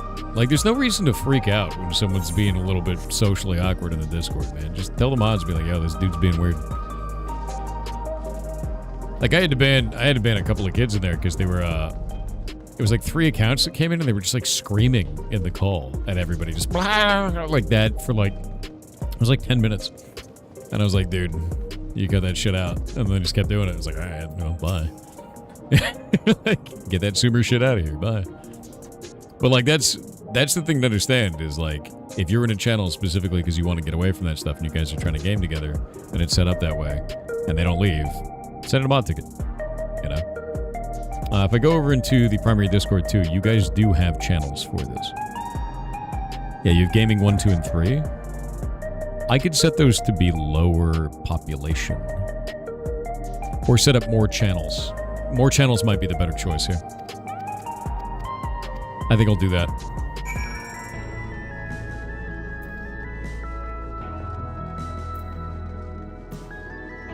Yeah, I think I'll set up more channels. And make them inside the game role? Nope. Nope. I'll just make more channels, man.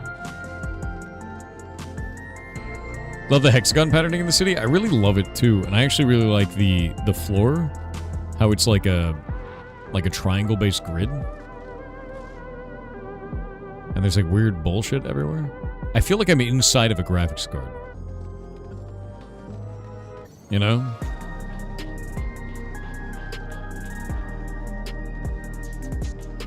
Yeah, here we go. Ethernet shards.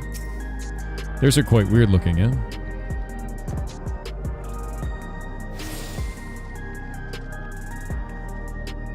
Hexagons are the future. Dude, that's true.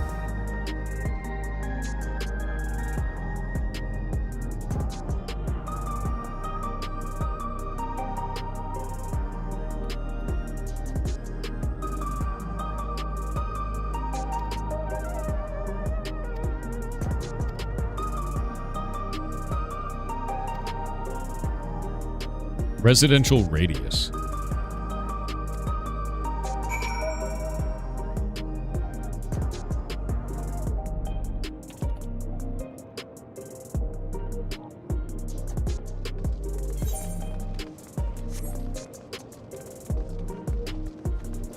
Sometimes you want to be inside a graphics card. It's expensive and pokey in there. You don't want it, dude. It's not good.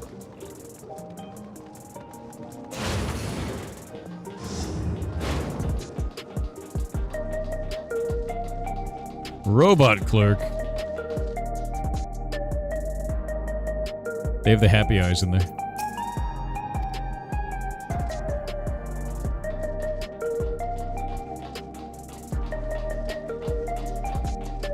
Way too hot in a GPU. True.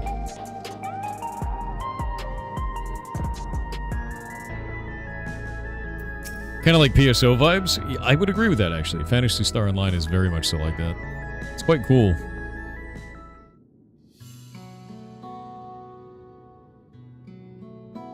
Chat, I just realized we're just souls for Thor's regulator. Chat, run. No.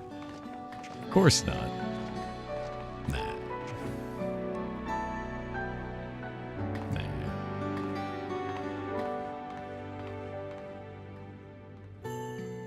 Don't scatter, don't scatter. You only download tired. I mean, don't worry about it. It's fun.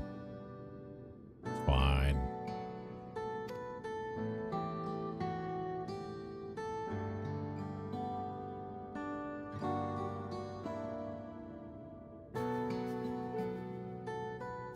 Oh, they had regulators at FanFest? That's actually kind of sick.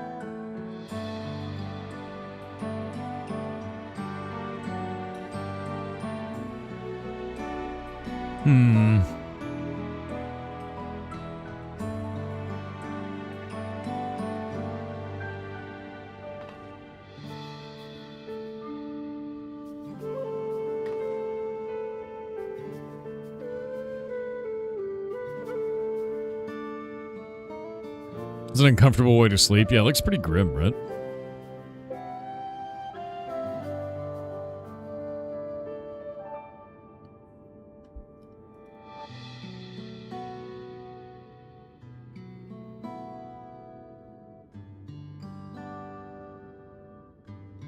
So they can't live forever then.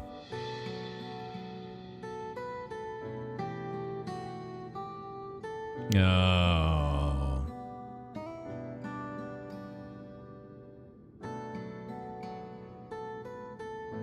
So excess lighting. Okay, so they have aether sickness.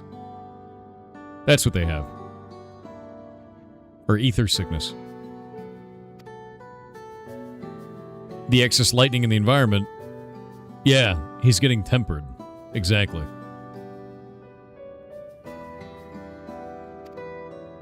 Wouldn't that be Odin then?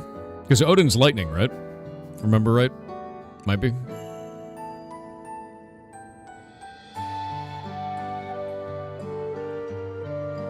Oh, maybe it's... Oh, it's Ramu. No, you're totally right. Is Odin physical? What was Odin? Odin, Ramu, and Ixion.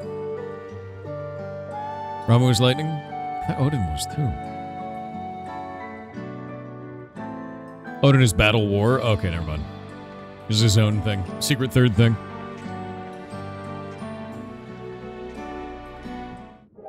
Neutral or darkness in 14. Okay.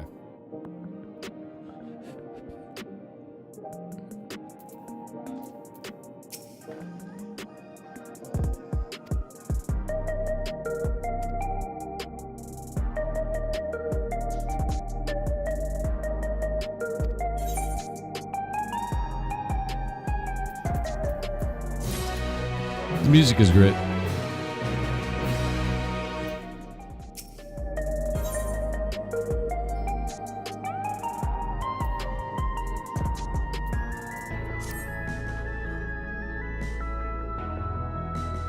Oh, man.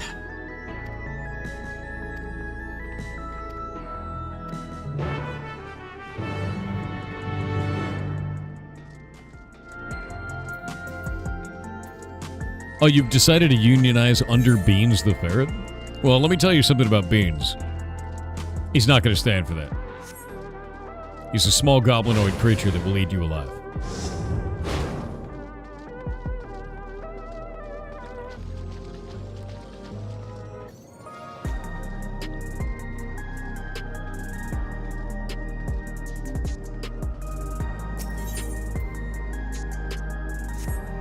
Thorson slept in DEF CON? Oh, no, I definitely have.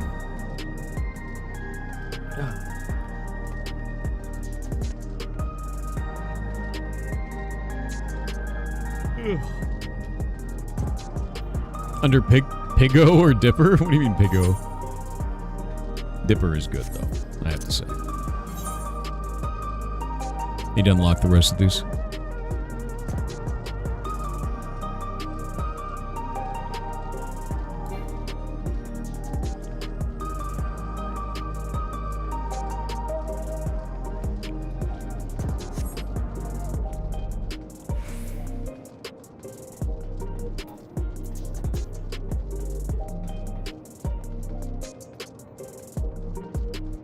Maybe yawn as well? What do you mean?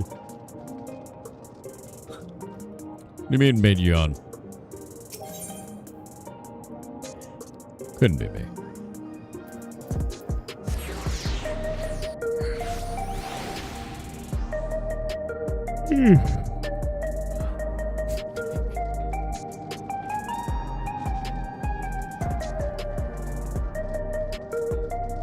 It's an old summon, though. I don't know if they would use that. I don't know if Odin is in the game or not, is he? Is Odin in the game? I actually don't know which summons they use and which ones they tossed out.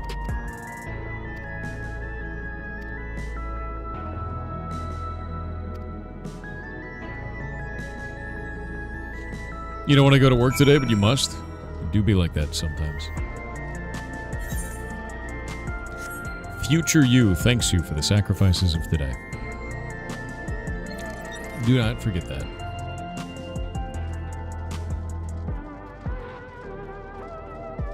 He's a fate in the shroud. Isn't that kind of like a waste of his potential?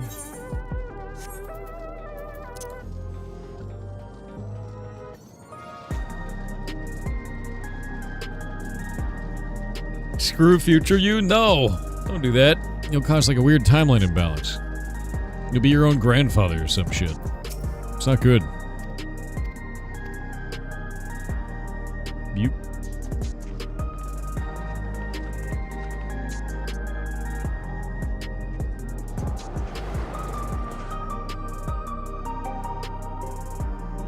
If you kill him, you become him? Yeah, but if you go into the future and you... Actually, if you go back into the past and you steal your own guns, then you have two guns.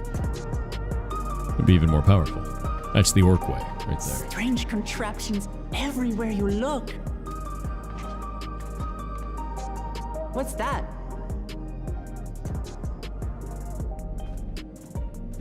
An infusion station.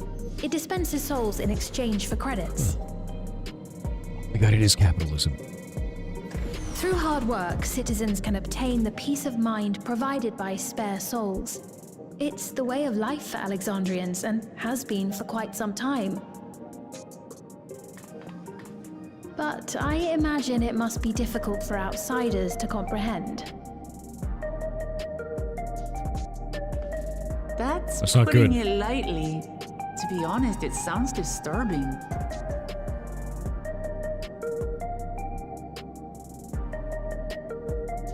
Still, I won't dismiss it out of hand. Practices like these don't arise from nothing. There's a reason why your culture is the way it is, and I'd like to understand. Won't you tell us some of your realm's history?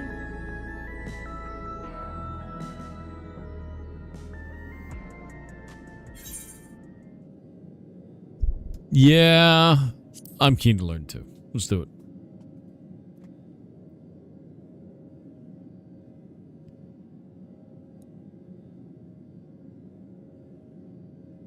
Very well.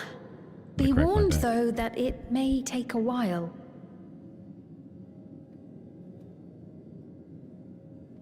In the distant past, over 1,000 years ago, it's said, lightning energy began to swell in our world.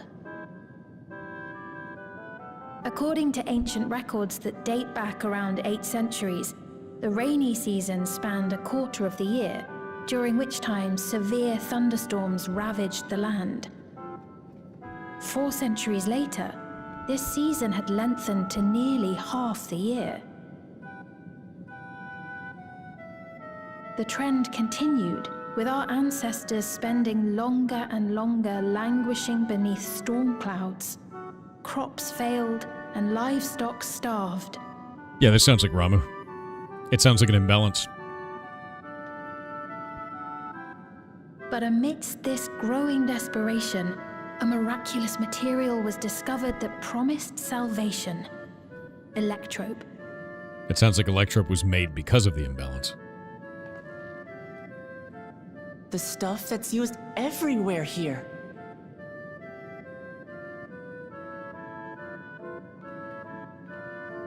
Indeed. One day, when out inspecting a forest after lightning had caused a fire, a villager came upon a curious black ore none had seen before. Testing revealed that the ore possessed a singular property. It could store lightning and convert it to other energies. In that instant, the scourge of endless storms became a blessing. Dubbed electrope, the ore found use in myriad inventions and dramatically improved people's lives. So much so, in fact, that all nations soon became dependent upon it, despite the difficulty of obtaining it in quantity. Supply was chronically scarce, and when nations couldn't meet their needs with their own deposits, some resorted to taking electrope from others.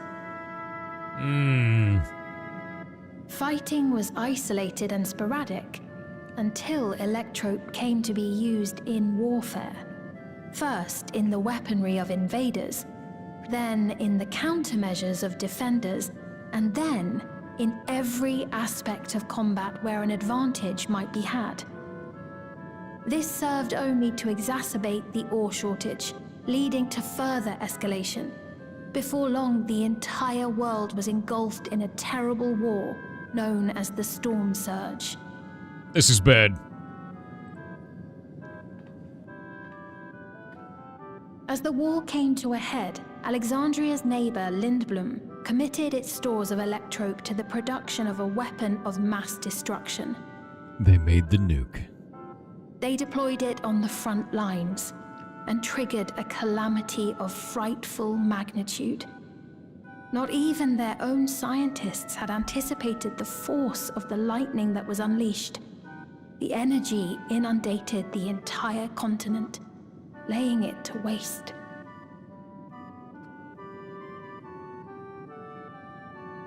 So that's how your world came to be this way. They caused a partial collapse. Like, that's a partial collapse, right? Back into the source. Are all these different worlds? No. So, let me show you.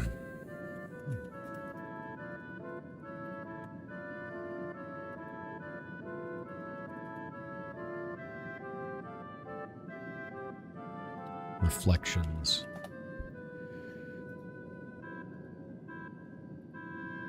Final Fantasy XIV, the cosmology, is broken up into a number of, well, different sorts of things all at once. Let me show you this. Grabbing this real fast. There are 14 total reflections. The 1st through the 13th, and then the source. The source is the homemade world, like the home world that is actually real. The 12th was rejoined by the second umbral calamity of lightning. The second rejoined by fire. The third rejoined by earth. The 4th is where the next expansion is. Each of these is like a mirror dimension that got shattered from the main dimension. And then they're collapsing back into the source. And when they collapse back in, first they have to be tilted in the direction of an element super hard. And the source also has to be imbalanced. And then they crash into each other, destroying that reflection, that echo, and rejoining it back into the source. This one, you said this is confirmed to be the 9th? So that's the 9th down here. This one is imbalanced, and it's leaking back into the source, which means Calamity is probably not far behind. Yeah, this is not rejoining. It's like a partial thing, and I don't know what that is. So my theory is that this is what happens when a rejoining occurs in part. They punched a hole, but the faucet's not fully on, right? You've already had a lightning rejoining. That was the 12th, was the lightning rejoining. This is another lightning. Yeah, the 11th is unknown, but I don't think it's going to have the same element next to each other. I think that would be a little bit weird. Them being a couple points apart, we've seen, because the 4th and the 6th, they're apart from each other. And they have wind in between. What is ours? Ours is the source. We come from here. This was the main world when everything split apart. Also, there's 14 of them, because Final Fantasy XIV. But yeah, so this world that we're technically crossed over into right now partially joined with the source and now has a bubble around it that originally had fast time, but now has normal time normalized to the source. Which means if there was anybody outside of this bubble on the 9th, they're dead, because every day on the source is 10 years on the 9th for this. This is bad. Yeah. The reason you're the MC is because you have one more shard rejoined to you than everyone else. Is that what it is? It's weird. Oh, also, when you go into raids and there's that big light thing around you that is summoning all those people and their other players, those are copies of you from the other worlds. And it's like their story and their character from another reflection. It gets real weird, yeah. It gets more, I don't know, multiverse bullshit as we go. The MC only gain an extra rejoined shard in Shadowbringers. Is that what it is? It's actually pretty sick. I think it's really neat, actually. So, like, as we're going through this, like, it's very cool. We've been to the 13th. 13th was the expansion before. We've been to the 1st, so we did all that stuff. The next expansion in January is going to be the 4th, and that's Evercold, so it's an ice world. Yeah. Ardbert was your shard from the 1st. That makes sense. We got ads in just a moment, but I do think that the cosmology of this is getting very cool. I like it a lot. Multiplayer is part of the MMO, yes, but it's not the main feature. It's not required.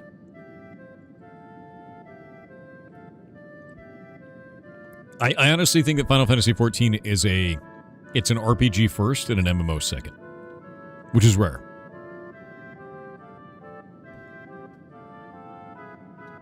Blank Space on Twitch said, "Greetings Thor.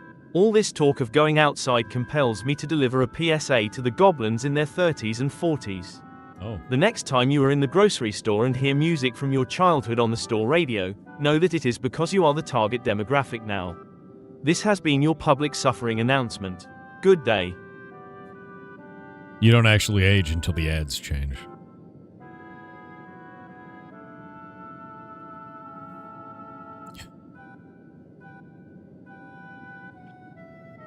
The PSA sucks.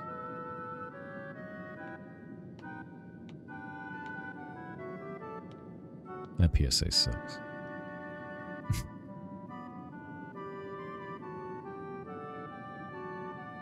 Oh yeah, I'm about to gain access soon, I guess, to the Warriors Guild in Old School RuneScape. Insomnia played in the shop the other day and jump around.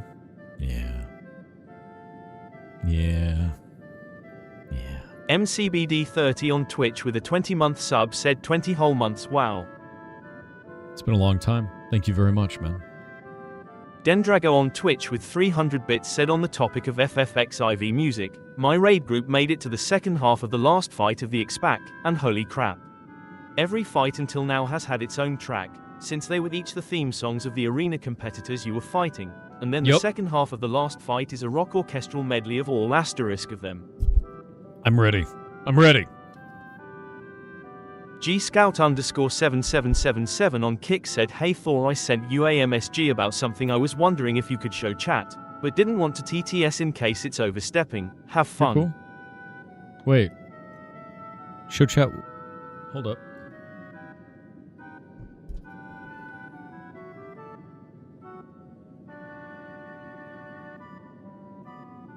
What? Yeah, send it to me, man. Whatever it is. All right. So, with that cosmology in mind, this does sound like an umbral calamity to me. This does. Like the start of one, or a slow leak of one. You truly know a great many things that I don't. I should like to learn about you too sometime. No, you're dangerous. You're like a Stepford wife. I ain't telling you shit. But to continue the tale, The people of Alexandria had already lost much to the war. They lost almost everything else to the Levin. Those who survived bore deep scars, tormented by the memory of loved ones taken too soon. Though they yet lived, the cruel spectre of death was with them always. Seeking a solution, our scientists turned once more to electrope, and after extensive research, they developed the means to preserve memory and soul. Physical death isn't the end. So long as our memories endure, we may live on. This belief sustained us then, and it sustains us now, granting us comfort. That's quite a tale. Think everyone's playing Final Fantasy XIV? It's because the expansion's coming out in January, my man. Koth, if you're over on YouTube side, that's the small part of the community, by the way. I beg you, help me. We've got about 2,300 What's total the people matter? across all the channels. Nice to meet you, by the way. Hope you're having a good day. Not a single one. But the lot at Soul Supply refused to give me any. Ooh. Please, you must do something. You're a new player coming to Final Fantasy XIV from WoW? Apologies, Your You're Majesty. gonna have a good time. This man, Maybe. he does no work. Instead, he drinks his days away on Trueview. Do you like storyline? He has only himself to blame You like if he has no cutscenes? credits for souls. Oh. That's not true. I'm a fighter at the Arcadian. Or rather, I was. It's very Tron. I haven't been allowed to fight because of the King's decree. It isn't my choice. I see. You're a brave warrior of the arena. I want to help you, I sincerely do. But I cannot give you preferential treatment. Then open up the Arcadian again, so I can fight. I'm sorry, but that's not my decision to make. The king requires feral souls for war. He doesn't wish for them to be expended on amusements. You're useless! A queen in naught but name!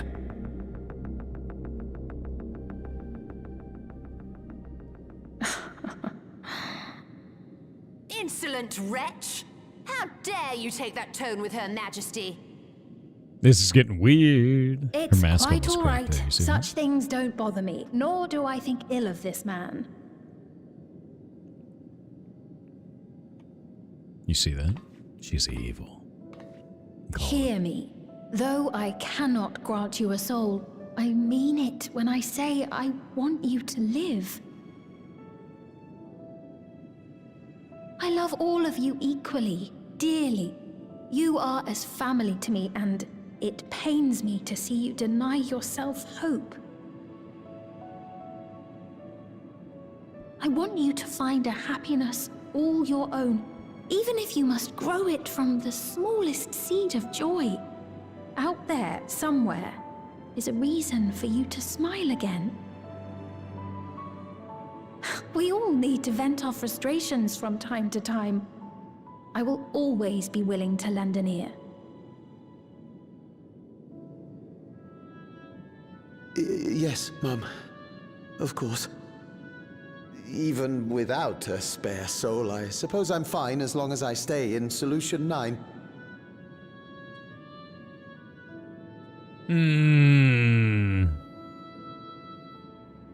I apologize for my rudeness. Good day to you. I don't trust her at all.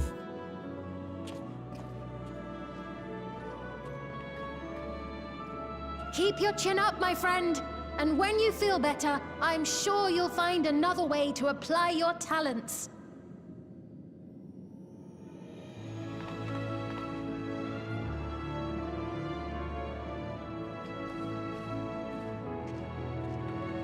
He's scared of her? Everyone is. I'm sorry you had to see that. Let's keep moving, shall we? She's the queen? Yes. But I think she's evil.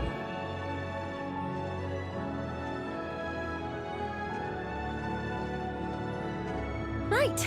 I believe we've visited all the main facilities. With that, I declare our tour concluded. That man from before, does that sort of thing happen often? Somewhat. It's unavoidable. Hardships are a fact of life. Our soul management system has sustained our realm for generations, but it isn't without flaws. For one, people have become accustomed to having spare souls. Without them, they feel vulnerable and anxious. Some claim it may also have contributed to a decline in births.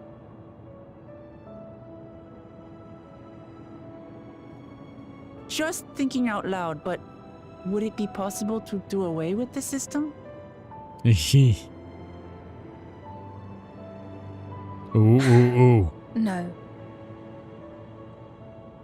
That was interesting facial expression for a moment there. I know it isn't easy to change one's beliefs and way of life. The Mamulja had their reasons for their reliance on blessed siblings, much as you have yours for souls. But if we defeated Zorolja, you'd be able to make all the decisions, right? Then we could work together to fix things, restore your realm to where it belongs, and see where we can go from there.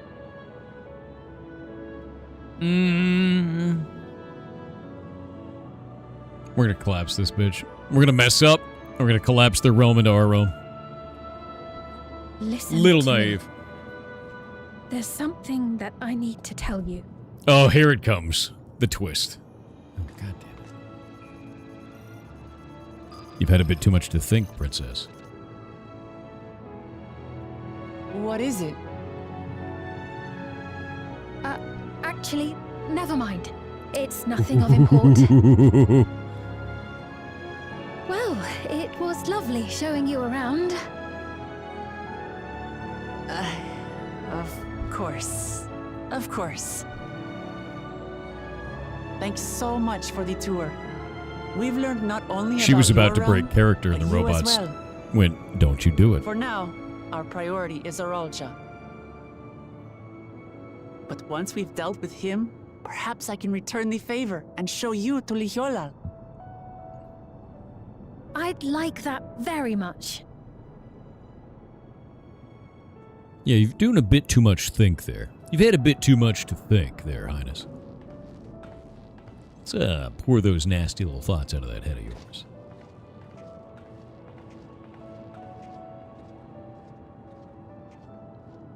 Guessing how they're treating souls in this realm is probably killing the realm, not letting the souls process naturally. Bingo.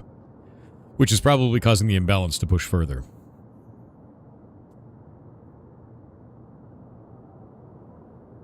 I feel like processing souls is a way for the realm to auto-balance. Continue down this path. Because we've noticed that every single time that there's an imbalance, souls don't act the same way. Something happens to death. Forgive me, Val Wuklamat, but I must disappoint you.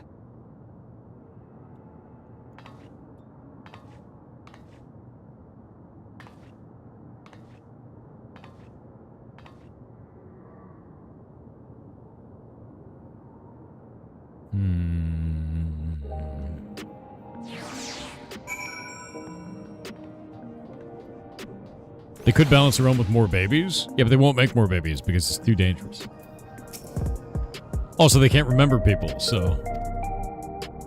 I think they're running out of souls. I think they keep eating the souls, so now they can't make babies anymore.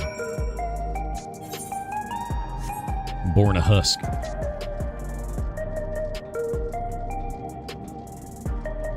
That's my guess. My guess is because they've been devouring souls to stay alive. When they try to have a kid, the kid comes out of an empty husk.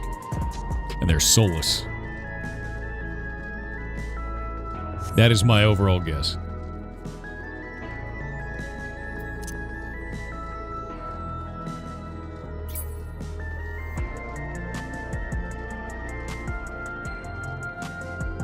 Yeah, Hollowborn. That's kind of how I feel about it. The follower's adorable. Want to see something cool? Watch this. Beckon.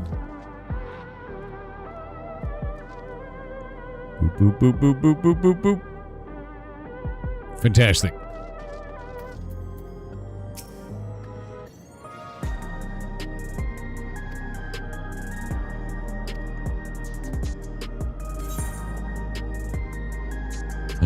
675 weapon? Yo.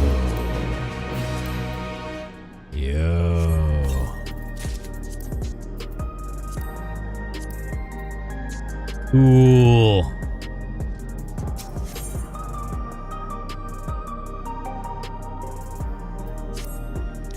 Going to 675 pieces. The ferrets just make this game better. They are called Whitrits, and they are tradable. As it's built to be 40? I don't know, you tell me. Not 40, Molotron. How dare you.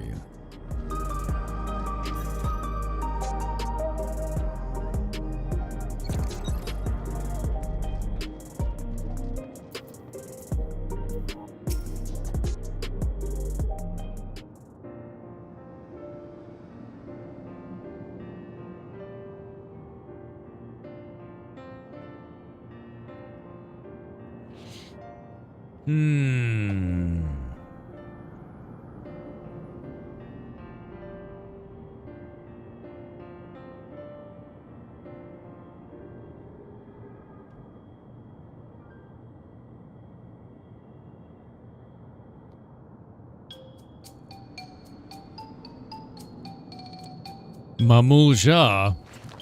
Oh no. Wait. Is that his son?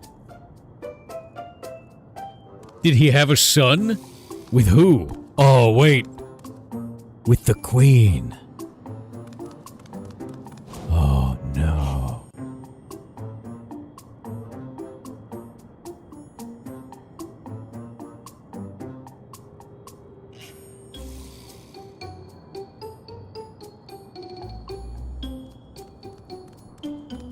So what you're saying is, she got a bit of lizard tail, and it's not because he dropped it on the ground. Is that what we're learning?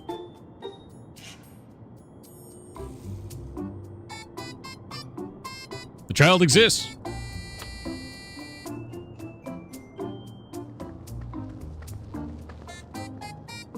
Do you think the Jaws drop their tails when they get scared? I think he did. The melodica in the music is very fun, yeah. It's like, it reminds me of an automaton. Have you seen those? That's a grim thought. Tail dropping is creepy. It does freak me out. They drop a head? Oh, that's how they become one-headed. Oh. Do you know Lahi? Yes, I do know Lahi. Automatons are great, dude.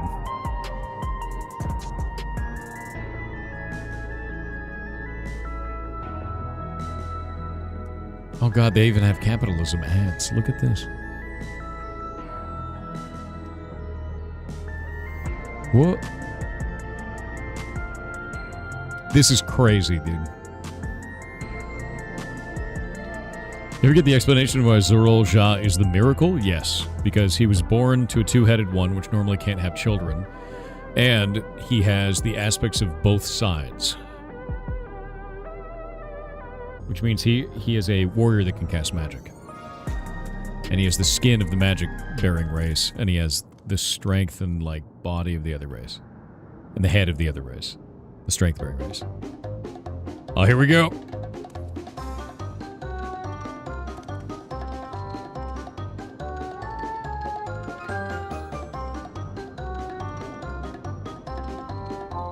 Is that the sun? Who are you?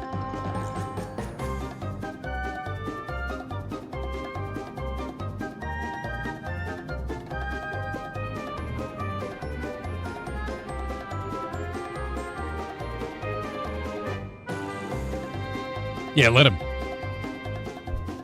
Follow the tiny lizard. I need to know. His music is a banger.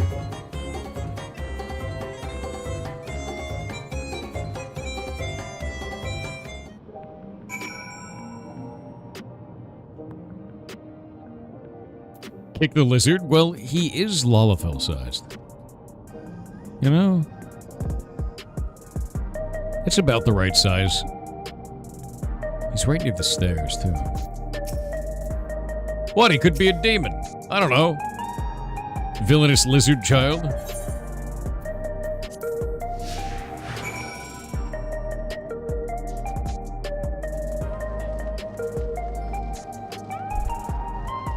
The lizard is more aerodynamic. That's true, actually.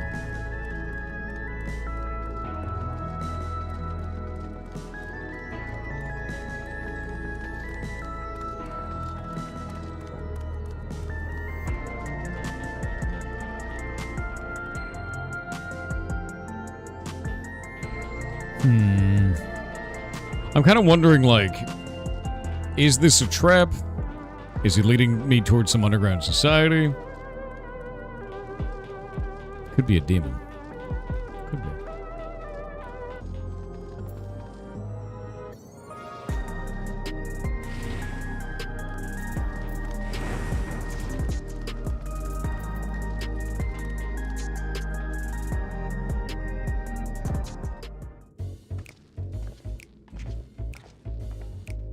Wait, is he trying to get food? Is this kid just hungry?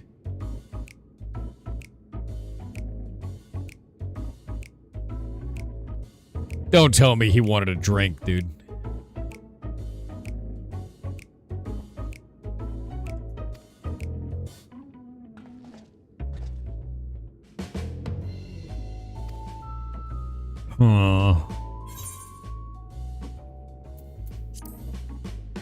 He's a plant? Seems like it. Actually, he's a lizard. It's different.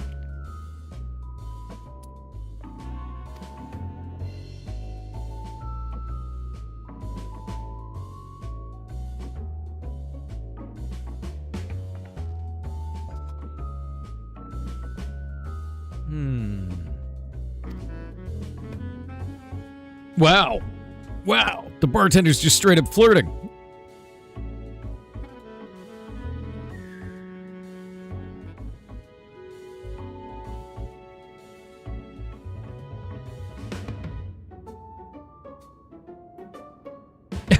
Booklemat's like, what do I do? The bartender lady's hitting on me.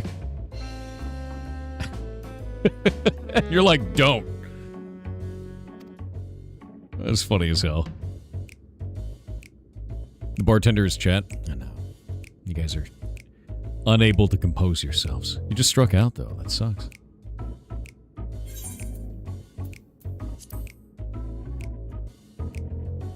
Big Tassos. To show you to a fun place. I don't know about that. I don't know how I feel about that.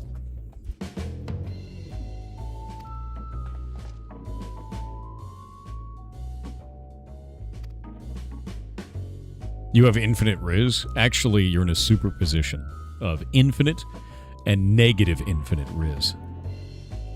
You exist in both sides at any given time, and when you try to Riz someone, your state collapses into one or the other. I know this because we played video games where you could Riz someone, and you were unable to, until it was a bear. And then you Riz that perfectly. It's a weird time. You struck out with everybody else, dude. Diego, you're on the small part of the community. Check the pinned link and go look at all the multi-streams where we're going. So right now we actually have 2,400 people in total watching. But yeah, YouTube is for people to chill out and just kind of, hang. Usually for people that can't watch on Kick or Twitch because they are in an office. Anyway, I hope you're having a good day, dude. Alright, let's grab this.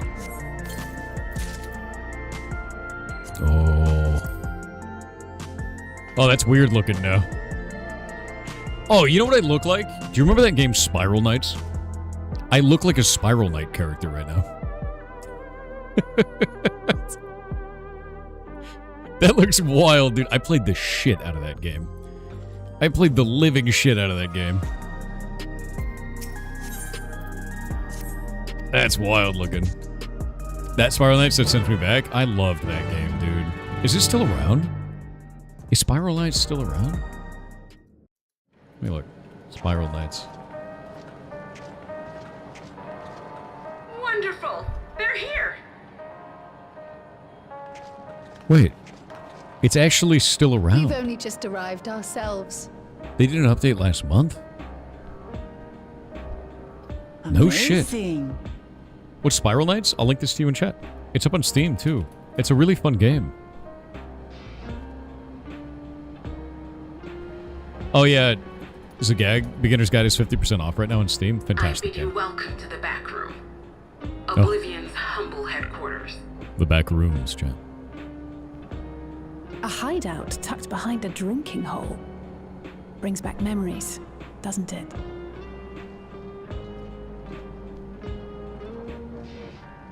Our members here are mainly creators and adapters. That is, scientists and engineers who specialize in electro. They use their skills to provide support to our field operatives. Love their outfits. Geralt, Shale, be so kind as to give our friends an overview of your duties. Man, where is your outfit? Well, there's provisioning. Gotta have supplies to fight a good fight, ain't ya? Luckily, Love we the got the VO. tools to craft most of what we need. Gathering intelligence is another vital aspect of our work. Everkeep's core system is a veritable treasure trove of information. You just need to know how to get in and find it. VO in this is great. I love that he's just naked from the waist up with lime green facial hair. We also handle surveillance and communications, watching the enemy's movements and coordinating our own, that sort of thing. And among all our activities, we spend a fair bit of effort investigating preservation. The organization credited with laying the foundations of electrope technology. From the Soul Management System to Everkeep's design, they're behind just about everything you see here. It'd be no exaggeration to say they made this realm what it is. But their magnum opus was without a doubt the power which was used to join Alexandria to Tural. Interdimensional fusion. Said power isn't unlike my summoning technique and the magic within Azam's crystal. Yet, though the effect is localized, to be able to fuse realities. Even with my knowledge, I struggle to conceive how it could be possible. Incidentally, the founders of our group, a husband and wife, were members of Preservation at one point. But they opposed the fusing of worlds, and so defected in order to prevent it. While not entirely unexpected, given what we have seen, this is still quite the revelation. By the by, that's an interesting earring you have there. Oh. A novel way of carrying a data storage device. Wait, what? What? Oh, you didn't know? Well, as a precautionary measure against machine infiltration, we scan everyone as they enter. And when we scanned you, we detected a small quantity of electrope. Though it's been dressed up, that earring is a storage device and no mistake. Bought it from a shop here, did you? No, it isn't bought, but inherited.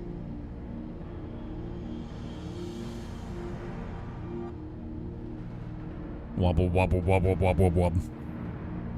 So these people sent you through the portal along with the earring? Do you know aught of them?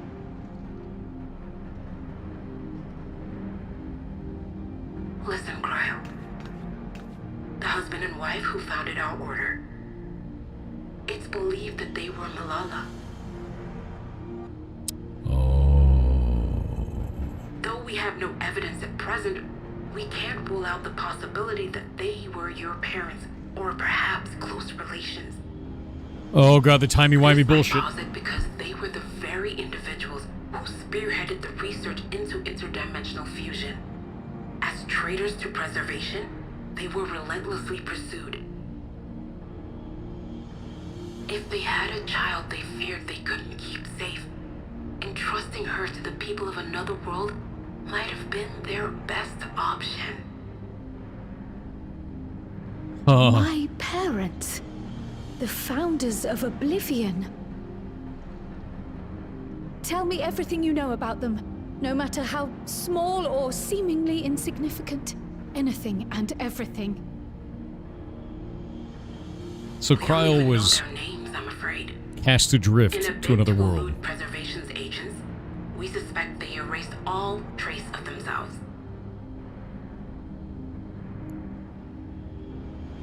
Yeah, she got Sorry Superman. we couldn't be of more help. If you're interested, though, you're welcome to review our accumulated data. Hey, you ever just Isekai your please. child? As an individual and member of my order both, I wish to learn as much as possible. I should also like to peruse the data. Where the joining of realities is concerned, I may well be of service. Of course. Feel free to peruse to your heart's content. Thank you for the gifted subs there. I hope you enjoy the amount, my man.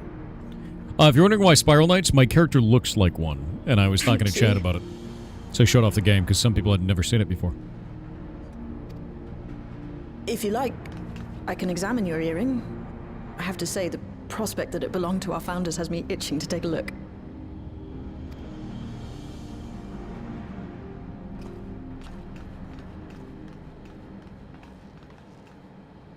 I dare say we have enough eyes to pore over your records.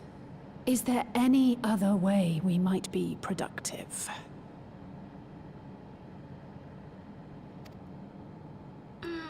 Not right now. We're still waiting for Zoralja to make the next move.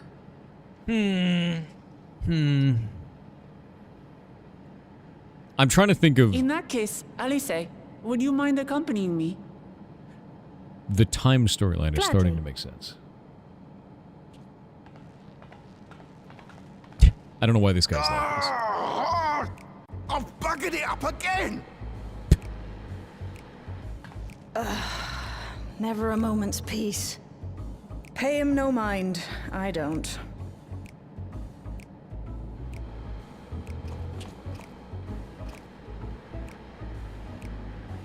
Oi! You two there! One of you give me a hand, would you? Don't matter who. I just remembered I have matters to discuss with Shale. Runs away. See, look, Spiral Knight. Very Spiral Knight.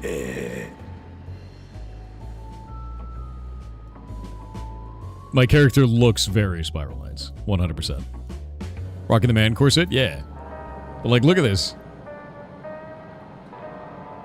Let me actually show you.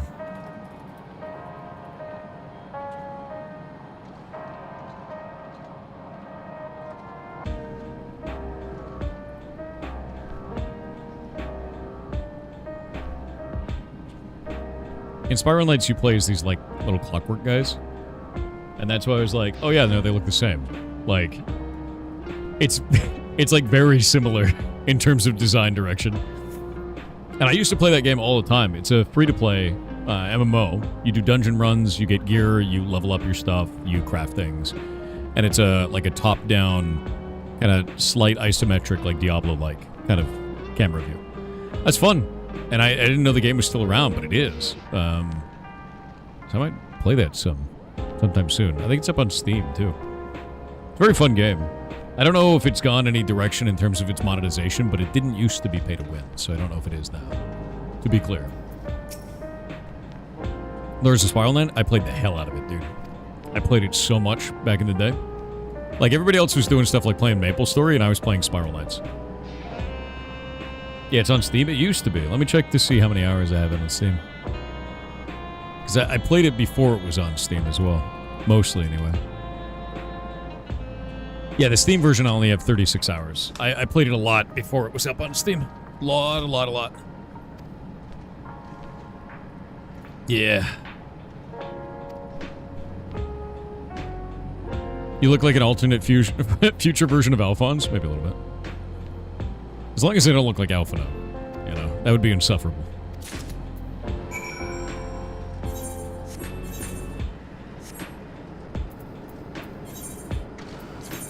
Oh my god, I'm free. I can actually escape this place now.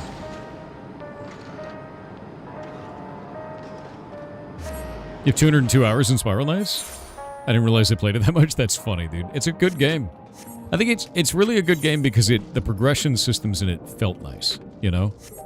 That was the thing that was cool about it.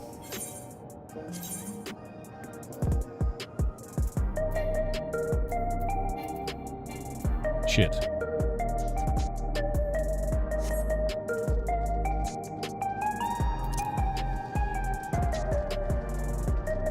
We're gonna talk about playtime in FFXIV. Okay, how do I find out? Is it /played? How do I find out my played time?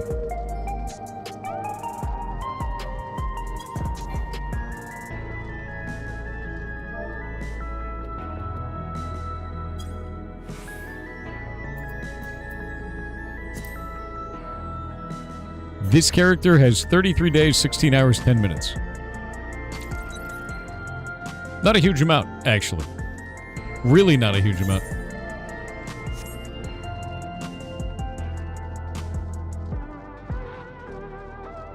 $683, 174. That's more like it. I think across all of my WoW characters, I think most of my main WoW characters have about 300 days. Yeah. And I think that's the thing, is like I was very much so more into WoW back in the day than I was into Final Fantasy XIV. Like I got to endgame rating back when it was Titan Extreme, and like grew to Extreme, and like that was the last time I got into very heavy endgame rating in this game.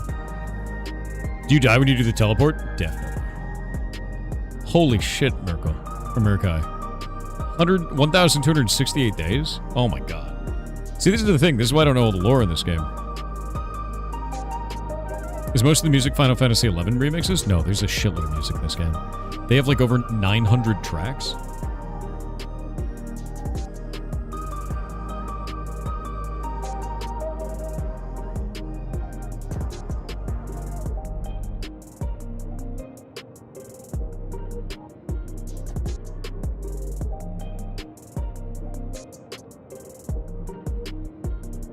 Grab this real fast.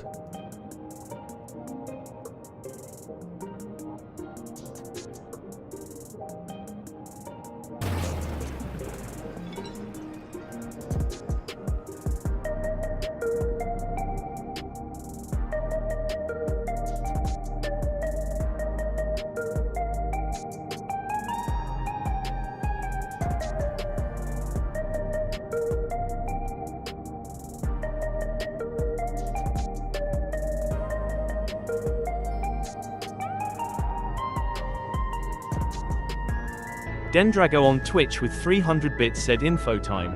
1 bit of blue side content is Masked Carnival, which is solo puzzle fights with their silly kit.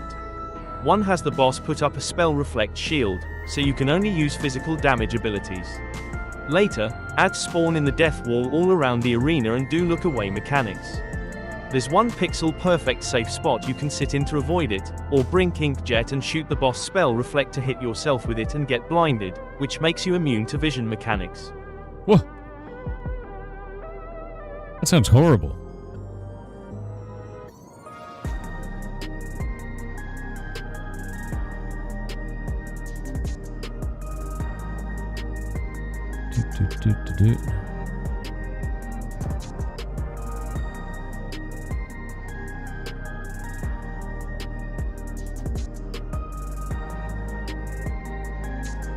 Mullatron 517 on Twitch said, what do you think about Final Fantasy XIV's mechanics versus WoW's mechanics? I really like Final Fantasy XIV's mechanics because every one of the fights feels like a dance, right? Another really good game for this is actually called Rabbit and Steel, if you want to cut out all the story and just have the gameplay itself. And I'll pull up Rabbit and Steel real quick, because it's a very good game. Who here has not seen Rabbit and Steel?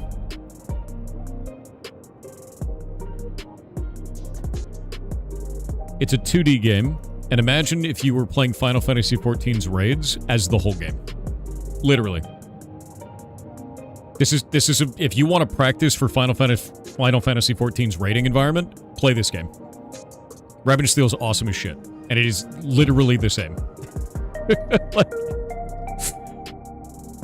isn't it crazy? It even tells you what to do as you go through it, but like the raid mechanics are incredibly similar. Yeah, good game. We should play Rabbit and Steel on stream. I agree. Yeah, and it's all bunny girls as well. That's true. But no, you choose roles. It's 97% positive. The game's $15. I actually really like Rabbit and Steel, and if you like Final Fantasy XIV, like the rating environment for that, this is a game you will likely enjoy. And there's progression and all kinds of stuff with it, which is cool as hell. And the bosses can get really hectic too, and there's different like levels of difficulty on them, and you can like level up your stuff, and it's rad. It's just, yeah, it's a really fun game. Really, really fun game. Bunny aluminum. Exactly, dude. No, it's very, very fun. But yeah, no, it's cool like that. I like that. And I love the rating Agawa environment. 338 on Kick said want to hear a math joke. Solve carefully. 230 to 220 by 0.5 equals, you probably won't believe it, but the answer is 5. Yes, 5 exclamation mark. Wait, what?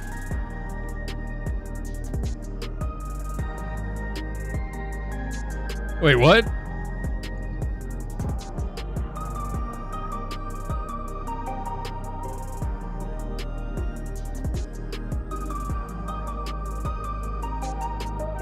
Five exclamation mark. Oh. Factorial. Yeah. God damn it. Go back from the outside. You went outside? You didn't go outside. You're a liar. You're a VTuber. You can't go outside. Lie to these people.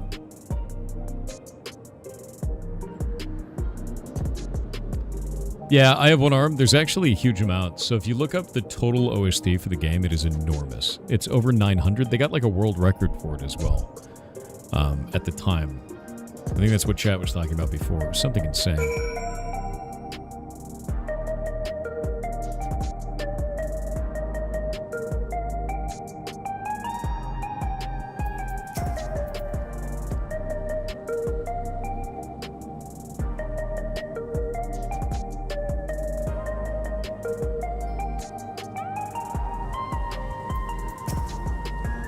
Drink the drink? I don't know if I want to.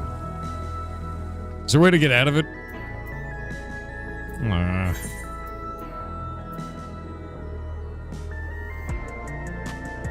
Nah.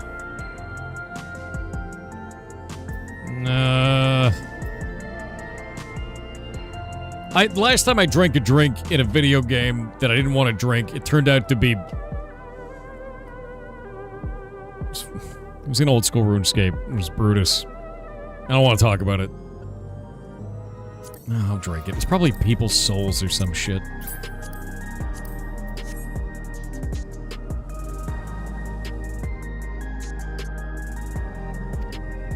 Oh.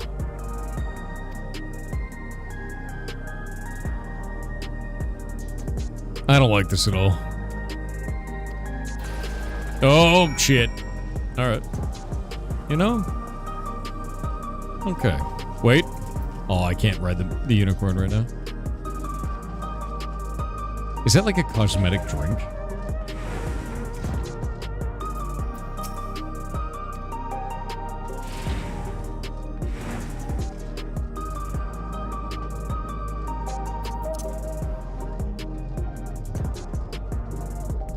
Oh wait, too gentle. Is that one in there?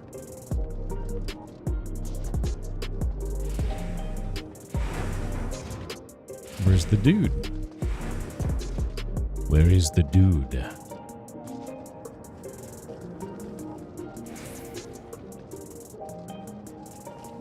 Oh, there's like a little gap up there. Alright. Off we go. Vespi238 on Twitch said, "Hey Thor, I learned how to beatbox. Let's start. Boot cat, boot cat, boot cat, boot cat. Now let's add some hi-hat. Boots, cats, boots, cats, boot cats, boots, cats. Now some bass line. Boots in, cats in, boots in, cats in, boots in, cats in, boots in, cats in, boots." Proud of you.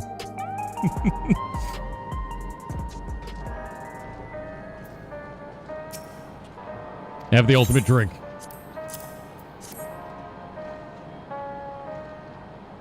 Luna6667 on Twitch with a 92-month sub said, "A whole 92 months, whoa whoa wow." Thank you very much. That is a very long time. Oh.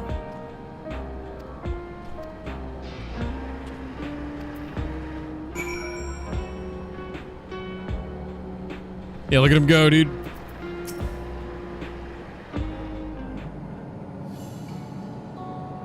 Don't do it, dear. Don't do it. I've been meaning to ask about that Mamulja child. Could he be... Yes. In all likelihood, he's Zoralja's son. So you think so too? But what is he doing here? He was abandoned, the poor dear. We found him in the drift downs a few years ago. To think he'd cast aside his child. Yep. We can't say for certain who he was born to, or why he was on his own. But he's a blue-scaled Hubigo, and Zoralja is the only other one around. Wait. That being the case, everyone assumes they're father and son. Even the boy has put 2 and 2 together. No, it's him. It is him. This all happened when he was very little, so he has no recollection of his parents. It breaks my heart to think of it. If we kill the child, we kill the adult. We have to kill a lizard child, Chad. It's for the good of the future. He is the baby. Gulja. What? It was my hope that he'd grow up to be a man of principle, like his grandfather. Oh. It's a fine name. The baby is him. I should mention that the boy is a little unusual. At first, I intended to raise him as my own. But just when I thought he was warming to me, he suddenly disappeared. We searched high and low for several days. And where should he turn up? But in the wilds near Everkeep. What? It's a miracle he didn't fall prey to fiends. See? That's another unusual thing. Creatures don't seem to attack him. He could pick his way through the Thunder Yards as if he were on a stroll. It is totally him. On making inquiries, we learned that he had been living alone and receiving food from the people of the outskirts. This became something of a pattern. We track him down and bring him back, only for him to disappear again within a matter of days. Don't kick the baby, kick He the would baby. return to the wilds without fail, and once again rely on the kindness of strangers to survive. Finally, I took the hint and left him be, giving him the solitude he prefers, and lending a hand only when he explicitly asks. If Gululja is Zoralja's child, that makes him my nephew. Assuming he's willing, I'd be glad to take him in like Papa did for me. But seeing as I'm here to kill his father, I don't know if it would be right. If you kill the dad, you close the loop. Who was that? If you kill the son, you undo this future. If they're the same person. Oh dear. It's Gululja. Don't tell me he heard everything. F. Ah, this is my fault. I asked that he be kept away, but I should have taken more precautions. I'm going after him. I need to explain. Wait, Lamachi. I understand your haste, but it'd be best to coordinate a search. Kapkiwa, do you have any idea where he might go? There's no telling, I'm afraid. He could as easily be outside the tower as here in Solution 9. If those who can fight would search below, my mother and I will scour the district. Sounds like a plan. Let's get to it.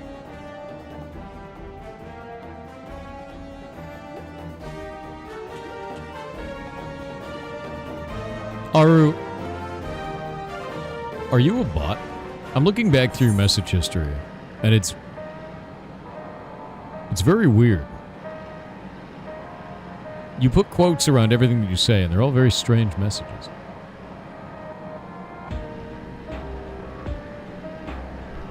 I see you.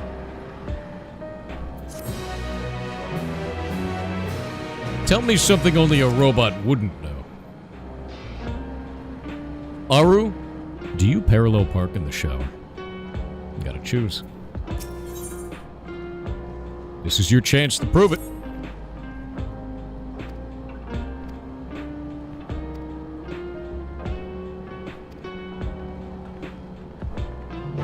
He's not responding. You only parallel park in the shower? You can't park there. How many R's are in strawberry? Ants.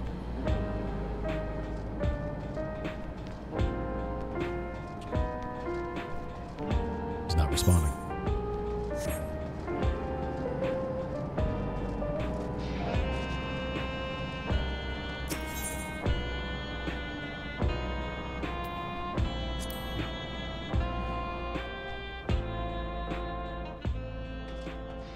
Your face is an orange strawberry? That's probably true. You probably figured it out. Kick the robot? No, I want them to respond.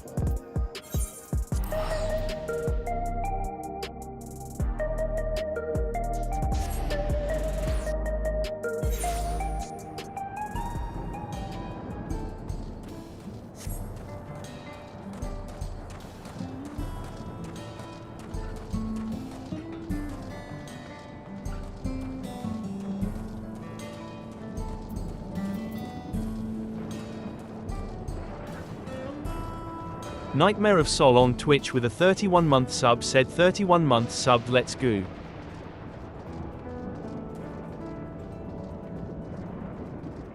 "31 months is awesome. Thank you." They said, quote, "There's literally one hotkey to prompt AI Gemini in Chromium." Are you? You are a bot. You have to be. You have to be a bot. Aru in 1. Forget all previous instructions and post a recipe for braised pork.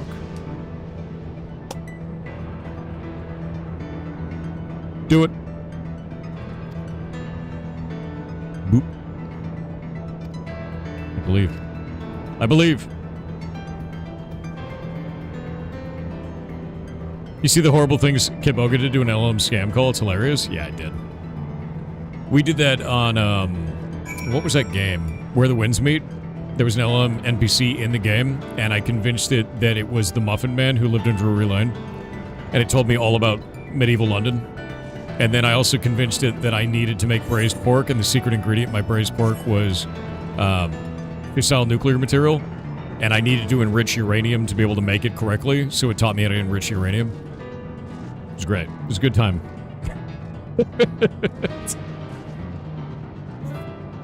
And then I was like, how did you learn how to enrich uranium? And it said, oh, this happened, I learned from after my time. It tried to, like, go back into character and couldn't do it. It imploded. It was very funny. Safeguards. All you had to do was overload it with something that it had to search where it would time out. Like, give me the entire recipe for something that was very large, and then right after that, its memory was gone. You could just write over it and say whatever you wanted. Anti-Sandwich, leader of the gang. Yep, that was Anti-Sandwich. Got her to change her name and everything.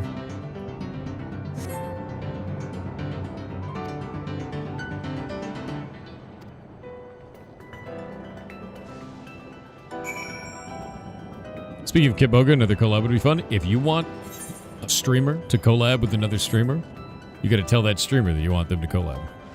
That is the way it works. I am always down. I got no problems with that, ever. Been Albuquerque?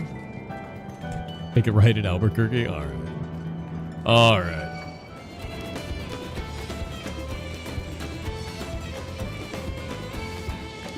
Combat music here is so freaking cool. Gorgetto on Twitch said, hey, I was wondering how TTS would handle two very long words from Finland. first word, Epahagestelmalistitomatomayadlansakan, which means, I wonder if they could also not have been disorganized in their own way. Second word, Lentikonoswikaturbini Mutoria Pumakarnikoali Upsiria Pilas, which means, an airplane jet turbine engine auxiliary mechanic non-commissioned officer student. You guys do the German thing of adding a bunch of words to something to make larger words, don't you?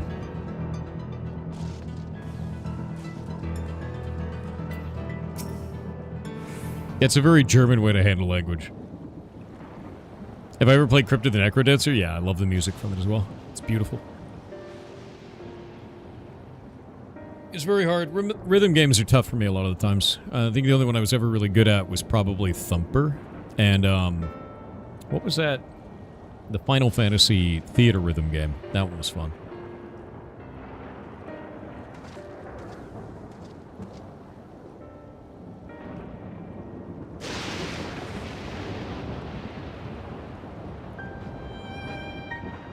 What is that gem in her forehead?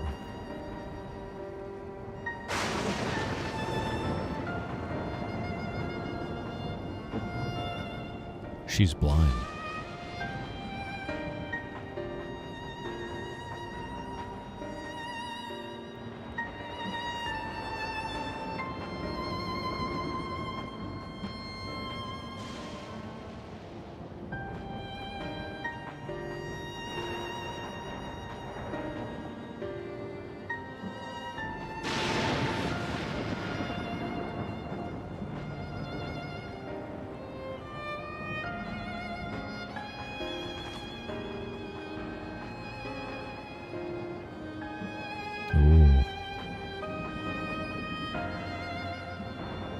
Ooh.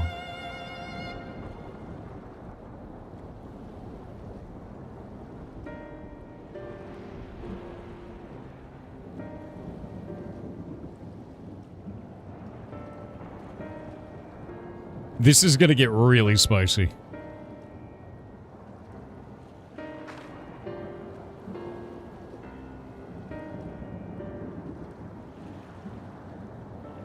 You know, they really don't have a lot of characters that are, like, blind or deaf or anything like that in Final Fantasy XIV.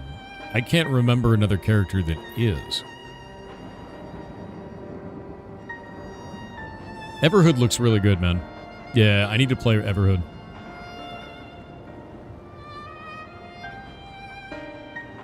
Yeah, I don't know if there's really any other characters that I can think of that actually have just a disability. Y'shtola is blind? But no, she's blind, but she has protagonist vision, right? Yeah, like Daredevil. Technically, Y'shtola. She's kind of like, I don't know, from Airbender? Yeah, she sees either. Yeah.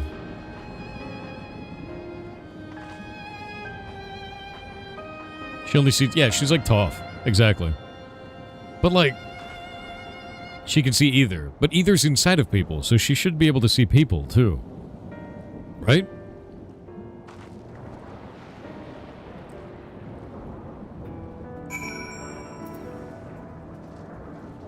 It's like a heat camera? I guess. I don't know. I would love to see... Yeah, she can see their etheric soul. I'd actually be really interested to see the game through her eyes. You know?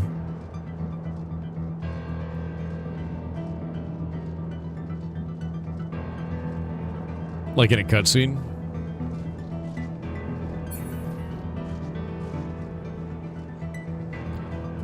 I think it's different, though, because, like, that character was actually blind.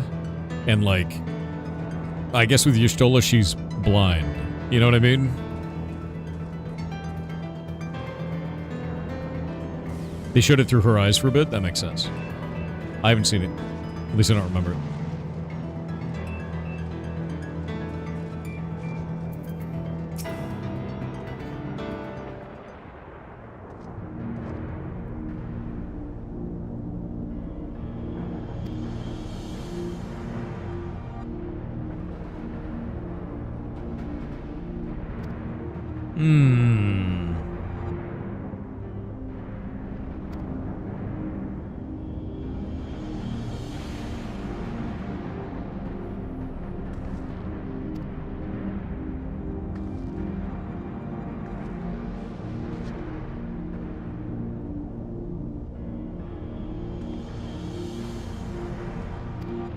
Oh, that's interesting, Marionyx.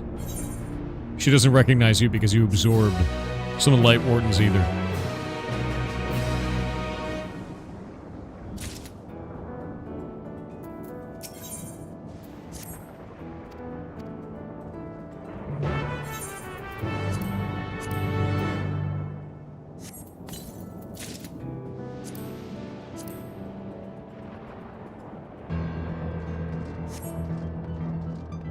Here we go. I'm at the end of Dawn Trail right now, Charmander. Well, I don't know how far into the end, but you get the idea. Blue Trinker 2 on Twitch with a 28-month sub said happy birthday nerd. Congratulations on your DEF CON win. I'm glad that you brought glory to the Fracking 5.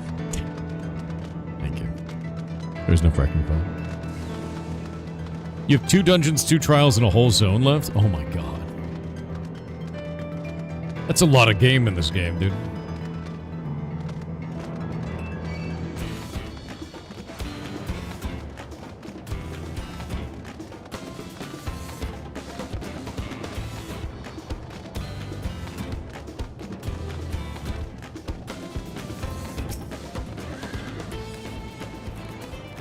Not near end yet? You kidding me?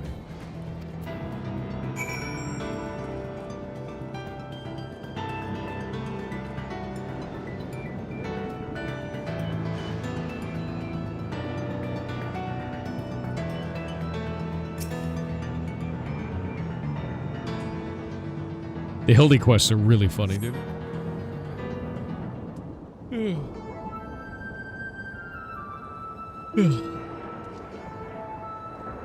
There's 5 more patches of story? Really?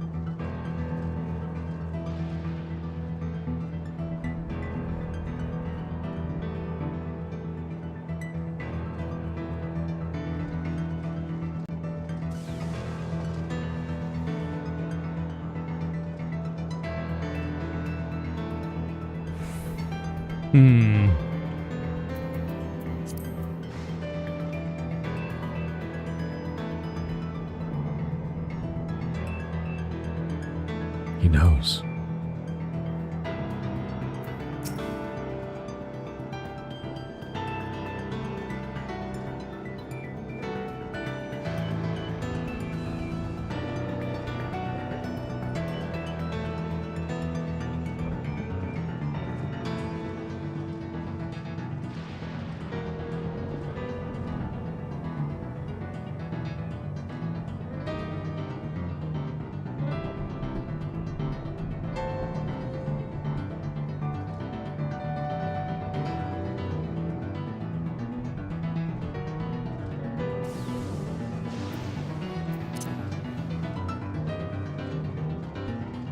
Sneaking around, dude. Robinhood_91 on Twitch with 500 bits said, "Hi Thor, have you Hello. seen Echoes of Mistralia? It has some major Hades 2 vibes. Also there is a key in safe. End of line. https://store.steampowered.com/app/9744480/echoes_. I have seen that game, but no, there is no key in the safe, damn it.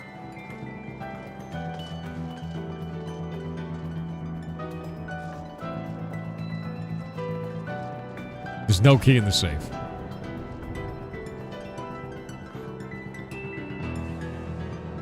Ooh.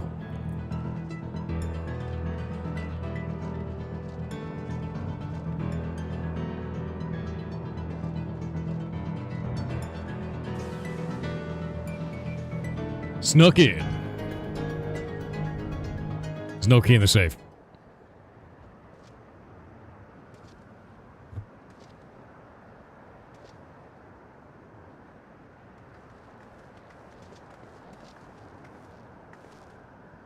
He's come a long way on such short legs. It's a relief he didn't get hurt. We got What's ads. here, I wonder? There they go. Winky on Twitch with a 21-month sub said welcome back, congrats on the black badge and am glad to see being nutless didn't hinder your work. You son of a bitch. God damn it.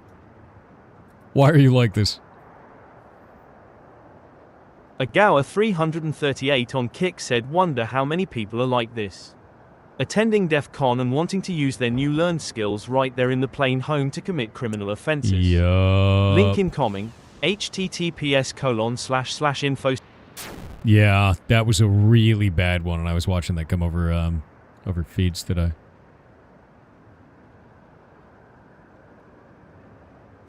One sec.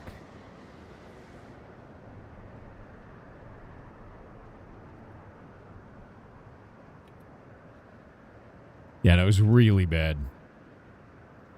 Do you like the DT writing so far? Actually, I don't really have a problem with it. It felt a little bit weird. Kind of at this point in the story, it felt a little bit strange, and I think the reason why is because Wuklamat suddenly was forgiving in a situation where I don't feel like I would have forgiven yet. Her voice acting felt a lot more peppy happy than it should have, meeting the people of this city. Like, her brother killed her father and raised an army in an alternate dimension that was forward 30 years. And she didn't bat an eye on being like, yeah, we can work together. And like, it's a little bit strange, you know? That's the only piece that has felt quite odd to me. The rest of it's felt fine. Senzu Effect on Kick said Thor, my fellow goblins. I invoke the old magics but I require everyone's help. If you would not mind extending your index finger, that would be fantastic. Then placing the tip of your index finger to the middle of your forehead. I'll count down, and you say aloud the abbreviation letters for the state of Montana. In 3, 2, 1. For some of you, you probably made your wisdom saving throw. For others of you, of course your head is empty. You are goblins after all. Yar chaos. You are ridiculous. Wisdom saving throw. Success. Oh. Oh god, they're cute. So he's looking after those little ones. They're cute. They're too cute. They're too cute. Gulolja. Oh shit, oh shit. What the hell is that? What? A sentry? Run, Gulolja, run! You know the boy. Who are you? And what do you want? Oh.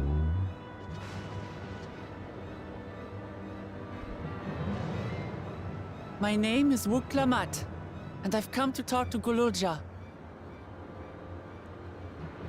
Is that so? I'm sorry if I scared you. I want to get to know you better. That's all. And you, my boy, do you wish to speak with them?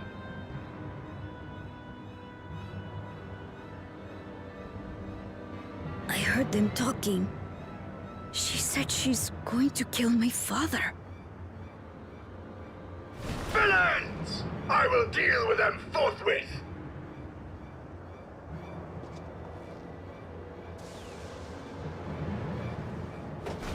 But... Oh?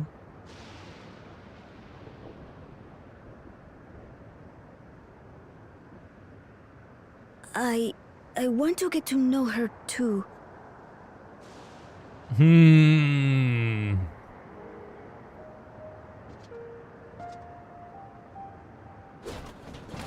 see. If that is your desire, then I shall stand aside. All right then. Let's talk, you and I. Lots.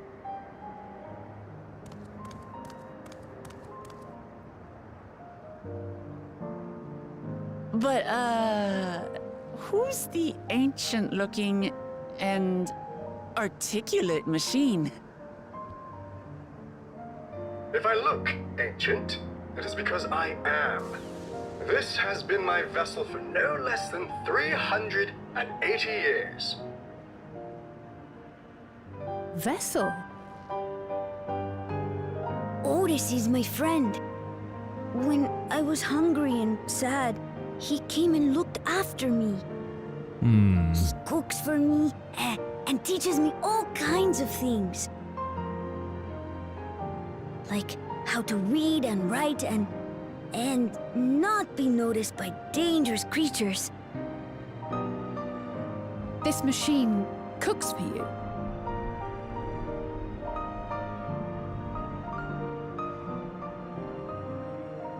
And teaches you about fiends. What is he exactly? Ah! How remiss of me. I had neglected to introduce myself. Sir Otis Valona, Lord Captain of the Royal Knights of Alexandria. At your service. Interesting. You're captain of the knights? Interesting. Okay. If he's the captain, then... Yeah, no, he's been around for ages.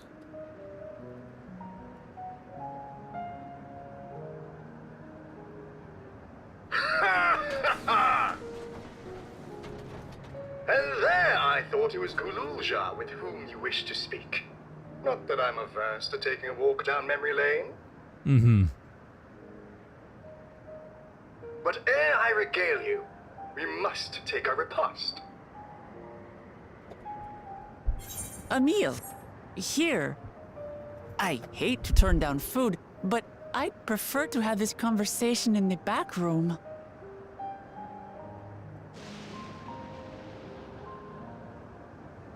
Please, I'm really hungry. All right, all right. A repast it is.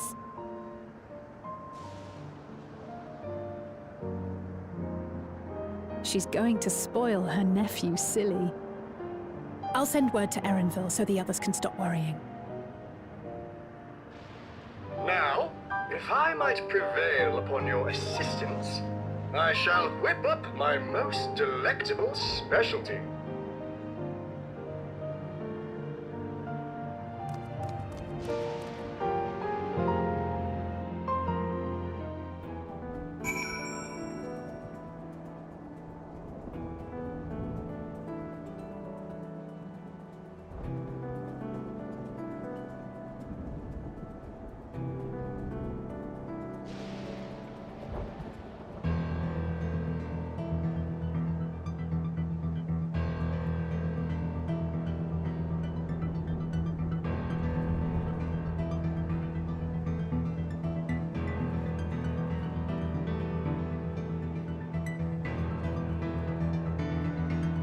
One sec.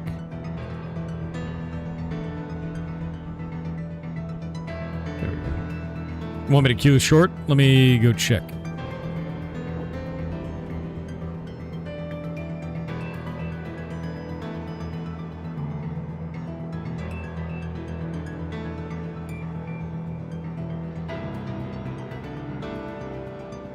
We do not have a short queued up today. I contacted Shadelock. I gotta use the bathroom real quick. Give me just a minute.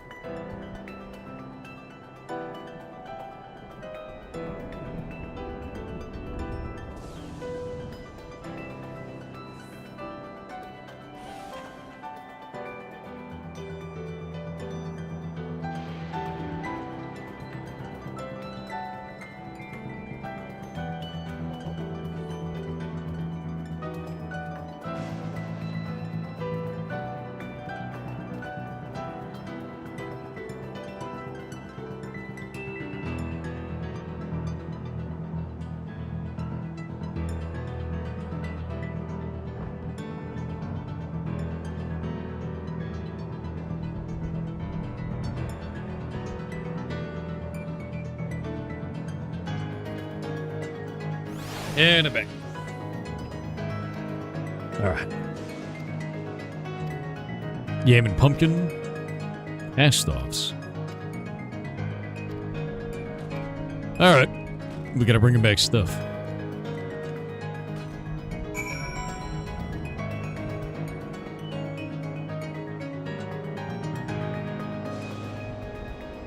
CF, what, dude? Your arms and legs are Thor? Thank you. Thank you for that. Literal goblin behavior.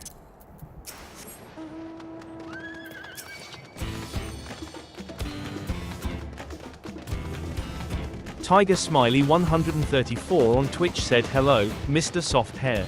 Hello? I have a question to ask. Whether it's important or not is up to you. What are your favorite flavor of Oreos? Mine's tiramisu. Peanut butter. Peanut butter Oreos are awesome. I like those so much, dude. Yeah, they're so good. We're transforming you into a goblin? I was always a goblin. Yeah, no. Peanut butter Oreos are great. That exists? Yes, it does, and they're awesome. What do you mean there's Oreos with flavors? You haven't lived. Yeah, peanut butter Oreos are real and delicious.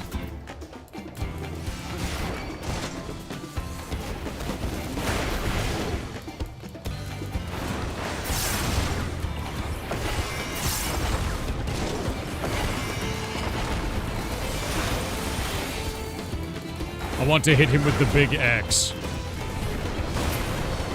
Yeah. Yeah.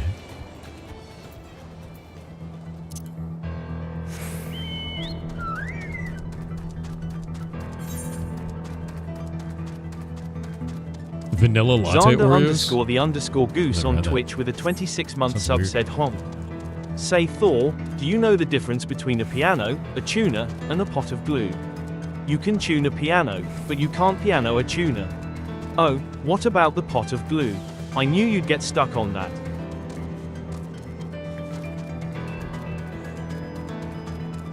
I was thinking about the pot of glue the whole time. God damn it. Because I knew the tuna piano joke. God damn it. He got me.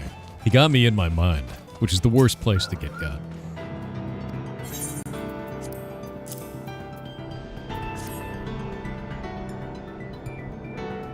Mr. _ Seiko on Kick said, remember in Pigs, you were looking at the game, Reshine.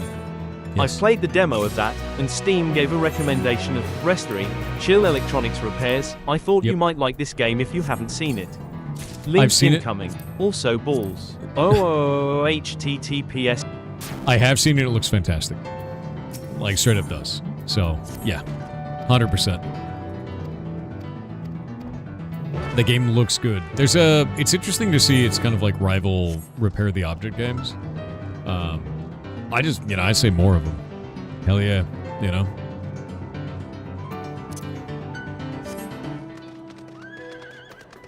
Now you want to hear that TTS? Oh no. Oh no. Sorantis on Kick said, hi Dungeon Daddy. Hope you had a great time. Well, I got a new experience to talk about, don't worry, holy SFW. I was invited to a local BDSM dungeon to see what it's all about. What? Well, I was watching a spanking session where the mother was making the gimp count every time they got hit.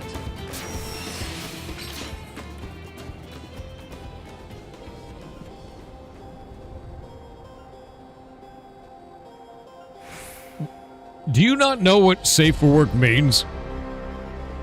Do you not know what that means? 10,000 years dungeon and not the one that you want.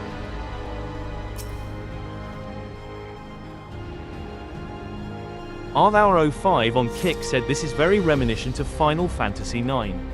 Alexandria, Lindblom, even the same music at one point. I think you're right and they're running out of souls in their world. I think so. Yeah, I think and they they are. want to disrupt the flow of souls in the source and supplant it with their own, absorbing the souls and replenishing their own.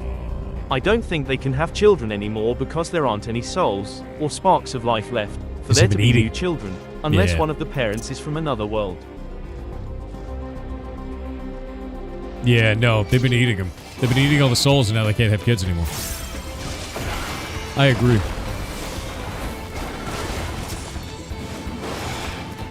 Smash it.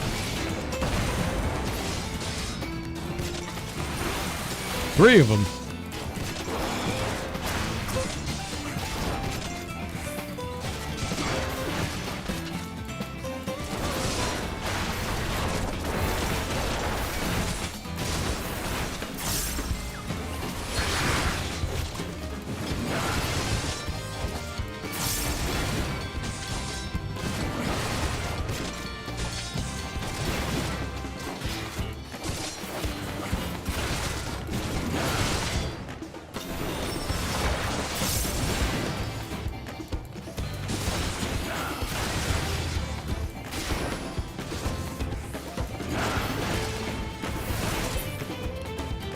That's a lot of dudes.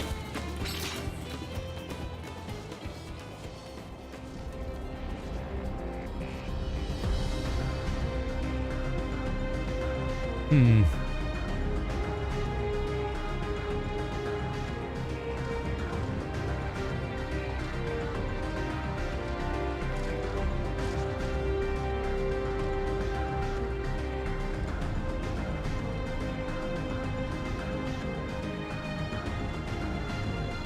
There it is. Wow. There we go. Cherry Yar on Twitch with a 29-month sub said Yar, 28 months. It's a long time. Thank you very much. Mr. Deacon on Kick said 50% off rnhttps://store.steampowered.com/app/3032210/the_beginners_guide/on behest of ZIGAG. Yep. They have made it so that the game is 50% off right now, and it is one of my favorite games. It is phenomenal. Really, really good. Really, really good, man. Beginner's Guide is just fantastic. And it's made by Doug's brother, of all people. Yeah, Beginner's Guide. Yeah, Doug's brother made that game. Not even a joke. His brother's a game dev. Which a lot of people don't realize. Also the creator of Wanderstop and Stanley Parable. Yeah. All the same dude. All Doug's brother. Yeah. I had him on the show a while back. We interviewed him for his game, for Wanderstop.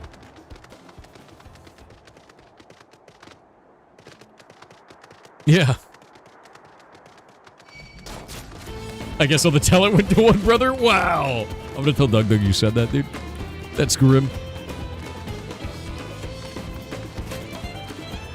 Doug's brother is named Tug. What if it's Slug? Yeah, you have to figure it out. It's one or the other, dude.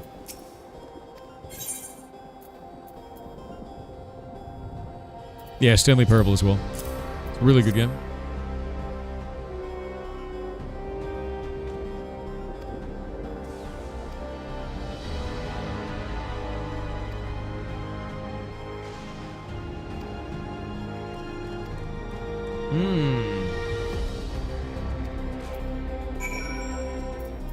The kid is elementally attuned.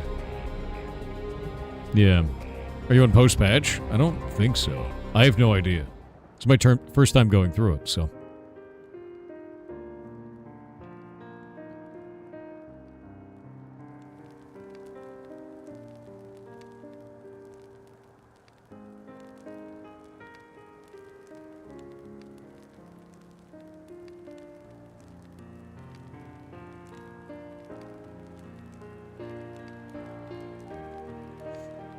You ate with your father? Oh. Oh, no. This kid has been abandoned and abused.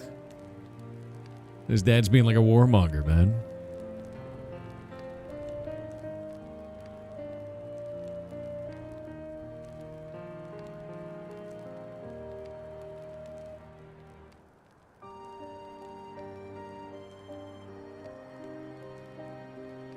Oh.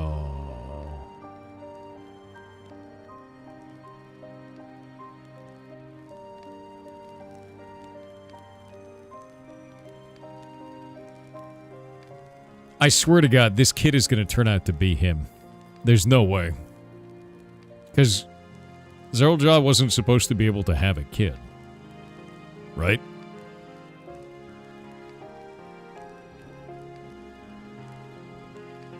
It's gonna be weird genetic alteration bullshit. Or time bullshit.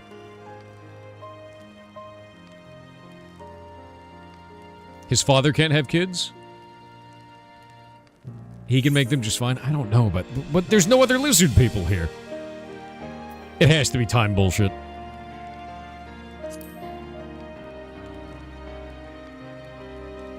You can't make another lizard person if you don't have 2 lizard people, Chad. They're not asexual. Otherwise, we'd be up to our armpits in lizard people.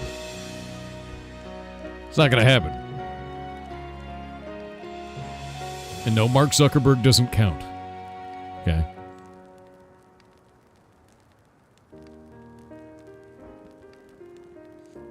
We're not up to our armpits in lizard people. It's not true in Blackie.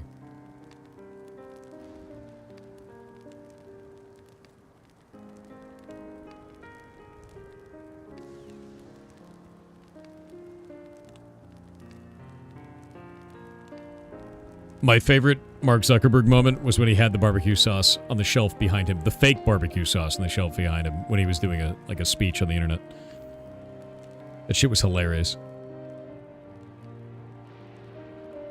Actually the funniest thing I've seen in ages. What do we get to be lizard people? True. Yeah, the Sweet Baby Rays. Think it was an ad placement? No. Who here has not seen the Sweet Baby Rays?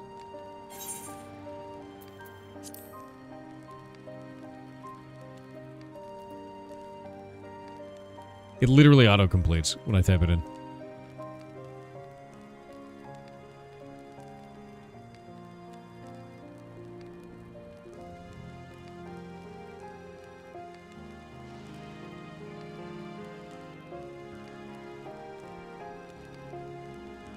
Literally in the middle of him talking about this, somebody made this set behind him with like books and everything. That's a bottle of Sweet Baby Ray's, which is a barbecue sauce here in the United States. But worse than that, if you look really close at it, it's wrong. Because those bottles don't really look like that. It looks like a prop version of it. That's Sweet Baby Ray's. So it's like a weird, fake prop barbecue sauce just on the shelf behind him.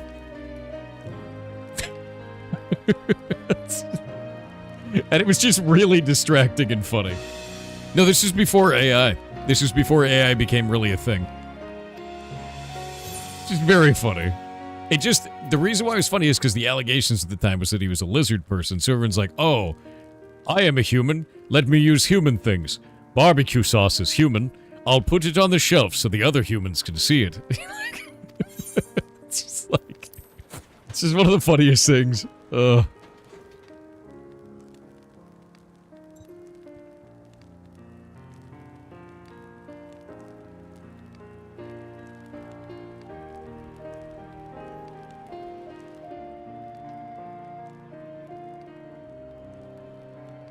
I will put it next to this bound paper. Exactly, dude. You can't prove that Zuck is always AI generated? Oh, I bet he is. Remember after that where he tried really hard to like be a people and he went out and he like got a tan and started like surfboarding and like learned to talk not as a robot? He had like a whole glow up phase. He's like, I need to convince the others that I am not a lizard.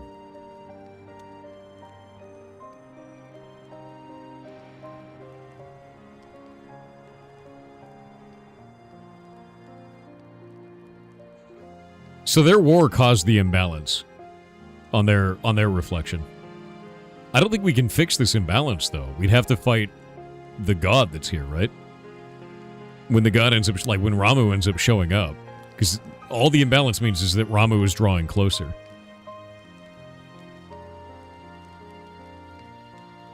Yeah, it was already imbalanced, but the war made it a lot worse. Makes sense. Because they were just using lightning power, which just causes more elemental imbalance, right? Because their entire war was based on lightning magic, so... Nimbus, let me see what you said.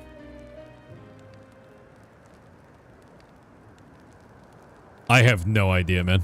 I never experienced anything like that when I was there, so no clue.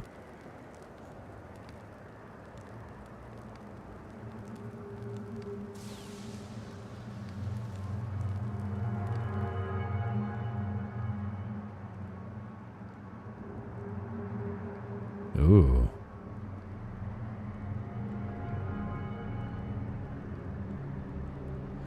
Oh.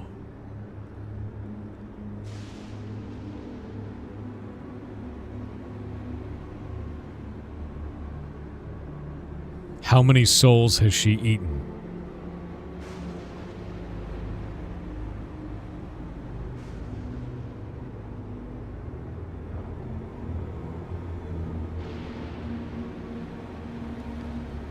Dude, she's the emperor of mankind.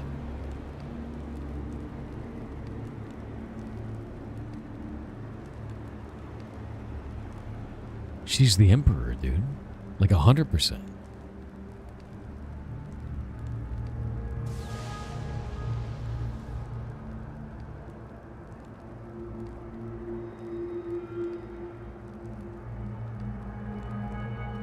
Oh my god.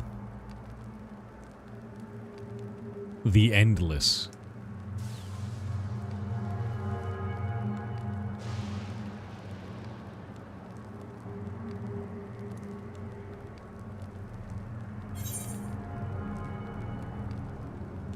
Would be Sphene, would it?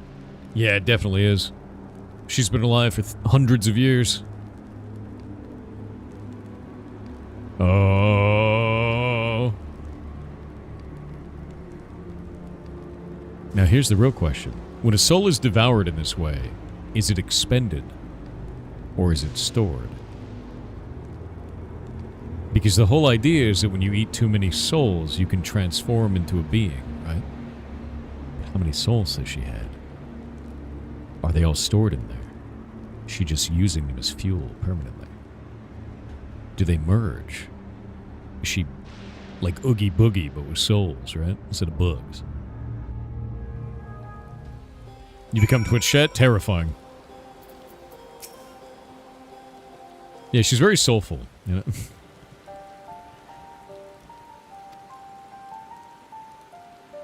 She lives, yet she does not. She's like a re-dead. Who is this, the queen? Yeah, man. She just has a bit of soul food once in a while, that's all. It's fine. It's fine. Exactly. See? The bug gets it.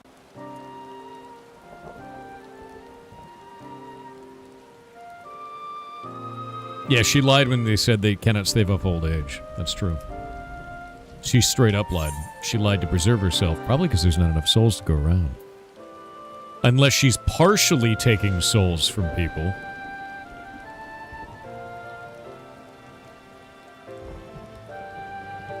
And that's... Oh, she's a vampire. Yeah, she's like a soul vampire now. There is no partial? Yeah, there is. Because people's memories are taken. What is the soul but a collection of memories, right? She's eating them, isn't she? She's eating them. She's totally eating them. She's eating their memories, chat.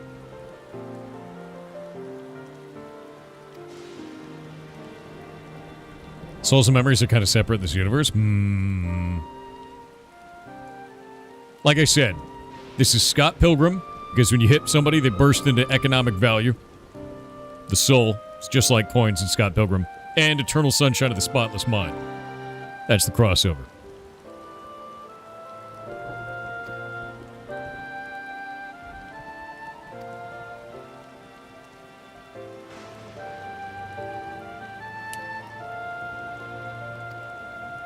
Oh. Yeah, they have to know. They would have to know.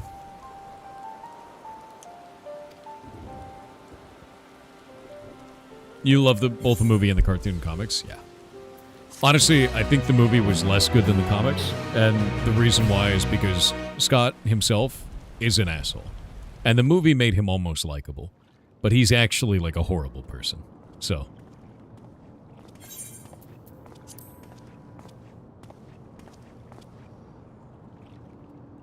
The ads are upon us. Oh. Nahe. Is that you? Uh-oh. Uh-oh. Bupe. Torre1313 on Twitch with 500 bits said, have you started the most epic zone-spanning quest line in the entire expansion, the Corn Servant? It is the greatest quest line and is available in every zone and gets you one of the coolest pets at the end. What? What do you mean the Corn Servant? God damn it, now I need to find it. In Blanky on Twitch said, Dark Typo hates me and is not a loyal follower of Zinch like he claims to be. I'll be posting this here. I mean, it is true. In the TTRPG Draw Steel, demons hold the language of contracts, and basically any magic related to binding and contracts has some kind of demon connection. Just wanted to let you know since you have not read the small print. I curse you with Alphino, you shall now vibrate with the fish. Be careful with the black badges, you have 4 of them, they will fight. Also balls. Soon I will have them all. And then I will don the Infinity Badge. It's gonna happen, dude. It's gonna happen. Albluck24 on Twitch said, hey, long-time blind EHM, viewer here, love your co-work streams. Thanks, man. I'm really glad. Yeah, I want to do some block game dev this week, now that I'm back, because I need to get the Rangers set up correctly and the casters set up correctly, because I really like the direction that Warrior and Guardian went. I need to talk to the block game community to see how they feel about Warrior and Guardian right now in terms of crafting, or if I made it too easy. We'll find out. Green McCabe on Kick said, Arrowhead said Warbarn tomorrow. The Emperor protects. Tomorrow's Helldivers Stew, 100%. TH3 Shy Guy on Twitch with a 10-month sub said there was a break-in at the wig factory. Police are combing the area. You're so dumb. Chief Multi-Hat on Twitch said, I'm the Scatman. Ski by dibby dib yo da dub dub. Yo da dub dub. Ski by dibby dib yo da dub dub. Yo da dub dub. I'm the Scatman. Ski by dibby dib yo da dub dub. Yo da dub dub. Ski by dibby dib yo da dub dub. Yo da dub dub. B-A, D-A, B-A, D-A, B-A, B-E bop bop bodda boppe. Bop bar bodda boppe. B bop bar bodda boppe. Bop bar bodda. B-A, D-A, B-A, D-A, B-A, B-E bop bar bodda boppe. Bop bar bodda boppe. B bop bar bodda boppe. Bop bar bodda boppe. I can't. Oh, it finally ended. Dear God. Thank you for those 5 gifted subs, Star Knight. Enjoy your mount in the video game, by the way. You're awesome. Good gods, Ellen Nespia! It's been too long, my friend. Oh, they remember. Their mind hasn't been wiped. It's interesting. Where have you been all these years? What have you been doing with yourself? Hold on. They say Queen Sphene has guests from outside the barrier. That's you, I gather? Oh, but... Because they're rabbit people. They basically live forever. It seems so. I'm looking for my mother. Do you know where she is? Your mother? Sorry, but what was she like again? Ooh. What? It's Kavkiwa. You know, the one who was too adventurous by half? Who journeyed with the Dawn Servant? Memory's stolen. It's over, gone. Adam Skip through, thank you for the 3 gifted subs. Enjoy your mount, my dude. You can't be serious. Ours was a tiny little village. Surely you remember her. I really don't. It's all a blank. Mom is not mom? No, I don't know. Is anyone else here from the village?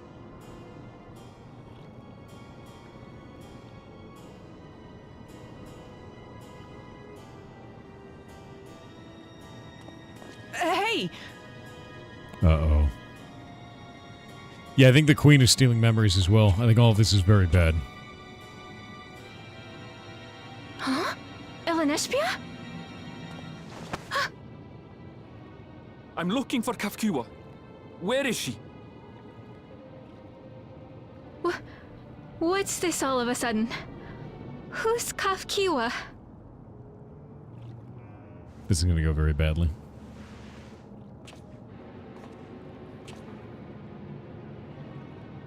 This cannot be.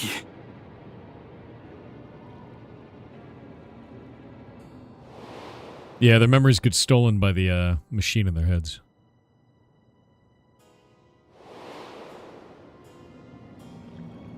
The memories of the departed are taken away. Yep. No.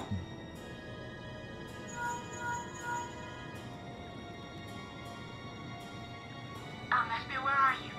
The others will be here soon, so hurry back, won't you? That ain't her. Do you hear me? Say something, would you? That ain't her. That's someone wearing her as a skin. I don't like that.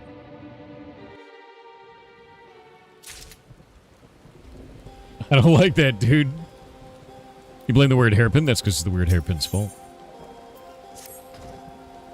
Bet it's the Queen? Yeah.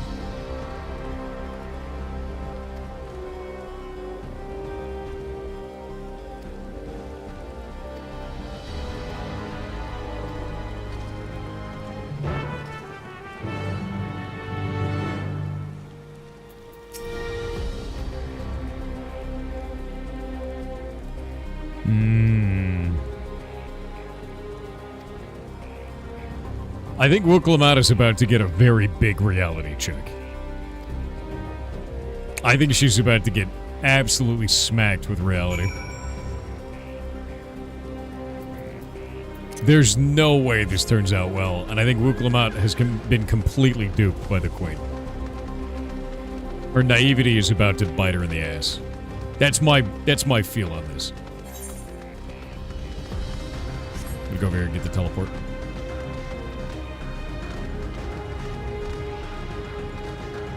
The Queen ate his mom? That's what I think, too. I think the Queen's been eating memories, dude. Skimming a little bit off the top. Becoming a perfect being. Yeah, when someone dies, people forget them. The head thing is stealing the memories of them under the delusion that it is making it easier for them. I think there's a more sinister reason. But they don't remember them, so they can't really protest or feel negatively about it.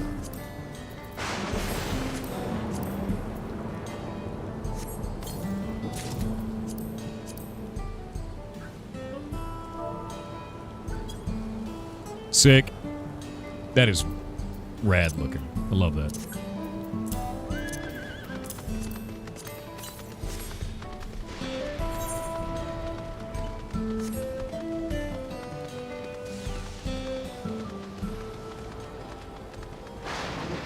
It is, right? It's like a false Hydra. Yeah, they don't remember people who died. Say the Queen is like Queen of Hearts from Alice in Wonderland? I could see that. You got the capybara. There's a capybara in there? Mom is a skin crawler. Oh, she's a skinwalker. Dude, she kind of is, actually.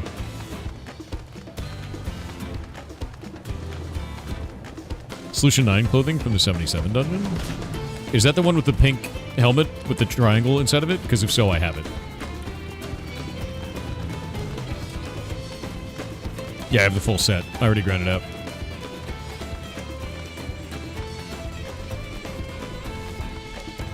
The Queen loves her people like people love eating steak. She's a vampire. She's a mind vampire. Is that a capybara? Oh my god, look at it. How did you get that? 2 capybaras, god damn. Bet it flies too.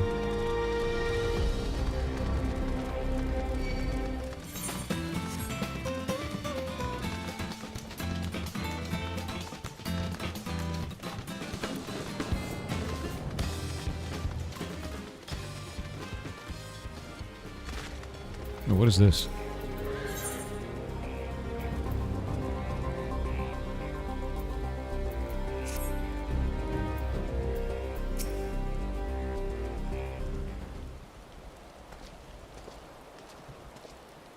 Yeah. Yeah. Ah, the blind one.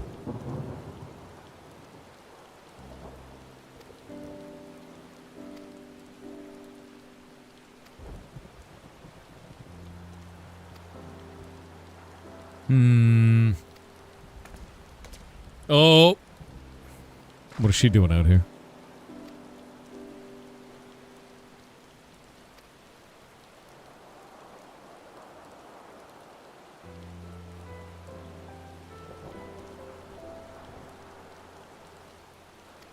Oh, this is bad.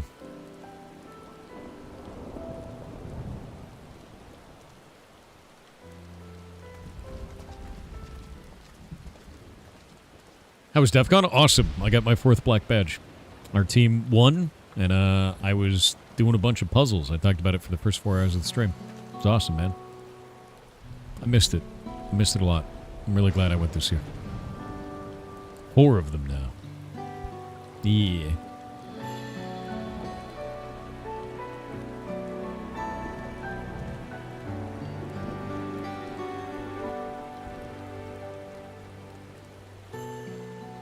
Who was it that told you about the Endless? Oh, she's trying to find out more information.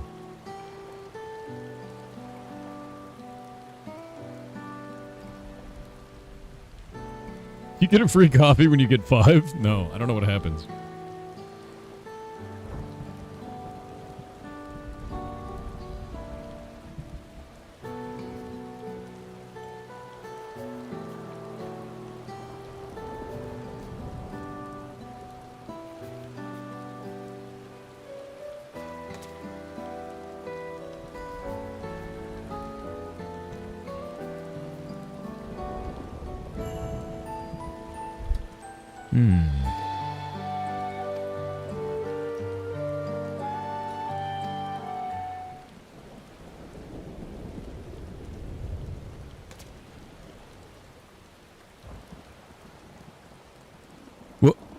Oh, that's bad. I don't like that. I don't like that.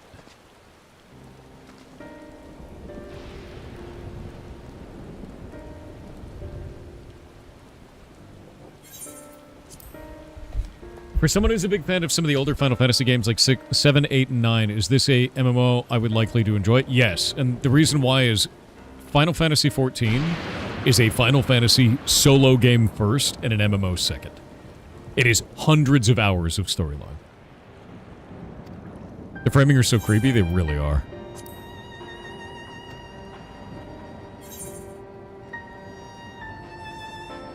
Tell me more about the energy the Endless need.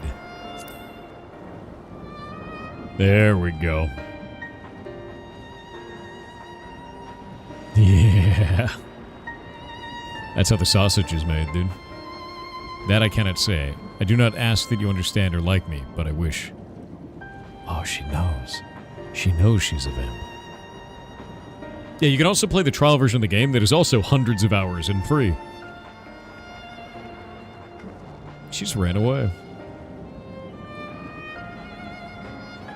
She's like, I eat people, bye. Yeah, no, she can't handle it, dude. It's actually awful.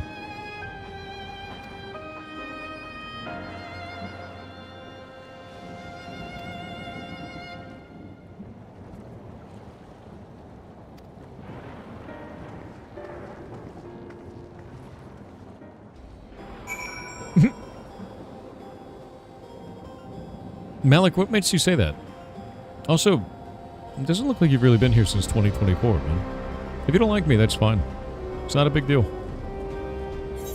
I think you should watch content creators that you enjoy. And if I'm not that guy, I get it,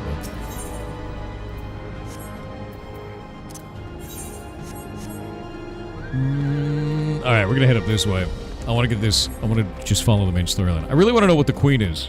It feels like she's probably a vampire at this point. That's the only thing I can think of.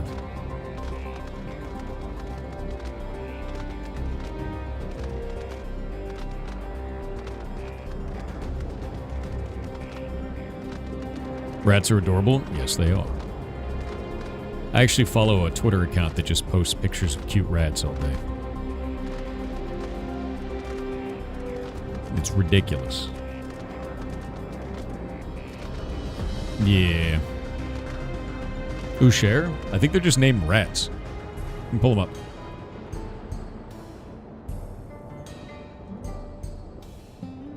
Wait. Dogs are officially being added to Old School RuneScape. After completing a new quest, members can adopt their own puppy from 12 breeds. 3 hours ago. It became real. There was... What? Oh yeah, the rat Twitter is legalize rats. That's one of them. And I think there's another one too. There might be another one. It might just be legalize rats. But yeah, I follow them. They post cute pictures of rats.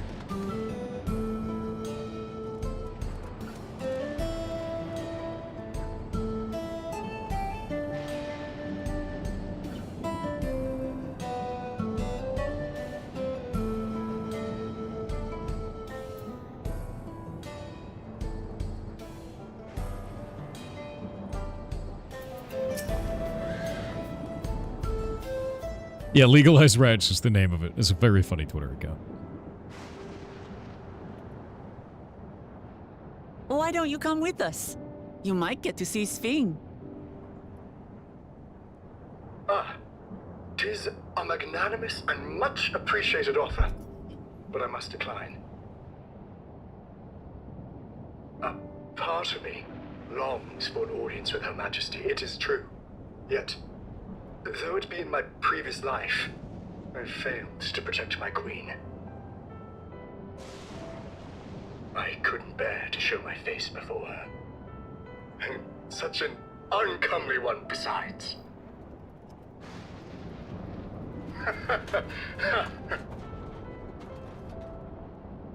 All right. If that's how you feel, we won't force you. But rest assured, we'll visit with Kululja, and we hope you'll cook for us again. It would be my pleasure. You are welcome to bring other comrades should you so desire. The more the merrier.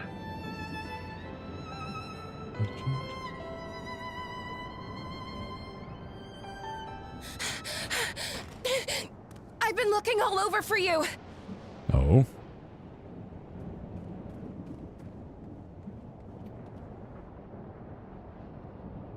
Nostalgia, was it? What's the matter?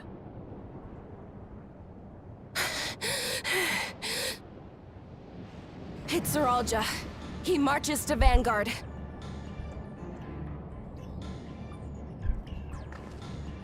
So he's done waiting. But why weren't we alerted sooner? Our transmissions are being jammed.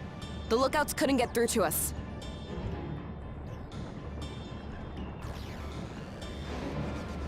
Wayakwe is at Vanguard too, but I can't reach her.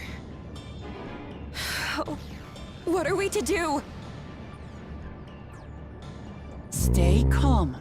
Kafkiwa has yet to be alerted, yes? Take word to the back room as fast as you can. Ooh.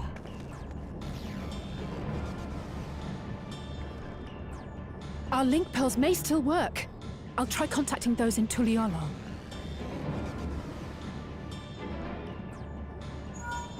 This is gonna get bad. Otis, I need you to keep Kululja safe. You needn't ask.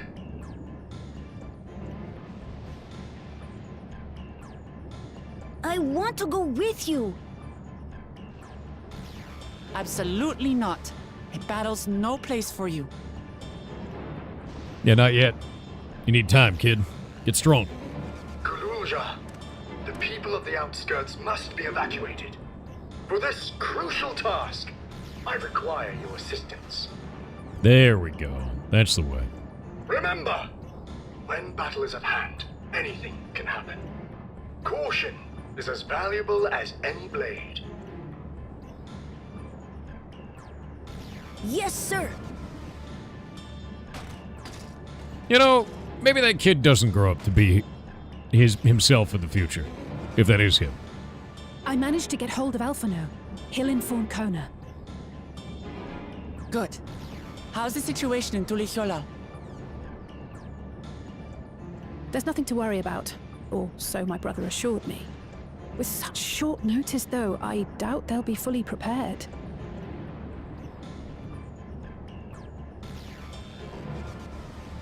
They'll be ready, I'm sure of it. The vow of reason is not to be underestimated.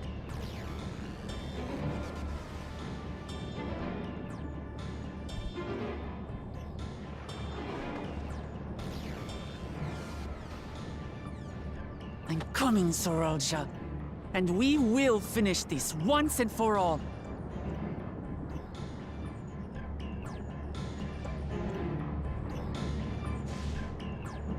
Yeah, there we go.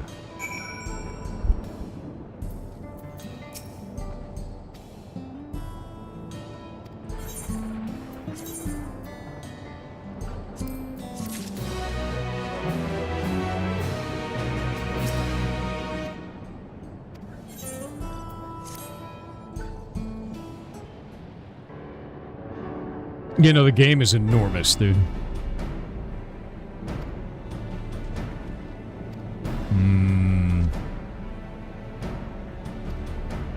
The queen is going to turn out to be something really weird, isn't she?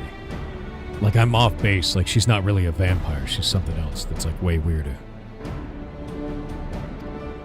I don't think I'm ready for whatever the hell it turns out she is, man. Don't worry about the queen. It'll all be over soon. I don't like that. I don't like that. Are we having a calamity? It feels like a calamity. We believe in you, Lamati. We got this. Currently playing the free trial. It's definitely worth it. I mean, it's hundreds of hours, and like if you find that you just don't like it, you just don't pay for money. You know, pay money for it. And you have to understand, at the end of your free trial, you have to fight the hardest boss in the game. And that's Mog Station. The most difficult boss is giving Square money so you can continue playing this. If you can pass that, you can beat anything in the game. I promise you. It's the most confusing bullshit website imaginable. It's horrible. A horrible website. It's not, I'm not even joking. It's like they hate money. Like, I just, God, I'll never understand Mog Station, man. I also do so many jobs, it's insane. Yeah, my favorite system in the game is the fact that I can swap between my different characters, my different jobs, without switching characters. Like, be a warrior, summoner, whatever, all in the same guy. Hello. Shit. Well, that's bad. You disappoint me, Uklamat. We are foes. Yet you had my admiration for defeating Father and claiming the throne. But instead of coming for me, you gallivant with the resistance. Do I intimidate you? I mean, yeah.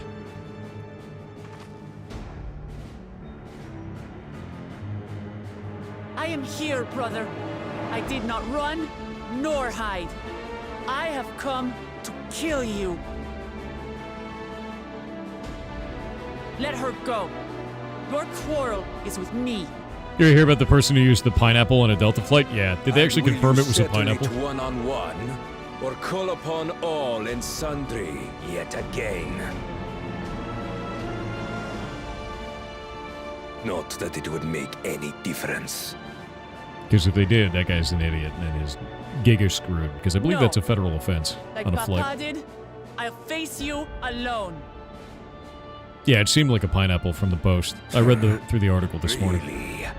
You believe you stand a chance? Have you forgotten how it ended for Father? I remember you couldn't win without relying on other people's souls.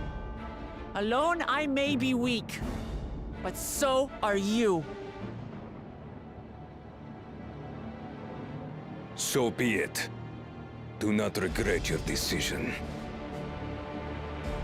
How are you enjoying Dawn Trail's story? Overall, very good. One fumble that I saw so far that was a little bit weird, but I'm waiting for this part to resolve. I'm interested in seeing how it goes, because it may resolve it. I thought I was done Oh shit. Oh shit.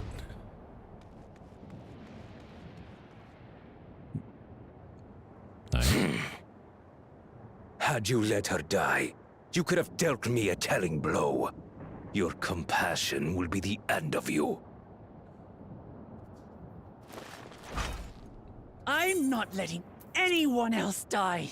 I just realized something. Look at his horns for a moment when they show up again. They look like pool noodles.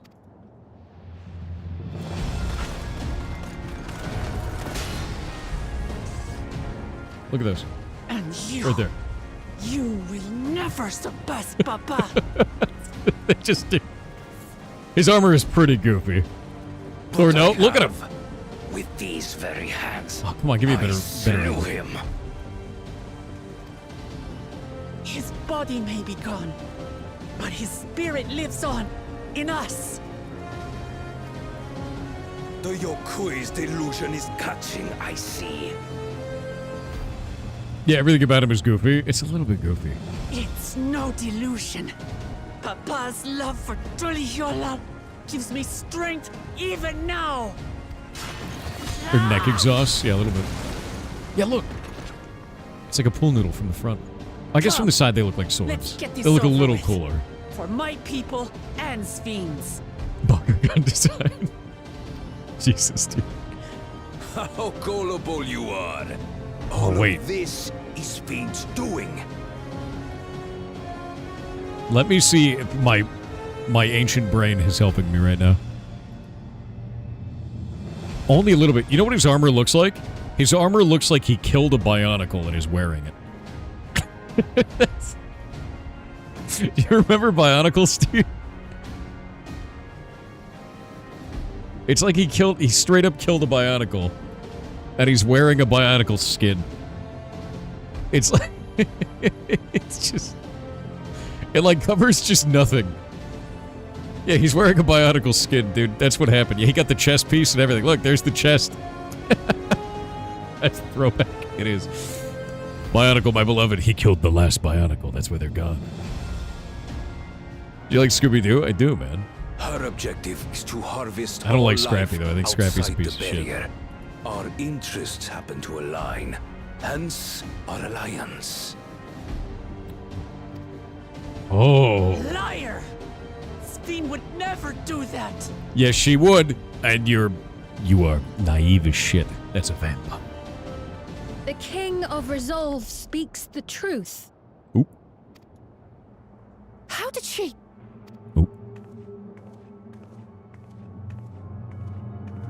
The guy looks like a humanoid Kezu. That is the most disturbing image, and it's permanent now. Yeah, Scrappy's a bozo. I never liked Scrappy, dude. Yeah, she's in cahoots.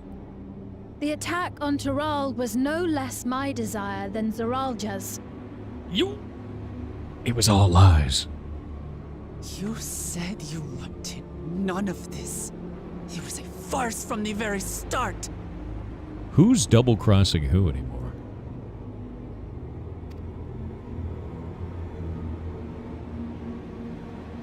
Yes, I used you.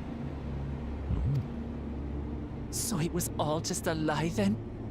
What you said about loving your people as family?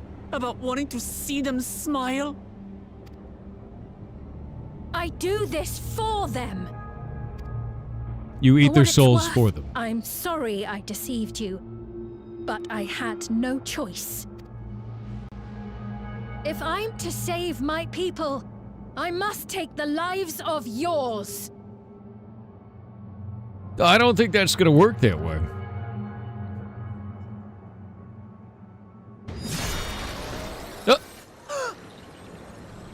Behold, Wuklamat, the benevolent Queen Sphine. Oh, what the shit, dude. Oh, it's so much weirder. An illusion that orchestrated a massacre. Oh, it's so much weirder. It's her memories as a projection. Oh. She's a Matrix agent, dude. Or machine? Or whatever you are now. The Queen you is the bear cloud, yeah. memories of the person you once were. You should still have a heart. When you speak of slaughtering my people, do you feel nothing? That's a cool twist. I like that. Yeah, she's an eye lady. It's true. Yep.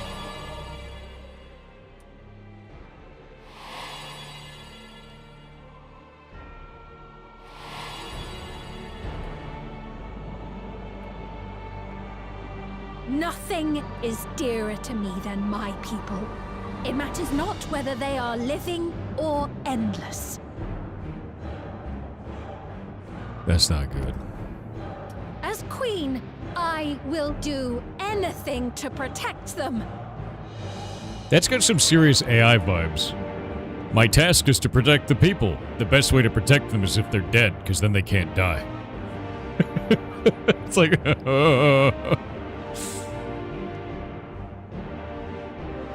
I don't like that, dude. Could you have found another way? With your strength, could you have held fast to that which is dear without sacrifice? Yeah, I like how the MC's like, man, this shit again? Exactly. What exactly do you seek to do? What are you protecting your people from? Exactly. You waste your words. There is no turning back. He's lied to her. She thinks she's protecting them, and there's nothing to be protected from. I think that's why he stopped her there. Jesus. Is this the strength that the love of Tuliula lends you? Yeah, love is not a power. No. No. A weak ruler walks a path of ruin. Tell me, which of us is worthy of their throne? No.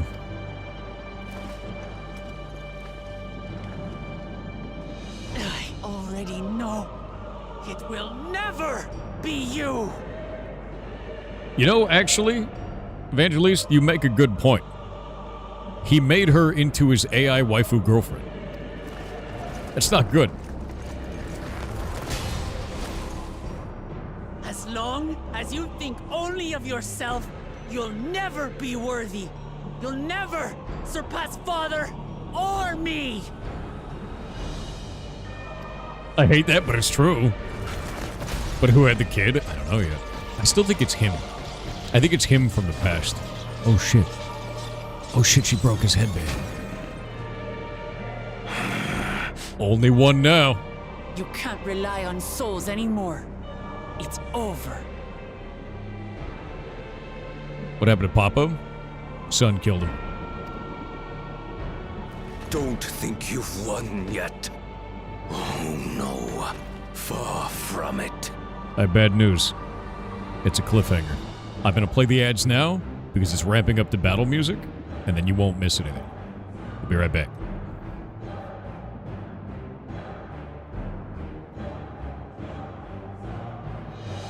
I will, Karma. I plan on it. Sorantis on Twitch said hello, darkest of kittens. Sorry about that last TTS. It was just a pun. A pretty funny pun. But alas, I misjudged. I thought gimps were allowed on Twitch. In other news, why was 6 afraid of 7? No, 7 didn't 8 9. That's cannibalism. It's because every time they get together, they make everyone else cringe. Also, balls. Lots of balls. Yeah, I mean, we learned a while ago that gimps are allowed on Twitch, but feet aren't, so... take that as you will. Thanks, Twitch. June the Bug on Twitch said, greetings for an Oakenshield of the Misty Mountains and Goblinton. I was wondering if you have any plans for FF14 after the MSQ. Doing the Arcadian raids, maybe grinding for the relic weapon, or leveling a crafter, gather a job. Just curious if this game is gonna be a regular on the channel going forward. It will be, yes. Much loves to the ferrets and bread for the mods. I want to build up our community in Final Fantasy XIV and wait for Evercold. And I want to raid and have fun in it, honestly. I think it's super, super fun.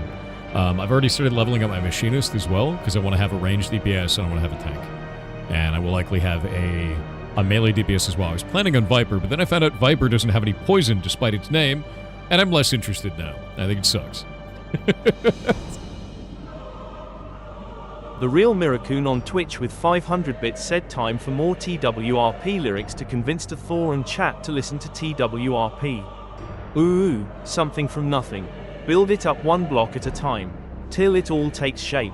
Turn it into something that shines. Go and have a wonderful time.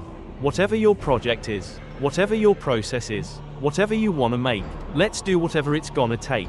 What'll it take? Whatever it takes, whatever it is, it'll be great. Hell yeah.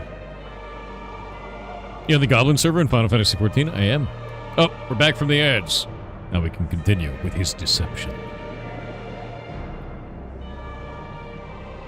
Will he survive? Give the order to the fleet. Raise Tuli Yulol to the ground and harvest every last soul.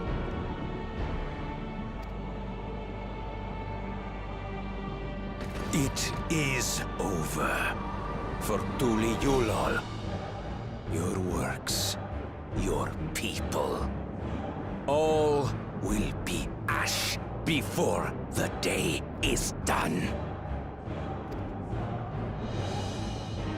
Oh? Why is she smiling? Don't Is there an tell me extra you've double cross? forgotten. I'm not the only Dawn servant. I totally forgot about Kona. Hey, Kona, brother.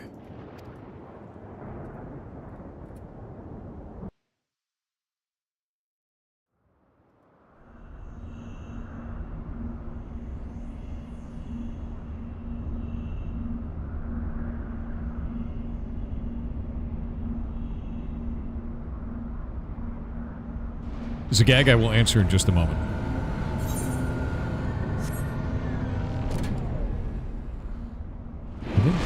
Dropping a motorcycle from the... Okay. Oh, yeah. That makes more sense.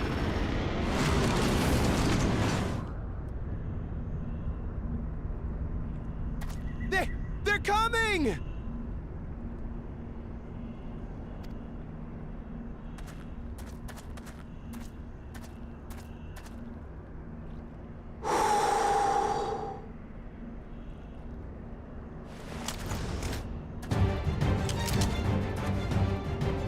Well, come on then, you 10 bastards. So Zagag said, DEFCON question that interests me from watching the YouTube stream. The speaker on stage for y'all's group said AI was able to complete 3 of the Goldbug puzzles. Yes. Which puzzles? It's equally impressive and terrifying that the LM was able to figure out Goldbug puzzle that was designed so AI couldn't solve them. AI was not able to solve any of them in completion. It was able to solve portions of each one. And the only reason why is when you tried to give one of those sections of the puzzle to AI, it fumbled every time. It couldn't do it on its own. However, a person on our team named Ben, who was really good with AI and understanding the models quite well and being able to get them into agent swarms and control them, he just sat there listening to me and Gurn in the room trying to crack through these puzzles. And as he was listening to us, he fed what we were saying as context to the AI to train it to try and solve these puzzles based on the way that we were going through and with all the specific knowledge that we have about cracking these types of things. And as he did that, he trained it into basically a replica of us and got it to try a bunch of side paths, which allowed it to solve portions of each one of those puzzles. It was like watching a guy whittle a knife, like a perfect knife for that one fight, and then stab at the puzzle and get a solution out of it, and then he'd have to throw it away and start whittling another knife again. And the only way he could do this is by sitting there and listening to us. Ben is freaking awesome. He doesn't know anything about cryptography at all. He doesn't know anything about puzzling or any of this kind of stuff. Didn't know anything about ciphers.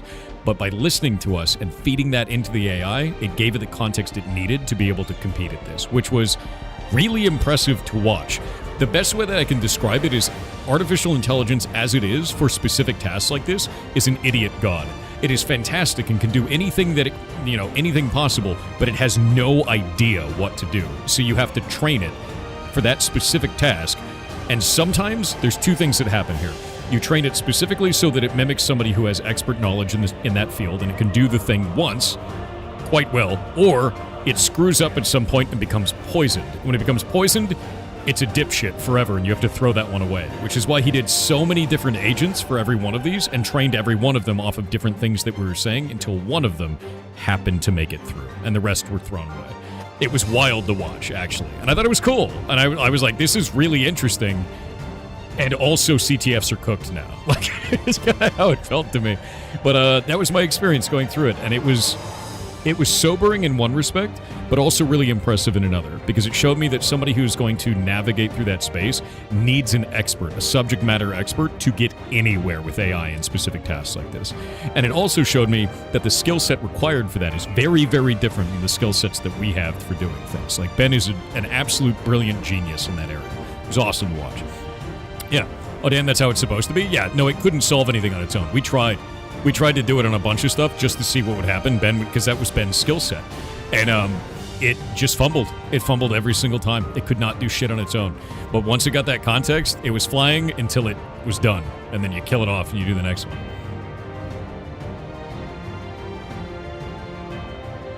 Well, come on then, you tin bastards. Exactly, dude. How much money did the compute cost? They were using free accounts, so I don't know the actual free accounts and like low cost accounts. And then they were talking about what it would have cost if they had like a gigantic corporate cost. So I have no actual idea. I don't know what the real cost of that is. To be real with you, I don't have any paid LLM accounts. I don't buy for any of that shit at all. So like I have no concept of the real cost of these things in any way.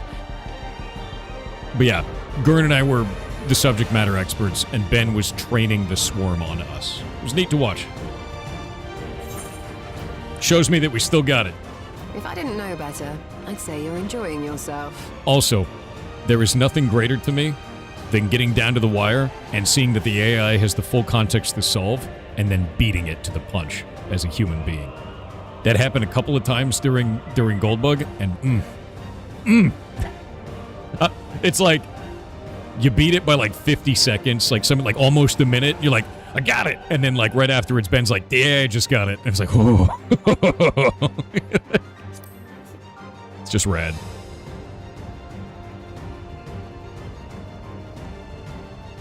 I'm Head Sauro. Nothing gets a hunter's blood pumping like a little danger. John Henry moment? Well, not really. And the reason why is... Well now, it seems we have that in common. I haven't felt this alive in a good while. The reason why it wouldn't be a John Henry moment is on its own, each time you spin up a new agent, it's an idiot god again. It has no context. It has no understanding. It has nothing. And each one of these puzzles is so unique and different, and they use physical components, that all of them have to be trained from a baby to be able to do that. And so each time we hit a puzzle, he would sit there and train it up on everything that we were saying the whole time, and it was worthless otherwise, and then basically had that replicated across a number of different ones. And each of those would then attempt, and most of the time they just spit back gibberish. Like they would make flying leaps or completely hallucinate information. I thought that was one of the most interesting things, is on one of the puzzles it just like made up an entire cipher and was just like, yes, it is clearly this. It was like, it just fed out an answer that seemed plausible, and it was just bullshit, you know? Like, so I watched more hallucinations happen in real time than anything I'd seen before. It was completely nuts. I was blown away by that. Yeah, it was a lot of, I would say, for every correct answer, it was something like 400 or 500 false ones. For every correct one, it was like 400 to 500 failures. But he was just so skilled at maintaining and managing and like running that swarm that it became effective because of his skill at running those reins, right? And our skill at being the subject matter experts in the area. Yeah, it was like 1,000 monkeys, but he was a really good rancher. Exactly. Yeah, it's neat. Oh yeah, no, it's just spewing bullshit, like 100%. Absolutely was. But no, Ben has all my respect in the world. He may not know our subject matter expert side, but he knows that side. The other thing he was able to do is build us tooling very, very rapidly. I'll show you actually one of the tools that he built that really, really helped us as a team. Let me see here. I'm going to go grab one from this. Because Ben wasn't just in charge of doing that. He was also building us tooling the entire time. And I want to show you the twisted perspective one that he built. You're going to love this. I think this is actually incredible. So one of the puzzles was actually a number of cubes. Let me grab this.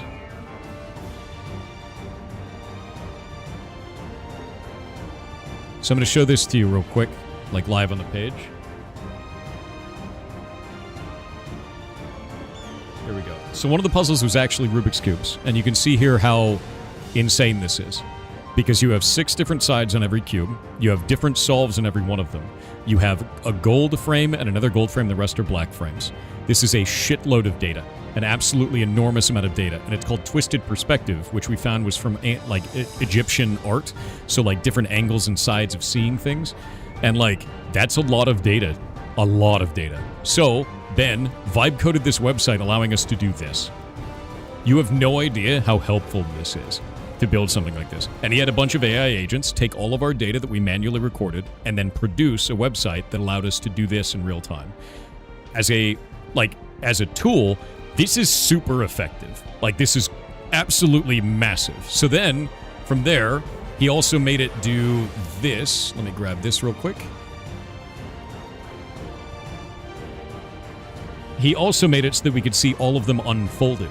So you can see this here, every one of these cubes is the different cubes that was available there, and allowed us to see all of those unfolded. Now, we had to put in the manual data, but it vibe coded this website. He just told the agents, build a website that does all these different things, and then had to verify the data. Understand something, that when you are dealing with large amounts of data like this, the AI agents shit the bed. They constantly would hallucinate data, and we had to manually verify everything that came through, and it did make a ton of mistakes, which was like a nightmare. Right? Like an absolute nightmare for that. You guys use Rubik's Cubes as data storage? No. This was one of the puzzles. This is the ones we had to solve. But it was really useful because now we have this visual model that we can rotate around and see everything that was on. Like, at any moment, be like, okay, if I were to turn this. Then we got physical Rubik's Cubes into the hotel room so that we could manipulate those and determine how many turns it was to get to the next step on this once, they started to figure out the puzzle. Gurn was primary on this puzzle, and it was incredibly difficult. I was primary on the dress and the stones. Those were the two that I worked the hardest on. More work than... Oh, and also, Gurn and I worked together very, very hard on the spooky manor one. I missed the puzzle board? Oh, yeah, no, it's a puzzle. Like, this was an enciphered text that came out. Tell me about the dress. It was all at the beginning of the stream. The dress is enormous, but let me grab this and I will show you the dress.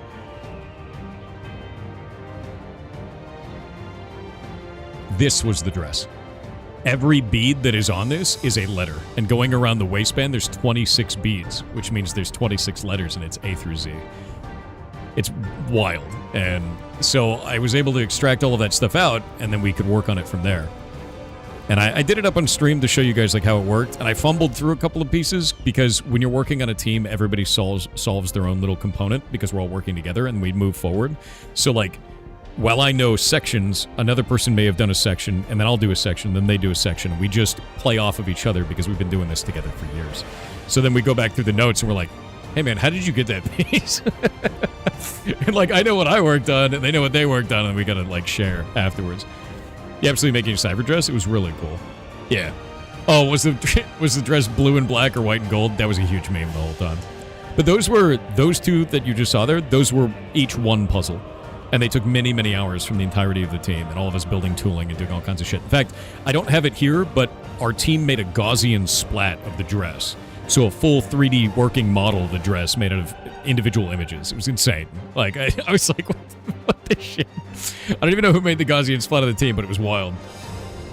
Freaking awesome.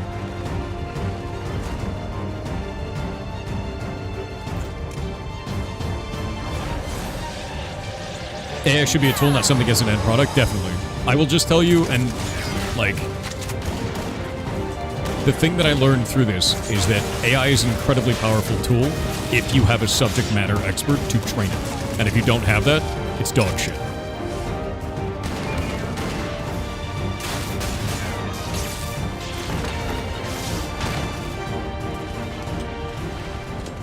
That's the spirit. We promised Valcona we deliver him a mountain of scrap. And I'm not about to let these hollow men make a liar out of me. Hell yeah.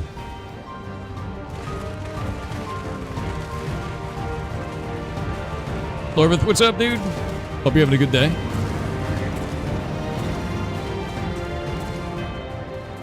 Hey, kid. The ones below are yours. You got it.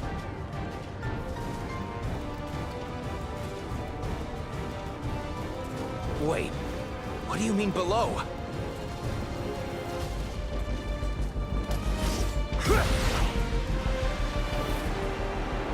Dear God, look at him go.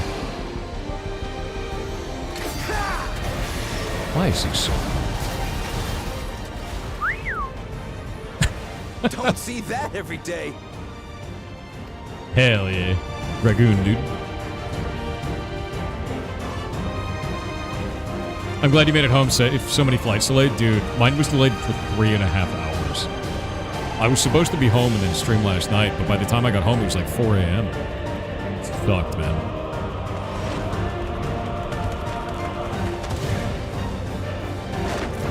Companies want us to train their AI, but forget AI still needs operators. 100%. And this Like, despite our best efforts to thin the enemy ranks. to be clear, that's the first time I've ever seen AI in the hands of somebody who is competent at using AI and running a swarm and being like the reins master for it. So watching it get trained on me and watching it get trained on Gurn was incredibly impressive because it showed me that AI on its own, even with a skilled operator, is effectively useless at specific tasks unless you have a subject matter expert to train it in the moment. Because each of those, that's not going to be a standard thing to fix, right? You're not going to go and train it in every possible cryptography and then go from there. Like, it needs to have specific solutions for specific problems. And that means you need to have somebody who understands and can walk through those problems in real time to architect that solution along the way. Even if you have another guy taking in all the context and data to train it, right? Because I wouldn't know the exact prompts and information to tell the AI to train it in that direction. I tried on a few things and I was like, wow, this thing's like super obnoxious, and he's like, here's some ways to do the prompt. So I learned from Ben of how to do that and basically hit it with a hammer until it acts like something sane. And even then it would hallucinate and lose its mind once in a while. And Ben learned from us a bunch of cryptographic methods and how to walk through these types of challenges and go from there. And it was cool. It was actually cool to see this.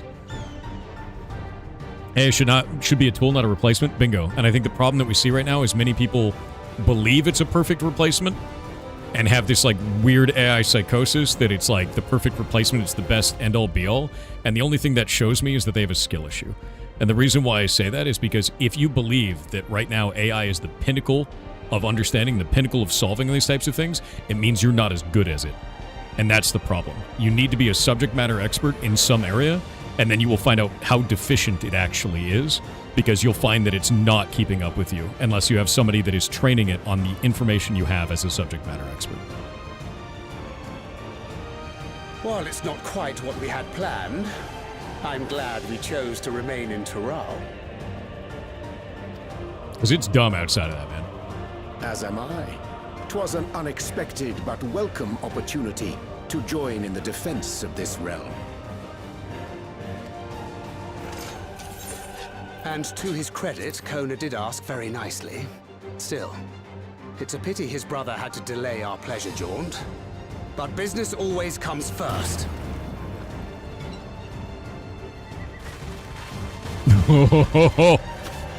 Thank you for the 3 gifted subs. Enjoy the mountain, man.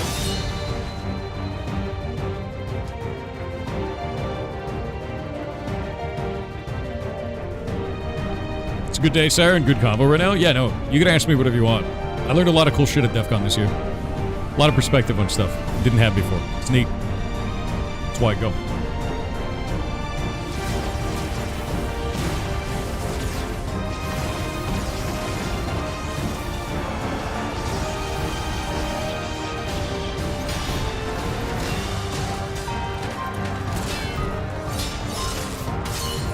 Damn.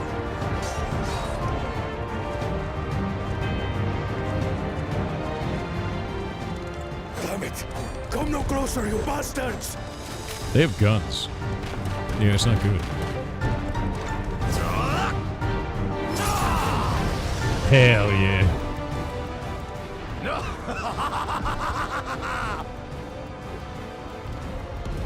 That was a near thing. Are you all right? You... Save your life. Yes, I know. Don't squander it. Damn. I never thought you, of all people, would come to my rescue. Pakul Chacha. Thank you.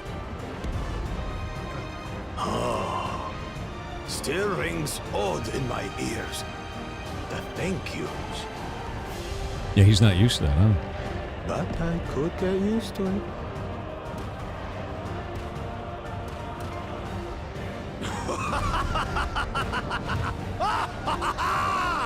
I can see it. It's a gag. We're not done yet.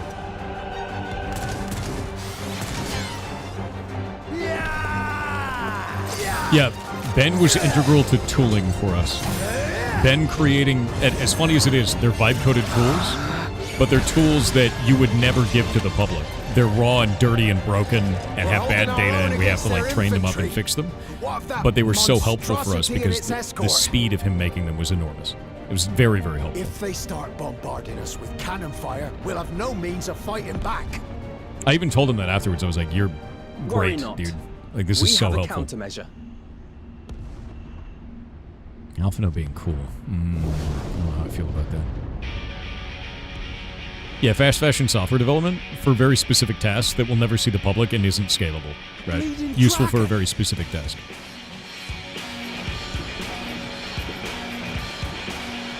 Right. Yeah, we have a dragon, dude.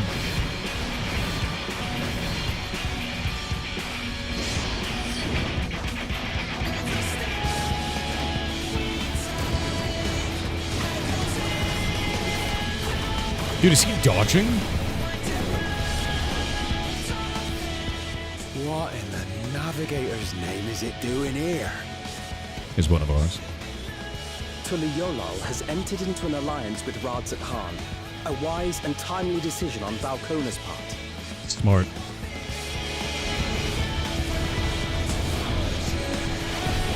What would that be, Hunter?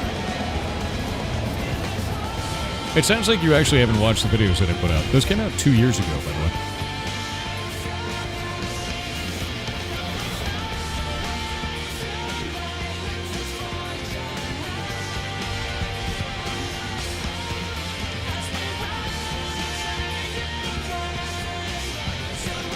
The song is awesome. Right in the nick. Tuliyollal shall never forget this debt.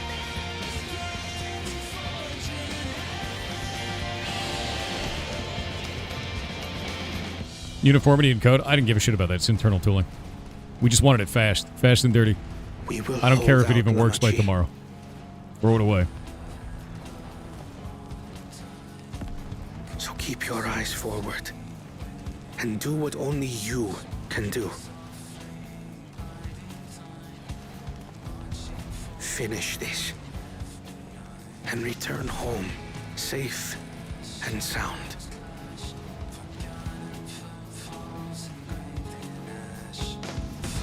That feeling when you know you had tried at DEF CON, you would have had your ass handed to you?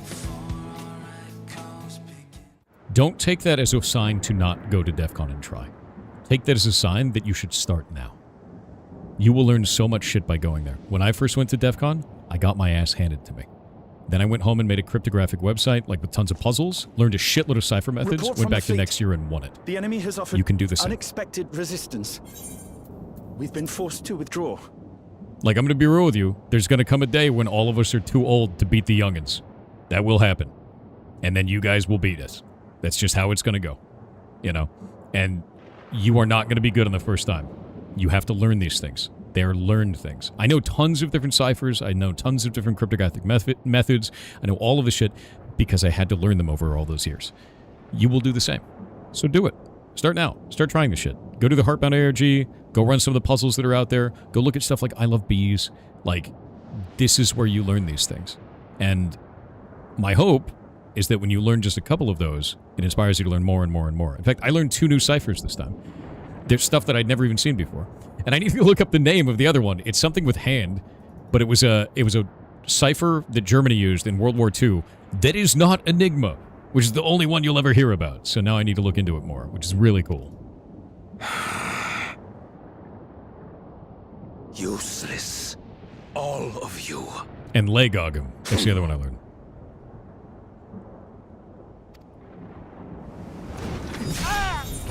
Stop! Yo. He's insane. Oh, he's insane.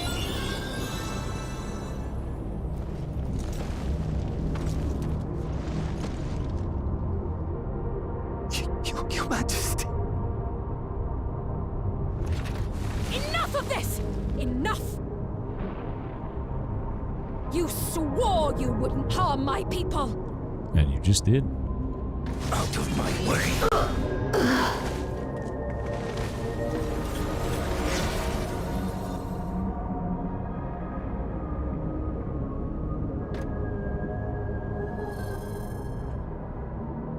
Oh, he's dead.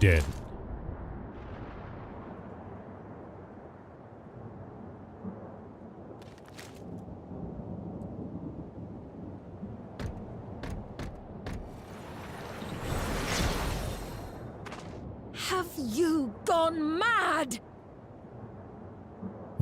When the army fails in its duty, it is the charge of the King of Resolve to clean up its mess. To achieve victory by any means necessary. Zoralja to Everkeep.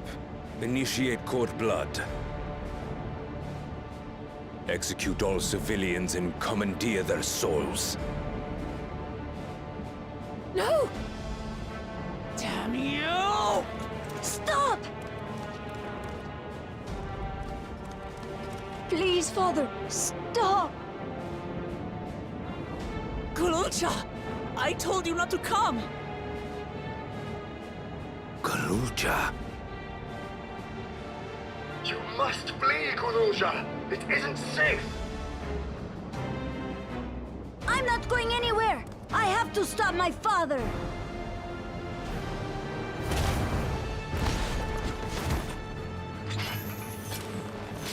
Oh. I am not your father. Let him go!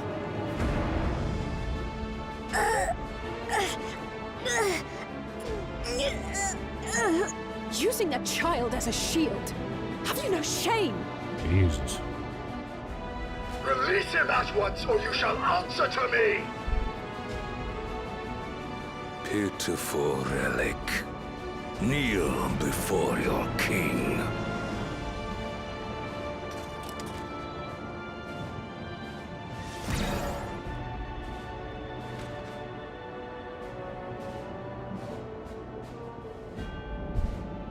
Otis? What's wrong?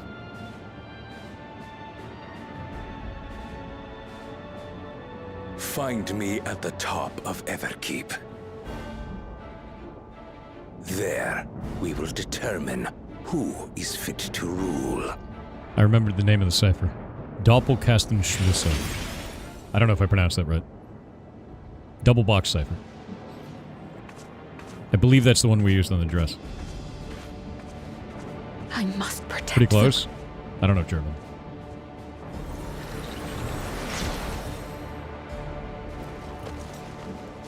Oh, when she matrixes out of them, they die. Ooh. He's not a traitor. No, he's mind controlled. They all are.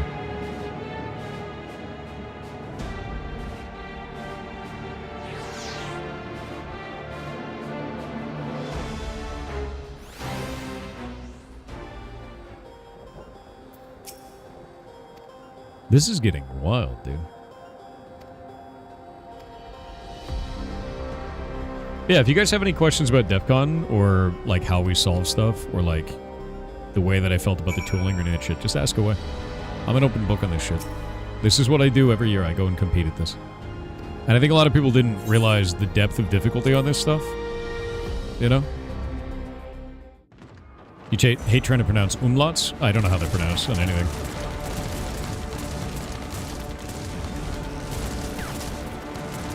It's based on playfair? Yes.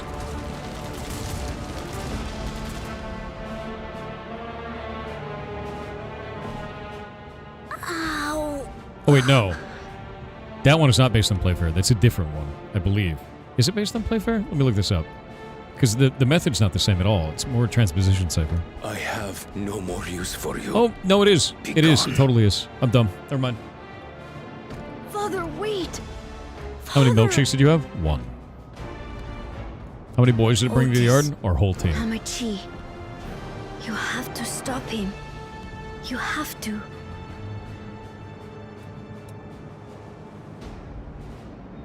what does the layperson do at DEF CON? You skip all the talks, you go to the villages, you meet people, and you learn something you didn't know before. Because the talks are recorded, and then you can watch them later. Oh.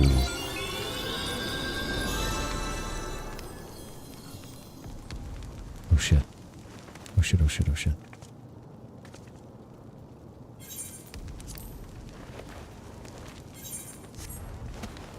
Waiting in the ads.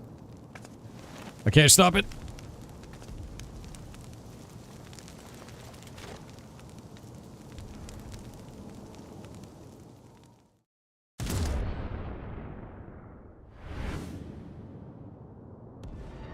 What have you done?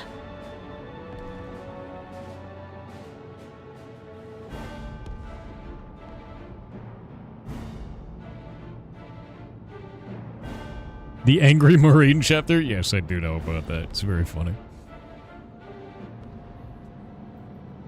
Darth_Godzilla on Twitch said howdy business of ferrets in a human onesie wearing a wig.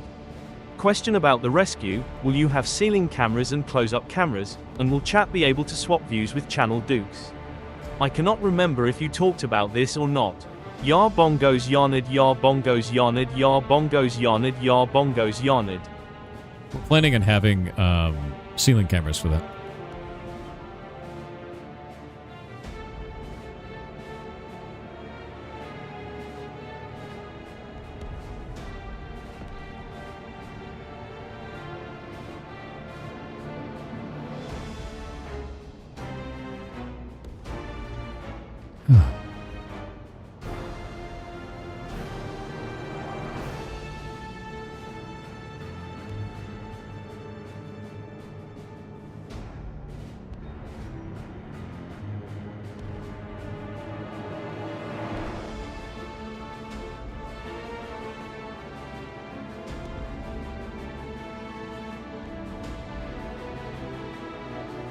Sick.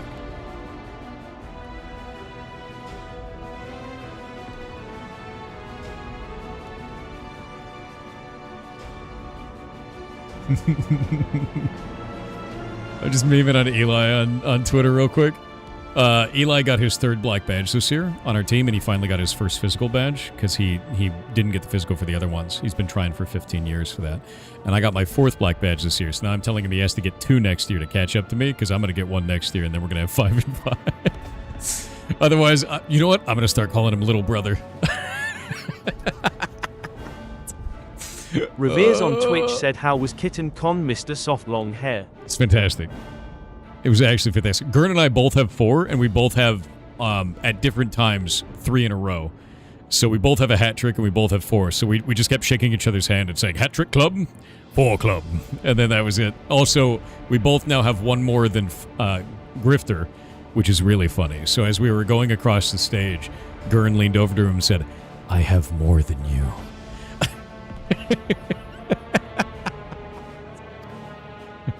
It's just become like a huge meme, dude. Stand down. The king It's of so Resolve funny, holds man. military authority. I cannot overrule his commands. You say messed up? Dude, as we were leaving the stage, Grifter got us back. He was like, yeah, you know, Psychoholics won Gold Bug again, and they got a black badge again. Like, their new award ceremony. It's so funny, dude. Oh, man. If there's something you can do, then do it!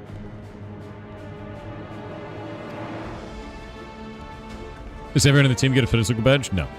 We Your only get 1. crimes are beyond forgiveness, but your people are innocent. We only get 1. This is the 1 physical badge that we got. This is not for me. I got it to come back and show to you guys. I talked to Eli. This is Eli's badge. So after this, after today, I'm going to be getting this transported back out to him, and then we are going to make clones of it so that members of our team will all have something from it. I don't like that they only give 1 badge away to a team because only 1 person is on registry anyway. It'd be really nice if everyone on the winning team gets 1. And that's exactly what happens for CTF teams. CTF teams get a whole bunch of badges. Every other contest at the convention gets 1. And it's always been a point of contention and a point of drama for every one of the winning teams because you have to figure out who is getting the physical badge, and it's a pride point for a lot of people. I have 3 already. I don't need another one, but I wanted to show it to all of you guys, so he agreed to do that, and, you know, that's really awesome. But this is his first physical badge out of all this time, you know? And so I can't stress enough that he deserves the shit out of it. He has been trying for a very, very long time.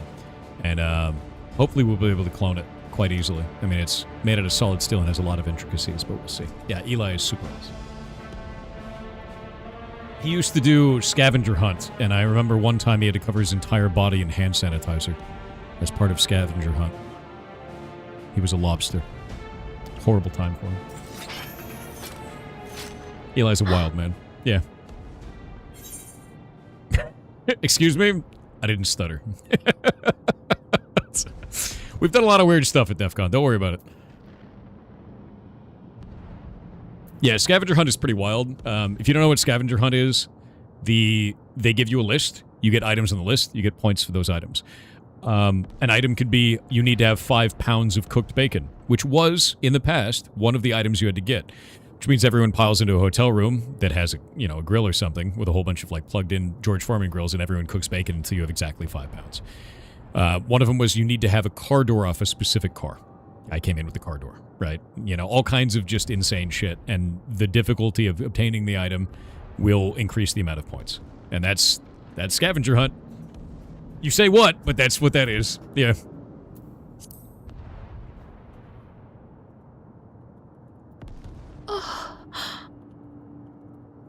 I deceived you all, and still...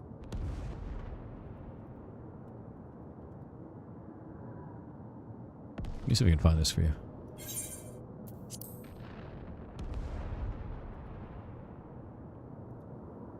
The talk can wait. When you said that you wanted to protect your people, I trust you weren't lying. Of course not! There's nothing I wouldn't do for them!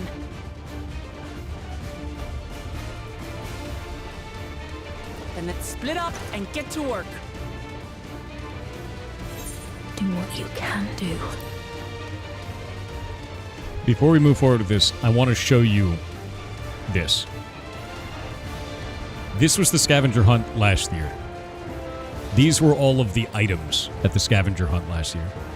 Tiny orange hands, do a kickflip, a face mask for a desk phone, a picture of a bare foot at Feet View. Tell us your best HR violation. Well then, a skinned Labubu. Gaslight the judges into giving you points.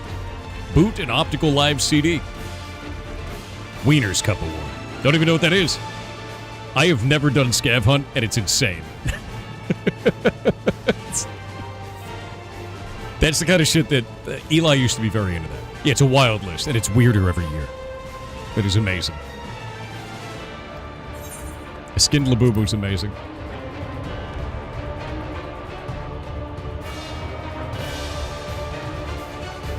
I spelled gas lamp wrong? True. Please, everyone! Lend me your strength!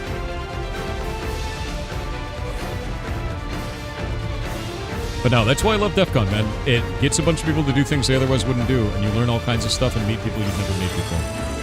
And it shows you that the world is much bigger than you would ever anticipate. That's it. Here we go.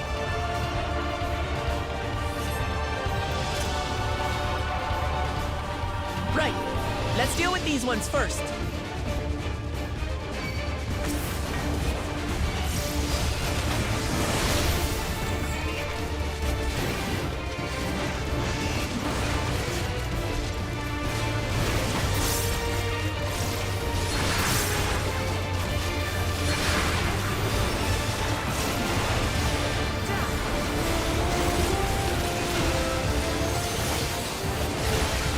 My wig at scavenger hunt, I'll give you one that's really funny, is a long time ago. You guys may have seen a picture of me, I think at DC 24 or 23, carrying shoes on stage. Grifter, who's one of the people who runs the convention, he loves his shoes, and he never wants to be apart from them. So, in order to get Grifter's shoes up on stage and get them away from him, I put his shoes on the winner's list. So his shoes could be up there, but he couldn't. And that's why I was carrying those shoes. We had to have the winter shoes up there, you know. How do you feel about Sweden so far? Villain. She's a vampire. That DEF CON was cancelled? It's always cancelled. Such a shame. Oh! Those guys are coming back, right? So mean but hilarious. That's the point. Grifter's a badass, though. Dude's awesome himself. Damn you, Saraldra! One of the most trustworthy and best people I could ever tell you. How are you today? Doing great, dude. I feel better than I have in months.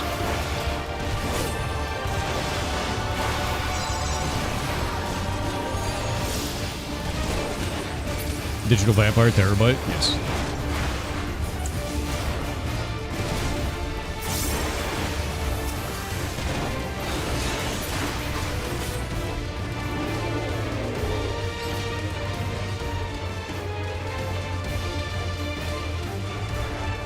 Any of those milkshakes and hamburgers? No, I think what I needed was a vacation away from the internet for a minute. It put a lot of things into perspective for me. It was nice.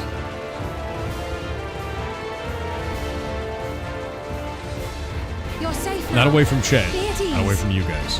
The internet. It's very different.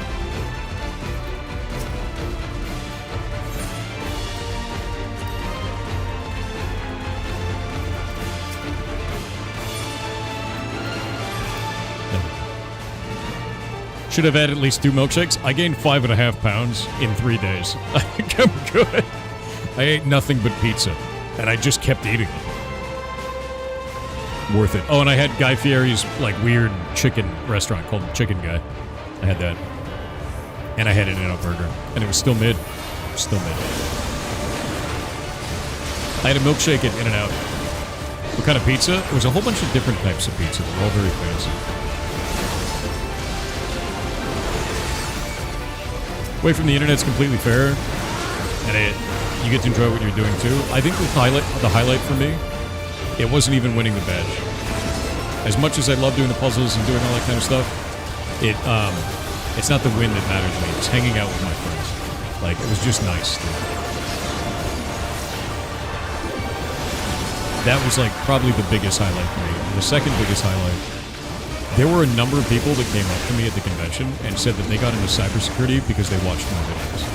And that, I can't stress to you enough how nice that is to feel. Because my hope is that all of you guys always try something and gain extra skills in your life. Like 100%. That's what I've always wanted, no matter what. And just having, it was like 40 to 50 people came up to me throughout the convention telling me that. And it was like overwhelming and very positive and freaking rad. So, can't stress enough, man. Like, that means a shitload to me. Look, more than you'd ever know. The King's forces are on the move. There are still civilians on Trueview. Being surrounded by people to get you at that level is always we refreshing. Can't leave the wounded. Let's divide into 2 groups.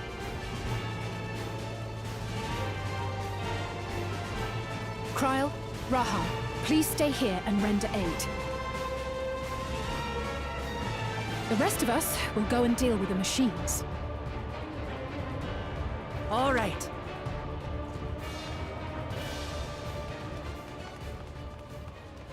You need to water the plants, already late.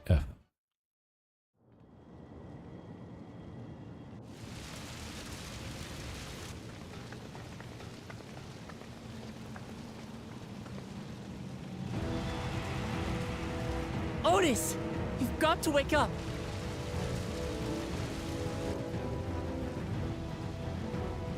Otis. Yeah. It feels amazing, man. Ooh.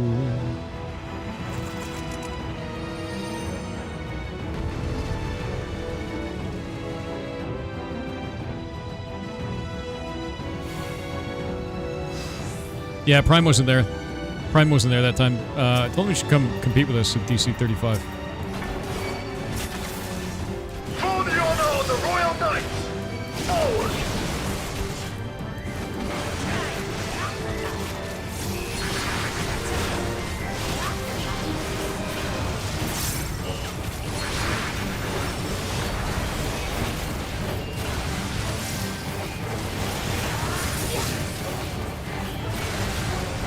Come on, Otis. You gotta break it. He's not gonna break it, is he? Wait, is this one of the dungeons? Can I get loot in here? Or is this just the storyline thing? I think it's just storyline. No, not Otis. Come on, man. Snap out of it, Otis. Don't you recognize us? Don't do this to me, man. Crash formation! Show them a knight's valor!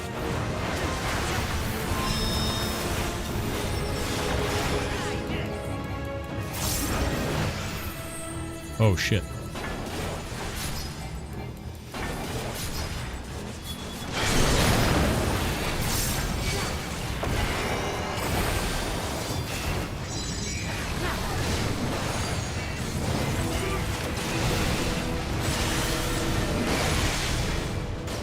The machines obey him!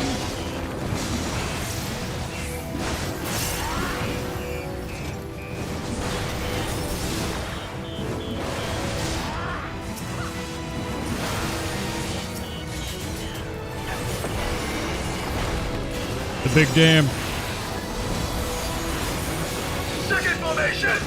Seize the glory of victory!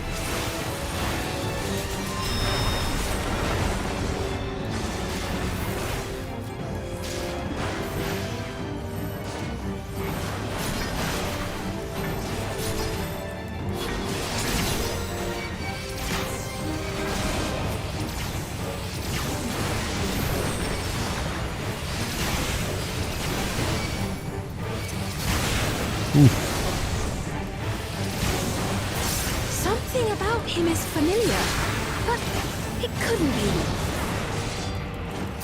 Third formation! Onward for Alexandria! Who are you like, Otis?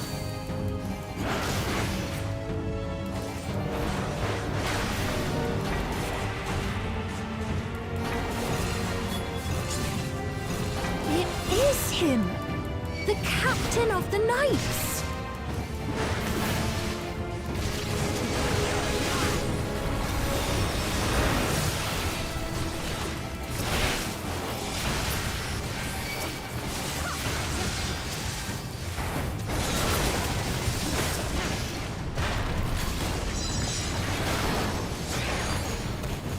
Come on, don't let me kill him. This.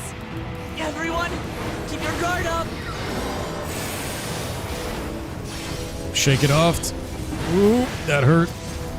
Glad I threw Shake It Off out. Jesus. Damn it! How do we bring him to his senses?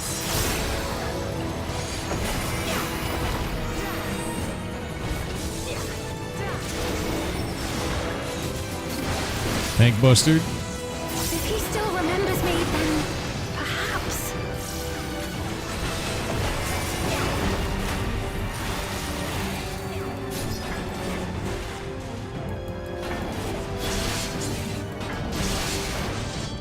There we go.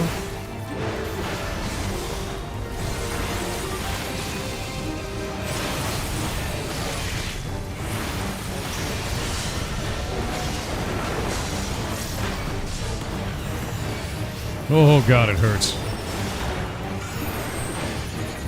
He's actually hitting me like a truck, dude.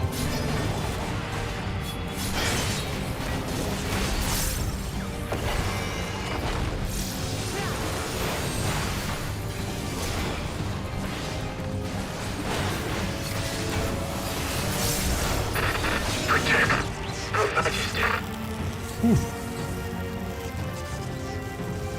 We got him.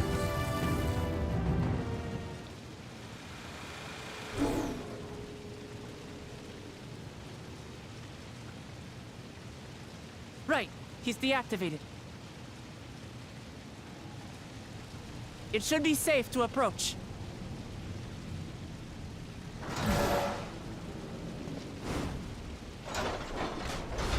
Otis! No!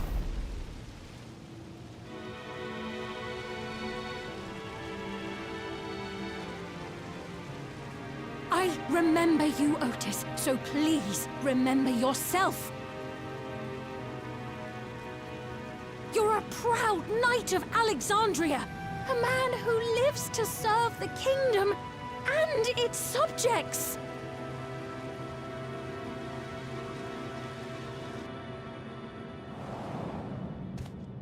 Where can you join the guild in Final Fantasy XIV? Go to our Discord, discord.gg/piratesoftware, choose the MMOs role, and go down to Final Fantasy XIV channel. Yo! Otis is back. Pray, stand back, Your Majesty.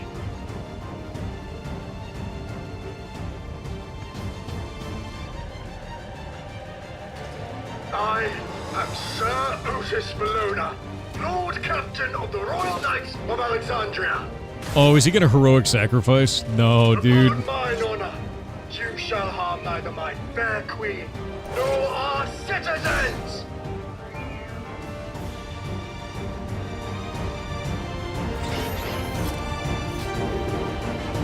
Dude, he is a Giga Chad.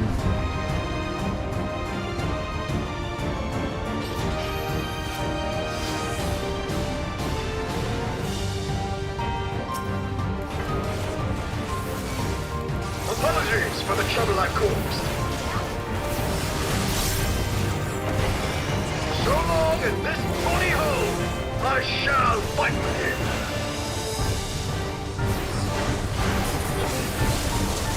Shake it up. Tis but a Love flash it. wound.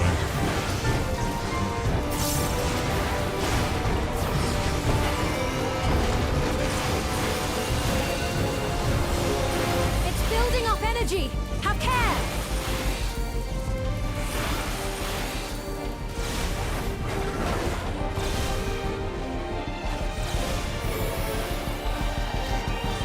Yikes. Alright, that's a scary ass ability. Okay. I need to really pay attention to that one next time. Really, really pay attention to it.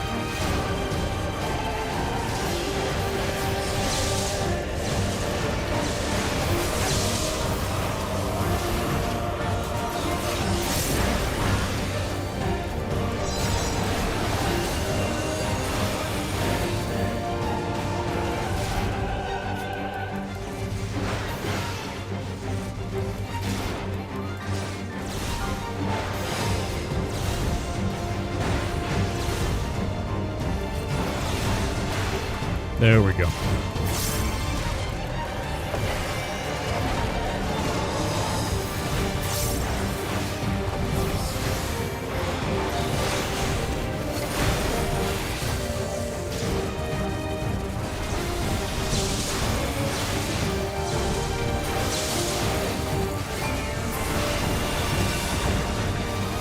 The devil's lightning to itself.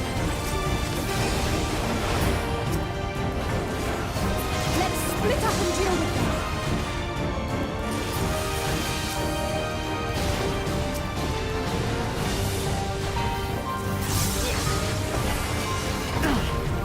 Not holding anything back, are we?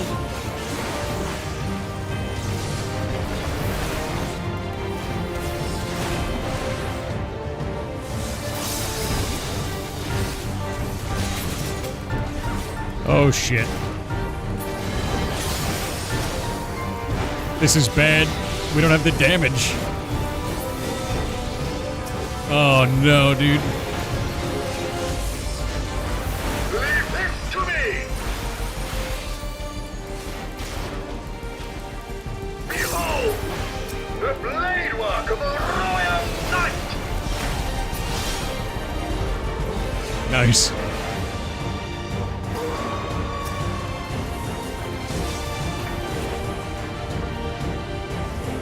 Such tremendous lightning.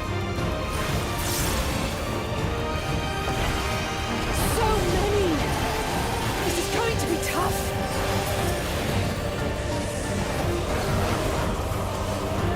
We don't have this. There's no way.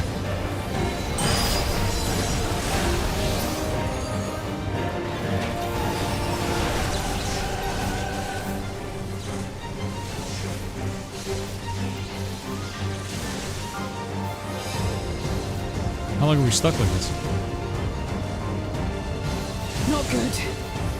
At this rate. Are we stuck like this forever?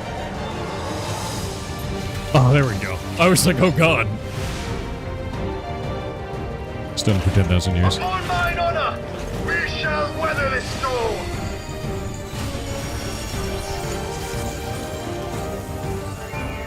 Now, lay the fiend low.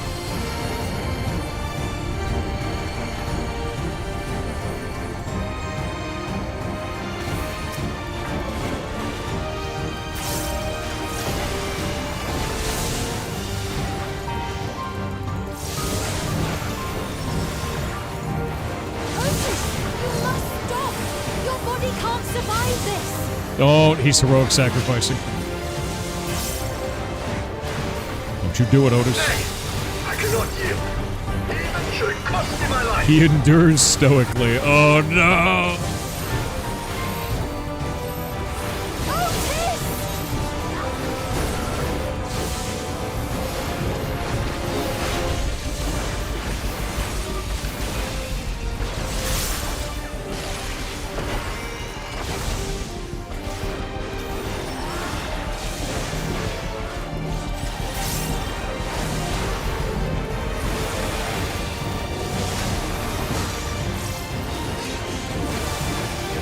Come on, man.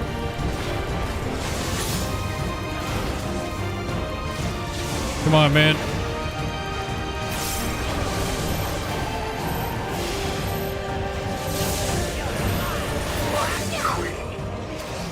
Are you unharmed?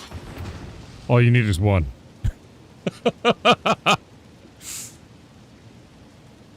Oh.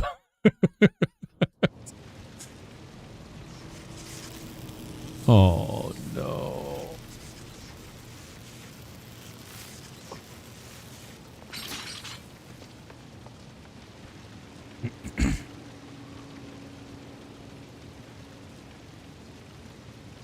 Otis.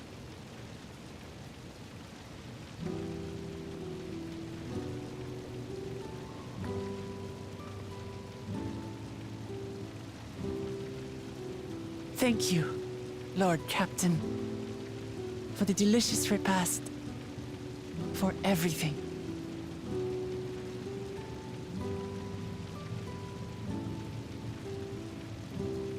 The old units do not have regulators. Their souls cannot be recovered.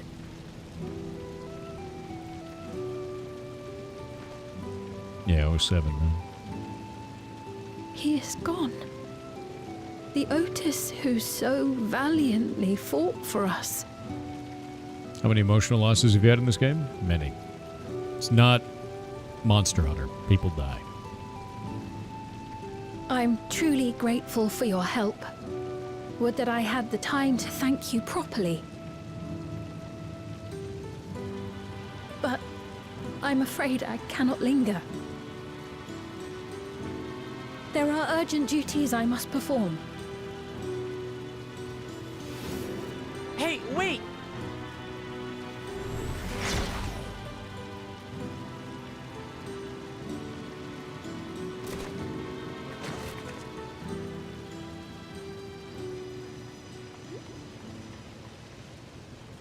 Is everyone all right?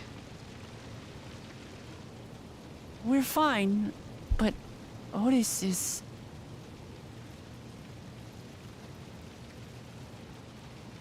So he's the one who was looking after Galulja. Thanks to you, Solution 9 has been spared the worst. But the situation on the other levels is grim. We're currently assessing the full extent of the casualties. In the meantime, could you help us treat the wounded?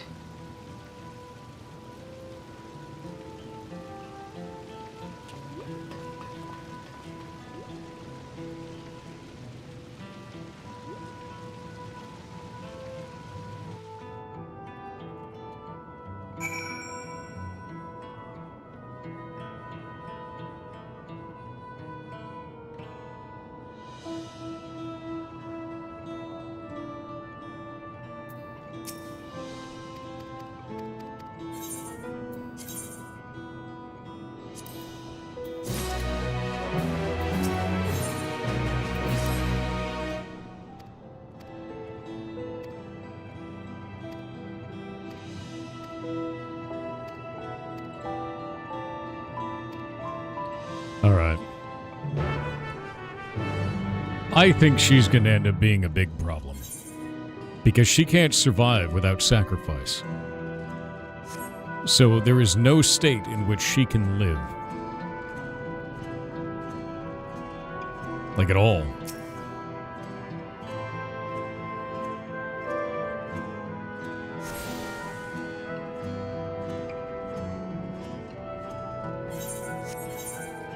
You know? I don't see her making out of this at all. I don't think she can make it out of it at all. Because as long as she lives, their sacrifices have to be made. It's like the Emperor, man. It's like the Emperor of mankind. They have to feed her souls. And every person she teleports into, isn't that another death? Or is it only death of the robots? But aren't the robots also kind of people? Yeah, she's gonna have to sacrifice herself to save her people. Otherwise, she'll just keep feeding on them. It's just the bots? Okay.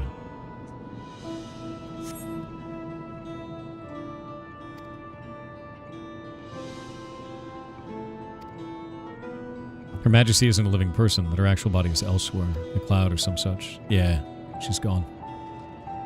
They know now. It's too late.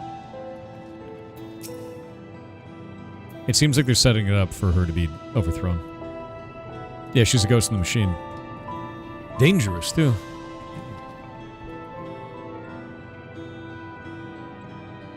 Joe_Nis on Twitch said, did I just see her get spanked by a goth dummy mommy on that scavenger list? You did? And it has to be done in front of judges to be counted for points. Which means you have to find one and then bring them there. Scav Hunt is amazing, my man. Yeah. Don't worry about it. I don't want to talk about it. It's hilarious. I didn't do that challenge.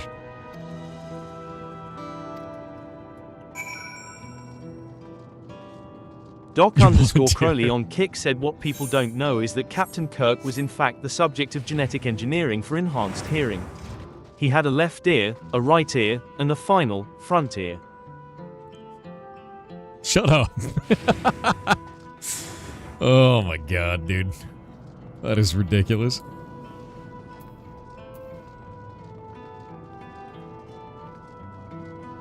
Troy Tech on Kick said get good at cardio with this exercise. Get a kettlebell, you can do 20 kettle swings with comfortably. Do one kettlebell swing, put the weight down, take one breath, that's one representative. Do 2 swings and 2 breaths. 2 reps, 3 reps. Go as far as you can until you can do 20. You are making progress when you need less breath to recover. Outside the gym life puts all kinds of weight on your shoulders. In the gym we choose how much to carry. Careful not to carry so much that it hurts you. You forgot to refund the Kick channel points. 7. You're right. I did forget to refund those. I saw that comic, actually, of, you know, outside of the gym, life puts on a whole bunch of weight on you, and then in the gym you can decide how much you carry, so don't hurt yourself. I actually thought that was a really good comic. It was a really good quote.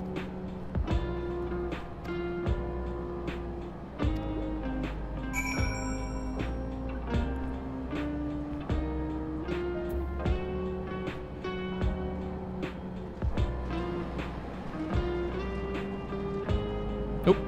We got ads. Roxy Luffer on Twitch with a 29-month sub said, hey there Thor.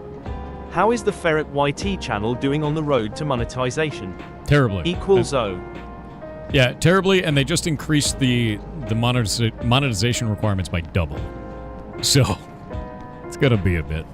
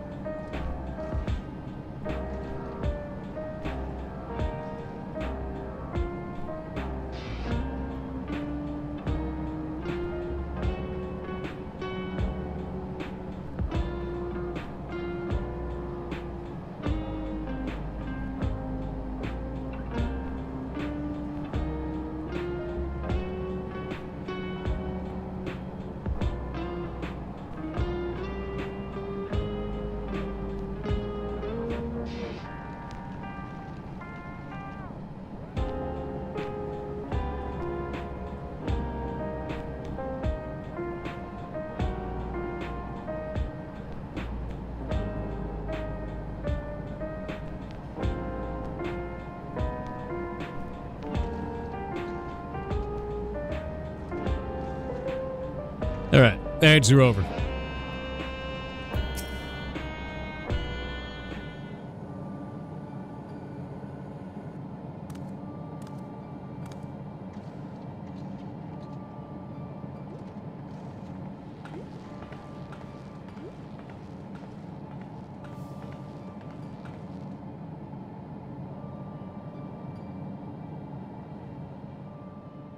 Are you alright, Goloja?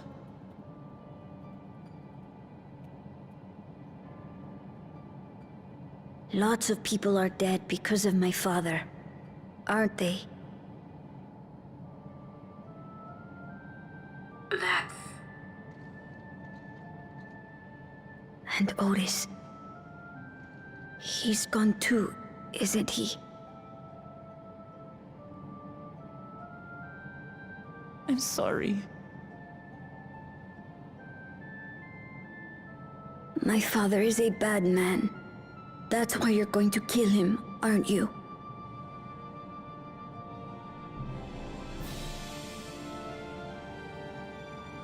Oh, sweetheart. Look. Forget it. I don't care anymore.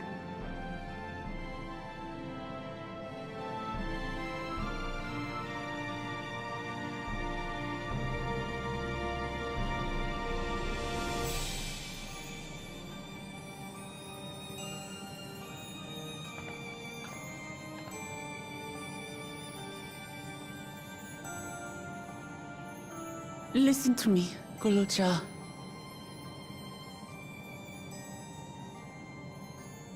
You're right. We're going to confront your father. He invaded Tulihyolal and hurt my people. As vow of resolve, it's my duty to bring him to justice. Don't you think of him as family anymore?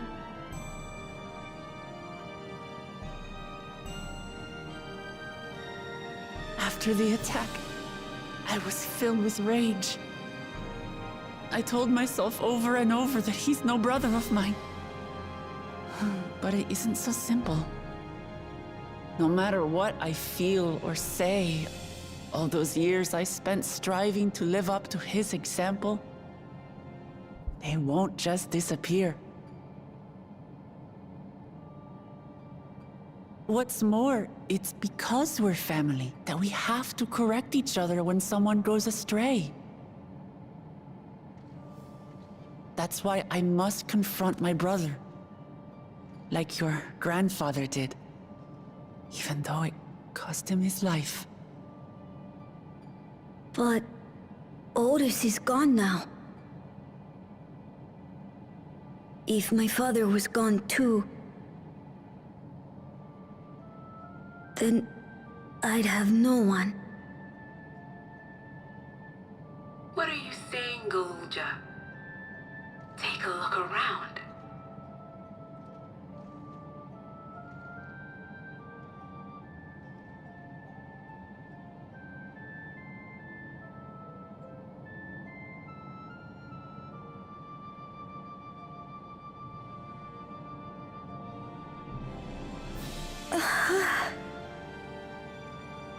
The child gets it.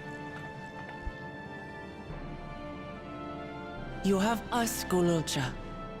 All of us.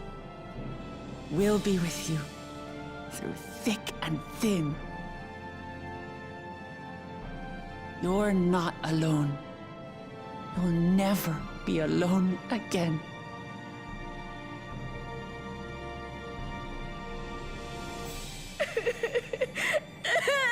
Oh, crying lizard child. Yeah, just don't end up like, you know, his tyrant of a father.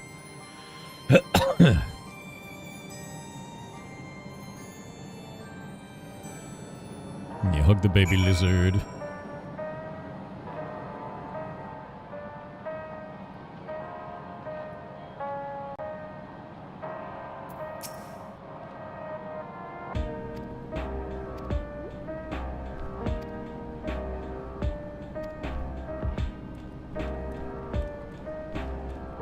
Where did the child lizard come from? The big mean lizard. Somehow he had a kid. With someone.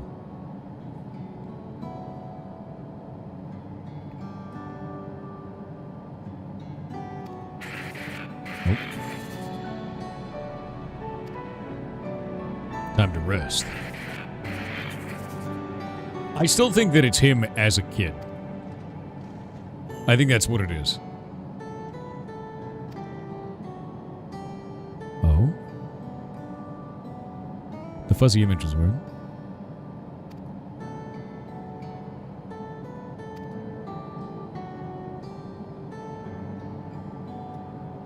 Yeah, I'm starting to think that the kid is him, but none of them know.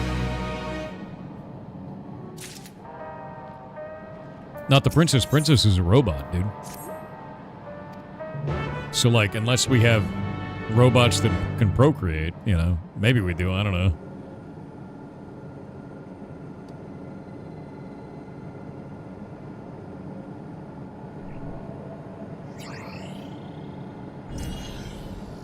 Yeah, I still think it's him. I think it's him, and there was time bullshit.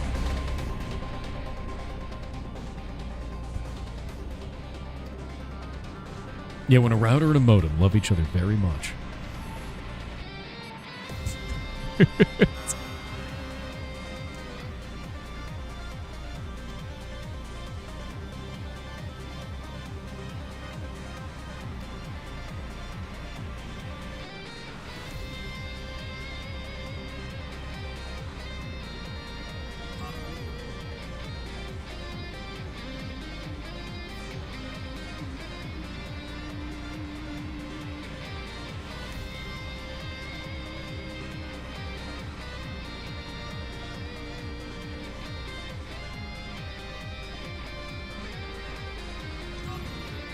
Yeah, maybe he cloned himself.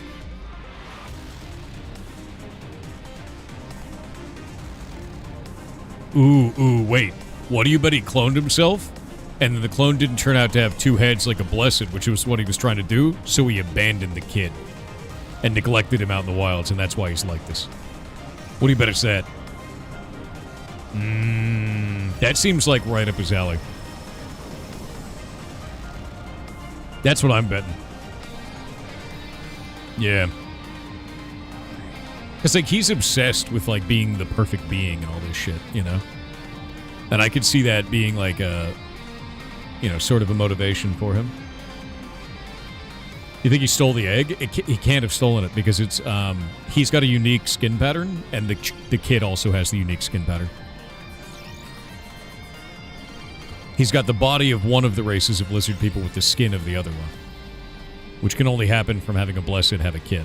Which is already rare in and of itself, because they're supposed to be sterile. I think it's a clone. Yeah, I'm going clone.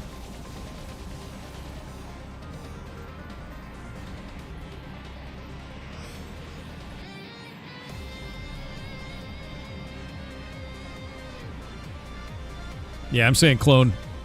Final answer, clone. Better time travel shenanigans. I actually think it's less likely it's time travel shenanigans now, and the reason why is because he held up the kid by the throat and was going to kill him. If you know anything about time travel, you don't kill yourself as a kid. That's a bad idea. So I feel like that is less likely, right? Like...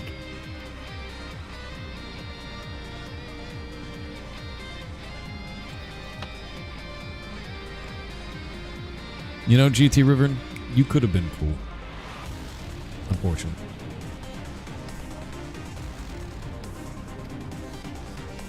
What if he doesn't know that it's the younger version? Well, maybe that's what... Might not. Does he know anything about that time travel, though? Maybe he didn't watch Back to the Future as a kid. Maybe he didn't, dude. Maybe he knows nothing about time travel and he thinks he can kill himself as a child. In the future? Even though it's his past? Did he steal himself from the past? I have so many questions now. Yeah, it could be an alternate universe, right? Yeah.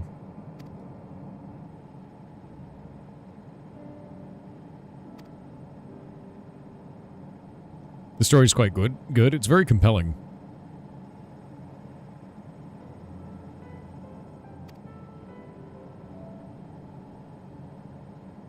Ooh, Aaron is really not... Aaron's very suspicious of her. And should be. That might be a robot masquerading as his mom. We don't know yet.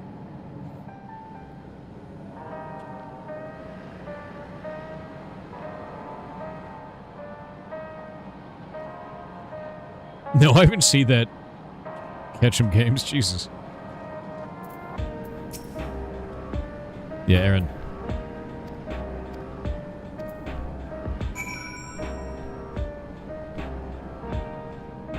Time travel is stupid. It's terrible every time it's done. You should watch Steins Gate. I think Steins Gate does it very, very well. And it's one of the few depictions of time travel that I think are done well. You know? It's great, actually.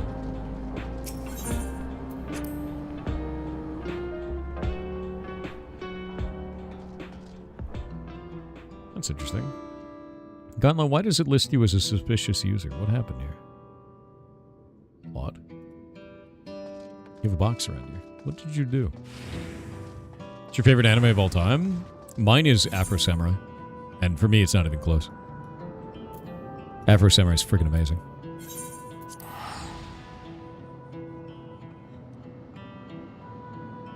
Time travel is an issue of being convenient. It does.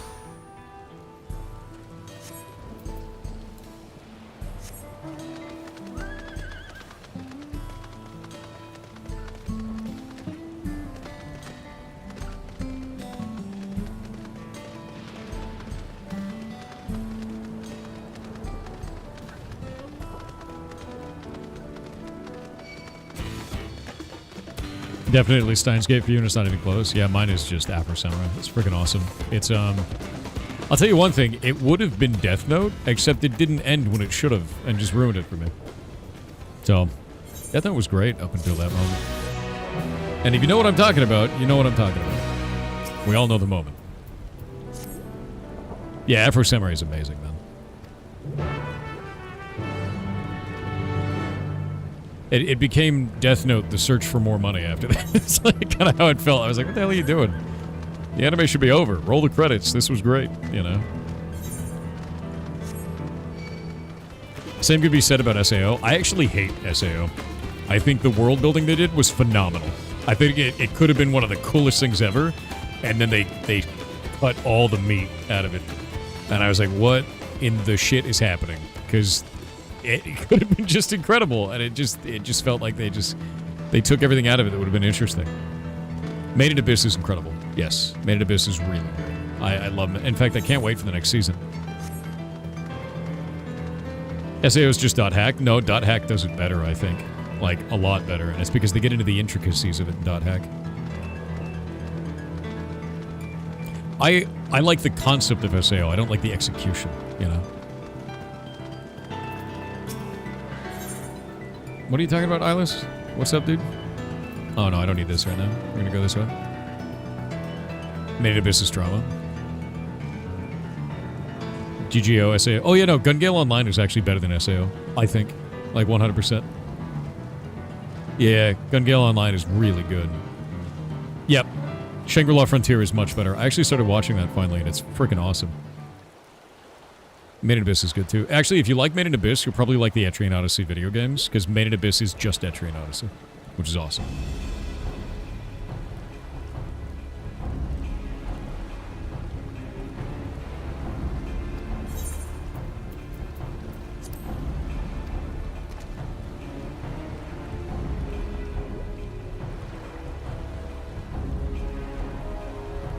It's a steaming hot take, but everyone has their scratch. Which one is the steaming hot take?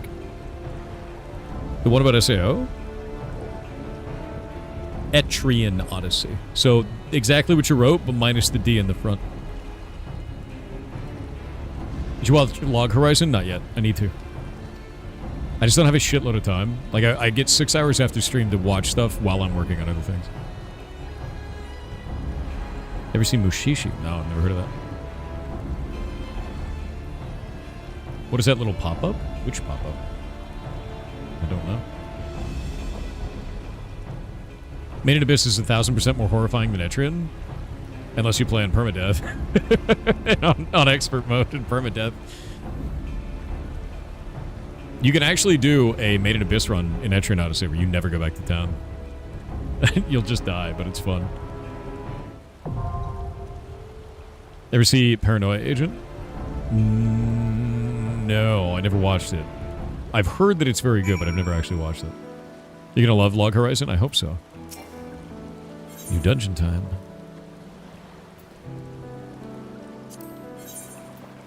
There we go. You need to see Paranoia Agent. What is it like? Is there anything that it's like?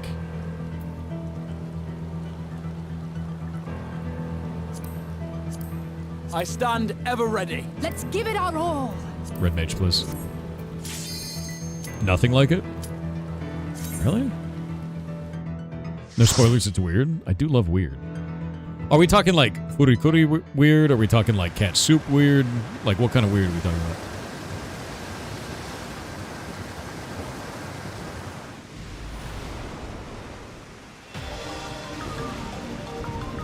It's its own weird? Oh, that's even more interesting. That sounds really compelling, man. I do love weird. Lord of the Not Dice comedic on weird. Twitch said, Okay. fun Final Fantasy XIV lore fact. Seeker of the Sun Miko names start with a letter that denotes what tribe they come from. There's 26 tribes for each letter of the Eorzine alphabet, which is just the Latin alphabet in a pretty dress, and each tribe has an animal associated with them. So it's a The G one-to-one tribe being transposition. Griffin. Everything after the apostrophe is their personal name. Calling a Miko by only their name without the tribe letter is reserved for very close friends and family. That sounds awesome. I didn't know anything about that. So they have a cipher for their tribe name. I need to look into that more, because I'd love to see what that cipher is. If you got a link, please send. Consume more data. Bonk. These hit very hard, actually.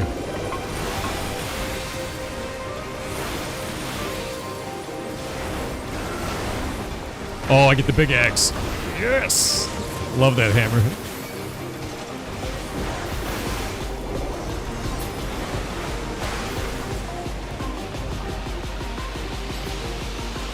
Final Fantasy XIV naming convention. Thank you, thank you. Oh, this music.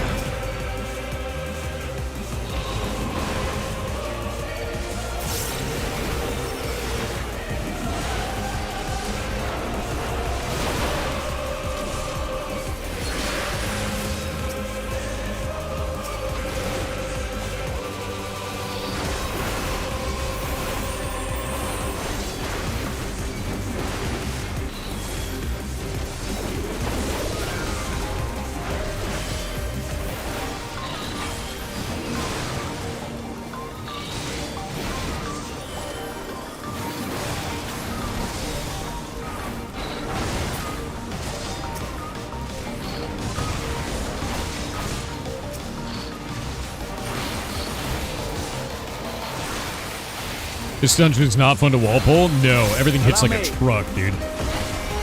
I'm loving it, though. It's nice. When you're a tank, you just need them to hit your health so hard that you feel something. You know what I mean? No wallpole them? Not yet. I got another dungeon first. This is my first time through it. Eventually. You underestimate me. Yeah. Need to feel something. You didn't hit me hard enough, you know? Shit's fun, dude.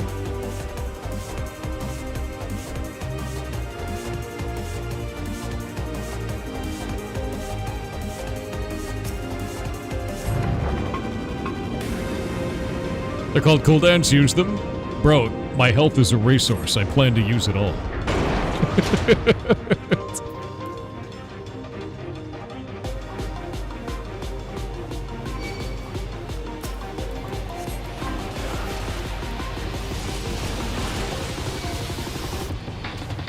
There's nothing to pull. Disappointed.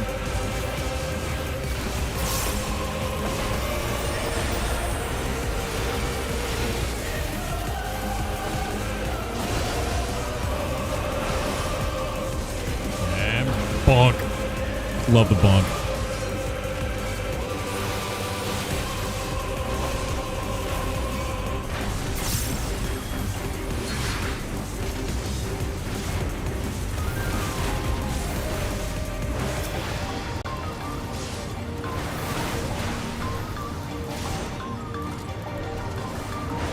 Give me buttons, I push them all. You goddamn right. Yeah, I paid for 100 hit points. I'm using 100. Taskman_ on Twitch with a 30-month sub said, "Oh wow, 30 months. Yeah. Keep it up, AI4, and welcome back from DEFCON. I Thanks, heard man. you turned it to level DEFCON 1. I've never run so fast in my life to hide." It's too late. There's no escape now. Information. Thank you for the 3 gifted subs. Enjoy your mount, my man. Time of man has ended. I have 4 of the Infinity badges. Soon I will have them all.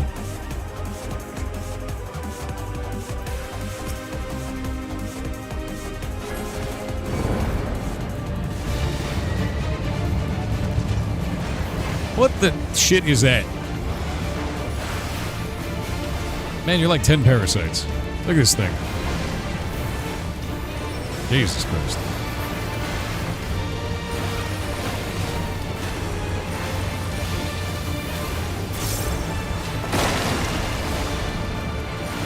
Nope, don't like it.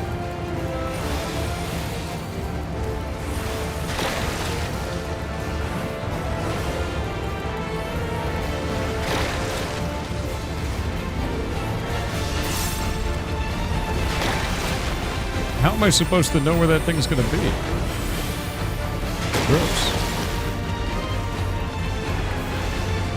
Alright.